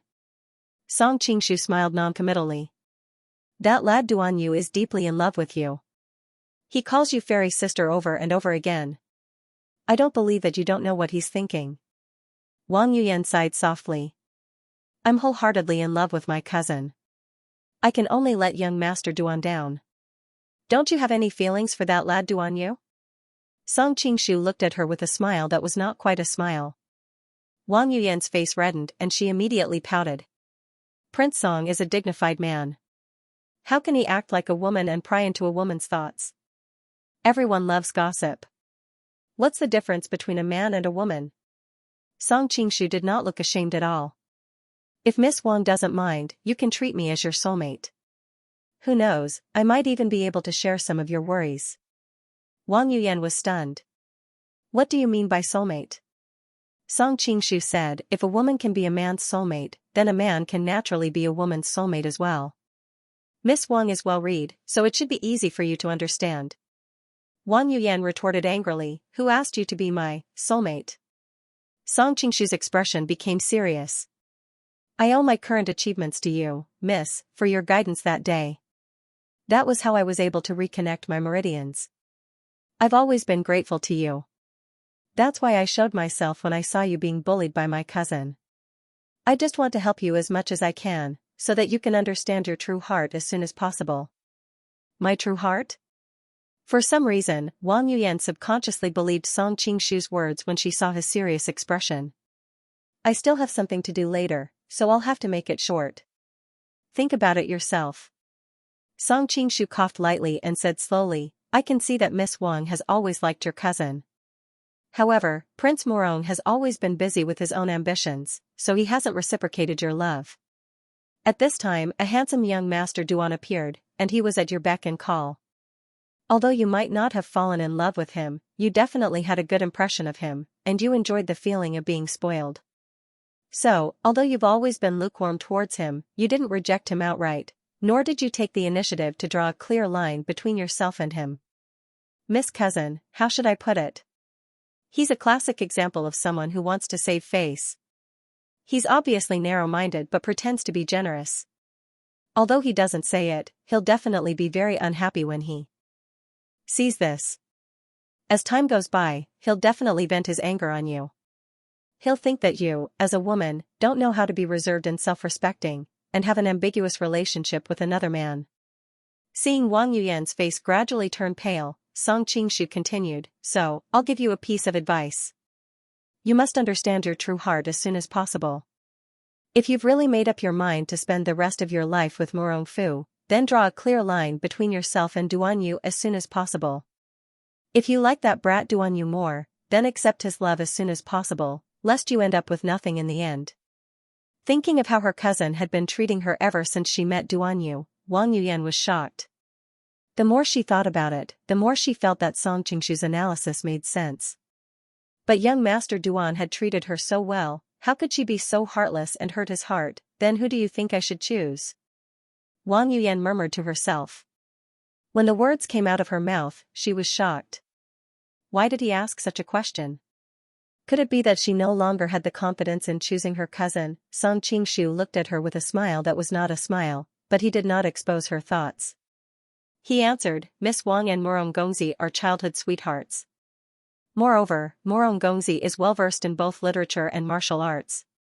He is also quite famous in the Wuling world. Originally, he was the best candidate for Miss Husband, but what? Wang Yuyan panicked when she saw him pausing on purpose. But Prince Murong has his heart set on reclaiming the glory of Great Yan, and has no time for romance. Song Qingshu threw out a heavy bomb. Wang Yuyan felt a chill running down her spine. The Murong clan's motto of reclaiming the glory of Great Yan had always been a top secret, and only a few people knew about it. So, how did Song Qingshu know about it? Looking at the frightened look on her face, Song Qingshu smiled and said, Don't worry, Mississippi. I'll never reveal this secret to anyone, and I have no intention of using it to threaten Prince Murong. Now, you should believe me when I said I understand his choice, right? If I were in your shoes, I'd probably make the same choice. Thinking back to what Song Qingshu had said, Wang Yuyan finally understood. She couldn't help but look at him in surprise. Song Qingshu continued, Prince Murong may be a genius in both the pen and the sword, but there are many heroes in the world. To be honest, his abilities are not even on the list. If he wants to revive the Yan kingdom, it can only be said that he has great ambitions but little talent. Wang Yuyan opened her mouth, wanting to retort. But after some thought, she realized that what he said was not unreasonable. The chances of her cousin succeeding in reviving the Yan kingdom were really slim. Actually, if that's the only reason, it's fine for Miss Wang to follow Prince Murong. The two of them work hard, and it deepens their relationship. But I see that in order to restore his country, Murong Gongzi has already entered a demonic barrier. In his heart, nothing is more important than restoring his country. In the future, if someone offers to help him restore his country, but in exchange for Miss Wang, do you think Murong Gongzi will abandon you? Song Qingshu looked at her meaningfully. Hearing the word husband and wife, Wang Yuyan felt a trace of sweetness in her heart. She had a bashful expression on her face, but as she listened to the latter part, her face became deathly pale. With her understanding of Morongfu, it was very easy for her to guess the terrifying ending. No, he wouldn't. Cousin wouldn't do that to me. Wang Yuyan shook her head in a daze as she muttered to herself. If you were really so confident, you would have just laughed at what I said, and not emphasized it so deliberately. Song Qingshu sighed softly. Song Qingshu continued, Duan Yu is deeply in love with you. He will definitely treat you better than Morongfu. Moreover, he is the crown prince of Dali. Now that Emperor Baoding of Dali has no sons, the throne will fall to Duan Yu sooner or later. At that time, you will definitely become the empress. Compared to Morongfu, that illusory empress of the Yan kingdom, you are far superior. Moreover, even if Morongfu succeeds in reviving the Yan kingdom, Miss Wang may not become the empress. Then do you want me to choose young Master Duan? Wang Yuyan suddenly asked. If it were a peaceful world, Duan Yu would be the best choice for you. Song Qingshu shook his head slightly and changed the topic. However, the countries are at war now. Dali is a small country on the border and is destined to be destroyed by other countries in the future. Miss Wang is well read. You have seen Lady Hua Rui and Empress Zhou before you, and the many imperial concubines and princesses in the shame of Jingkong. You must know what will happen to you. Wang Yuyan was shocked, and could not help but worry for Duanyu. The imperial emperor of Dali dynasty is Dali. Duanyu Wang, dynasty, and Emperor Yu Wang. The emperor. Song Qingshu replied, Miss Wang, do you know that for so many years the Mongols have been attacking Xianxia without success, and that the higher-ups have begun to plan a detour to Dali and attack the Song from behind? Wang Yuyan had heard about the brutality of the Mongolian army before, and her face could not help but turn pale. Suddenly, she seemed to have thought of something, and she could not help but size up Song Qingshu suspiciously. Based on what you said, you're telling me not to choose either of them. Are you telling me to choose you? Song Qingshu smiled faintly. A beauty's affections are heavy. I already have too many women's affections on my shoulders. I'm already too busy. How could I have any ideas about Miss Wang? Wang Yuyan finally relaxed, but she could not help but feel a little indignant. Although she had no concept of her own beauty, Duanyu had been calling her fairy sister these days, and she was also a little proud of herself when the people of the Jianghu saw her. Seeing that Song Qingshu did not care about her at all, she could not help but think, am I not attracted to you at all? Of course, the thought only flashed through her mind, and she quickly calmed down. It's getting late, I have to go. Miss Wang, we'll meet again. Song Qingshu stood up, cupped his hands in farewell, and quickly flew out of the wall. Wang Yuyan pursed her lips into a smile and waved at his back. We'll meet again, my soulmate. Although her voice was soft, Song Qingshu's eyes and ears were very sharp. When he heard the way she addressed him, he could not help but stagger and almost fall over the wall. Wang Yuyan looks gentle and quiet. She looks like a young lady from a respectable family. But, she's actually hiding a cold and sultry heart? Song Qingshu couldn't help but mutter to himself after he left the Golden Dragon Gang's territory. Suddenly, the melodious sound of a zither came from afar. Song Qingshu could not help but be startled. There is actually a woman playing the zither in the middle of the night in the wilderness? Could it be the female ghosts in strange stories? When asked why he did not think that the person playing the zither was a man, Song Qingshu thought, isn't this nonsense? If a man plays this kind of sad and sorrowful zither sound, he must be an idiot and a pervert. Song Qingshu was bold and skilled. Relying on his superior martial arts, he quietly followed the sound. In the pine forest, a beautiful girl was gently plucking the strings of the zither.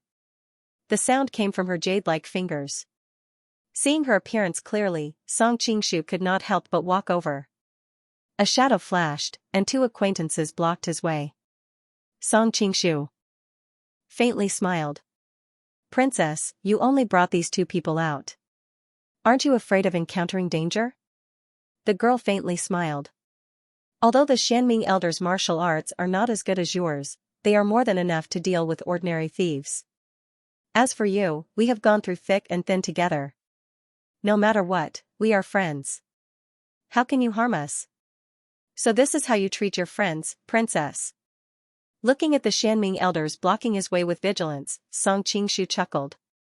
Zhao Min placed her hands on the strings of the zither and said to the Xianming elders, Mr. Liu, Mr. Crane, you can go back first. I have something to say to Prince Song. The Xianming elders immediately said anxiously, is it about your safety, princess? Zhao Min pursed her lips and smiled.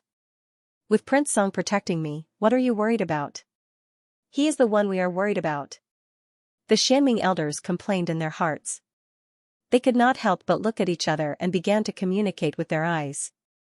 Junior brother, do you believe that they are not having an affair? I don't care if you believe it or not. Humph, this girl was in love with Zhang Wuji before. I didn't expect her to fall in love with someone else so quickly.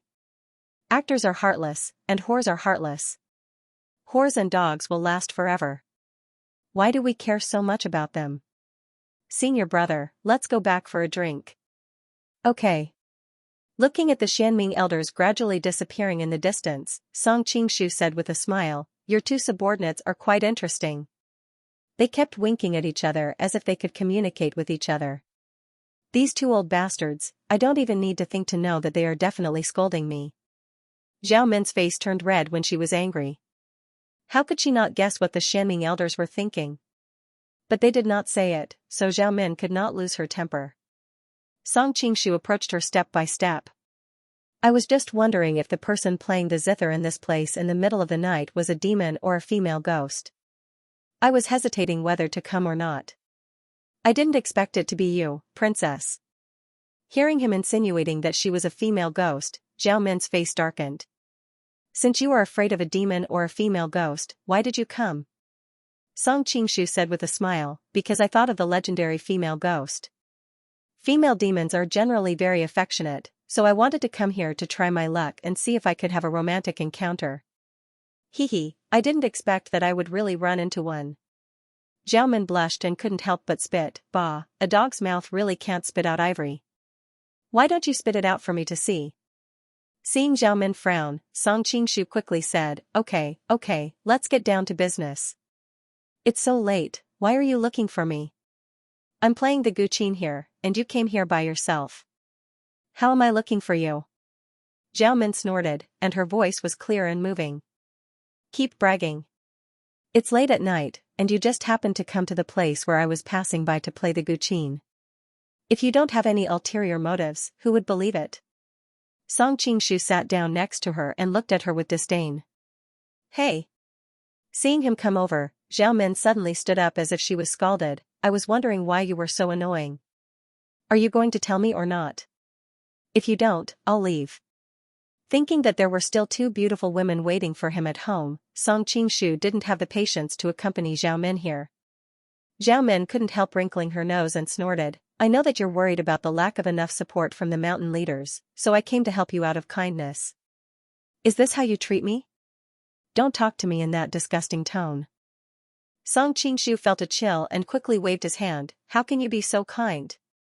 Tell me, what's the exchange? Song Qingshu knew that Zhao Min had always been a strategist, a great strategist, and an extremely rational and mature politician. He wasn't Zhang Wuji, so how could she talk to him in such a delicate tone? Zhao Min must have something to ask of him. It was no wonder that Zhao Min had coincidentally waited here. Her intelligence agency must have found out that the Golden Dragon Gang had refused to allow him to participate in the election. So, she had analyzed the situation a little, and knew that he would come to investigate. Therefore, she had been waiting here for a long time. As for why she didn't intercept him before he entered the Golden Dragon Gang, it was obviously because she would have more bargaining chips if he returned empty-handed. Don't make it sound like I'm begging you, Zhao Min said angrily. According to my calculations, you only have the support of 4 mountains. You still need 2 more to qualify for the Golden Snake King election. Nowadays, the competition between the major mountain peaks is very fierce. Moreover, your martial arts are so high. Who would be willing to have a strong competitor like you? If I'm not wrong, you won't get any support even if you pay a visit to the other mountain chiefs. Song Qingshu's complexion sank. He knew that she was speaking the truth. This was what he was most worried about. If he didn't have the qualifications, then it would be in vain even if he had the ability to transcend the heavens. Aren't you afraid that I'll become the Golden Snake King if you support me? Song Qingshu asked curiously. I'm eager for you to become the Golden Snake King, Zhao Min blurted out. She noticed the strange look in Song Qingshu's eyes and hurriedly explained, don't let your imagination run wild. You also know that it will be our Ruyang Mansion's turn to deal with the Manchurian Qing soon. If the new Golden Snake King is mediocre, then the Golden Snake Battalion will be easily disposed of by the Manchurian Qing Imperial Court. Then, we'll have a headache. Song Qingshu suddenly realized, so, you need the Golden Snake Battalion to exist all the time. Do you want to divert the Manchurian Qing's attention and waste their military supplies? He snickered in his heart. If Zhao Min finds out that I'm also Kangxi, won't she die of anger? That's right. Zhao Min admitted frankly, on the surface, I'm going to the south as a diplomatic envoy to the southern Song dynasty. In reality, I want to support a spokesperson for the Golden Snake Battalion. Originally, I wanted to look for the 4th lady of the Red Coat Army, Yang Miaozhen. Who knew that they'd already formed an alliance with the Sun Moon sect? Zhao Min's expression was obviously extremely angry. It was as if her beloved toy had been snatched away by someone else. Why aren't you willing to support the Red Coat Army and the Sun Moon sect after they've formed an alliance? Song Qingshu asked curiously. Zhao Min snorted, I naturally have my reasons. You don't have to worry about it. Song Qingshu nodded, alright, then tell me what condition you want me to agree to. Accompany me to meet someone later. The faint moonlight shone through the gaps between the pine leaves and onto Zhao Min's flawless face. It made her look like a fairy that had fallen into the mortal world. Unfortunately, her expression was solemn and there was a hint of killing intent in it. Who is it? Song Qingshu asked curiously. Zhao Min hesitated for a long time. Finally, her red lips parted slightly, and she faintly spat out 3 words, Zhang Wuji. Song Qingshu's expression changed slightly, and he also became silent. Is Zhang Wuji nearby now? Thinking of his recent fight with Zhang Wuji, Song Qingshu had a definite answer. Why do you need someone to accompany you when you're going to see Zhang Wuji? Song Qingshu suddenly asked curiously. Normally, when couples meet, the more private the better. They were afraid of being seen by outsiders. However, Zhao Min did the opposite. An inexplicable sadness flashed through Zhao Min's eyes. She revealed a mournful smile, he's the leader of the Ming dynasty, and I'm the princess of Mongolia. Mongolia and the Ming dynasty are at war now. I have to be on guard so that he doesn't take me as a hostage. How could Zhang Wuji bear to take you as a hostage? Hearing Zhao Min's excuse that was full of loopholes, Song Qingshu subconsciously thought of this. However, seeing that she had something to hide, he didn't ask. Then why didn't you find your subordinates to accompany you? Song Qingshu was indeed curious. Currently, Zhao Min's subordinates could be said to be full of masters.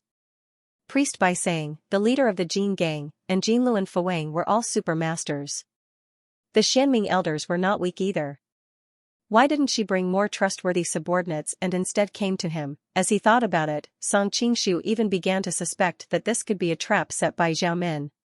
She wanted to use this opportunity to surround and kill him. There are some things that I don't want them to know. Zhao Min's face was expressionless as she said coldly, are you going or not? Yes, of course I'm going. Since Zhao Min could provide enough support for the mountain leaders, what harm would there be in making a trip? Even if there was an ambush, with his current martial arts and unparalleled lightness skill, it should be more than enough to protect himself. Then let's go. Zhao Min flicked her sleeves and left. Sigh.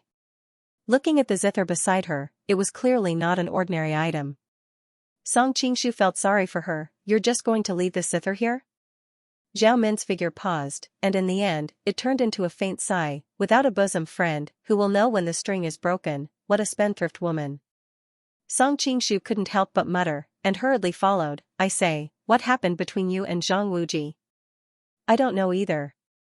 Zhao Min shook her head lightly. You don't know? Song Qingshu was stunned. Zhao Min forced a smile, I have a lot of doubts in my heart too, so I'm going to clarify it now. Seeing that Zhao Min didn't look like she was lying, Song Qingshu was stunned. He hurriedly followed her as she walked further away. I finally know why you don't want to support Yang Miaozhen. Seeing Zhao Min's cold expression as she walked silently with her head lowered, Song Qingshu wanted to break the awkward silence. Why? Zhao Min replied indifferently. Because the Red Coat Army and the Sun Moon sect have formed an alliance. Song Qingshu deduced with confidence. A hint of approval flashed across Zhao Min's eyes, but she remained calm and collected. What does their alliance have to do with me? Ren Wuxing escaped from the plum village of West Lake in an attempt to regain his position. However, after so many years, the leader of the Sun Moon sect, Dongfang Bubi, was recognized as the #1 person in the underworld. Ren Wuxing knew that he was no match for him, so he asked for help from the Ming dynasty, who had a good relationship with the Sun Moon sect. In the end, Zhang Wuji personally took action and knocked Dongfang Bubi down into the abyss. Since then, the Sun Moon sect has become the most loyal ally of the Ming dynasty. Song Qingshu thought that if he hadn't been hiding in Ren Yingying's bathtub, he wouldn't have known that the Sun Moon sect and the Ming dynasty's seemingly close relationship was actually treacherous in the dark. He wasn't sure if Zhao Min was a friend or foe, so there was no need to reveal this to her. Looking at you, it seems like you've become enemies with Zhang Wuji. Naturally, you wouldn't want to support the Red Coat Army that has a good relationship with the Sun Moon sect, Song Qingshu continued. Zhao Min declined to comment. She coldly snorted and said, "You'd better save your energy and think about whether you can beat him in a fight. If I remember correctly, the two of you have been trying to get rid of each other for a long time." "Oh?"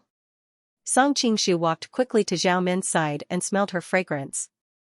He said meaningfully, "Do you want me to win or do you want Zhang Wuji to win?" Zhao Min said coldly, "I can't wait for the two of you to die together." Song Qingshu immediately laughed. "Zhang Wuji is your lover, and I'm just an outsider. You actually want us to perish together. It seems that in your heart, you've already unconsciously sided with me. You flatter yourself." Zhao Min said angrily, "This princess has never seen such a shameless person. His skin is thicker than the city wall." "Thank you for the compliment, Your Highness." Although Song Qingshu had a smile on his face, his heart was extremely solemn. Last time, he had fought Zhang Wuji for a short time, but both of them had only touched the surface. If they were to really fight to the death, it was still unknown who would emerge victorious. Although he had cultivated to an extremely high realm, Zhang Wuji had a vigorous internal energy of the nine-yang divine technique. In the martial arts world, there were only a few people who had internal energy that could surpass him. Moreover, Zhang Wuji had the supreme secret manual of the Ming dynasty, the Heaven and Earth Great Shift. In the past, Song Qingshu's martial arts were weak, and he felt that the Heaven and Earth Great Shift was the most divine martial art in the world. However, now that Song Qingshu's martial arts were high, he was constantly trying to figure out the principles of the Heaven and Earth Great Shift. In his opinion, the Ming dynasty's the Heaven and Earth Great Shift and the Gusumurong clan's Big Dipper had similar effects. They were both extremely brilliant martial arts that borrowed strength to fight strength. First of all, it allowed one to be in an invincible position. Although borrowing strength to fight strength was magical, there was still a limit to the amount of strength he could borrow. Otherwise, would the previous cult masters of the Ming dynasty and the Gusumurong clan's master not be invincible in the world? Therefore, Song Qingshu was not very afraid of the effect of borrowing strength to fight strength. However, the Heaven and Earth Great Shift also had the effect of stimulating the human body's potential. In Song Qingshu's opinion, the Heaven and Earth Great Shift was like a power amplifier. The power of the same punch could be optimized and amplified by the Heaven and Earth Great Shift. Zhang Wuji possessed the nine-yang divine skill, and his inner energy cultivation base was already world-shattering. The strength of each and every one of his moves was increased several times by the Heaven and Earth Great Shift. Song Qingshu felt a headache coming on just thinking about it.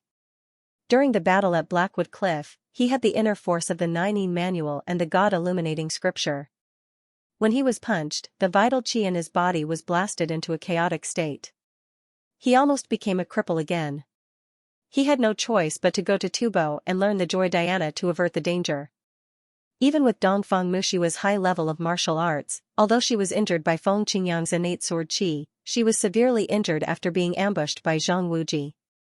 Her strength was not even 10% of her peak. One could only imagine how terrifying the force of Zhang Wuji's moves was. This Zhang Wuji is simply cheating. As he thought about it, Song Qingshu could not help but curse in his heart. In the original work, although Zhang Wuji's martial arts were high, when it came to a real fight, he could only unleash 60% to 70% of his strength. If he encountered a top-notch expert, his results would be worrisome. There was a saying that described Zhang Wuji's martial arts in the original work: he would not lose much, but he would not win much. After fighting with Zhang Wuji so many times, Song Qingshu knew that this Zhang Wuji would win very. Along the way, the man and the woman were full of thoughts. Before they knew it, they had arrived at a side courtyard. Zhang Wuji is in this courtyard. Zhao Min pointed at the wall in front of them and said to Song Qingshu, "Your lightness skill is good. Bring me in quietly. It's best if he doesn't notice us." Zhao Min was in charge of the Ruyang Palace's intelligence network. With her meticulous investigation, even the traces of the sect leader of the Ming dynasty could not escape her detection. Zhang Wuji's martial arts are very high. It'll be difficult to get close without being discovered by him. Song Qingshu frowned. It would be easy to hide from Zhang Wuji's eyes and ears if he was alone, but there was a delicate princess by his side. Although Zhao Min's martial arts could be considered good in Jianghu, for someone at Zhang Wuji's level, she was no different from a weak girl who did not know martial arts. It's dangerous to get close, so let's stay away. Zhao Min had originally planned to pay a visit directly, but she changed her mind at the last moment. She wanted to investigate in secret first and see if she could find anything. Alright, but I'll have to offend you, princess. After Song Qingshu finished speaking, he reached out and put his arm around Zhao Min's waist. With a light leap, he slipped into the courtyard like a wisp of smoke. Although it was not the first time that she was held in Song Qingshu's arms, Zhao Min still felt a little uncomfortable. In the past few times, she could say that she was held hostage by him and could not resist, but today, she had voluntarily agreed to it. As long as we can find out the truth, this is nothing. Zhao Min finally found a reason to comfort herself. Hearing the conversation coming from a pavilion not far away, Song Qingshu's figure flashed. He took Zhao Min and hid in a luxuriant tree. Seeing the man and woman in the pavilion clearly, Song Qingshu's face could not help but become a little gloomy. How does Prince Song feel when he sees his wife dating another man in the middle of the night? Zhao Min was worried that her voice would be heard by Zhang Wuji, so her lips almost touched the skin of Song Qingshu's ear. The man and woman sitting in the pavilion were naturally Zhang Wuji and Zhou Jirua. The two of them sat on both sides of a stone table and seemed to be talking about something. How does the princess feel when she sees her lover with another woman in the middle of the night? Song Qingshu retorted sarcastically and turned his head. He did not know that Zhao Min's lips were so close to his that their lips immediately touched. Zhao Min's almond-shaped eyes widened, and her head subconsciously leaned back, but she suddenly felt a numbness in her waist and immediately lost control of her body. Song Qingshu hooked Zhao Min's smooth chin and lowered his head to kiss her rosy and moving lips. Feeling a foreign object entering her teeth, Zhao Min heard Song Qingshu's voice through secret voice sending before she had time to get angry. They let us down, why should we let them down? Zhao Min's eyes were dazed, and she seemed to think of something in her heart. With her attention diverted, her resistance was immediately not so strong. Under the moonlight, Zhao Min's white cheeks emitted a jade-like radiance. Seeing her blurred eyes, Song Qingshu naturally would not be polite and domineeringly entangled her sweet little tongue. Feeling Song Qingshu's unusual movement, Zhao Min finally came back to her senses. She could not help but be ashamed and angry, and she clenched her teeth and bit down. Hiss! Song Qingshu gasped, pressed his lips, and said angrily, "Are you a dog? Who asked you to be rude to me?" Although Zhao Min was extremely angry, she was worried that their whereabouts would be discovered by Zhang Wuji, so she had to suppress her anger and said in an extremely low voice. "I saw your lips moving closer, and I thought you wanted to kiss me. You also know that I have never hurt a girl's heart." Song Qingshu spouted nonsense with a deadpan expression. Seeing him make a false accusation, Zhao Min was so angry that she laughed. "Your Excellency's thick skin is really rare in my life. Speak softly." Song Qingshu was frightened by her and quickly pressed her lips. "Do you want to be discovered by them?" Zhao Min was stunned, and obviously, she had some scruples in her heart. Her lips moved, but in the end, she still swallowed what she wanted to say. Placing his finger on Zhao Min's rosy lips and feeling her lips move slightly, Song Qingshu subconsciously moved his finger and gently slid it across the moist and moving red lips in front of him. Zhao Min was also stunned by his actions. She really couldn't understand why Song Qingshu still had the mood to take advantage of her at such a time. If it wasn't for the fact that she was worried that the commotion would alarm the two people in the distance, she would have already drawn her sword. "Have you had enough?" Zhao Min glared at Song Qingshu. "No." Zhao Min was infuriated by his shameless reaction. She still wanted to say something, but as soon as her lips parted, his finger slipped in. Zhao Min didn't know what was wrong with her, but her first reaction was to stick out her tongue and lick it. Song Qingshu's heart skipped a beat when he felt the smooth and tender feeling on his fingers. He gently pulled his fingers out, and after enjoying the tightness of Zhao Min's lips, he naughtily inserted his fingers back again. Zhao Min blushed at his bold and frivolous behavior. She couldn't bear it anymore. She clenched her teeth, intending to completely bite off the foreign object that invaded her mouth. Faintly tasting the taste of blood in her mouth, Zhao Min was stunned to find that the hateful man didn't shrink back, nor did he circulate his internal energy to protect his finger. Instead, he looked at her warmly and allowed her to bite him like this. "Pa pa pa." Zhao Min hurriedly spat out his hand. She couldn't suppress the curiosity in her heart. why didn't you circulate your internal energy to resist? If I spread my internal energy on my finger, I'm afraid that your beautiful teeth would be gone, Song Qingshu said with a smile. What's more, I was rude to a beauty, so I should be punished. Zhao Min suddenly realized that she didn't know why, but her belly full of anger was actually dissipated by his few words.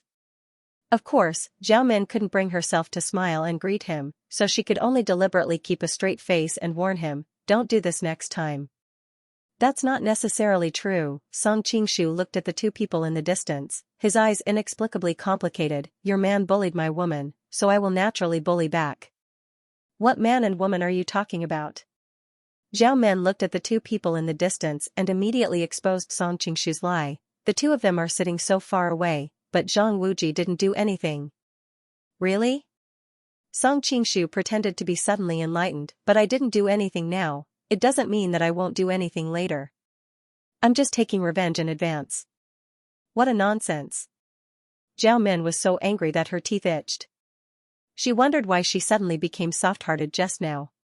She really should bite off his hateful finger and see if he would still be so proud. Why is the princess so angry? Song Qingshu looked at her in confusion. Think about it from another angle. Is my woman seducing your man now? You should be very happy to take some compensation from me to take revenge on her. Zhao Min was confused by his fallacious reasoning. Although she subconsciously felt that something was wrong, she couldn't find a reason to refute. I won't talk nonsense with you. Listen carefully to what they are talking about. When Zhao Min and Song Qingshu were chatting, they were afraid that they would be discovered, so one of them whispered in each other's ears, and the other, who was skilled in martial arts, used secret voice sending to reply. On the contrary, Zhang Wuji and Zhou Zhirua were sitting in an open space talking, and they didn't deliberately lower their voices, so Zhao Min and Song Qingshu could vaguely hear their conversation, but they couldn't hear the conversation between Zhao Min and Song Qingshu. Song Qingshu cast a regretful glance at Zhao Min, thinking that if he had known this would happen, he would not have deliberately shown off by using the secret sound transmission technique. Otherwise, right now he would be able to openly whisper in Zhao Min's ear, and conveniently take advantage of her. At the thought of being able to molest his woman in front of Zhang Wuji, Song Qingshu couldn't suppress some evil thoughts that kept rising in his heart. However, Song Qingshu understood that if he continued, it was difficult to guarantee that Zhao Min wouldn't turn against him, and then it would be a bit of a loss. It was better to listen to what Zhang Wuji and Zhou Zhirua were talking about. Zhang Jiaozhu, did you invite me here just to talk about these old things? Zhou Zhirua's cold voice came. Zhang Wuji said rather sadly, little sister Zhirua, there's no outsider here, so why do you have to call me so distant? Where's that girl who chased after me and kept calling Wuji Gidge? Zhou Zhirua was stunned. Clearly, he had evoked memories of the past. In the end, she faintly sighed and said, the past is the past. In Haozhou, you and I have broken off all ties. It's better not to mention the past. Zhang Wuji looked at her in surprise and said, that's not what you said on Mount Shaoshi. Hearing him mention the events of the lion-slaying assembly, Zhou Zhirua inadvertently blushed. She quickly said, back then, I was possessed for a moment, so I said those things to you. I've thought about it carefully. Our fate has come to an end, so there's no need to force it. Zhang Wuji was silent for a moment, then suddenly asked, is it because of Song Qingshu? Hearing his words, Zhao Min couldn't help poking the waist of the man next to her. She couldn't hide the excitement on her face. Hey, it's your turn. Song Qingshu glanced at her angrily. He thought that she had come with a heavy heart, but now she was so happy. A woman's gossiping mentality was indeed accurate. However, Song Qingshu was also very curious about how Zhou Zhirua would answer, so he quickly continued to listen. Hearing Zhang Wuji mention Song Qingshu, Zhou Zhirua's face clearly blushed, but she denied it and said, it has nothing to do with him. I figured it out myself. Zhirua, you don't have to lie to me. A trace of pain flashed across Zhang Wuji's face. I can see that you're no longer a virgin. I'm afraid it was Song Qingshu who did it. Hearing this explosive news, Zhao Men almost cried out. She quickly covered her mouth. She and Zhou Zhirua had been fighting each other for so long. She knew that Zhang Wuji might love her more, but he obviously also loved Zhou Zhirua. The years of fighting seemed to have come to an end now. However, this was a competition with no winner, and she didn't have the last laugh. You can tell from the appearance whether I'm a virgin or not. Song Qingshu couldn't help but turn his head to look at Zhao Min. Being panicked by his gaze, Zhao Min couldn't help but say angrily, "Why are you looking at me? How would I know this kind of thing?" Song Qingshu carefully looked at her beautiful face, observed her eyebrows, looked at the shape of her chest, and finally leaned over to smell the fragrance on her body. His head was already a mess. "I really can't tell. Are you still a girl?" Zhao Min was creeped out by his strange gaze.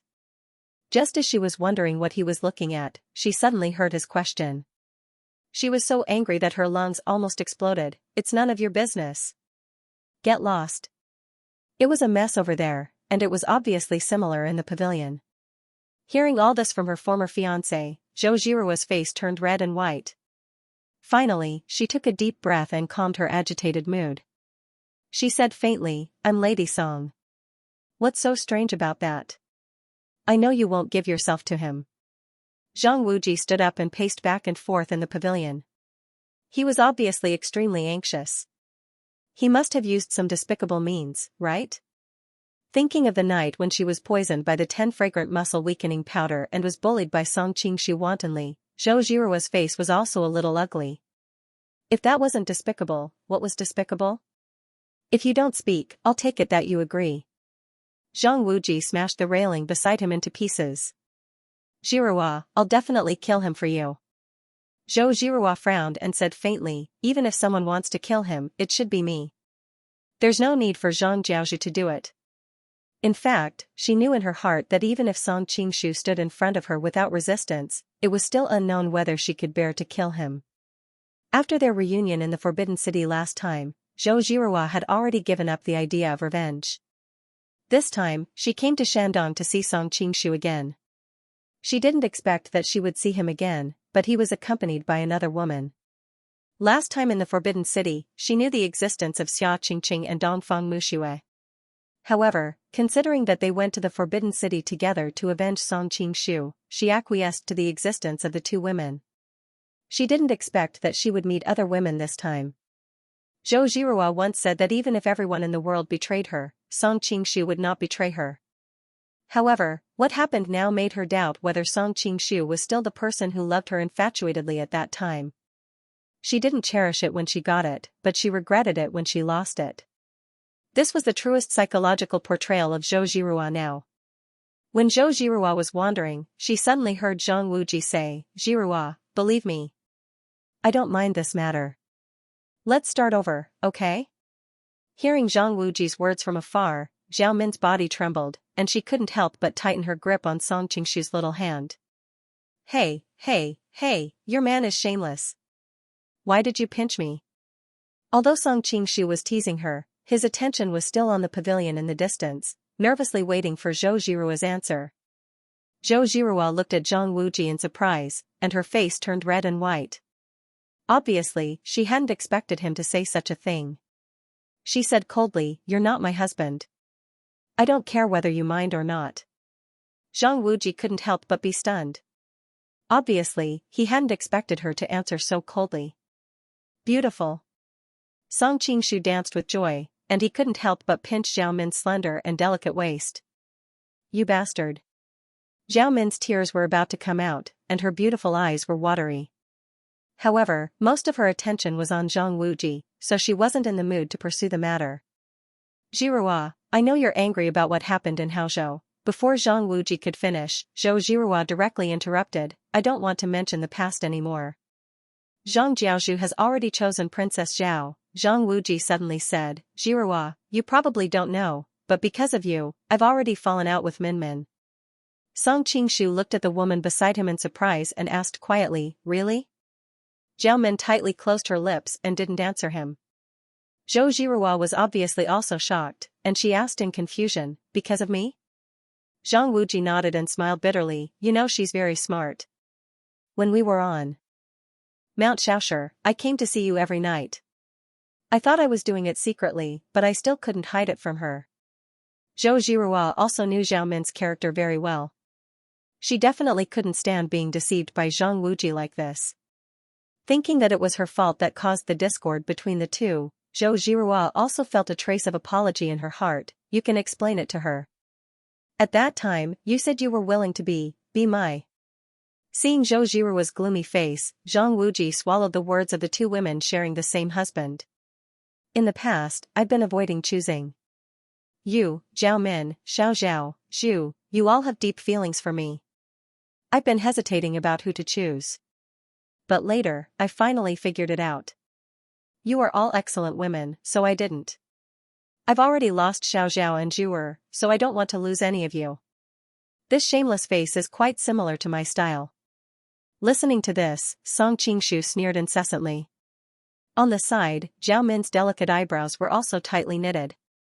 No one knew what she was thinking. You can't have your cake and eat it too. Zhang Jiaozhu is a bit too greedy. Zhou Jirua said coldly. Why can't I have my cake and eat it too? I like you, you also like me, why can't we be together? Zhang Wuji suddenly said angrily. Yes, I used to like you, but you and I are not fated to be together. We are destined to never be together. Zhou Jirua looked at Zhang Wuji with surprise. Suddenly, she said with some hesitation, why do I feel that you have changed a bit? You are not like the gentle and mellow Wuji Gij from before. Song Qingshu nodded in agreement. He asked Zhao Min in a low voice, do you have this feeling? Zhao Min's face was as cold as frost. She did not answer him. Song Qingshu was not interested, so he continued to watch. Zhang Wuji's countenance changed, but he quickly recovered.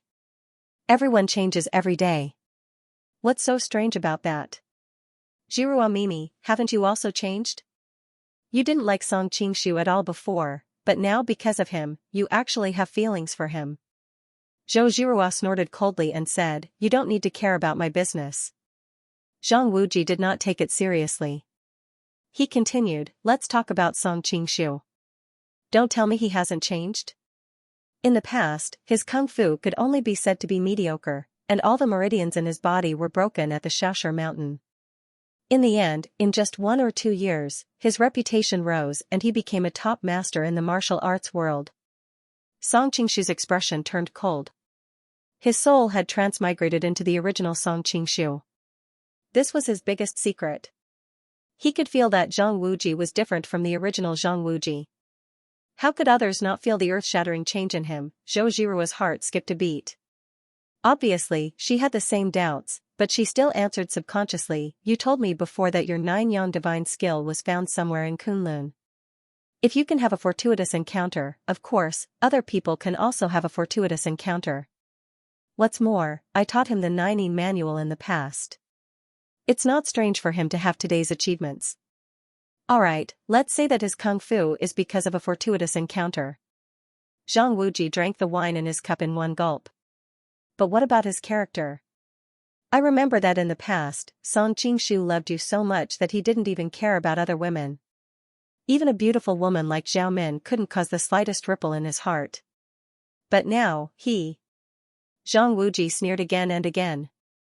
The women by his side have changed one after another. There are rumors of his philandering everywhere in the martial arts world. In essence, there is no difference from the actions of perverts like Yin Zhonghe and Tian Buguang. Is he still the infatuated Song Qingshu of the past? Listening to Zhang Wuji's words, Zhao Min couldn't help but poke the body of the man beside her. Little pervert, didn't you disdain me? Who said that you can't cause ripples in my heart? Such a beautiful young girl, any man can't help but be tempted. Song Qingshu couldn't help but use his fingers to touch her delicate face. The smoothness and tenderness of his fingertips made him admire it. He secretly added in his heart, what's more, you are Zhang Wuji's lover. Zhao Min's body subconsciously leaned back and said with a hint of anger, if you don't come, you will touch me. You are indeed a pervert. You can eat whatever you want, but you can't say whatever you want. Song Qingshu shook his finger and whispered, you call me a pervert, but I only touch you at most. When did I touch you? Rogue. Zhao Min couldn't help but roll her eyes.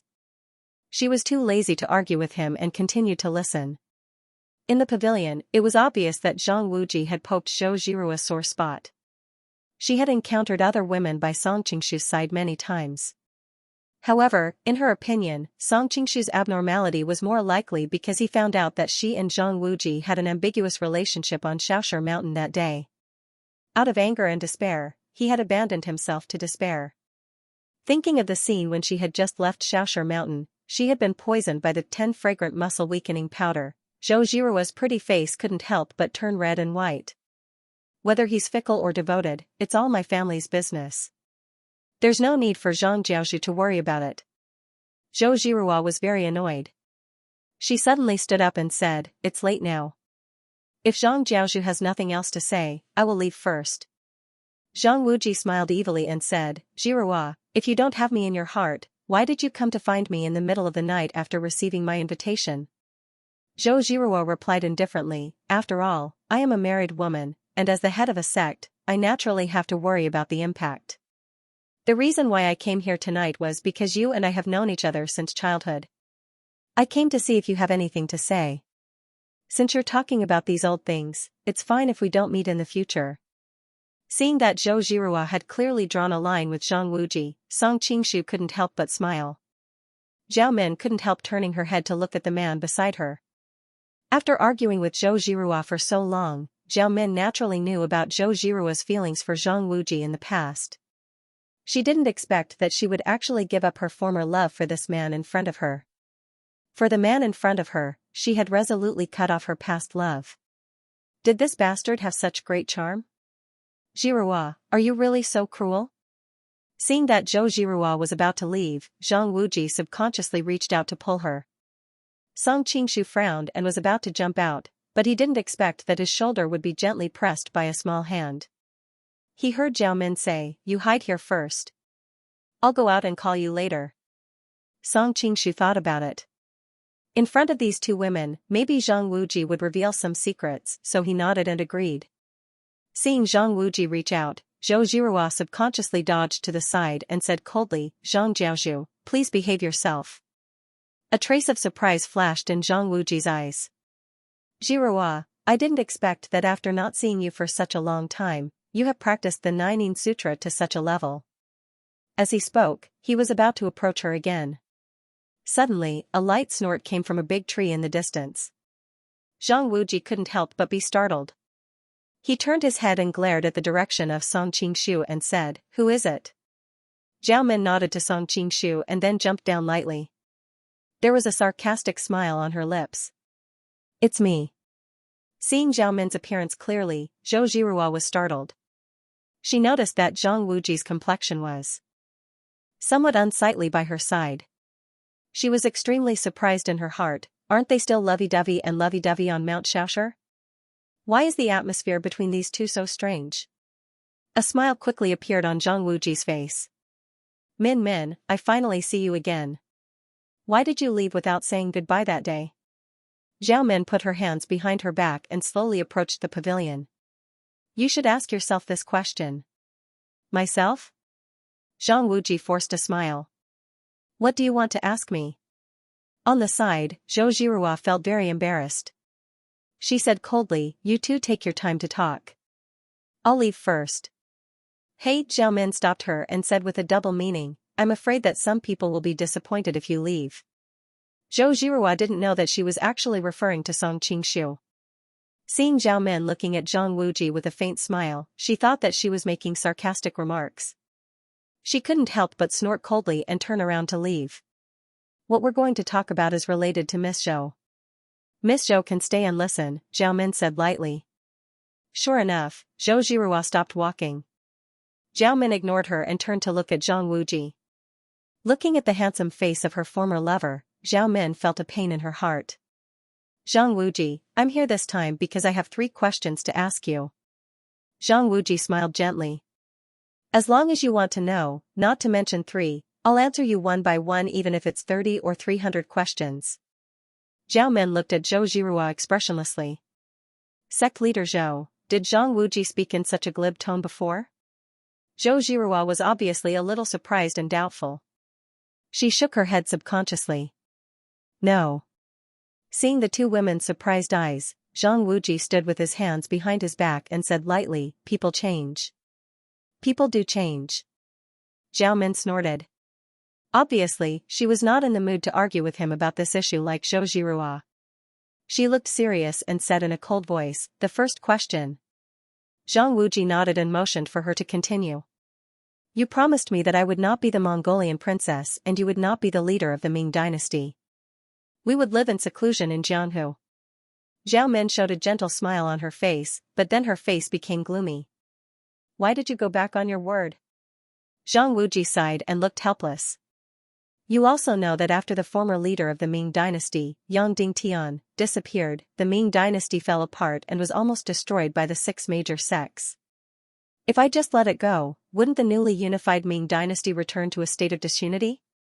Today is different from the past. There are many powerful forces in the western region. As long as the Ming dynasty shows any signs of weakness, it will be swallowed by the surrounding forces. How can I put so many good brothers in danger for my own selfish interests?" Song Qingshu in the shade could not help but be stunned. It seemed that Zhang Wuji was still an indomitable hero? He had seen his despicable side several times. Could it be that he was like Wei Xiaobao and had to get rid of him? For your own selfish interests? Zhao Min smiled bitterly. For you, I betrayed longevity heaven, the bloodline of Song Lang and Bailu, Mongolia, and my father and brother. In the end, all I get is a sentence from you that I can't do it for my own selfish interests?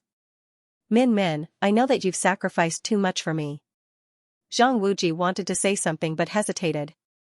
That's why I'll never hurt anyone from the Ruyang mansion in this lifetime. Zhao Min directly cut him off and said, there are hundreds of thousands of elite soldiers under the command of the Ruyang mansion. Why would my father and brother need you to let them go? On the other hand, you had once fallen into the hands of the Ruyang mansion. If I had not disregarded my reputation and lied that I was pregnant with your flesh and blood and threatened my father with death, would you still be able to stand here in one piece and say such big words? Zhang Wuji was silent for a long time. Min, I will always remember your sacrifice. If I can unify the world in the future, the position of empress will belong to you. At the side, Zhou Jirua's expression changed slightly. Although her expression was not obvious, Zhao Min still caught it. Zhao Min looked meaningfully in the direction of Song Qingshu and sneered. What about your sister Jirua? Zhang Wuji quickly answered, when I was young, I was poisoned by cold poison. When I was disheartened, fortunately, Sister Jirua persuaded me, and I reignited my fighting spirit to survive. I will never forget this kindness, so in the future, I will set up 2 empresses in the east and west palaces, and the 2 of you will be in charge of them together. When she heard Zhang Wuji mention the time when he was young and she scraped off the fish bones to feed him, Zhou Jirua suddenly seemed a little lost. However, when she heard about the east and west palaces, she could not help but frown and say, although I don't know what happened between the 2 of you, don't involve me in the quarrel between the 2 of you. I am now a wife. Please behave yourself, Zhang Jiaozhu. Miss Zhou, in the future, you will be glad that you expressed your position so clearly tonight. Zhao Min was filled with emotion. She did not know if Zhou Jirua's words were sincere or if she was pretending to be cold. However, Song Qingshu had heard everything she said today. After tonight, the relationship between the 2 would probably be further improved. What do you mean? Zhou Jirua had never liked Zhao Min, especially her deliberately mysterious and proud look. Nothing.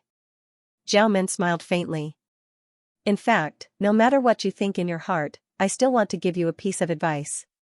Just listen to Zhang Wuji's words.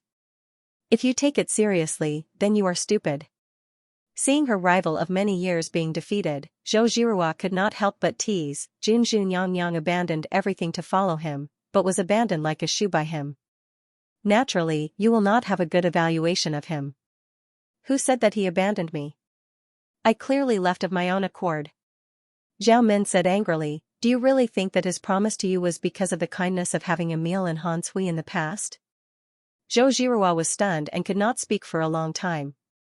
On the side, Zhang Wuji's face darkened. Min, what nonsense are you talking about?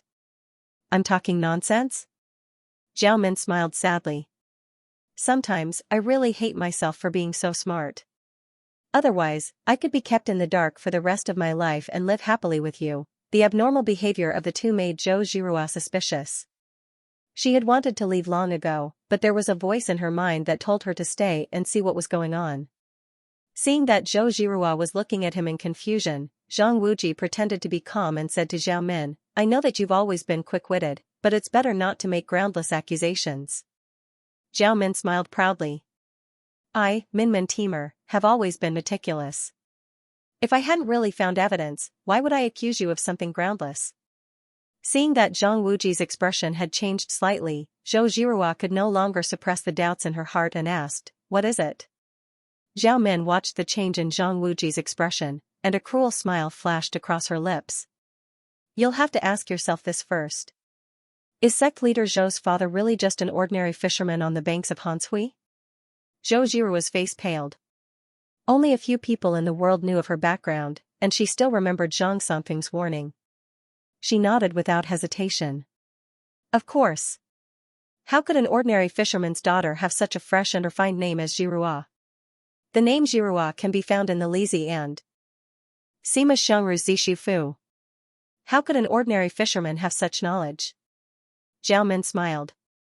Sect leader Zhou, your father is probably the former leader of the school of White Lotus, Zhou Ziwang. Zhou Zhihua narrowed her eyes, and a murderous aura flitted across them. Zhao Min smiled nonchalantly. Because of the Southern Song dynasty, the school of White Lotus has become a taboo. But sect leader Zhou, don't worry. Others may be afraid of the Southern Song dynasty, but I, Zhao Min, am not. The school of White Lotus? Zhihua's father was Zhou Ziwang, the prince of Zhou who had revolted and swept half of the Southern Song dynasty? Song Qingshu was shocked. Although he was Zhou Zhihua's husband, he did not know this secret. No wonder Zhou Zhihua was so secretive about her background. All these years, the Southern Song dynasty had been pursuing the remnants of the White Lotus. If Zhou Zhihua's identity was exposed, her position as the leader of the Ame sect would probably be lost. What do you want? Zhou Zhihua's voice was cold, and she looked at Zhao Min quietly. I don't want anything. Zhao Min smiled. I just want to tell you that Zhang Wuji approached you more because you are Zhou Ziwang's daughter, and not because of the favor of having a meal at Hanshui in the past. After more than 10 years of suppression, the school of White Lotus has disappeared on the surface, Zhao Min continued. But according to the Ruyang Mansion's intelligence, the school of White Lotus has gradually regained its strength in recent years under the leadership of the previous leader, Zhou Ziwang's master, Monk Peng, and the saintess, Tang Sire. They have learned their lesson from their previous failure, so they have been biding their time and waiting for the world to be in chaos. Our Zhang Jiaozhu must have been interested in the power of the school of White Lotus, so he approached you, sect leader Zhou. Zhao Min's voice was crisp and clear, and she narrated everything unhurriedly. But for some reason, the others in the room felt a chill when they heard it. As the leader of the Ming dynasty, the largest sect in the west, Zhang Jiaozhu took in the largest sect in the east, the Sun-Moon God sect, as a vassal a few months ago. Now, as long as he can get sect leader Zhou, not only can he control the Ame sect in the southwest, he can also take control of the school of White Lotus in the southeast. North, south, east, and west are all under your control. What a great move, and what a deep scheme. When she heard Zhao Min's explanation, Zhou Zhihua could not help but look at Zhang Wuji in fear. She instinctively took a step back. Was this still the indecisive Zhang Wuji that she was familiar with? Up in the tree, Song Qingshu was also speechless as he listened. He had thought that by stealing the sky and taking control of the Manchurian Qing's political power was already a great achievement. Who would have thought that Zhang Wuji had unwittingly taken over the world? Am I the one who's cheating, or is he the one who's cheating? Song Qingshu lamented. Seeing that Zhao Min had exposed everything, Zhang Wuji did not quibble. Instead, he smiled and said, Min, as expected, you've seen through everything. That's right, it's just as you said. But in order to unify the world, what are these tricks? Isn't the great Genghis Khan in the hearts of you Mongolians also full of tricks? But the one I like isn't the great Genghis Khan, but the indecisive, kind, and loyal Zhang Wuji. Zhao Min bit her lip so hard that it almost bled. Zhang Wuji's expression finally darkened. You don't have to make yourself sound so noble. Do you really think that I don't know the Mongolians' tricks? What tricks? Zhao Min was stunned. This time, it was her turn to be confused. Zhou Zhirua looked at Zhang Wuji's familiar face, but she could not help but feel a sense of unfamiliarity. She stood there quietly. It was obvious that she was also very interested in what Zhang Wuji had to say. Zhang Wuji said expressionlessly, "You keep saying that you abandoned the Mongolians, abandoned the Ruyang mansion, and abandoned your people for me. But what is your request? You want me to abandon the Ming dynasty and abandon the war with the Mongolians. Without my leadership, the Ming dynasty will eventually return to its previous state of disunity. How can it be a match for the Mongolians? Won't it be easily swallowed by the Mongolian cavalry in a short period of time? You abandoned everything to follow me. It might seem like it's for love, but to me, it's just a honey trap used by the Mongolians. The Mongolians will lose Princess Xiaomin, and it will not affect their strength at all. But without Zhang Wuji, the Ming dynasty will immediately go from being a great threat to the Mongolians to being nothing to worry about. Looking at the Mongolians, aside from you, who else can think of such a sweet and heart-wrenching trap?" Zhao Min's face was pale. She instinctively shook her head and mumbled, "I really didn't think about this." "Is that so?" Zhang Wuji snorted coldly. "Since you're willing to abandon everything for love, why didn't you continue to stay by my side after you learned that I would continue to fight against the Mongolians? Instead, you ran back to Mongolia without any hesitation and immediately commanded the elites from the Ruyang mansion?" Zhao Min mumbled, "Betraying my own people is the best I can do. I really can't turn around and help you deal with them." "Is that really the case?" Zhang Wuji smiled in disdain. It was obvious that he still thought that Zhao Min was just a honey trap used by the Mongolians. Even Song Qingshu, who was in the distance, nodded in his heart. Even if he cast aside the grudge between him and Zhang Wuji, Song Qingshu's words made a lot of sense. Zhao Min might really be a chess piece of the Mongolians. "I can't do anything about it if you think that way." Zhao Min finally regained her proud expression. "If I really wanted to use a honey trap on you, why would I need to do it myself? I, Zhao Min, have a high status in Mongolia. If it's not the man I like, even if Genghis Khan personally ordered me to marry him, I won't agree to it." "I didn't say that you don't love me." Zhang Wuji snorted. "You can help Mongolia get rid of its biggest threat, and you can live with the man you like. Of course, you have no reason to reject it. So that's how you see me in your heart." Zhao Min sighed disheartenedly. "I don't want to dwell on this problem anymore. Just treat it as my conspiracy." Song Qingshu was full of doubts. He thought that even if Zhang Wuji really thought that way, there was no need for him to reveal it. Other than completely disappointing Zhao Min, what else could it do? Based on Zhang Wuji's behavior all this while, he should not be such an emotional person. "Second question," Zhao Min said with a gloomy expression. "Speak." Zhang Wuji's voice had an unquestionable tone. "Do you still have the box that I gave you to store the hair clip?" There was a hint of hope in Zhao Min's eyes. "The box?" Zhang Wuji was stunned and fell into deep thought. After a long time, he finally nodded. "The golden box that contained the black jade connection ointment?" "Yes." Seeing that he had been thinking for so long, Zhao Min's heart sank. "Let me have a look." After that, she stretched out her white jade-like palm in front of Zhang Wuji. "Now?" Zhang Wuji looked like he was in a dilemma. "I'm always on the move, and it's not convenient to carry such a long box with me, so I left it in the bedroom at the Bright Top. I'll show it to you the next time you come to the Bright Top." Zhao Min had an as-expected expression on her face. She felt a chill in her heart. She silently retracted her hand and muttered, "You used to always carry that box with you." Zhang Wuji's expression changed slightly. He forced a smile and said, "I've said it before. People change. But some things shouldn't change." Zhao Min sighed. "One last question." Zhang Wuji said meaningfully, "It's not necessarily a good thing to understand some things too clearly." Zhao Min looked determined. "There are some things that must be understood." Seeing the two of them talking in riddles, Song Qingshu could not help but be confused. When he heard that Zhao Min was about to ask the last question, he quickly pricked up his ears and listened carefully. "Do you remember that you promised to do 3 things for me?" Looking at Zhou Zhirua next to her, Zhao Min seemed to be lost in her memories. Zhou Zhirua's expression changed slightly. She was the victim of one of the things, and it could be said that it was even more unforgettable than Zhang Wuji. I remember. Zhang Wuji nodded without hesitation. Zhao Min paced back and forth, looking like she had a lot on her mind. The first thing, I asked you to lend me the dragon saber, and you did it. The second thing, I asked you not to marry Zhou Jirua in Haozhou City, and you did it. Hearing this, Zhou Jirua could not help but snort coldly. The third thing. Zhao Min paused and looked at Zhang Wuji quietly. Do you still remember? Zhang Wuji frowned, but he quickly put on a smile.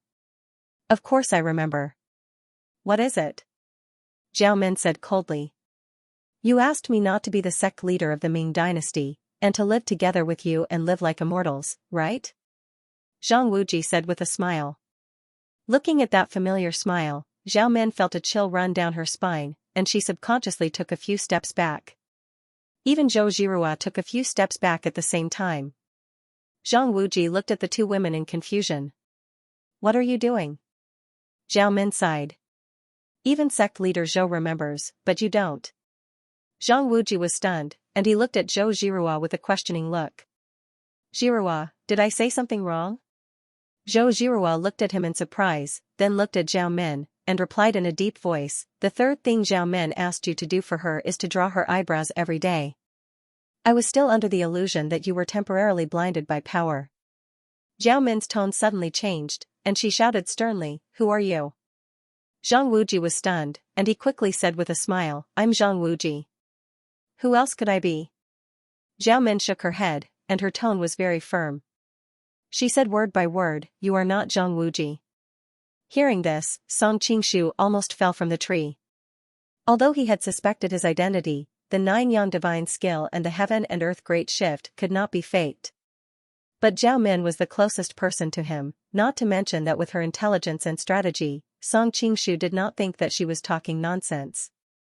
Zhou Jirua had always felt that Zhang Wuji was a little strange, but because she was more concerned about her relationship with Song Qingshu, she did not think much about it. Now hearing Zhao Min's words, and thinking of Zhang Wuji's changes during this period, she could not help but agree with that terrible guess. After the lion-slaying gathering on Mount Xiaoshi, although you did it secretly, I am not an idiot. How could I not know that you secretly went out to see Zhou Jirua every night? Zhao Min seemed to be lost in memories, and she said to herself, at first, I thought that you still had feelings for her. Considering that you did not do anything out of line, I pretended to turn a blind eye. Originally, we agreed that after you rescued your adoptive father, the Golden Mane Lion King, you would resign from your position as the cult leader of the Ming dynasty and retire from Jianghu. But after coming down from Mount Xiaoshi, you did not say a word about this. I thought that you still had things to deal with in the cult, so I suppressed my doubts and continued to follow you back to Light Peak. Do you know when I began to suspect you? Zhao Min looked coldly at Zhang Wuji. When? Zhang Wuji did not deny it. A blush flashed across her face, and Zhao Min snorted. After coming down from Mount Xiaoshi, one night, you sneaked into my room. I know Brother Wuji's personality better than anyone else. He is lascivious, but he does not have the guts. If he could do something like that in the middle of the night, he would not have hesitated for so long between the four of us. Zhang Wuji snorted expressionlessly. So that night, when you said shyly that you did not want to lose your first time in the inn and insisted on returning to Light Peak to give it to me, you lied to me? Otherwise, how could I have the chance to escape? Zhao Min smiled sadly. Obviously, she still had lingering fears about the situation at that time. I did not know where the real Brother Wuji had gone. Even if I had exposed your identity at that time, the people of the Ming dynasty would not have believed the words of a little witch like me. So, I could only pretend to be a snake with you and find a chance to escape back to Mongolia. You suspected me just because I sneaked into your room that night? I have always been a hot-blooded man. You are so beautiful, and we are in love. Is it strange that I could not help but look for you at night? Zhang Wuji said in a deep voice. Sigh, who told me to think too much? Zhao Min sighed faintly. I was born in the year of the fox, and I'm naturally suspicious. Coupled with your previous abnormalities, I came up with a lot of guesses. Before I figured out the truth, how could I be so stupid as to give my body to you so easily? Zhou Jiruo's face heated up. She thought about when Zhang Wuji came to look for her on Mount Xiaoshi. Although she felt that there was something wrong with him, she still almost did it. Fortunately, she had insisted at that time. If she had really made a wrong decision, the consequences would have been unimaginable. Zhou Jiruo's pretty face suddenly turned pale. After returning to the Ruyang mansion, I was able to use Mongolia's huge intelligence network to help me investigate this matter, Zhao Min continued. The results really surprised me. You hooked up with Zhou Jiruo. As for the others, whether it was you sent someone to find the ninth princess of the former Ming dynasty's Emperor Chongzhen and made her the holy maiden of the Ming dynasty, or you rescued Ren Wuxing from the Plum Manor in West Lake and helped him regain the position of the Sun Moon sect's leader and seized the opportunity to control the Sun Moon sect. Or you befriended Hu Qingtong, the daughter of the Muzwolan tribe's leader of the Hui tribe in the western region. You even planned to marry the Hui tribe's first beauty, Princess Xianxia, in order to unite the Hui tribe's power to resist the Mongols together. No matter which one it is, it can be considered as a great talent and bold strategy. Even I have to praise it. However, Zhao Min changed the topic. However, these things are not what my brother Wuji would do. Zhang Wuji frowned. It was obvious that he was greatly surprised. You actually investigated in such detail? I used the Mongolian intelligence network and took advantage of an unsuspecting person. Naturally, it was not too difficult to find out about these things, Zhao Min said lightly. I said that before I got married, I wanted to go back to the Ruyang mansion to see my father and brother. I'm afraid that was exactly what you wanted at that time, wasn't it? With me by your side watching your every move, many of your plans could not be carried out. Moreover, according to my calculations, you seem to be planning to go to the Muzwolan tribe to meet the Hu Qingtong sisters at that time. More and more evidence appeared in front of me. I finally understood that you are not my brother Wuji. However, what puzzled me the most was that your 9-yang divine skill and your heaven and earth great shift were not fake. Moreover, the characteristics of your body seemed to be exactly the same as brother Wuji. Therefore, I still had a glimmer of hope in my heart. I asked you 3 questions just now, but your answers convinced me that you are not him. Zhao Min was resolute and her tone was very firm. During this period of time, I used all my power, but I still could not find out where the real brother Wuji went. If I'm not wrong, he should be no longer in this world, right? Zhao Min's tone suddenly became very sad. Zhou Jiruo was stunned on the spot with a shocked expression. It was obvious that she did not have time to digest this explosive news. Song Qingshu, who was on the tree far away, had a gleam in his eyes. No one knew what he was thinking. Is it possible that this Zhang Wuji is a transmigrator like me? Song Qing's eyes flickered, this unlucky bastard. Who told him to dress like Zhao Min's man out of everyone else? Zhao Min is probably the smartest woman in the entire gene system. It would be strange if she didn't see through my disguise. Fortunately, my Zhou Jiruo isn't as smart as her. Otherwise, my identity might be exposed. Song Qing wasn't worried that his secret would be discovered by Zhao Min. After all, Zhao Min and Song Qing hadn't talked much before. She didn't know him as well as she did Zhang Wuji. Even if his behavior was a little abnormal, she probably wouldn't think that Song Qing had changed into a different person. It's better for my wife to be stupid. Song Qing's heart was full of emotions. He secretly wiped the cold sweat off his forehead and looked at Zhang Wuji in the distance with a gloating expression. Clap clap clap, $, Zhang Wuji applauded and laughed. What a wonderful deduction. Unfortunately, I'm Zhang Wuji. If you still don't believe me, you can ask Jiruo. She stabbed me with her heavenly sword at Guangming Peak. She is very familiar with my wound. Seeing Zhao Min looking at her inquisitively, Zhou Jiruo nodded slightly. The wound is indeed correct, Zhao Min frowned, but her heart was in turmoil. Could it be that I guessed wrong? But all the evidence shows that he isn't my brother Wuji. But why is his physical characteristics and martial arts the same as brother Wuji's? Zhang Wuji looked at her gently.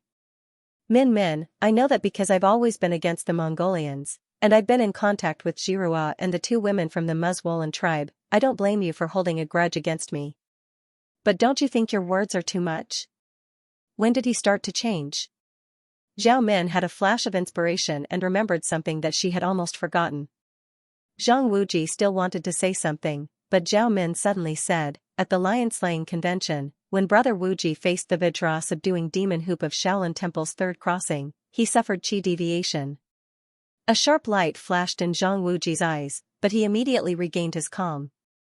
So what? When Brother Wuji was possessed by the devil, he seemed to have recovered very quickly, so we didn't take it seriously. Zhao Min couldn't help but feel a pain in her heart. I heard that the Far West region has a kind of soul-summoning magic. Now that I think about it, you took the opportunity to invade Brother Wuji's body at that time. Zhang Wuji snorted coldly. What a joke. I'm the cult leader of the Ming dynasty, and I have the all-seeing divine power. Who can take my body? Brother Wuji has cultivated the 9-yan divine power to the highest level, so it's reasonable to say that he won't be invaded by evil spirits. Zhao Min sighed faintly. But I remember Brother Wuji once said that when he practiced the heaven and earth great shift, when he reached the 7th level in one go, he found that the incantation for the 7th level was wrong no matter how he practiced it. He thought that it was because the creator of the heaven and earth great shift didn't have enough power and could only practice to the 6th level. The incantation for the 7th level was imagined by the creator out of thin air. Zhang Wuji said expressionlessly, "What are you trying to say?" Zhao Min's gaze suddenly became sharp, and she said coldly, "I'm afraid that the incantation for the 7th level wasn't made up out of thin air by the original creator because his power wasn't enough, but it was used by the original creator for reincarnation in the future. When Brother Wuji practiced the incantation for the 7th level, your soul lurked in. But Brother Wuji's divine power was unparalleled, so you never found a chance to attack him. It wasn't until Brother Wuji was forced into Qigong deviation at the lion-slaying convention that you took advantage of the situation." As soon as she said this, everyone's expression changed. Song Qing's thoughts turned quickly. So that's how it is. In this way, all the abnormalities can be explained. Why did the gentle and honest Zhang Wuji change so much? Why did Zhang Wuji, who was extremely skilled in martial arts, get taken advantage of? Ha ha ha ha ha. Zhang Wuji suddenly laughed somewhat crazily. Although I knew you were very smart, I didn't expect you to be so smart. You were able to restore the truth from such a small clue. Hearing him admit it, Zhou Jiruo's heart was filled with mixed feelings. She subconsciously grasped the long whip at her waist. A trace of inexplicable sadness flashed in Zhao Min's eyes. She asked coldly, "Who are you?" The light is generally pure. Eternal happiness is silent and inactive. He receives joy without worry. If he speaks of suffering, there is no place. He receives joy and light. If he speaks of sickness, there is no place. If he can live in the country, he will have no worries. Everything is solemn and pure. All evils are not pure. There is no origin. Happiness fills Chang Quantai. If he speaks of Xiangling, there is no place. Zhang Wuji spread out his hands and his lips moved slightly. He recited a passage that seemed like a poem but not a poem, like a speech but not a speech. A layer of solemnity gradually appeared on his face. The air behind him blurred, as if forming a sacred halo. His tone also became incomparably ethereal. I am the ruler of the kingdom of light. The world calls me the Lord of Light. Ming Zun? Zhao Min was stunned. You are the founder of the Ming dynasty? That's right. Zhang Wuji nodded. In the past, I devoted my entire life to introducing the dualism of good and evil to the world. I created a world of light and bliss, but unfortunately, my life was too short. When I learned that my time was almost up, I created the divine skill Heaven and Earth Great Shift and passed it down to the successive cult masters of Ming cult. As long as someone can practice to the 7th level, his body will be strong enough to accommodate my surging soul power. I will then be able to take the opportunity to reincarnate. I just didn't expect that after nearly 1,000 years, no one in the Ming dynasty could break through the 6th level. The former leader of the Ming dynasty, Yang Dingtian, who dominated the world, only practiced to the 4th level before he died of Qigong deviation. Heaven does not disappoint those who wait. There is finally a young man in the Central Plains who has practiced to the 7th level of the Heaven and Earth Great Shift. I have waited for the day to see the light again. Ha ha ha ha. This is really a perfect body. The yang energy in the body is endless. It is even better than my body in the past. Zhao Min gritted her teeth and asked, what about my brother Wu Ji's soul? Zhou Zhirua also had a gloomy face as she glared at the other party. Naturally, it was fused by me. Zhang Wuji laughed. It took me a lot of effort to digest this powerful soul. It was only a few days ago that I completely fused with him. Now that I think about it, if it wasn't for his Qigong deviation, which left a flaw in his soul, it would be hard to say who would be the winner. I'm going to kill you, Zhao Min said through gritted teeth. Kill me? Zhang Wuji seemed to have heard the funniest joke in the world. Why do you want to kill me? Although I'm venerated Ming, I'm also Zhang Wuji. Our bodies are exactly the same, and I still have most of his memories. Compared to your brother Wuji, I only have more of venerated Ming's memories. You're not him. You're not him. Zhao Min shook her head dejectedly. Brother Wuji would never forget his promise to draw her eyebrows. Although the person in front of her didn't look much different from Zhang Wuji in terms of appearance, memory, and martial arts, she knew in her heart that the real Zhang Wuji was already dead. Or rather, his soul had been devoured by this venerated Ming. Zhang Wuji looked to the west, and his gaze suddenly became deep and distant. All these years, the priests of the Persian central religion have been praying to my holy statue, begging me to send down a miracle to help them defeat those devils from the Mongolian plains. For thousands of years, it's thanks to their power of faith that my soul has been immortal. Therefore, once I succeeded in seizing their bodies, I began to plan to deal with the Mongolians. I planned to help these disciples and their disciples. If it wasn't for this, no matter how smart you are, you wouldn't have discovered my flaws. Zhao Min said coldly, if you don't want people to know, then don't do it. Zhang Wuji smiled. So what if you know? Zhao Min and Zhou Zhirua took a step back at the same time. You want to silence us? That won't be necessary. Zhang Wuji smiled. Both of you are rare beauties in the world. I've been lonely for thousands of years, so I need someone to serve me. It's a pity that my holy maiden is far away in the Persian central religion. Distant water can't quench the present thirst. I'll promote you to be my holy maidens. When the two women understood what he meant, they couldn't help but feel ashamed and angry. You're delusional. Don't you love the owner of this body deeply? My body and memory are exactly the same as his. Why are you so resistant? Zhang Wuji asked in confusion. Bah. Zhao Min spat. Because your hearts are different. Zhang Wuji didn't take it seriously. Since you don't listen to my kind advice, don't blame me for being forceful. Lowly woman from the Mongolian grassland, I'll turn you into the most lowly slave and let your people see your worst side. Song Qing was still in shock.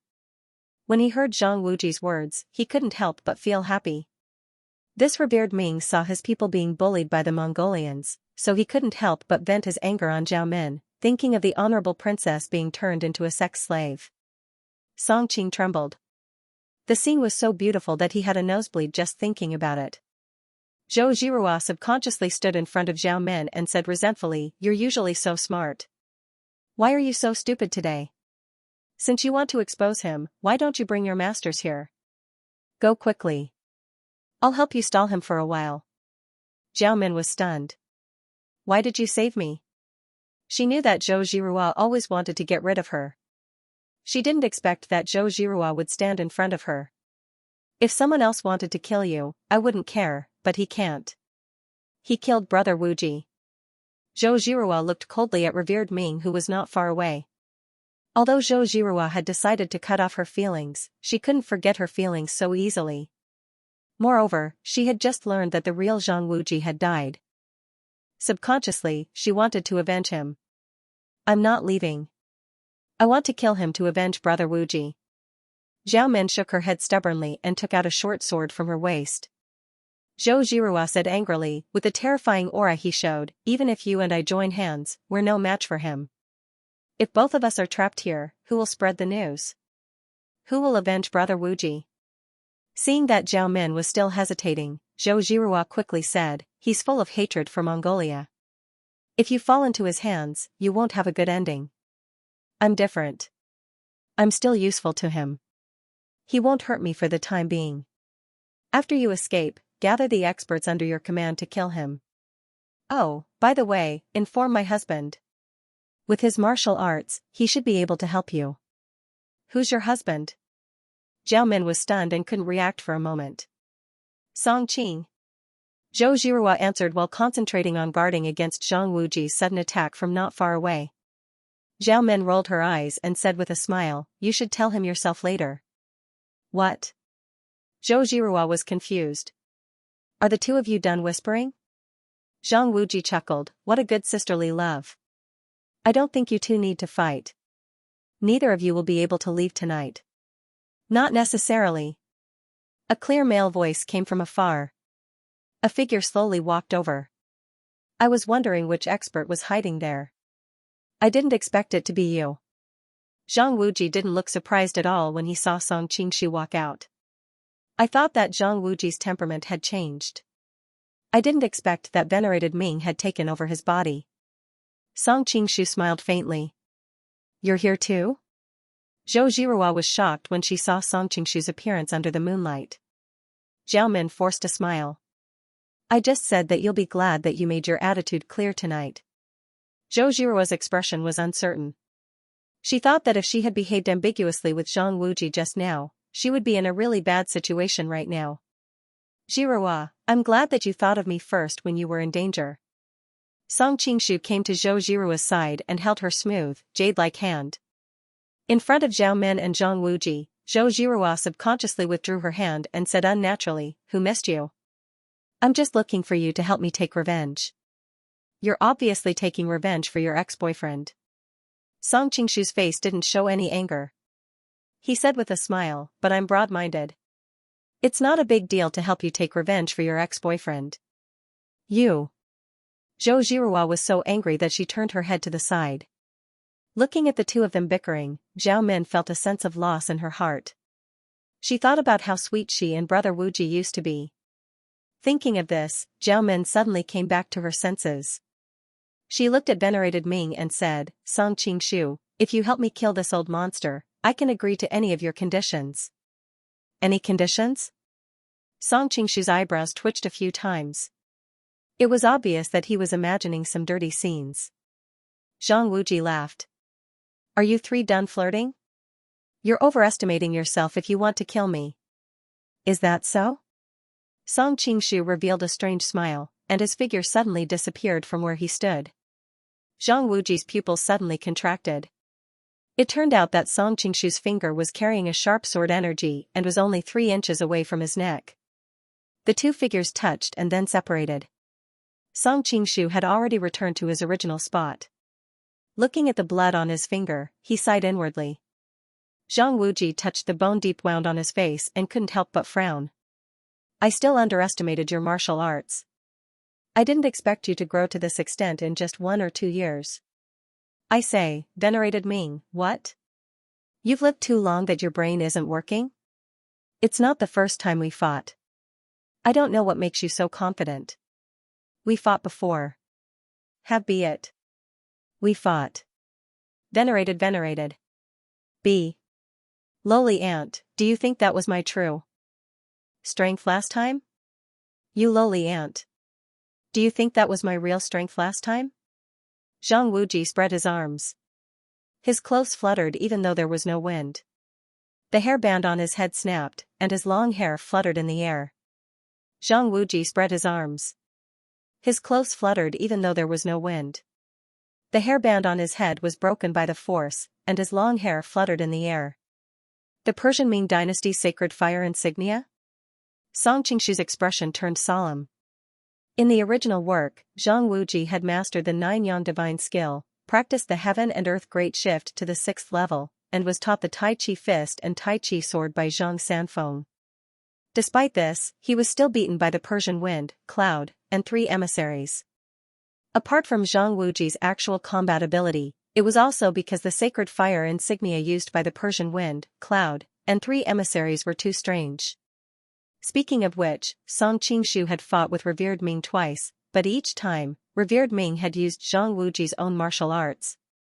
Therefore, Song Qingshu had been thinking about how to break revered Ming's the heaven and earth great shift and nine yang divine technique. Now that he had encountered the sacred flame insignia, Song Qingshu felt like he was going to vomit blood. Go away. I may not have the time to protect you later, Song Qingshu said quickly, shielding the two girls behind him. Zhou Zhirua shook her head and said, I'll stay and help you. Song Qingshu knew that Zhou Zhirua's martial art skill was not the same as it was in the past. Her study of the Nine Yin manual had reached an extremely high level. Although she could not compare to Gui Jing's attainment in the Nine Yin manual, which he had painstakingly practiced for decades, compared to other people in Jianghu who had practiced the Nine Yin manual, her level of attainment would not be at a disadvantage. However, Song Qingshu still did not intend to let her intervene. After all, his opponent this time was an old monster like venerated Ming, and he did not know how many trump cards he had. It was too risky for Zhou Zhirua to intervene. You help me by the side, and take care of Zhao Min while you're at it. Song Qingshu knew that Zhou Zhirua might not listen to him if he said it directly. Therefore, he had to put it in another way. You won't get her, right? Seeing that Song Qingshu still did not forget about Zhao Min, Zhou Zhirua suddenly had a strange expression on her face. During this period of time, the women around Song Qingshu were simply dazzling her eyes. Moreover, the two of them had clearly come together. If Song Qingshu really had something going on with Zhao Min, Zhou Zhirua would not find it strange at all. In fact, Zhou Zhirua even had a kind of secret joy in her heart. She had lost to Zhao Min in the fight for Zhang Wuji, and she had always been very unwilling. Now, the tables had turned, and she had the advantage of Song Qingshu's official wife. It was time to let Zhao Min taste the bitter taste of a loser. Before Song Qingshu could answer, Zhao Min blushed and could not help but scold, What nonsense are you talking about? Hey, be careful. A piece of Xinghua Ling flew noiselessly towards Song Qingshu from the darkness.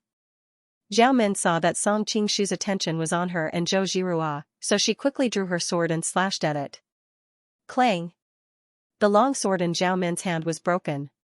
She felt as if she had been struck by lightning, and a strange flush appeared on her face. It was obvious that she had suffered a serious internal injury.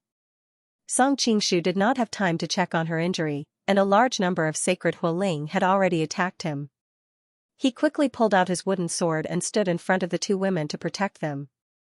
Every time the wooden sword came into contact with the sacred Hualing, Song Qingshu felt his breath churning. He could not help but be shocked.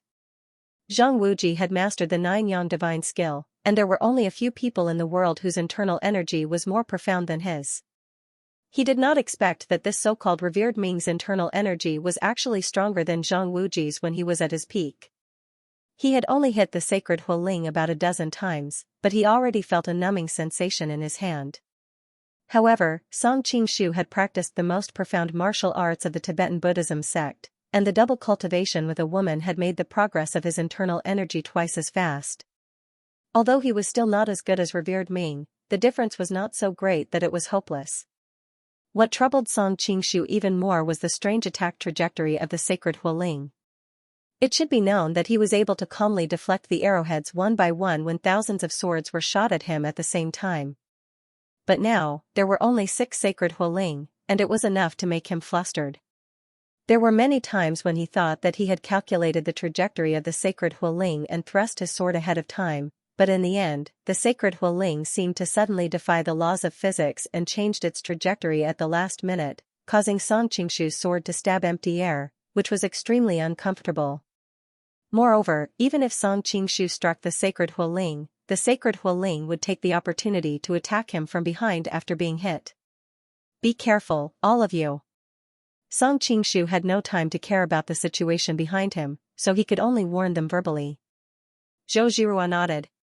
With a flick of the long whip in her hand, a sacred Hualing that was flying toward Zhao Min was knocked away. Zhao Min's little face was pale. She looked at the sacred Hualing in the distance with lingering fear, and could not help but smile gratefully at Zhou Zhirua. Song Qingshu knew that he could not continue to be beaten passively like this. If this went on, even if he was not killed by the sacred Hualing, he would die of exhaustion sooner or later. Both of you, hold on for a while. Song Qingshu let out a loud roar. He gave up on striking down the sacred Hualing that was flying all over the sky in front of him, and with a flash, he charged toward venerated Ming who was in the pavilion. He knew that without him blocking most of the attacks from the sacred Hualing, Zhou Zhirua and Zhao Min would not be able to withstand the attacks from the sacred Hualing alone. Song Qingshu was actually gambling. According to what venerated Ming had said before, Song Qingshu was like an old lecher who had been thirsty for thousands of years. He was betting that venerated Ming would never be willing to hurt these two outstanding beauties. Exerting the white python whip technique to the extreme, Zhou Zhirua managed to block all the sacred Hualing that was flying all over the sky at a distance of 10 feet. However, every time the sacred Hualing came into contact with the long whip in her hand, her face would turn paler. Just when it seemed that she could not hold on any longer, the sacred Hualing that was flying all over the sky disappeared and flew toward the pavilion. Glancing at the situation of the two ladies from the corner of his eye, Song Qingshu smiled in relief. He had indeed won his gamble. He did not need to stay in one place to withstand venerated Ming's 6 attacks. He could finally fully unleash the advantage of his speed. Song Qingshu's silhouettes flickered in and out of existence, surrounding venerated Ming in the center. A moment ago, he was attacking venerated Ming's temple from the upper right side, and the next moment, he appeared on the ground, aiming at venerated Ming's hamstring. Due to the extreme speed, in venerated Ming's eyes, Song Qingshu's silhouettes were all around him. Furthermore, they were not mere phantoms. Every attack from the silhouettes was real. If he was not careful, he would be hit in his vital parts. Venerated Ming had created the entire martial arts system of the Ming dynasty. Even the term martial arts grandmaster could not describe his realm. If it were any other top-notch expert, they would have been killed by Song Qingshu's sword aura that pierced through their hearts and killed them. However, venerated Ming relied on his amazing cultivation base and combat awareness to withstand the attacks. There were even a few counterattacks that almost hit Song Qingshu. But because Song Qingshu was too fast, all that was destroyed were his afterimages. Venerated Ming was both shocked and furious. He quickly summoned back the sacred flame insignia to protect himself, and finally managed to turn the tide. The entire pavilion had long since been smashed into smithereens by the crisscrossing sword aura and the sacred flame insignia that filled the sky. Zhou Zhirua and Zhao Min could no longer be distinguished from each other. All that could be seen were two afterimages entangling with each other. Wherever they passed, the big trees would collapse, the floorboards would shatter inch by inch, and the flying leaves would turn into dust before they could even get close to them. The two ladies looked at each other in shock. Zhao Min asked worriedly, "Who do you think will win? Who do you think will win?" Zhou Zhirua asked her in return. The two ladies had never been on good terms. Upon hearing her words, Zhao Min frowned. "Aren't you talking nonsense? Venerated Ming's body belongs to your Zhang Wuji after all. He also has most of Zhang Wuji's memories. Actually, if you turn a blind eye to it, he's no different from Zhang Wuji. Do you really want him to die?" Zhou Zhirua smiled maliciously. "In my heart, brother Wuji is already dead." "That person is his murderer," Zhao Min said coldly, her expression cold. "Can't you go and help him?" Zhao Min knew that her skills were only enough to deal with the second or third-rate figures in the martial arts world, and Zhou Zhirua had won the title of number 1 in the world during the lion-slaying festival, even though it was an exaggerated title. Looking at the two blurry figures, Zhou Zhirua shook her head. "It's not that I don't want to help, but I can't. They're too fast. If I force myself to help, I'll only be a burden to him." "Humph, you're so powerful when you bully me, but now that I really need you to help, you're so weak. Useless." Zhao Min curled her lips in disdain and rolled her eyes. Zhou Zhirua replied calmly, "As long as I can bully you, that's enough." "You." Zhao Min was choked by her words, and she snorted coldly. "Since you can't do it, then watch me." "You?" Zhou Zhirua looked Zhao Min up and down, and finally smiled disdainfully. "I'll give you a handicap of 2 hands, but you can't even defeat me, and you still want to help?" "Big breasts are indeed brainless," Zhao Min said mockingly. "Not all problems need to be solved with martial arts." Glancing at Zhao Min's bulging chest, and then looking down at her own chest that was obviously a size smaller, Zhou Zhirua blushed. Before she could react, she heard Zhao Min shout at the two people who were fighting. That. Venerated Ming, your disciples and disciples in Persia have almost all been slaughtered by the Mongolian army. Why are you still in the mood to stir up trouble in the Central Plains? Nonsense, that brat Huashan just sent someone to seriously injure the Mongolian army's western expedition General Su Liawu, and he took the opportunity to join forces with the Egyptian Mamelukes to annihilate 20,000 Mongolian elites, and even behead the Mongolian vanguard General Buhua. Venerated Ming sneered. Although the Persian Ming dynasty was nominally worshipping Xiao Zhao as the cult master, the real power of the cult was still in the hands of the great elder, Huashan. Huashan was the old man in the mountains who made the European countries tremble with fear. How long ago was that? Zhao Min smiled disdainfully. You've been running around in the Central Plains since you left Bright Summit. I'm afraid that you haven't been able to keep up with the news, have you? Because Su Liawu was seriously injured by an assassin, our great Khan, in his rage, gathered 100,000 elite Mongolian cavalry and razed the Vulture's Nest, the headquarters of your Ming dynasty's Persian cult, to the ground. Huashan saw that the situation was hopeless, so he led the remaining troops of the Ming dynasty to surrender. However, the great Khan was enraged by their previous assassination attempt, so he ordered for Huashan and his men to be executed. What? Venerated Ming was shocked and angry at the same time. It was obvious that this news was too unexpected. In his plan, he needed the Persian central religion and the Ming dynasty of Middle-earth to cooperate. If the Persian central religion were to be destroyed, no matter how many forces he controlled in Middle-earth, he would not be able to do anything alone. Because he was distracted, Venerated Ming did not manage to evade Song Qingshu's new round of attacks. A few sword marks appeared on his body.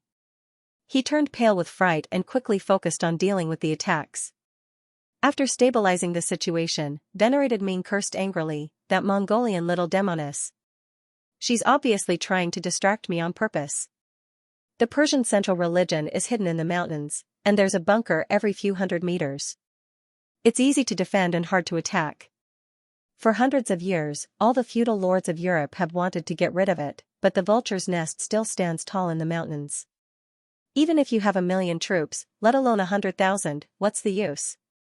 The Persian central religion of the Ming dynasty was located in the Vulture's Nest, and there were countless bunkers scattered in the surrounding dozens of miles.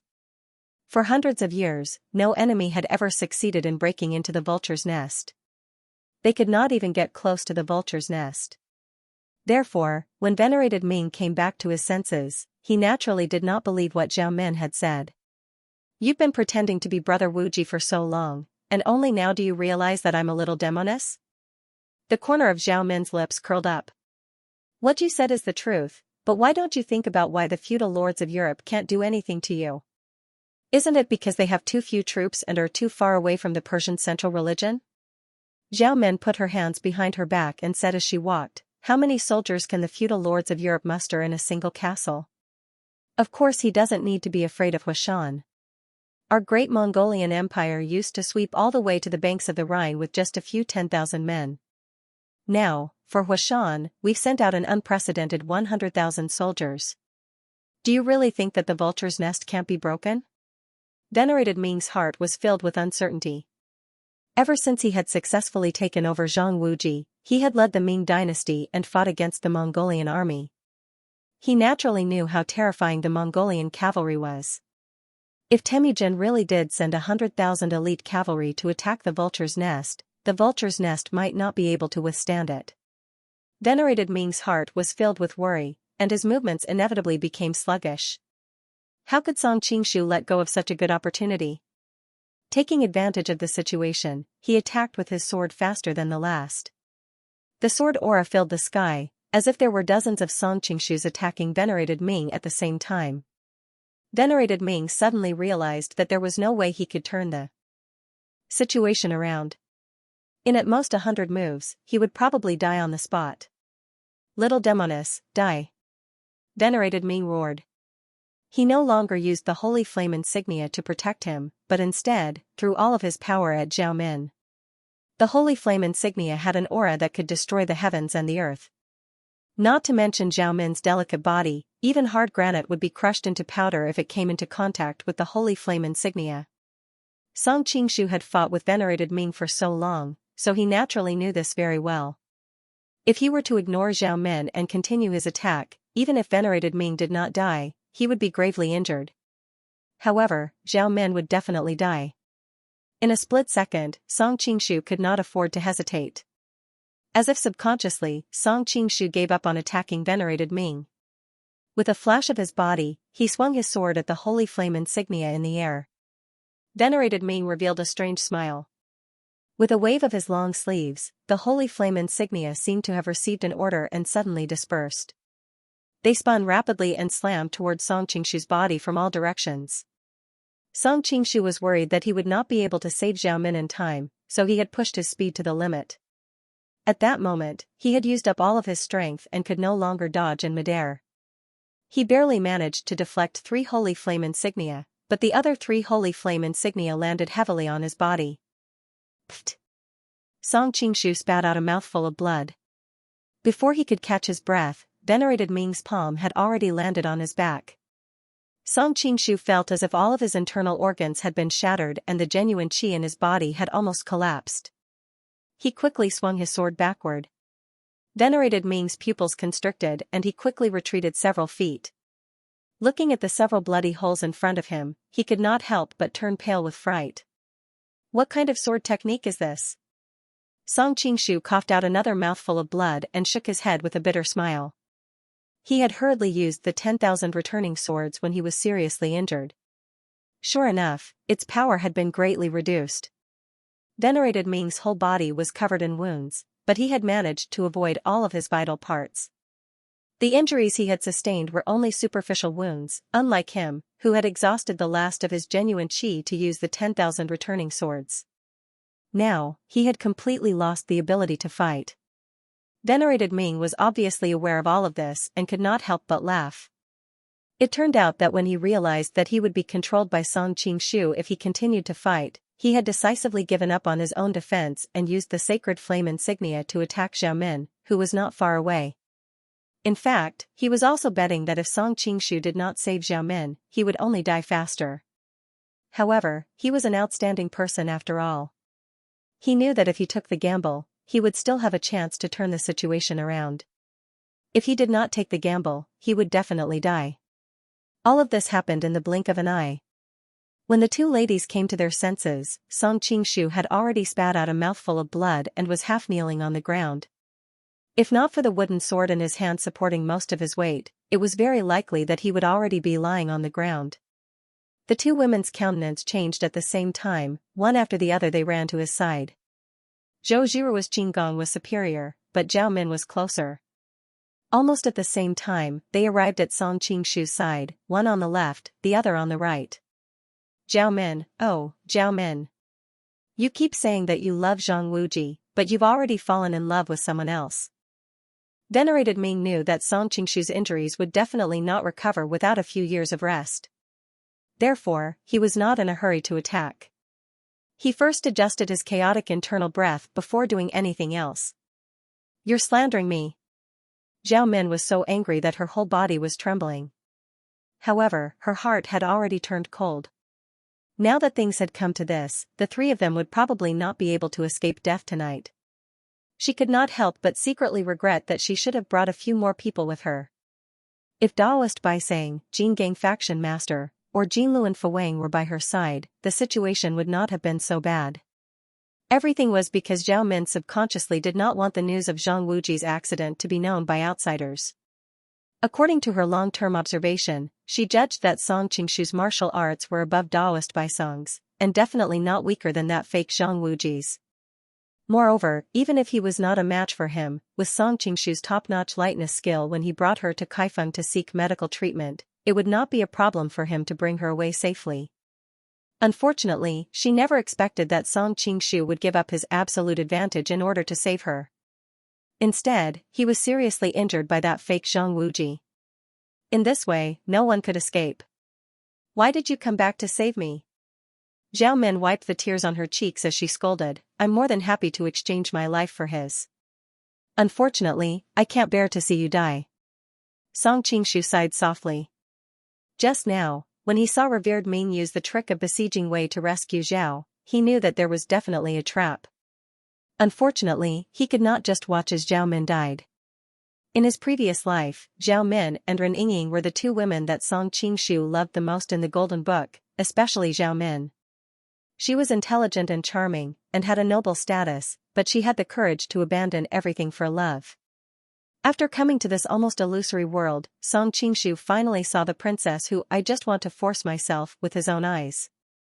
Unfortunately, her fate at the beginning was too miserable. She had no time for romance and had to fight for survival and revenge. What was more coincidental was that Zhao Min was the woman of his enemy.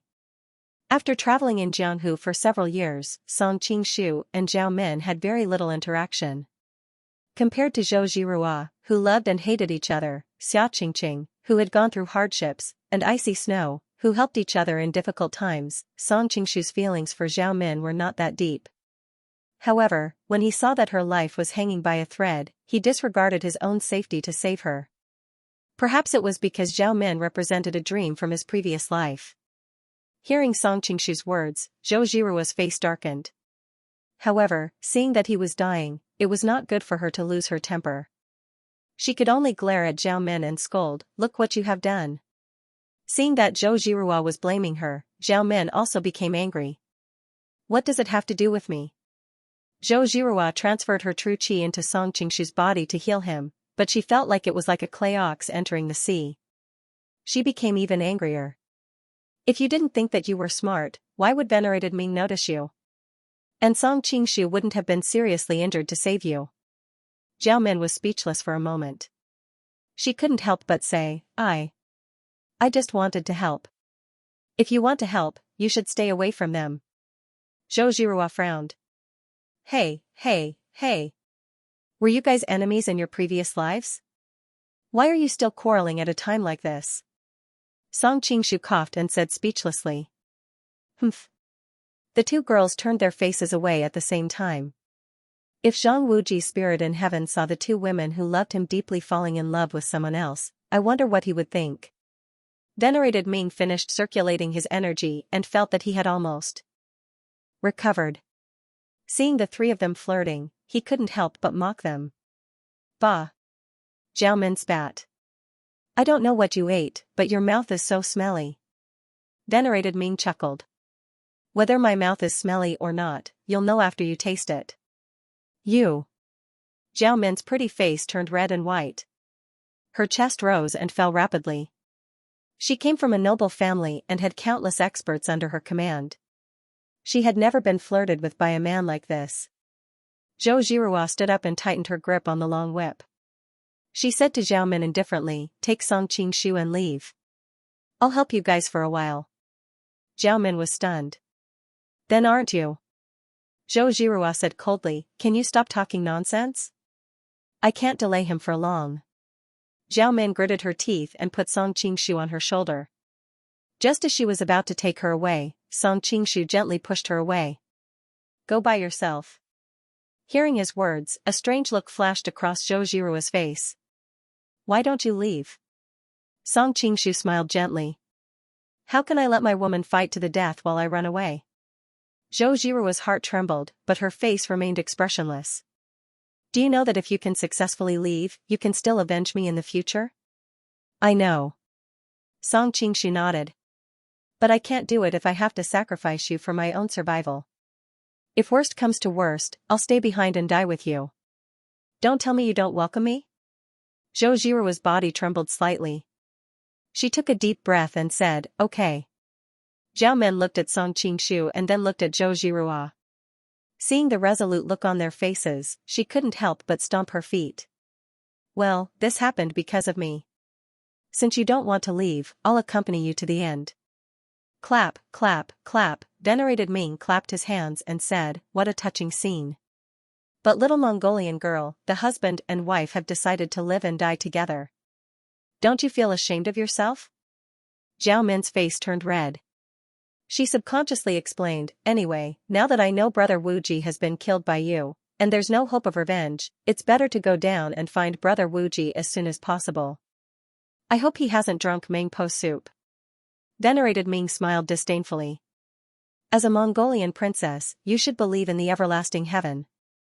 How dare you talk about the ghosts and gods of the Han people? You are indeed a rebellious little demoness. But if you want to die, it won't be that easy. I've already said that I'll turn you into a slave and torture you day and night. Only then will I be able to relieve my hatred for the Mongolians for killing my people. Zhao Min's beautiful face turned pale. She whispered to Zhou Zhirua, "Hey, don't you want to kill me? If you can't do it later, just kill me first." Zhou Zhirua couldn't help but look at her. She asked curiously, "I may not have the time to kill you later.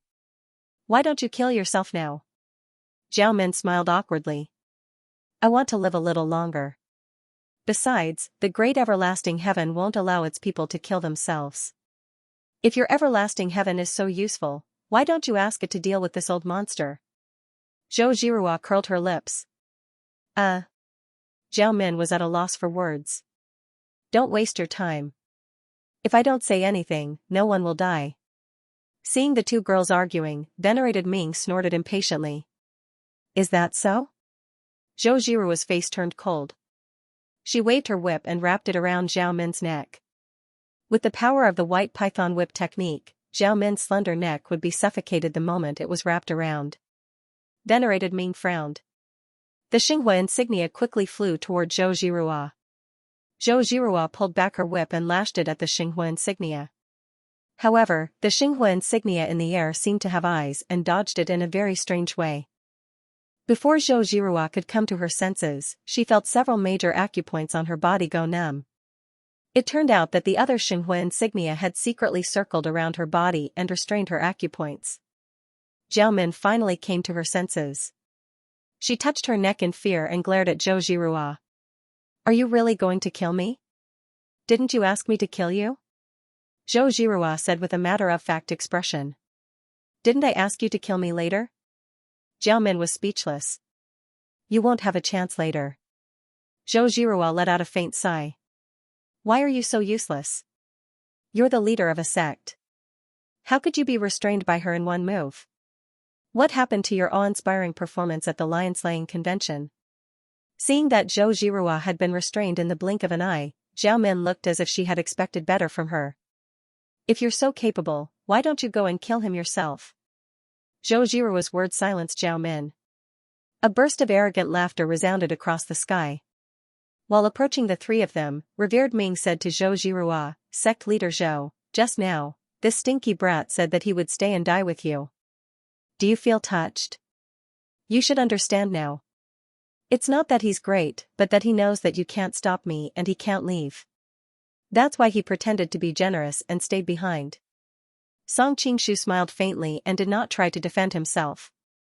Instead, it was Zhou Zhirua who sneered and said, "A man with a filthy mind thinks that everyone is a despicable person." Zhao Min tilted her head and smiled sweetly at Zhou Zhirua. "It's rare for us to have the same opinion." Revered Ming's face turned gloomy. He ignored the two girls and looked at Song Qingshu, saying, "Song, I can let one of you leave. Who do you think I should let go?" "You're that kind?" Song Qingshu was stunned. He quickly understood the other party's sinister intentions. "Then let Zhao Min go." Revered Ming laughed out loud. "Miss Zhou, do you see that? Your man would rather save another woman than save his own wife. Are you disappointed?" Seeing that Zhou Zhirua was silent, Revered Ming continued, "Previously, I felt that the demoness surnamed Zhao had an affair with him. Now, it seems that it's true." Song Qingshu was not anxious. Instead, he smiled and asked calmly, "Oh, there's an affair between me and the princess? I'd like to hear the details." Revered Ming said coldly, "There's nothing between you and that demoness. Why would you give up on killing me in order to save her and turn the tables around? If there's nothing between you and her, why would she not bring the experts of the Ruyang mansion and only you? Why would she give up on the chance to escape just now and willingly stay behind to die with you? Now that you mention it, it does seem to be the case." Song Qingshu nodded in agreement. He turned to look at Zhao Min and said with a smile, "I didn't expect the princess to be so devoted to me. If you're lucky enough to escape from this calamity, forget about Zhang Wuji and follow me. What do you think?" "Bah." Zhao Min's face turned red. "That old monster is crazy." "Are you going to be crazy with him?" If it weren't for the fact that you're seriously injured, I'd definitely tear your mouth apart. Zhou Zhihua frowned when she heard that. She could not help but glare at Zhao Min. Why do you like to fight with me so much? Who's fighting with you? The corner of Zhao Min's mouth curled up into a beautiful smile. I like to snatch other people's things. What's wrong with that? Shameless. Not only did Zhou Zhihua not get angry, she even laughed. Now that the two of them were on the brink of death, bickering with each other before their deaths was quite interesting. Zhao Min made a face proudly. Then, she nudged Song Qingshu. Hey, surnamed Song, why did you choose to let me go? Don't tell me that you're really interested in me? Zhou Zhihua immediately pricked up her ears. It was obvious that she was very concerned about Song Qingshu's answer. Song Qingshu smiled. If Zhihua and I die together, we can be a pair of Mandarin ducks that share the same fate. We won't be lonely on the road to hell. If I die together with you, won't I be depressed when I see you and Zhang Wuji together on the road to hell?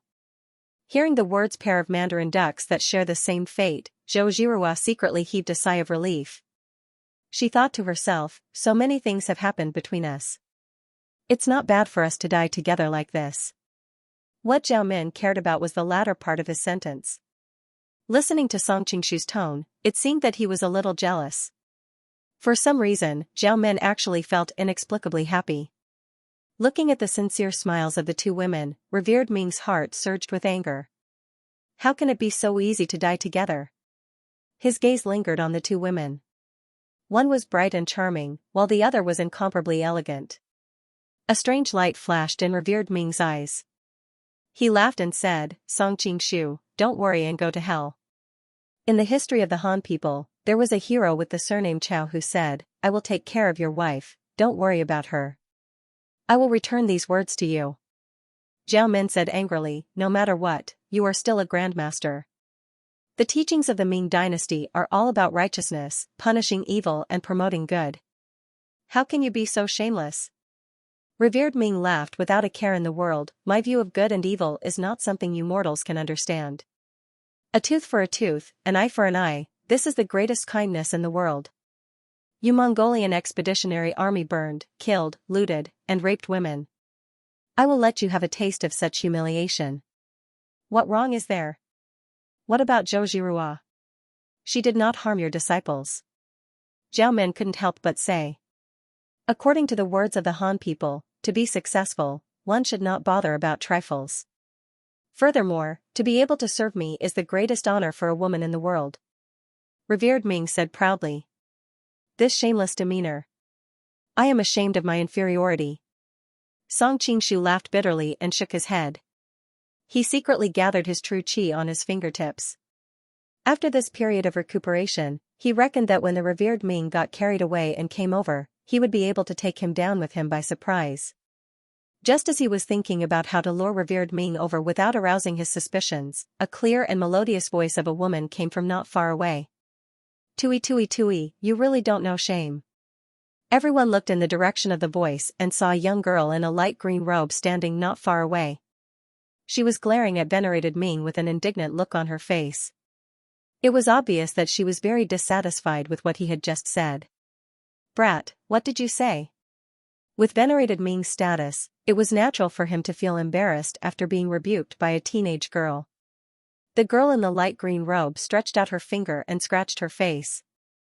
I said, you are really shameless. Are you deaf? Seeing the girl innocently asking venerated Ming if he was deaf, Zhao Min and Zhou Zhihua could not help but burst out laughing. Although Song Qingshu also found it funny, he still said worriedly, young lady, you should leave this place quickly. It's very dangerous here. The green-robed girl turned around to look at Song Qingshu, her eyes curved like crescent moons.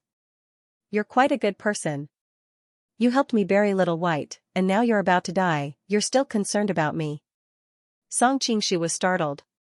Who is Little White? The girl in the light green robe's expression darkened. It's that poor white sheep. Well, it's just a piece of cake. Song Qingshu was speechless and didn't know what to say. I remember that Big Brother's martial arts are very good. Why do you look like you are half dead now?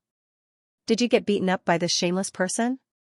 The girl in the light green robe suddenly pointed at venerated Ming and asked curiously. Song Qingshu suppressed his laughter and nodded. Yes. The girl in the light green robe looked at venerated Ming. It seems that your martial arts are very good. Venerated Ming's face had already turned green. Brat, you will die if you speak nonsense. Song Qingshu echoed in a rare moment. Little girl, you should leave quickly. This old monster is not a kind person. Be careful that he doesn't kill you. Kill me? The girl in the light green robe was stunned. She laughed and said, I am not afraid of him. Revered Ming snorted coldly. He could no longer suppress the anger in his heart. He pointed his finger at the girl, and a sacred flame insignia shot out. However, Ming Zun saw that she was only a delicate and pretty young girl. He could not help but have tender and protective feelings for the fairer sex. Therefore, the Xinghua Ling was not aimed at her vital point, he only intended to teach her a lesson. Be careful. Before Song Qingshu could finish his words, his mouth was agape. He saw the girl casually grab the sacred flame insignia in her hand. The young girl placed the Xinghua Ling on her palm and knocked it with the green bamboo she used to drive goats. She heard a crisp bang, bang noise. Ah, she called out in amazement, what is this thing made of?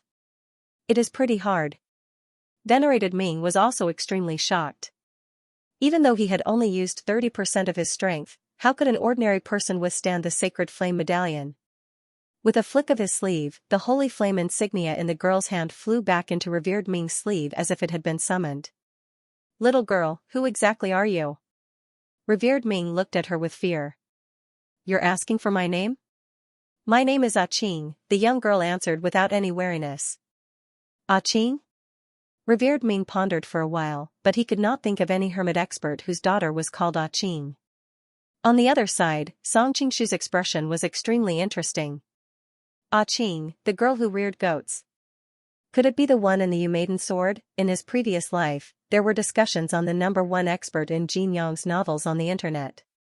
Some said it was a sweeping monk, some said it was Dugu Chobai.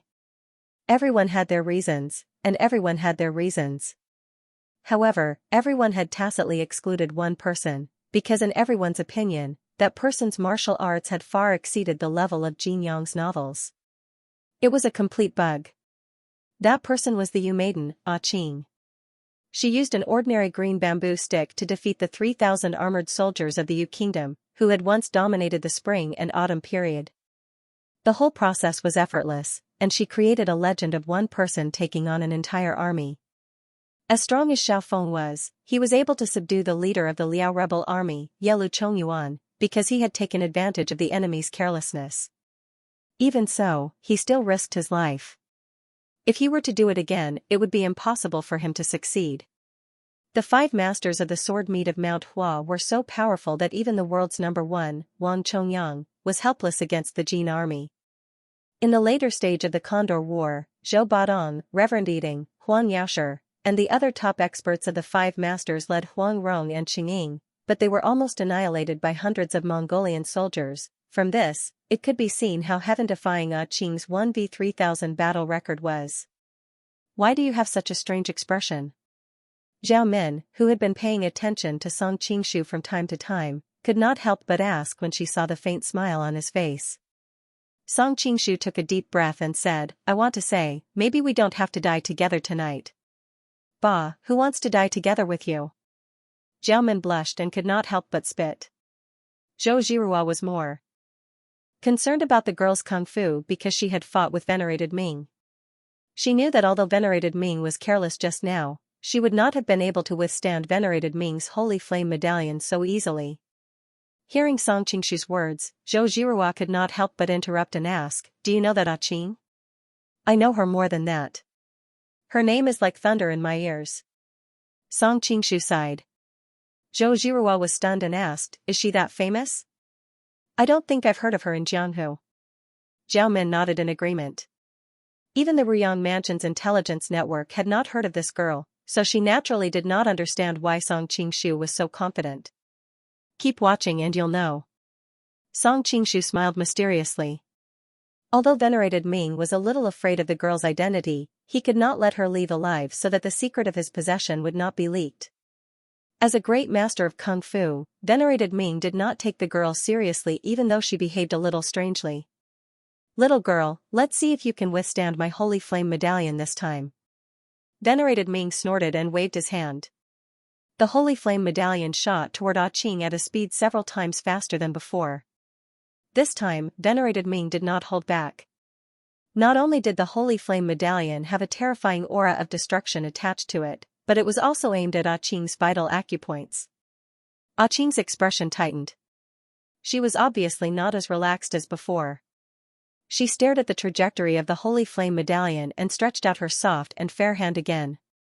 Just when her hand was about to grab the holy flame medallion let out a dragon's roar and suddenly split into 6 pieces, spinning and hitting the vital acupoints on Ah Ching's side and back. Venerated Ming is really shameless. He actually combined 6 holy flame medallions and pretended to shoot only one. Song Qingshu could not help but curse. According to his speculation, venerated Ming did not know Ah Ching. With venerated Ming's identity, there was no need for him to use his full strength to deal with a young girl. "Ouch!" Ah Ching exclaimed. She bent her body and jumped out of the attack range of the holy flame medallion. However, the holy flame medallion seemed to be controlled and followed Ah Ching like maggots on a bone. "You're so annoying." Ah Ching pouted. She picked up the green bamboo stick and pointed it at the spinning holy flame medallion. With 2 crisp clangs, 2 holy flame medallions were hit by her in the blink of an eye. As the 2 holy flame medallions fell to the ground, venerated Ming's face became abnormally red. It was obvious that he had suffered a serious internal injury. He could not help but look at the young girl, who was not far away, with shock and anger. When another holy flame medallion was hit by Ah Ching, venerated Ming could no longer sit still. He roared and rushed toward Ah Ching, who was dodging the attacks of the holy flame medallions like a cannonball. "Be careful." Although he was very confident in Ah Ching, venerated Ming was also an old demon. Song Qingshu was afraid that something might happen to her, so he used the remaining genuine qi to shoot the wooden sword at venerated Ming, hoping that it could temporarily stop him. As soon as the wooden sword was shot, Song Qingshu could not help but spit out a mouthful of blood. It was obvious that using his genuine qi had affected the internal injuries in his body. Hearing the sound of the wooden sword piercing through the air, venerated Ming snorted coldly. He flicked his sleeve and the wooden sword was thrown to the side. Although he was a little surprised that he could not break a wooden sword with his full strength, venerated Ming's attention was on Ah Ching. He quickly came back to his senses and pressed his palm on Ah Ching's delicate body. "You are not a good person," Ah Ching rebuked. She was a little embarrassed because of the holy flame medallion that had suddenly split into 6. Now that she saw venerated Ming sneak attacking her, she could not help but feel a little angry.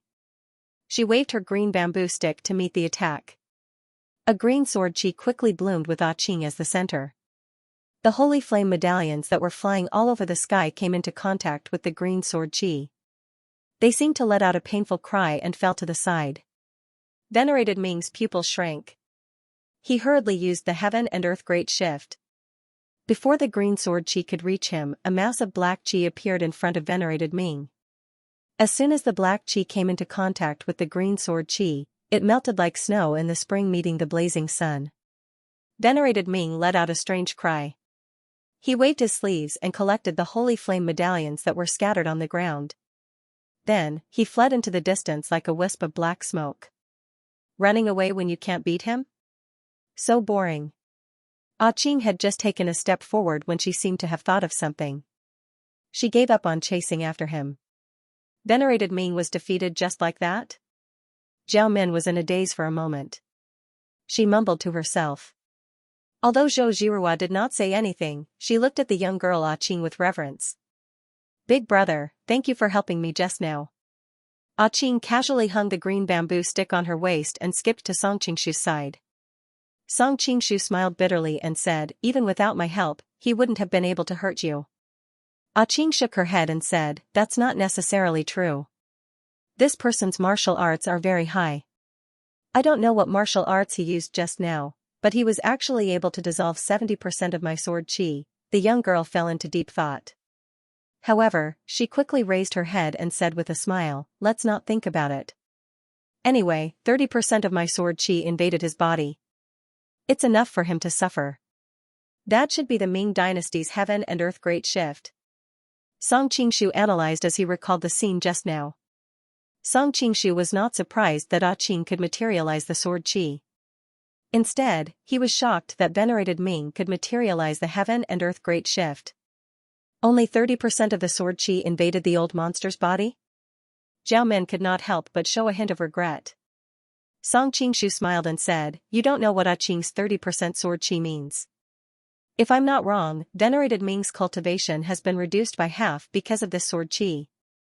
When Dongfang Muxue was injured by Feng Qingyang's sword qi, she couldn't recover to her peak state for several years, let alone Qing's innate sword qi." I see. A hint of joy appeared in Zhao Min's eyes.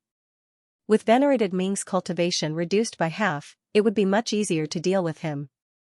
You guys keep calling him an old monster, but I don't think that person is old at all. Qing tilted her head and asked in confusion. It's a long story. Why are you here? Song Qingshu struggled to stand up. Zhou Zhirua, who was at the side, saw him swaying and quickly went to help him up. Song Qingshu smiled at her gratefully. Isn't it because of the fight here? It's so noisy that my sheep can't sleep, so I came over to take a look. I have to go back and take care of my sheep, in case it gets stolen by the wolves in the mountains. As she spoke, Qing patted her head and turned to leave.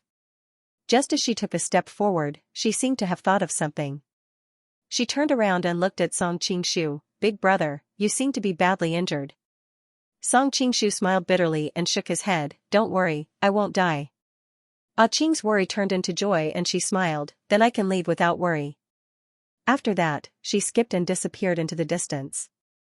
Looking at her leaving back, Zhao Min gloated and said, "Didn't you say that you are very close to her? I feel that you are not as important as her sheep in her heart."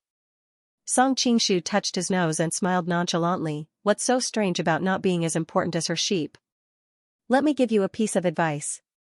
You can offend her in the future, but don't offend her sheep. You are injured now, so don't talk too much," Zhou Zhirua said with some blame. When Song Qingshu unsealed her acupoints, he used his true qi to aggravate her injuries. "It's just some blood. I'll get used to it." Song Qingshu wiped the corner of his mouth and said while looking at the blood on his fingers. "The Golden Snake Conference is around the corner. I don't know how you can smile when you look like you are half dead." Obviously, Zhao Min was not as optimistic as him. "As long as you support me according to the agreement, I will take care of the rest. Princess, you don't need to worry about it." Zhao Min rolled her eyes and said, "It seems that you have a secret method to treat internal injuries." "That's right, you can still be as lively as a dragon and a tiger even if your meridians are all broken, so this kind of injury is really nothing. To think that I was worried for you."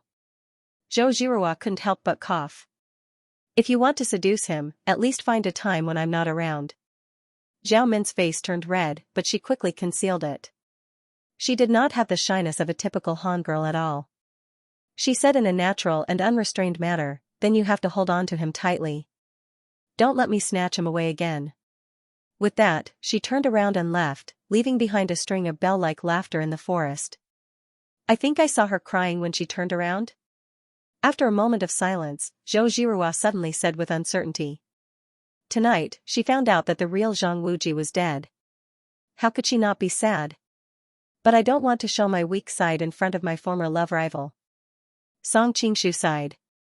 I'm afraid he doesn't want to show anything in front of you, Zhou Zhirua said with jealousy. From the conversation between Zhao Min and him, anyone with a normal IQ could tell that something had happened between the two. Oh, I'm a little dizzy now, dizzy. Song Qingshu suddenly let out a loud cry. It was as if his legs had lost all strength. His whole body went limp and he leaned against Zhou Zhirua. What's wrong with you? Zhou Zhirua was shocked and quickly reached out to hold him. Seeing Song Qingshu's pale face and pale lips, Zhou Zhirua suddenly panicked. She quickly helped him to sit down and started to help him heal. One after another, genuine qi was injected into Song Qingshu's body, but it was like a trickle flowing into the ocean, without any ripples. After the time it took for 3 incense sticks to burn, Zhou Zhirua finally gave up dejectedly. Seeing that Song Qingshu was still unconscious, she couldn't help but hug him and cry. Song Qingshu opened his eyes a little and secretly glanced at Zhou Zhirua. He was very proud. It seems that pretending to be dead at the right time is really a good idea. When he was about to pretend to wake up, he suddenly heard two female voices not far away. "Brother Song." "Song Qingshu." Song Qingshu heard it clearly and knew that it was Zhu Yaoyao and Xia Qingqing's voices. His hair immediately stood on end. Who knew what would happen when the three women met? Song Qingshu immediately closed his eyes. At this time, he could not wake up even if he was beaten to death. Apparently, Zhou Zhirua was also awakened by the sound. She subconsciously grasped the long whip beside her and looked in that direction vigilantly. Zhu Yaoyao was the first to fly over. Seeing that Song Qingshu was lying in the arms of a woman, she subconsciously thought that Song Qingshu had been killed by Zhou Zhirua. After all, she was very clear about Song Qingshu's cultivation, and she really couldn't think of anyone in the world who could hurt him. But it was understandable if he was hurt by a woman. "Let him go." Zhu Yaoyao shouted and waved her sword to attack Zhou Zhirua. Zhou Zhirua frowned. She shook the long whip and made a beautiful whip flower towards Zhu Yaoyao in the air. After being defeated by Song Qingshu many times, Zhou Zhirua had been practicing the 9 manual in seclusion this time, and could be considered as a top martial artist in the world. She was easily defeated by revered Ming just now. First, revered Ming's fighting experience was far greater than hers. Second, the sacred flame insignia was too strange. Zhu Yaoyao had learned all the skills of the Iron Sword School. Not only did she have many adventures, but she also obtained half of Song Qingshu's power in Xinjing. Her martial arts had long surpassed most of the female heroes in Jianghu. However, Zhou Zhirua, as the head of the Amei school, possessed the martial scripture of Amei and practiced the 9 manual, was not inferior to Zhu Yaoyao. In the blink of an eye, they had exchanged more than 10 moves. Zhu Yaoyao couldn't get close to Zhou Zhirua, and neither could Zhou Zhirua. Soon, the two women fell into a stalemate.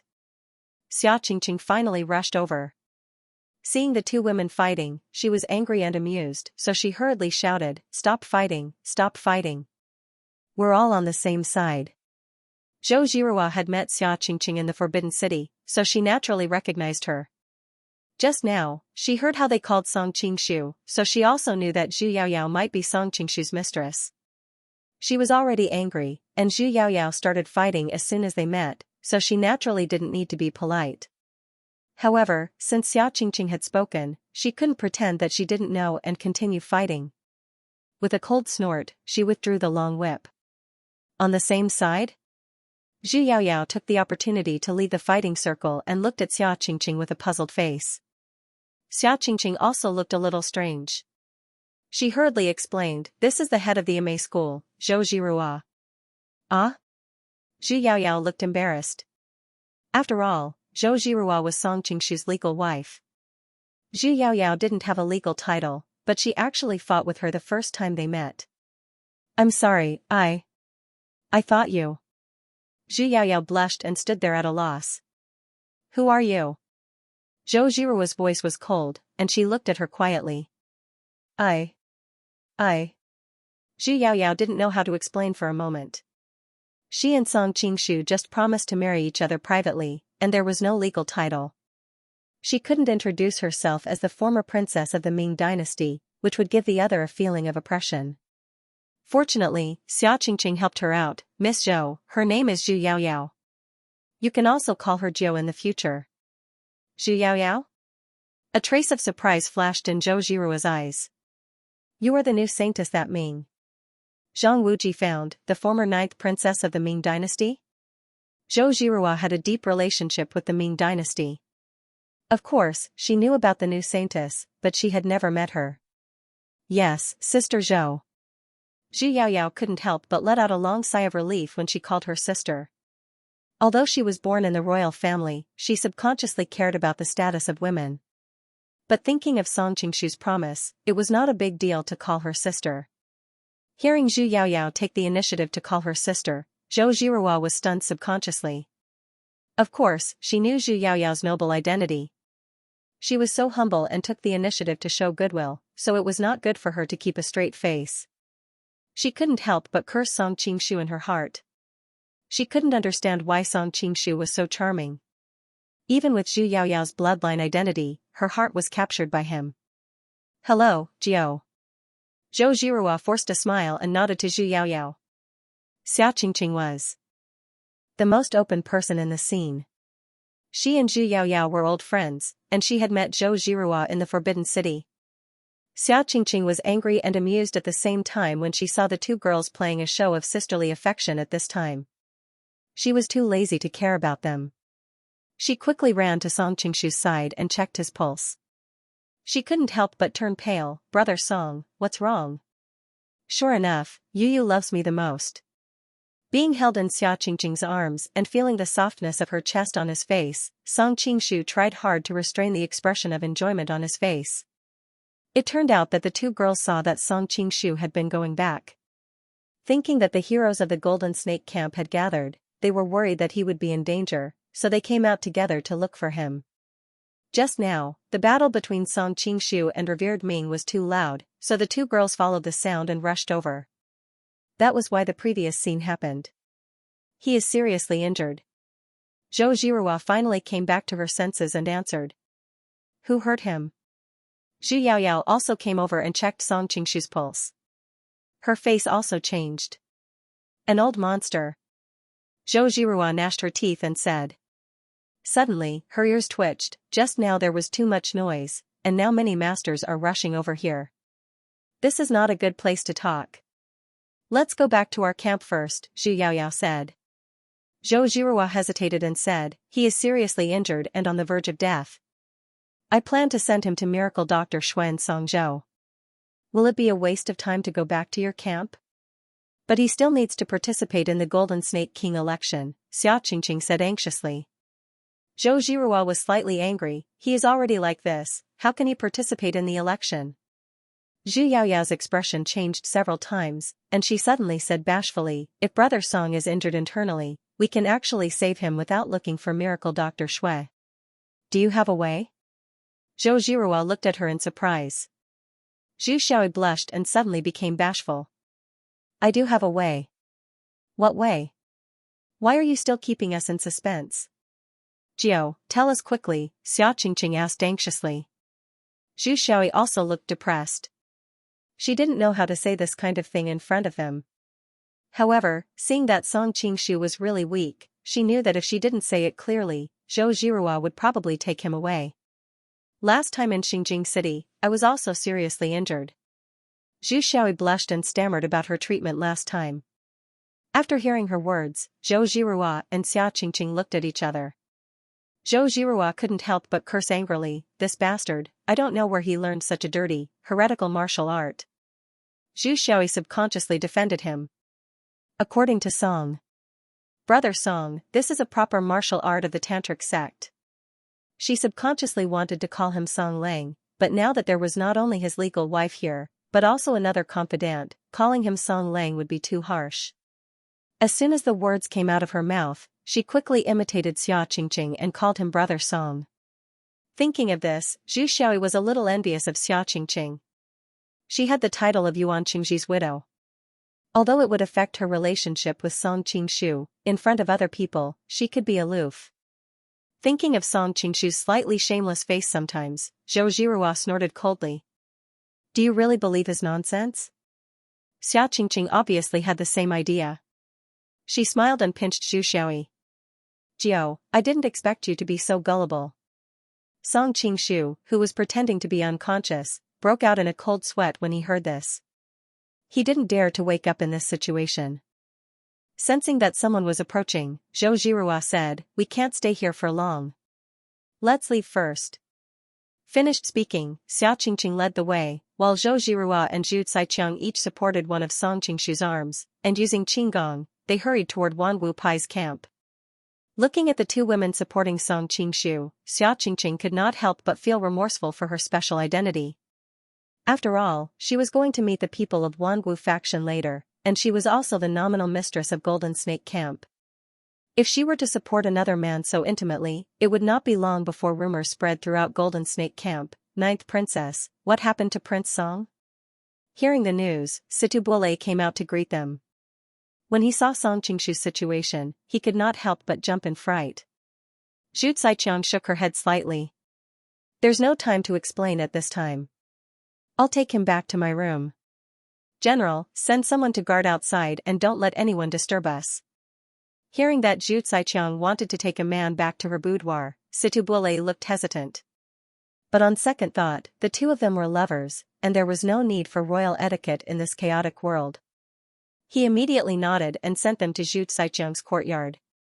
After that, he quickly arranged some capable subordinates to guard outside. Zheng Ro got the news late. When she hurried over, Song Qingshu was nowhere to be seen. She asked anxiously, Master, I heard that Brother Song is seriously injured? Situbule nodded. Ro, you don't have to worry too much. The ninth princess has had many adventures in Jianghu over the years, and her martial arts are excellent. She must have a way to save Prince Song. I'm going to see Brother Song. Zheng Ro rushed to Zhu Zaiqiang's courtyard. She had just been betrothed to Song Qingshu a few hours ago, so they shouldn't see each other before the wedding. But now that Song Qingshu's life was in danger, Zheng Ro didn't have the time to care about this. Hey, Ro.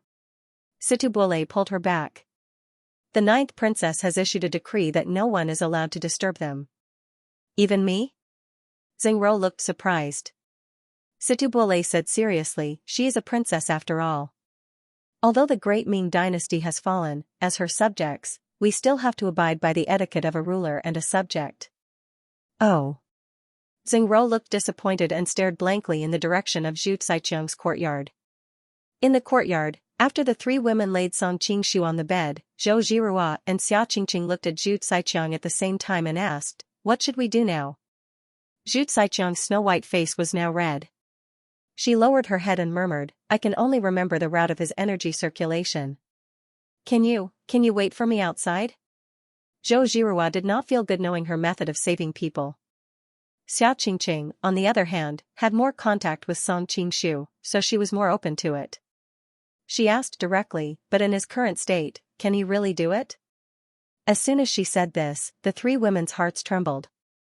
They were no longer inexperienced girls, so they naturally understood what she meant. Zhu Zaiqiang's eyes flickered, and her voice was as soft as a mosquito's. I will try my best. Then, thank you for your hard work, Zhou Zhirua said to Zhu Zaiqiang before she left after taking a deep look at Song Qingshu. Not at all.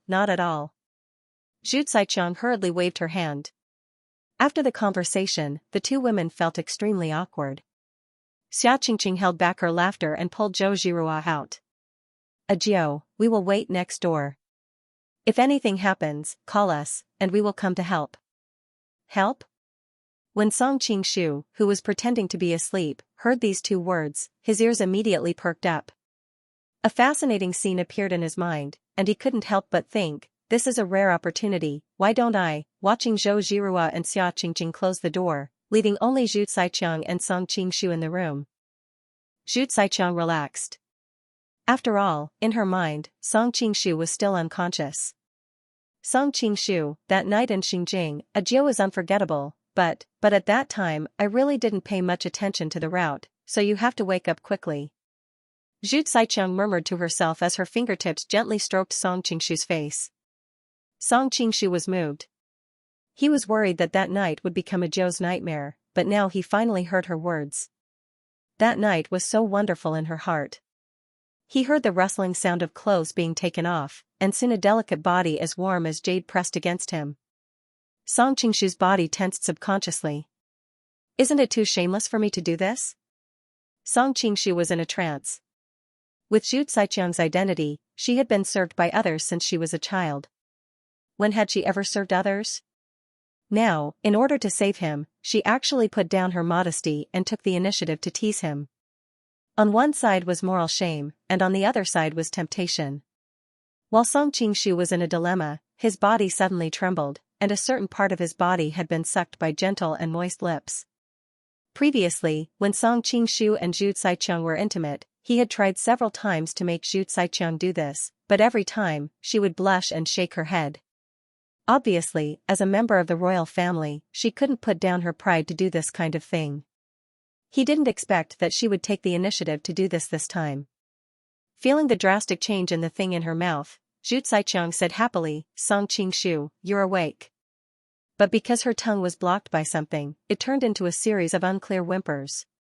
Song Qingshu didn't have the nerve to wake up at this time and put Zhu Xiqiang in an embarrassing situation, so he could only enjoy Zhu Xiqiang's thin and soft lips while bearing the moral condemnation. "Song Qingshu, why are you still not awake?"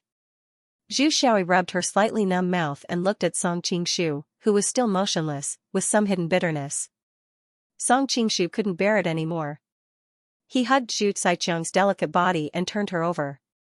"Song Qingshu, Zhu Xiqiang's face was full of surprise, but before she could finish her sentence, she felt that Song Qingshu had broken through the topic, and the rest of the sentence turned into a sweet moan.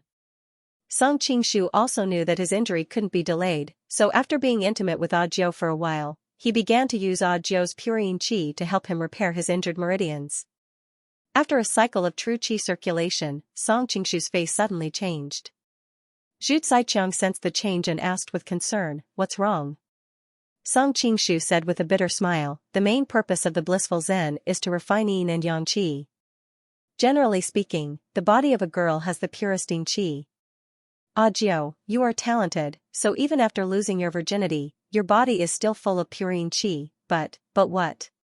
At this time, the two of them were very intimate. Zhu Xiqiang seemed to have entered a wonderful state. She seemed to be able to feel the situation in Song Qingshu's body. His true qi had obviously been circulating for a cycle, but there was no obvious sign of his internal injury getting better. Song Qingshu smiled awkwardly. "This can be considered as a self-inflicted evil. Did you forget that we were intimate a few hours ago? The purine qi in your body has not recovered." "Ah?" Zhu Xiqiang was stunned. "Then what should we do?" Before Song Qingshu could answer, Zhu Xiqiang's face turned red. "I have an idea." "What idea?" Song Qingshu was stunned. "There are two more next door." Zhu Xiqiang smiled meaningfully, and suddenly shouted, "Sister Zhou, Qingqing, come and help me. I'm dizzy." Song Qingshu really didn't know how to face three women at the same time, so he hurriedly took out a piece of silk and pretended to faint. Zhu Xiqiang was stunned, but at this time, Zhou Zhirua and Xia Qingqing had heard the news and rushed over, so she had no time to think about it. She quickly pulled a piece of silk from the bedside and wrapped it around her body. Zhou Zhirua rushed in anxiously, but when she saw Song Qingshu's naked appearance, she was so shy that she hurriedly turned around. Xia Qingqing couldn't figure out the emotional entanglement between the two of them. She looked at Zhou Zhirua strangely, but there was no time to think about it. She quickly looked at Zhu Xiqiang and asked, "Ajiao, what happened?" Zhu Xiqiang's face became even redder. The principle of the happy Zen was easy to explain, but the two of them had been intimate a few hours ago, so now the purine qi in her body was not enough, so she was too embarrassed to say it. However, now that her life was at stake, Zhu Xiqiang explained the general situation intermittently. Of course, the sensitive parts were all covered in one sentence. "Ah?" Understanding the situation in front of them, Zhou Zhirua and Xia Qingqing were dumbfounded. In fact, if the two women were alone with Song Qingshu, they would not hesitate to sacrifice themselves to save him, but in front of the other women, they were too embarrassed to do so. Zhu Xiqiang glared bitterly at Song Qingshu, who was lying on the bed, and gritted her teeth. Her heart was full of hatred. No wonder he pretended to be asleep. If he was awake, how could we put our faces down? Thinking of this, Zhu Xiqiang had to suppress the idea of exposing him. She wrapped the silk and stood up. "I'll leave the rest to you." Then she ran out without looking back. "Hey, Ajiao, what should we do if you leave?" Xia Qingqing reacted quickly and grabbed Zhu Yui, who was running out. Among the three women, only Ajiao had seen the method of dual cultivation. If only she and Zhou Zhirua were left, they could only stare at each other. Being pulled back by Xia Qingqing, Zhu Yui's face turned red and she murmured, "Just do what you usually do with him. The true qi in his body will automatically operate."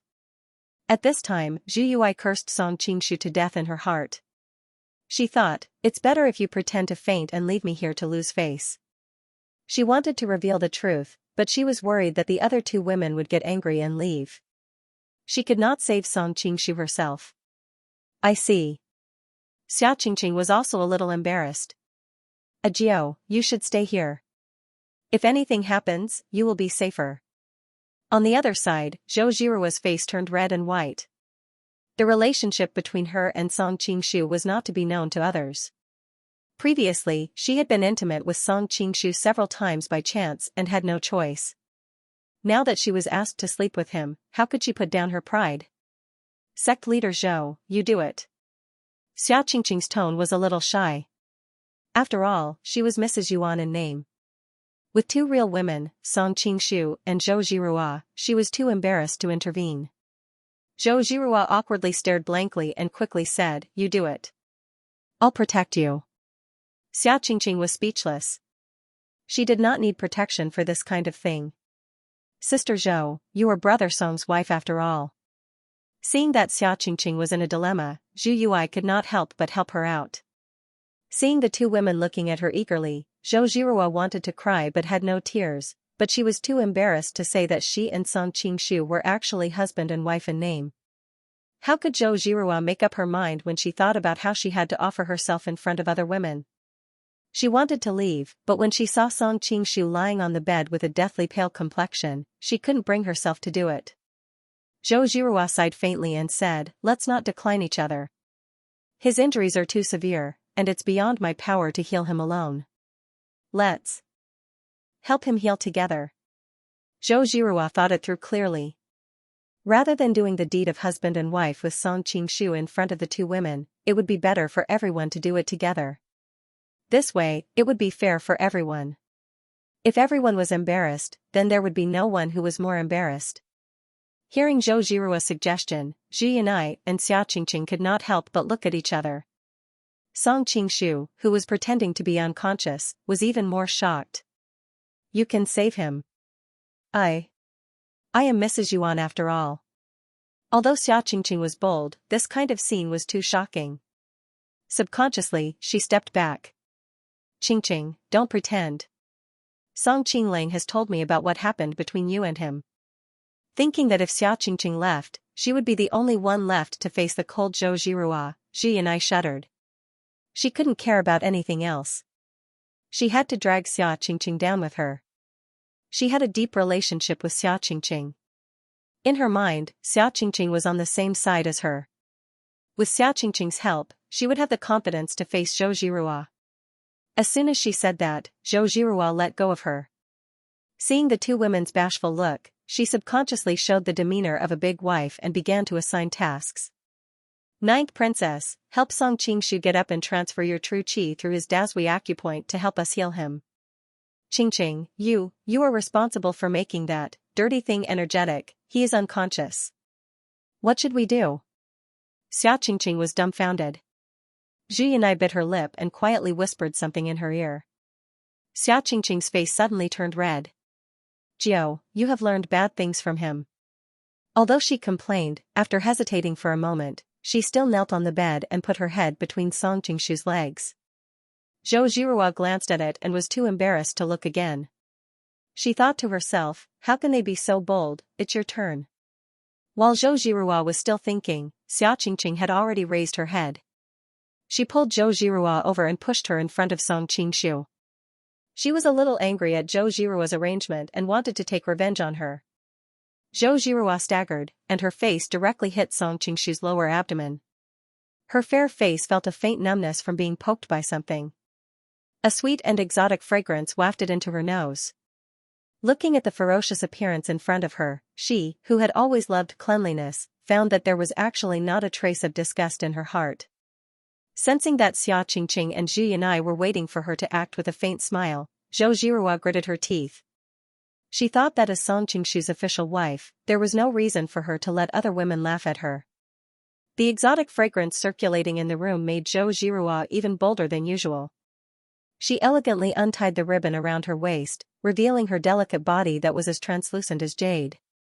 She gently leaned against Song Qingshu's body. The next morning, when Zhou Jiruo woke up, she found a snow-white and slender thigh across her waist. "I don't know if it's Xiaoqingqing's or Jiao's." After a moment of absent-mindedness, Zhou Jiruo finally recalled the embarrassing scene from the previous day. Lightly patting her cheek, Zhou Jirua shook her head slightly. She really couldn't understand why she was so bold last night. Speaking of which, it was all that bastard's fault. She turned her head and glared at the culprit, only to find that his eyes were already open, and he was looking at her with a smile. For a moment, Zhou Jirua didn't know how to face this man, and subconsciously turned her head to the other side. A faint smile hung on Song Qingshu's face, and he reached out to gently stroke her smooth jade-like chin. Jirua, last night was the first time you took the initiative to give yourself to me. I was just trying to save someone, Zhou Jirua said stubbornly. Oh? I didn't know that my Jirua was such a kind little white flower. In order to save someone, you're actually willing to give your body. Song Qingshu teased. Who's yours? Even if it's another man, as long as I'm willing, I'll also do the same. Zhou Jirua snorted. Your tsundere look is quite cute. Song Qingshu's lips moved closer to her ear, and he whispered while exhaling hot air, however, you actually have the idea of giving to another man. This is absolutely intolerable. Every inch of your body belongs to me alone. How can you be like this? Zhou Jirua was annoyed, but for some reason, she didn't feel any disgust when he declared his sovereignty. I'm like this. As soon as Song Qingshu's voice fell, his whole body sat on Zhou Jirua's body again. Don't they? Feeling the change in Song Qingshu's body, Zhou Jirua immediately knew what he was going to do, and she quickly waved her hand. Don't worry, I've hit their sleeping acupuncture point, they won't be able to hear. Song Qingshu smiled wickedly, a pair of big hands rubbing on Zhou Jirua's round thighs. You're such a bastard.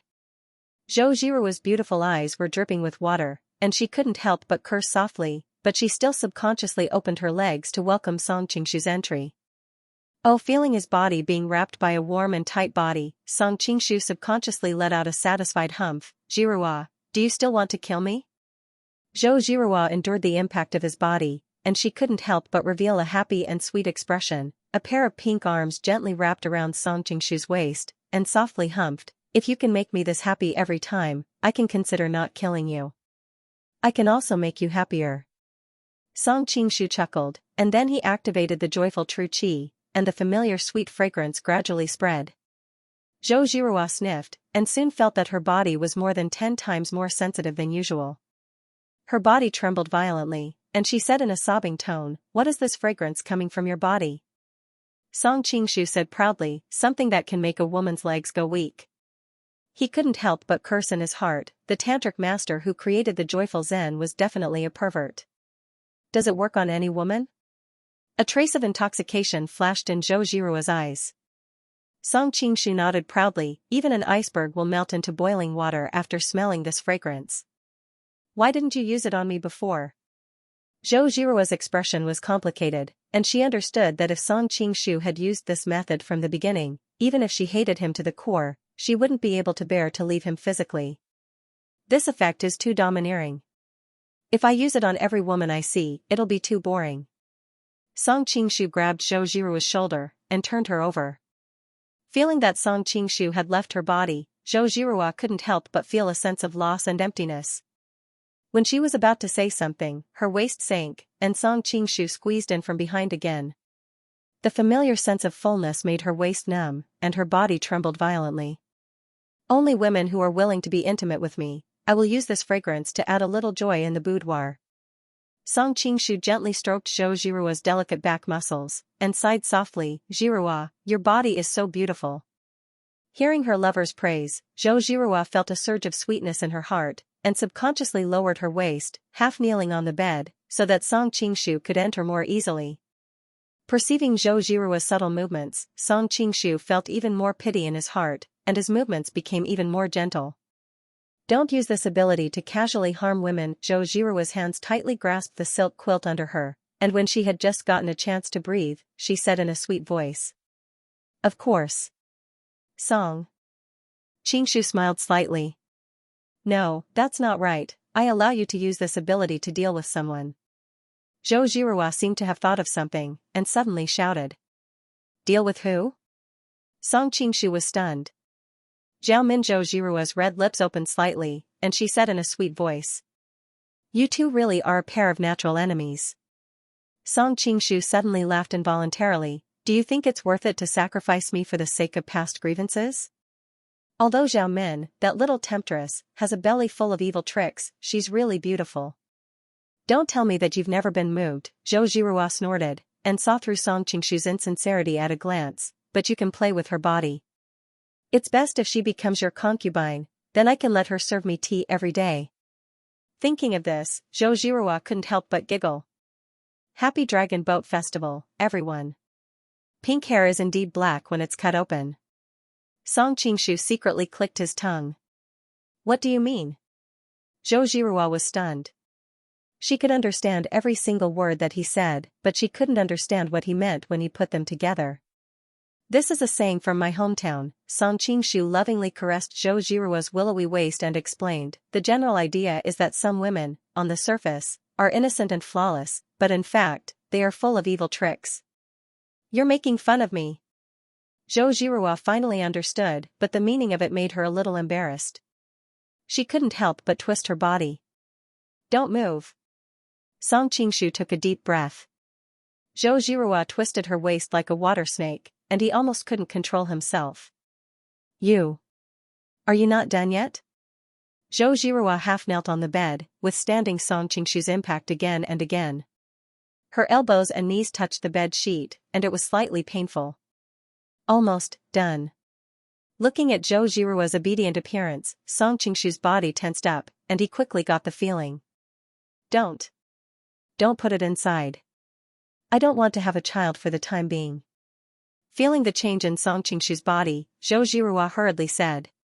Hearing Zhou Zhirua's words, Song Qingshu hurriedly withdrew from her body, and suddenly had a drooping face. This is so uncomfortable. Zhou Zhirua slightly pursed her lips, tucked the messy hair behind her ear, and said in a sweet voice, I'm really not ready yet. Looking at Zhou Zhirua's charming appearance, Song Qingshu snorted, I can't take it anymore. Looking at the big sticky patch on her lower abdomen, Zhou Zhirua lamented, how am I going to meet people later? You don't have to see people. Just stay in bed. Song Qingshu smiled proudly. In your dreams. Zhou Zhirua rolled her eyes at him and began to pack up in a flurry. Seeing that she was almost done, Song Qingshu flicked his finger on Zhu Yanai and Xia Qingqing's bodies and released their sleeping acupoints. Seeing that Song Qingshu and Zhou Zhirua were the first to wake up, the two girls did not suspect anything. They just thought that they had slept too deeply. Recalling the absurdity of last night, Xia Qingqing and Zhu Chang looked at each other, grabbed a thin blanket, and covered their chests with it, lowering their heads like quails. Song Qingshu laughed and said, Thank you for risking your lives to save me last night. From now on, all of you are a family. His words did not resolve the awkwardness of the three girls. Xia Qingqing suddenly stood up and said with a red face, now that the Golden Snake King selection is around the corner, all kinds of people are mixed in. I haven't returned for a whole night, so my subordinates must be anxious. I'll go back to the camp to deal with things. After saying this, she left as if she was escaping. Old Hirositu and the others are still waiting for news. I'll go inform them. Zhu Chang seemed to have been inspired. She hurriedly said, Ha, and quickly disappeared out of the door. Song Qingshu's eyes widened. He turned to look at Zhou Zhirua, You're not leaving too, are you? Zhou Zhirua nodded, I'm afraid the disciples of the Amei faction are also looking for me. I have to go back and say hello. Then will you come back? Song Qingshu asked. Looking at Song Qingshu's expectant eyes, Zhou Zhirua's heart softened. She answered ambiguously, It depends. Seeing that she had no intention of refusing, Song Qingshu was happy. He knew that Zhou Zhirua was shy and would not be able to put down her pride immediately after waking up, so he did not force her. In the blink of an eye, there was only one person left in the fragrant room. After a wry smile, Song Qingshu sat cross-legged and began to sort out the internal energy in his body. Venerated Ming's internal energy was indeed extraordinary. Fortunately, he had the delightful Zen art, a magical healing tool. Although there were still some minor problems in his body, they would be fine after a period of recuperation. It should not affect the upcoming martial arts competition. Zhou Zhirua, Zhu Yaoyao, and Xia Qingqing were all top-notch experts. Last night, they did their best to save him. After treating his injuries, Song Qingshu found that his internal energy had become even purer. Speaking of which, I still have to thank revered Ming for that palm strike. A strange smile appeared on the corners of Song Qingshu's lips. If it wasn't for that, how could he have enjoyed their gentleness at the same time, since the three women were extremely aloof and arrogant? Thinking of last night's touching moment, Song Qingshu felt the internal energy in his body stir. He could not help but feel a chill in his heart. He quickly calmed down and began to regulate his internal energy. After an unknown period of time, when Song Qingshu finished circulating his internal energy and woke up, he suddenly heard a gentle female voice coming from outside the window. "Brother Song, are you awake?" "Miss Song? Come in." Song Qingshu waved his sleeve, and the door opened automatically. Looking at the pretty girl standing at the door, he quickly asked, "Miss Song, have you been waiting outside?" "Not really." Zheng Ro shook her head slightly. "When I found out that your injuries were healed and saw that you were cultivating, I went back to rest. Now, Master sent me to invite you to the meeting hall. He has something important to discuss with you." Feeling guilty, Song Qingshu deliberately chatted with Zheng Ro along the way, asking her about her daily life. In his opinion, since Situ Buole had betrothed her to him, he had to get to know his fiancée better. Zheng Ro answered him in a soft voice, not impatient at all. Instead, she sounded happy. After all, they did not have many opportunities to be alone together, let alone to chat like this. However, happy times always passed quickly. Looking at the meeting hall not far away, Zheng Ro said, "Brother Song, you can go in by yourself. The 9th princess and master are waiting for you inside." "You're not going in?" Song Qingshu was surprised. "No, I have other things to do." Zheng Ro shook her head with a smile. Looking at her departing figure, Song Qingshu sighed inwardly. She was really a gentle and soft girl. What is Prince Song talking about? Situ Buole's voice suddenly came to his ears. "No, nothing." Only then did Song Qingshu realize that he had walked into the hall, and he couldn't help but look embarrassed. Noticing that Xia Qingqing was also there, Song Qingshu was surprised. "Didn't you go back to the main peak?" Xia Qingqing couldn't help but roll her eyes. "It's been 3 days, Song Qingshu was surprised and exclaimed, 3 days? Xia Qingqing nodded gloomily. "You seem to have fainted." "I couldn't wake you up. Jiao said that you had entered the embryonic breathing realm." Song Qingshu was surprised. No wonder he felt refreshed after using his internal energy. Not only was his internal injury healed, but his energy was also more profound and pure. "I didn't miss the Golden Snake meeting, did I?" Song Qingshu asked with a strange expression. After painstakingly planning for so long, if he overslept, wouldn't he be angry to death? "You would have missed it if you slept for another 2 days." Zhu Yiren pursed her lips and smiled. "Now I have good news and bad news. Which one do you want to hear first?" "Looking at your expressions, the bad news can't be that bad. Let's talk about the good news first." Song Qingshu sat down between the two girls. "The good news is that your nomination was approved by more than half of the chiefs, and you successfully became one of the 16 candidates," Zhu Yiren answered. "It seems that Zhao Min is a woman of her word." "Wait." Song Qingshu suddenly realized something. "Why are there 16 candidates? Aren't there supposed to be 11? There were a total of 12 peaks, but Xia Qingqing's main peak and Situ Buole's Wanwu sect had chosen the same person. Naturally, there should only be 11 candidates." Situ Buole explained, because there were too many Jianghu people who heard the news. When they heard that one must be nominated by the chiefs of the peaks to be eligible to participate, they almost rioted. Later, in order to avoid making enemies with the Jianghu people, the leaders of the Golden Snake camp unanimously agreed to add a few more places, which calmed their anger. Xia Qingqing said, "In the past few days, the idle Jianghu people fought back and forth, and finally, the remaining 5 places were determined. These Jianghu people must have confidence in their martial arts, so they ran to participate in the Golden Snake King. Being able to stand out among so many masters, I think these 5 people are top masters." Song Qingshu sighed. "These 5 people do have unique skills." Xia Qingqing nodded and said, "A guy named Shuobu Fan, known as the sword god of Tianshan Mountain. His swordsmanship is outstanding, and no one can last more than 10 moves under his hands." Duan Yanqing, the leader of the four great villains, also came. His one son Finger is really domineering, and he also won a place. There is also a man named Gong Sunji, who seems to be the valley master of the Passionless Valley. With the golden saber and black sword in his hand, he is also in the limelight.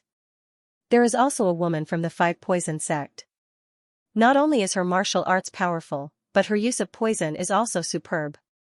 The Five Poison sect, Song Qingshu was stunned, and he quickly interrupted and asked, "What is her name?" "He ties ho, I know Qingqing," Zhu Meng answered from the side. When she saw the strange expression on Song Qingshu's face, she could not help but ask curiously, "Why, do you also know her?"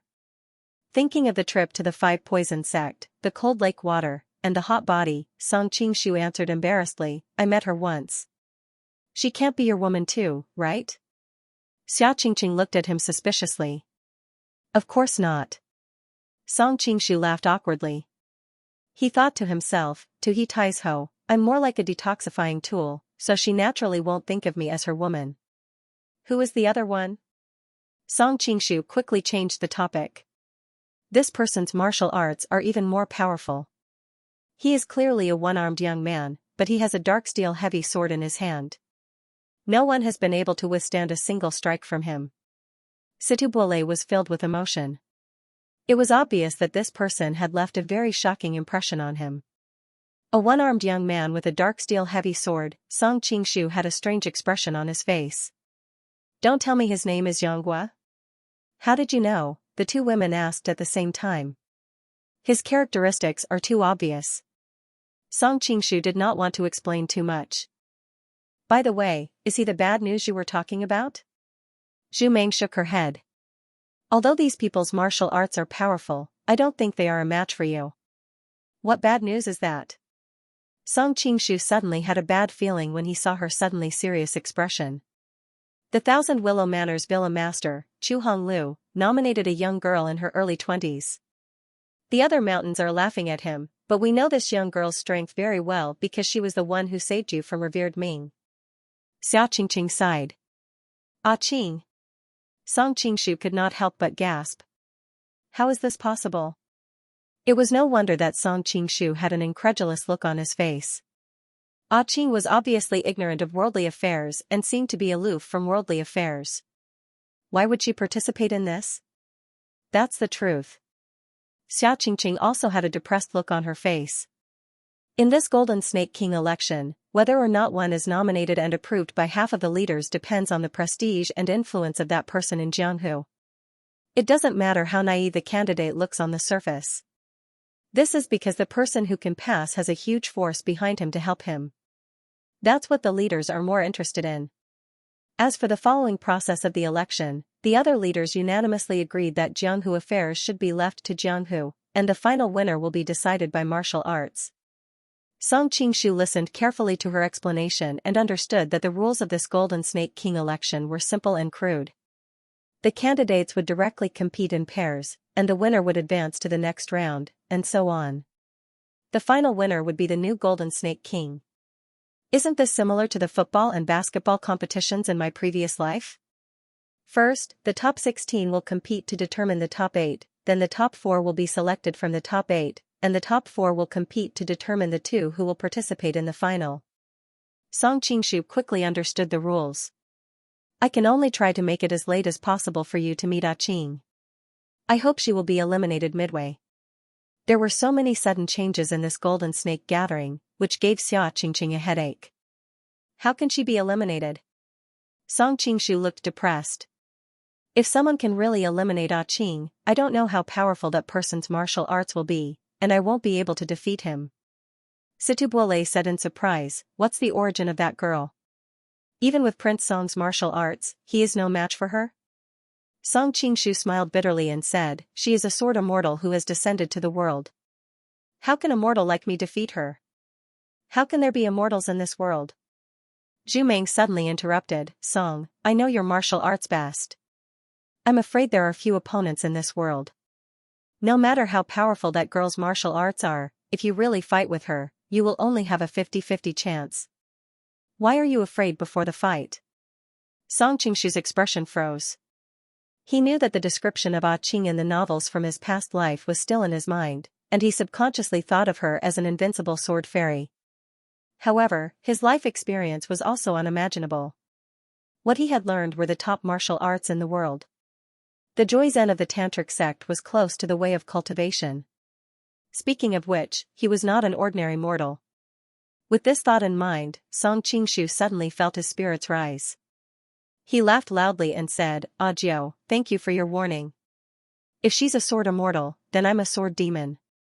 I refuse to believe that a demon can't defeat an immortal." Seeing that he had regained his fighting spirit, Zhu Yuehua pursed her lips into a smile and thought to herself, "This is the man I chose." By the way, who are the remaining nominees? Song Qingshu asked worriedly.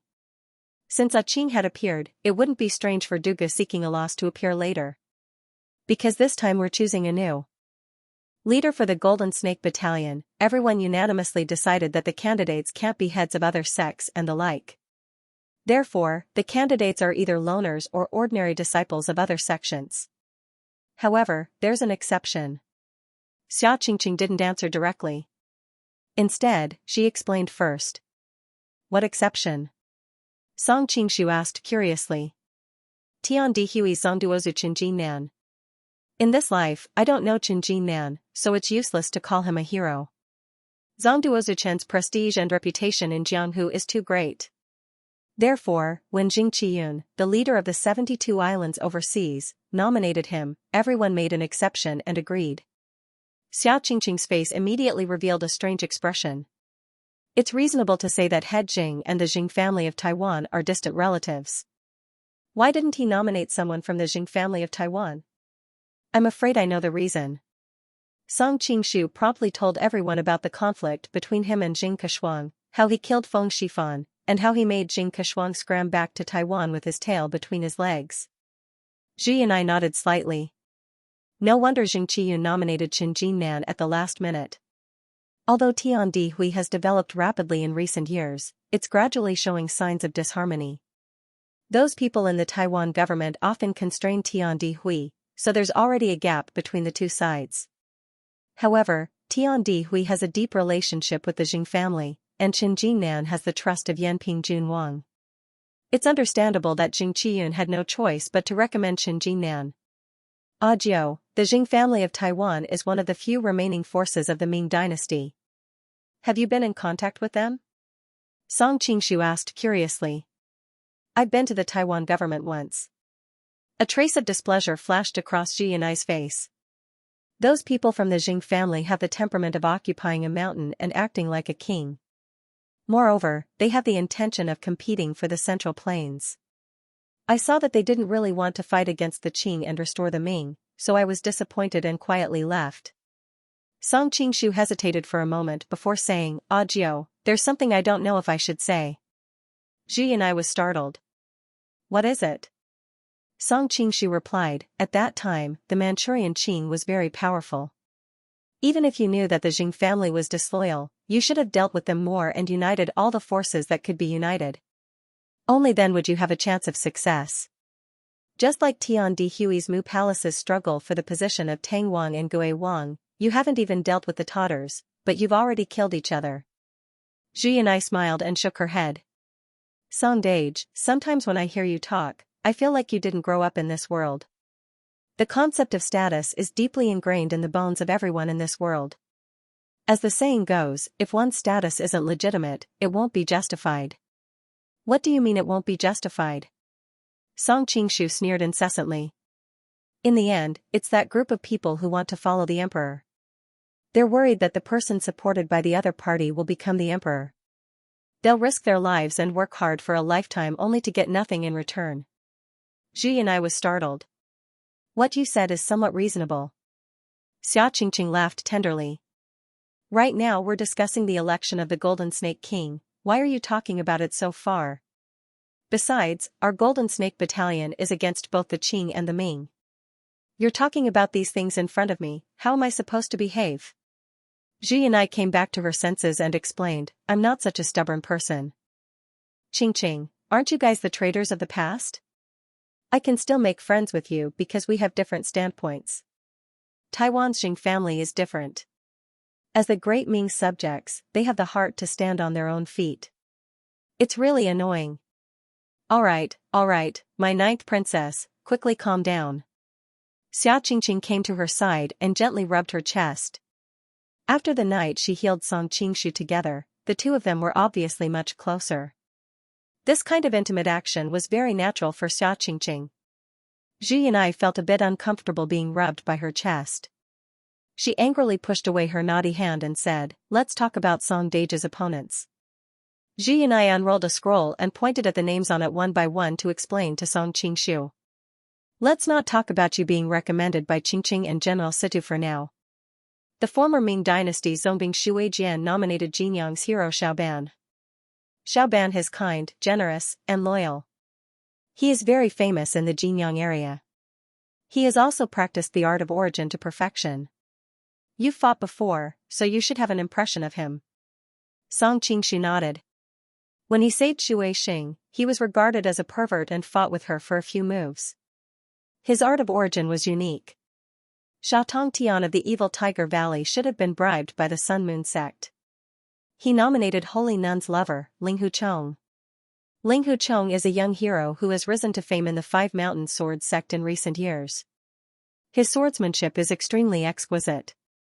It's rumored that he learned the sword sage Feng Qingyang's solitary 9 swords. Last time, he saved Ren Wishing from the Plum Manor and learned the extremely strange absorbing stars. When I stayed at the Blackwood Cliff with the identity of the Ming dynasty's holy maiden, he seemed to be seriously injured and bedridden. I don't know why he suddenly recovered this time. Song Qingshu thought that Ling Huchong might have been saved by the revered Ming.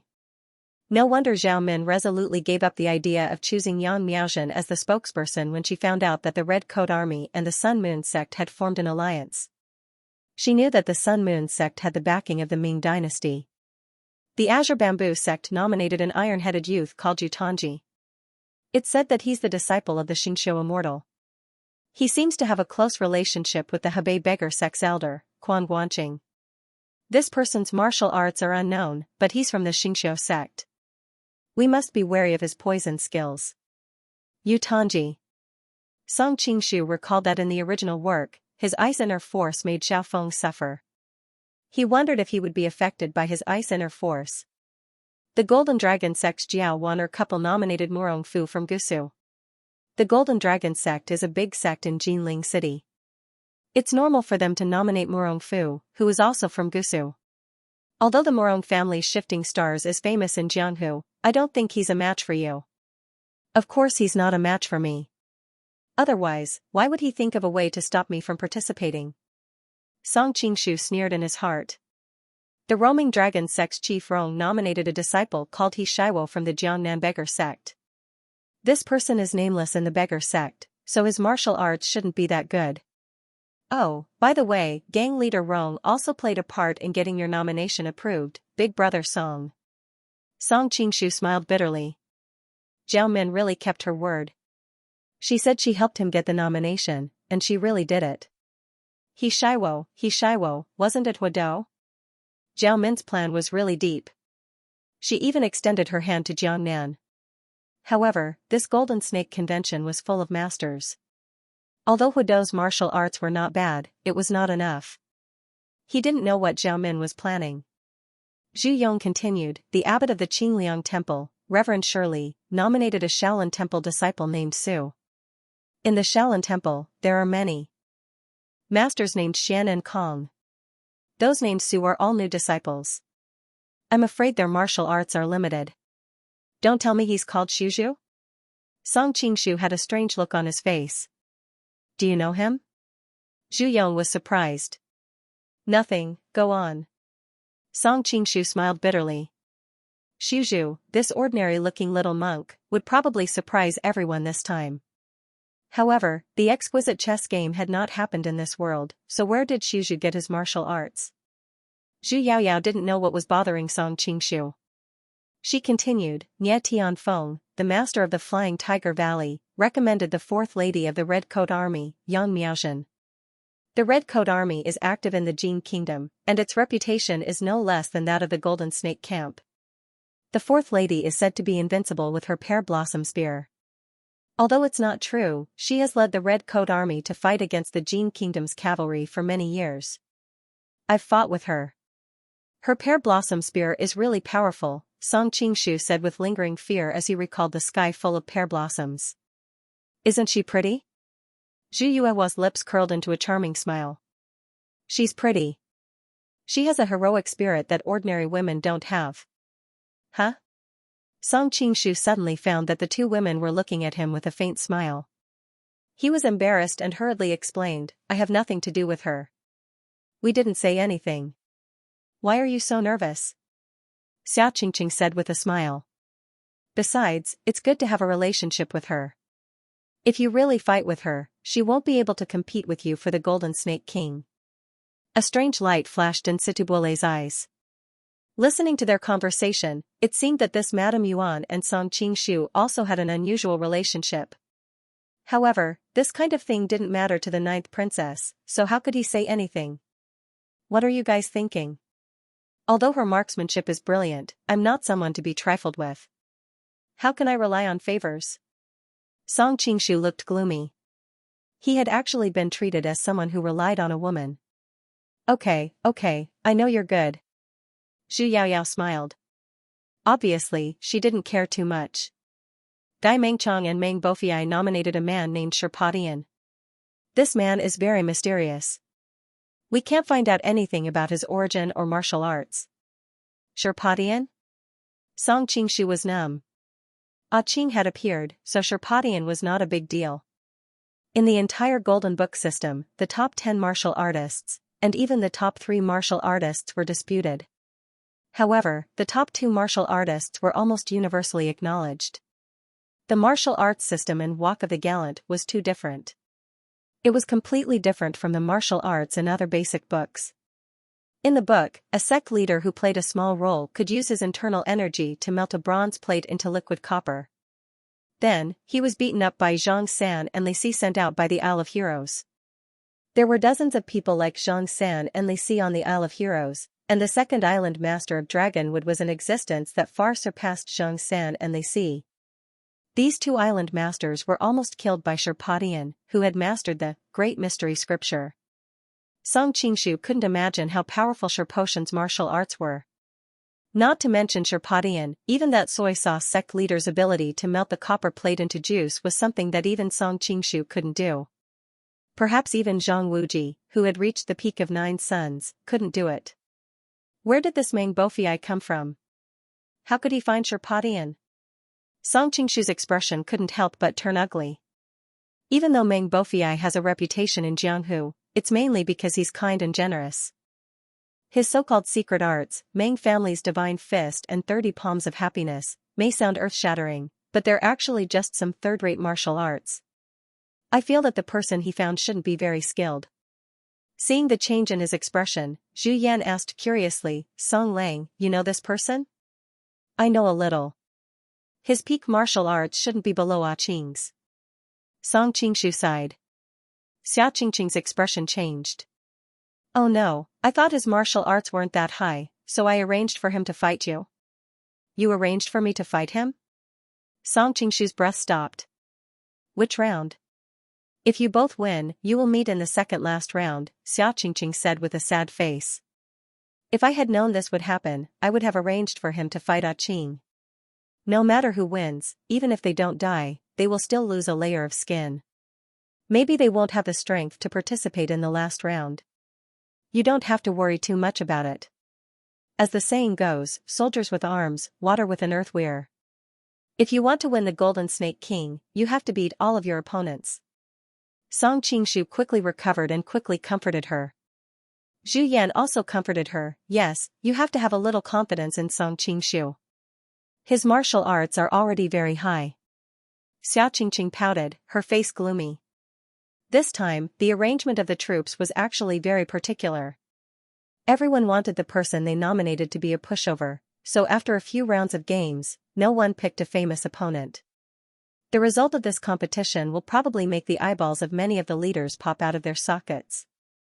What's the situation like? Song Qingshu asked in a deep voice. This competition is divided into 2 halves, and each half has 8 candidates.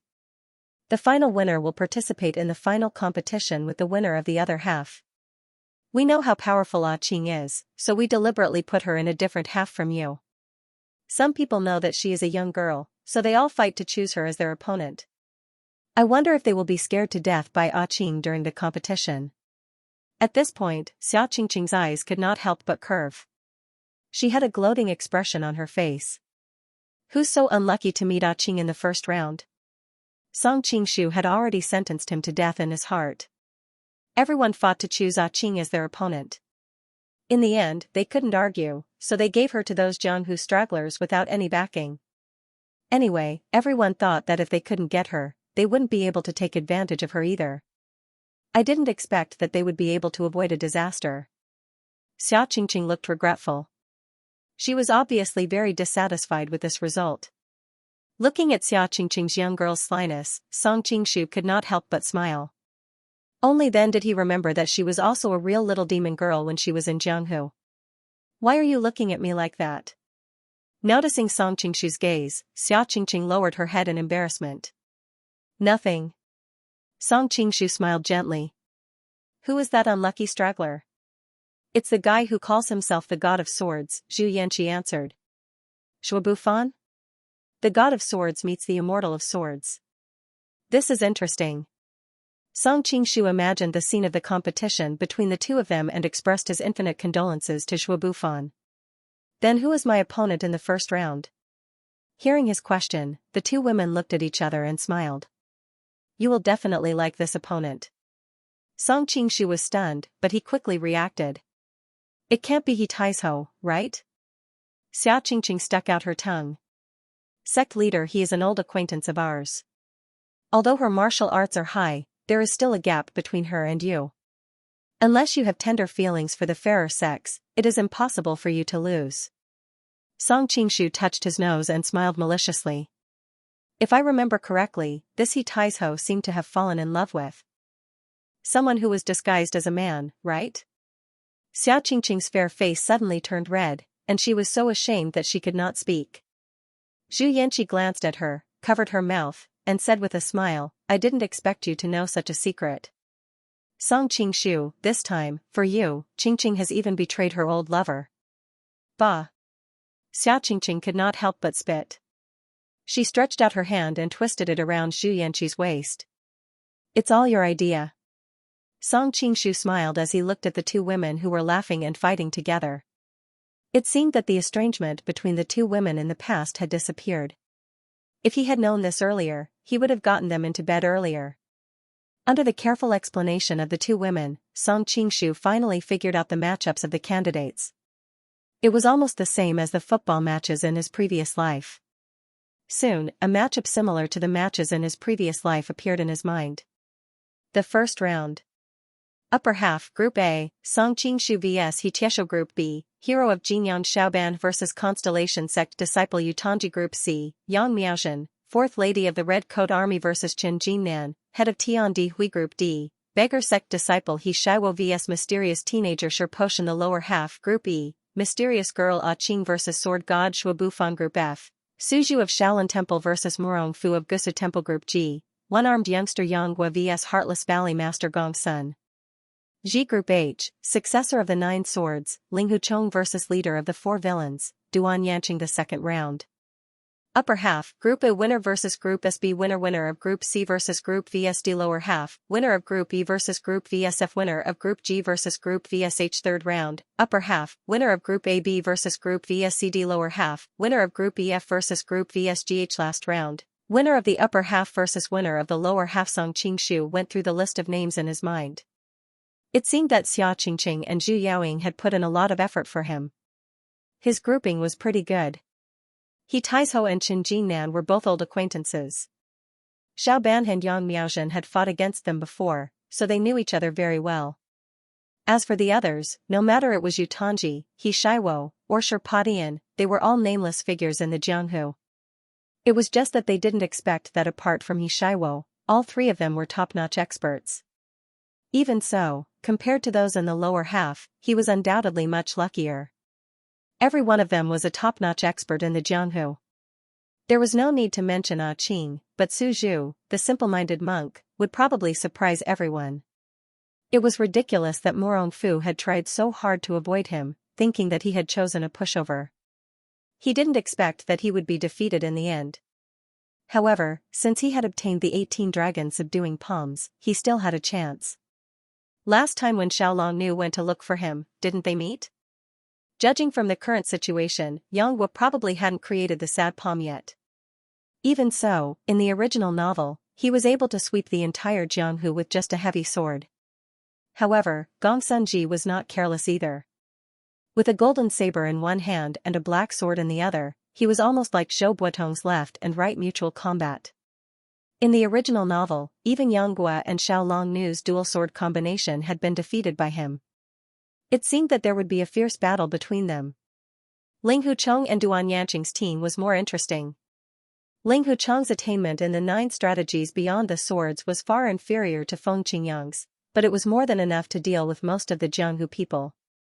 In addition, his absorbing stars could frighten people in the Jianghu, and Duan Yanqing would definitely have a hard time. However, Duan Yanqing was a famous expert of the evil sect for decades. He had dominated the world for so many years, and the few times he had lost were to Xiaofeng and himself, so it wasn't too shameful. In the original novel, he had fought against Ding Chuanqiu and Jiu Maji several times. Even though he didn't have a life-or-death battle with them, they were evenly matched. In the later part of the novel, he could easily defeat Morong Fu and his 4 henchmen. His attainment in the one yang finger could be said to be the best among the laymen of the Duan family in Dali. Even among the monks of the Sky Dragon Temple, only Reverend Yiding could defeat him. Between Ling Hucheng and Duan Yanqing, it was a 50-50 chance of winning. End of chapter 434. Don't forget to subscribe, like, and share the video to support the channel.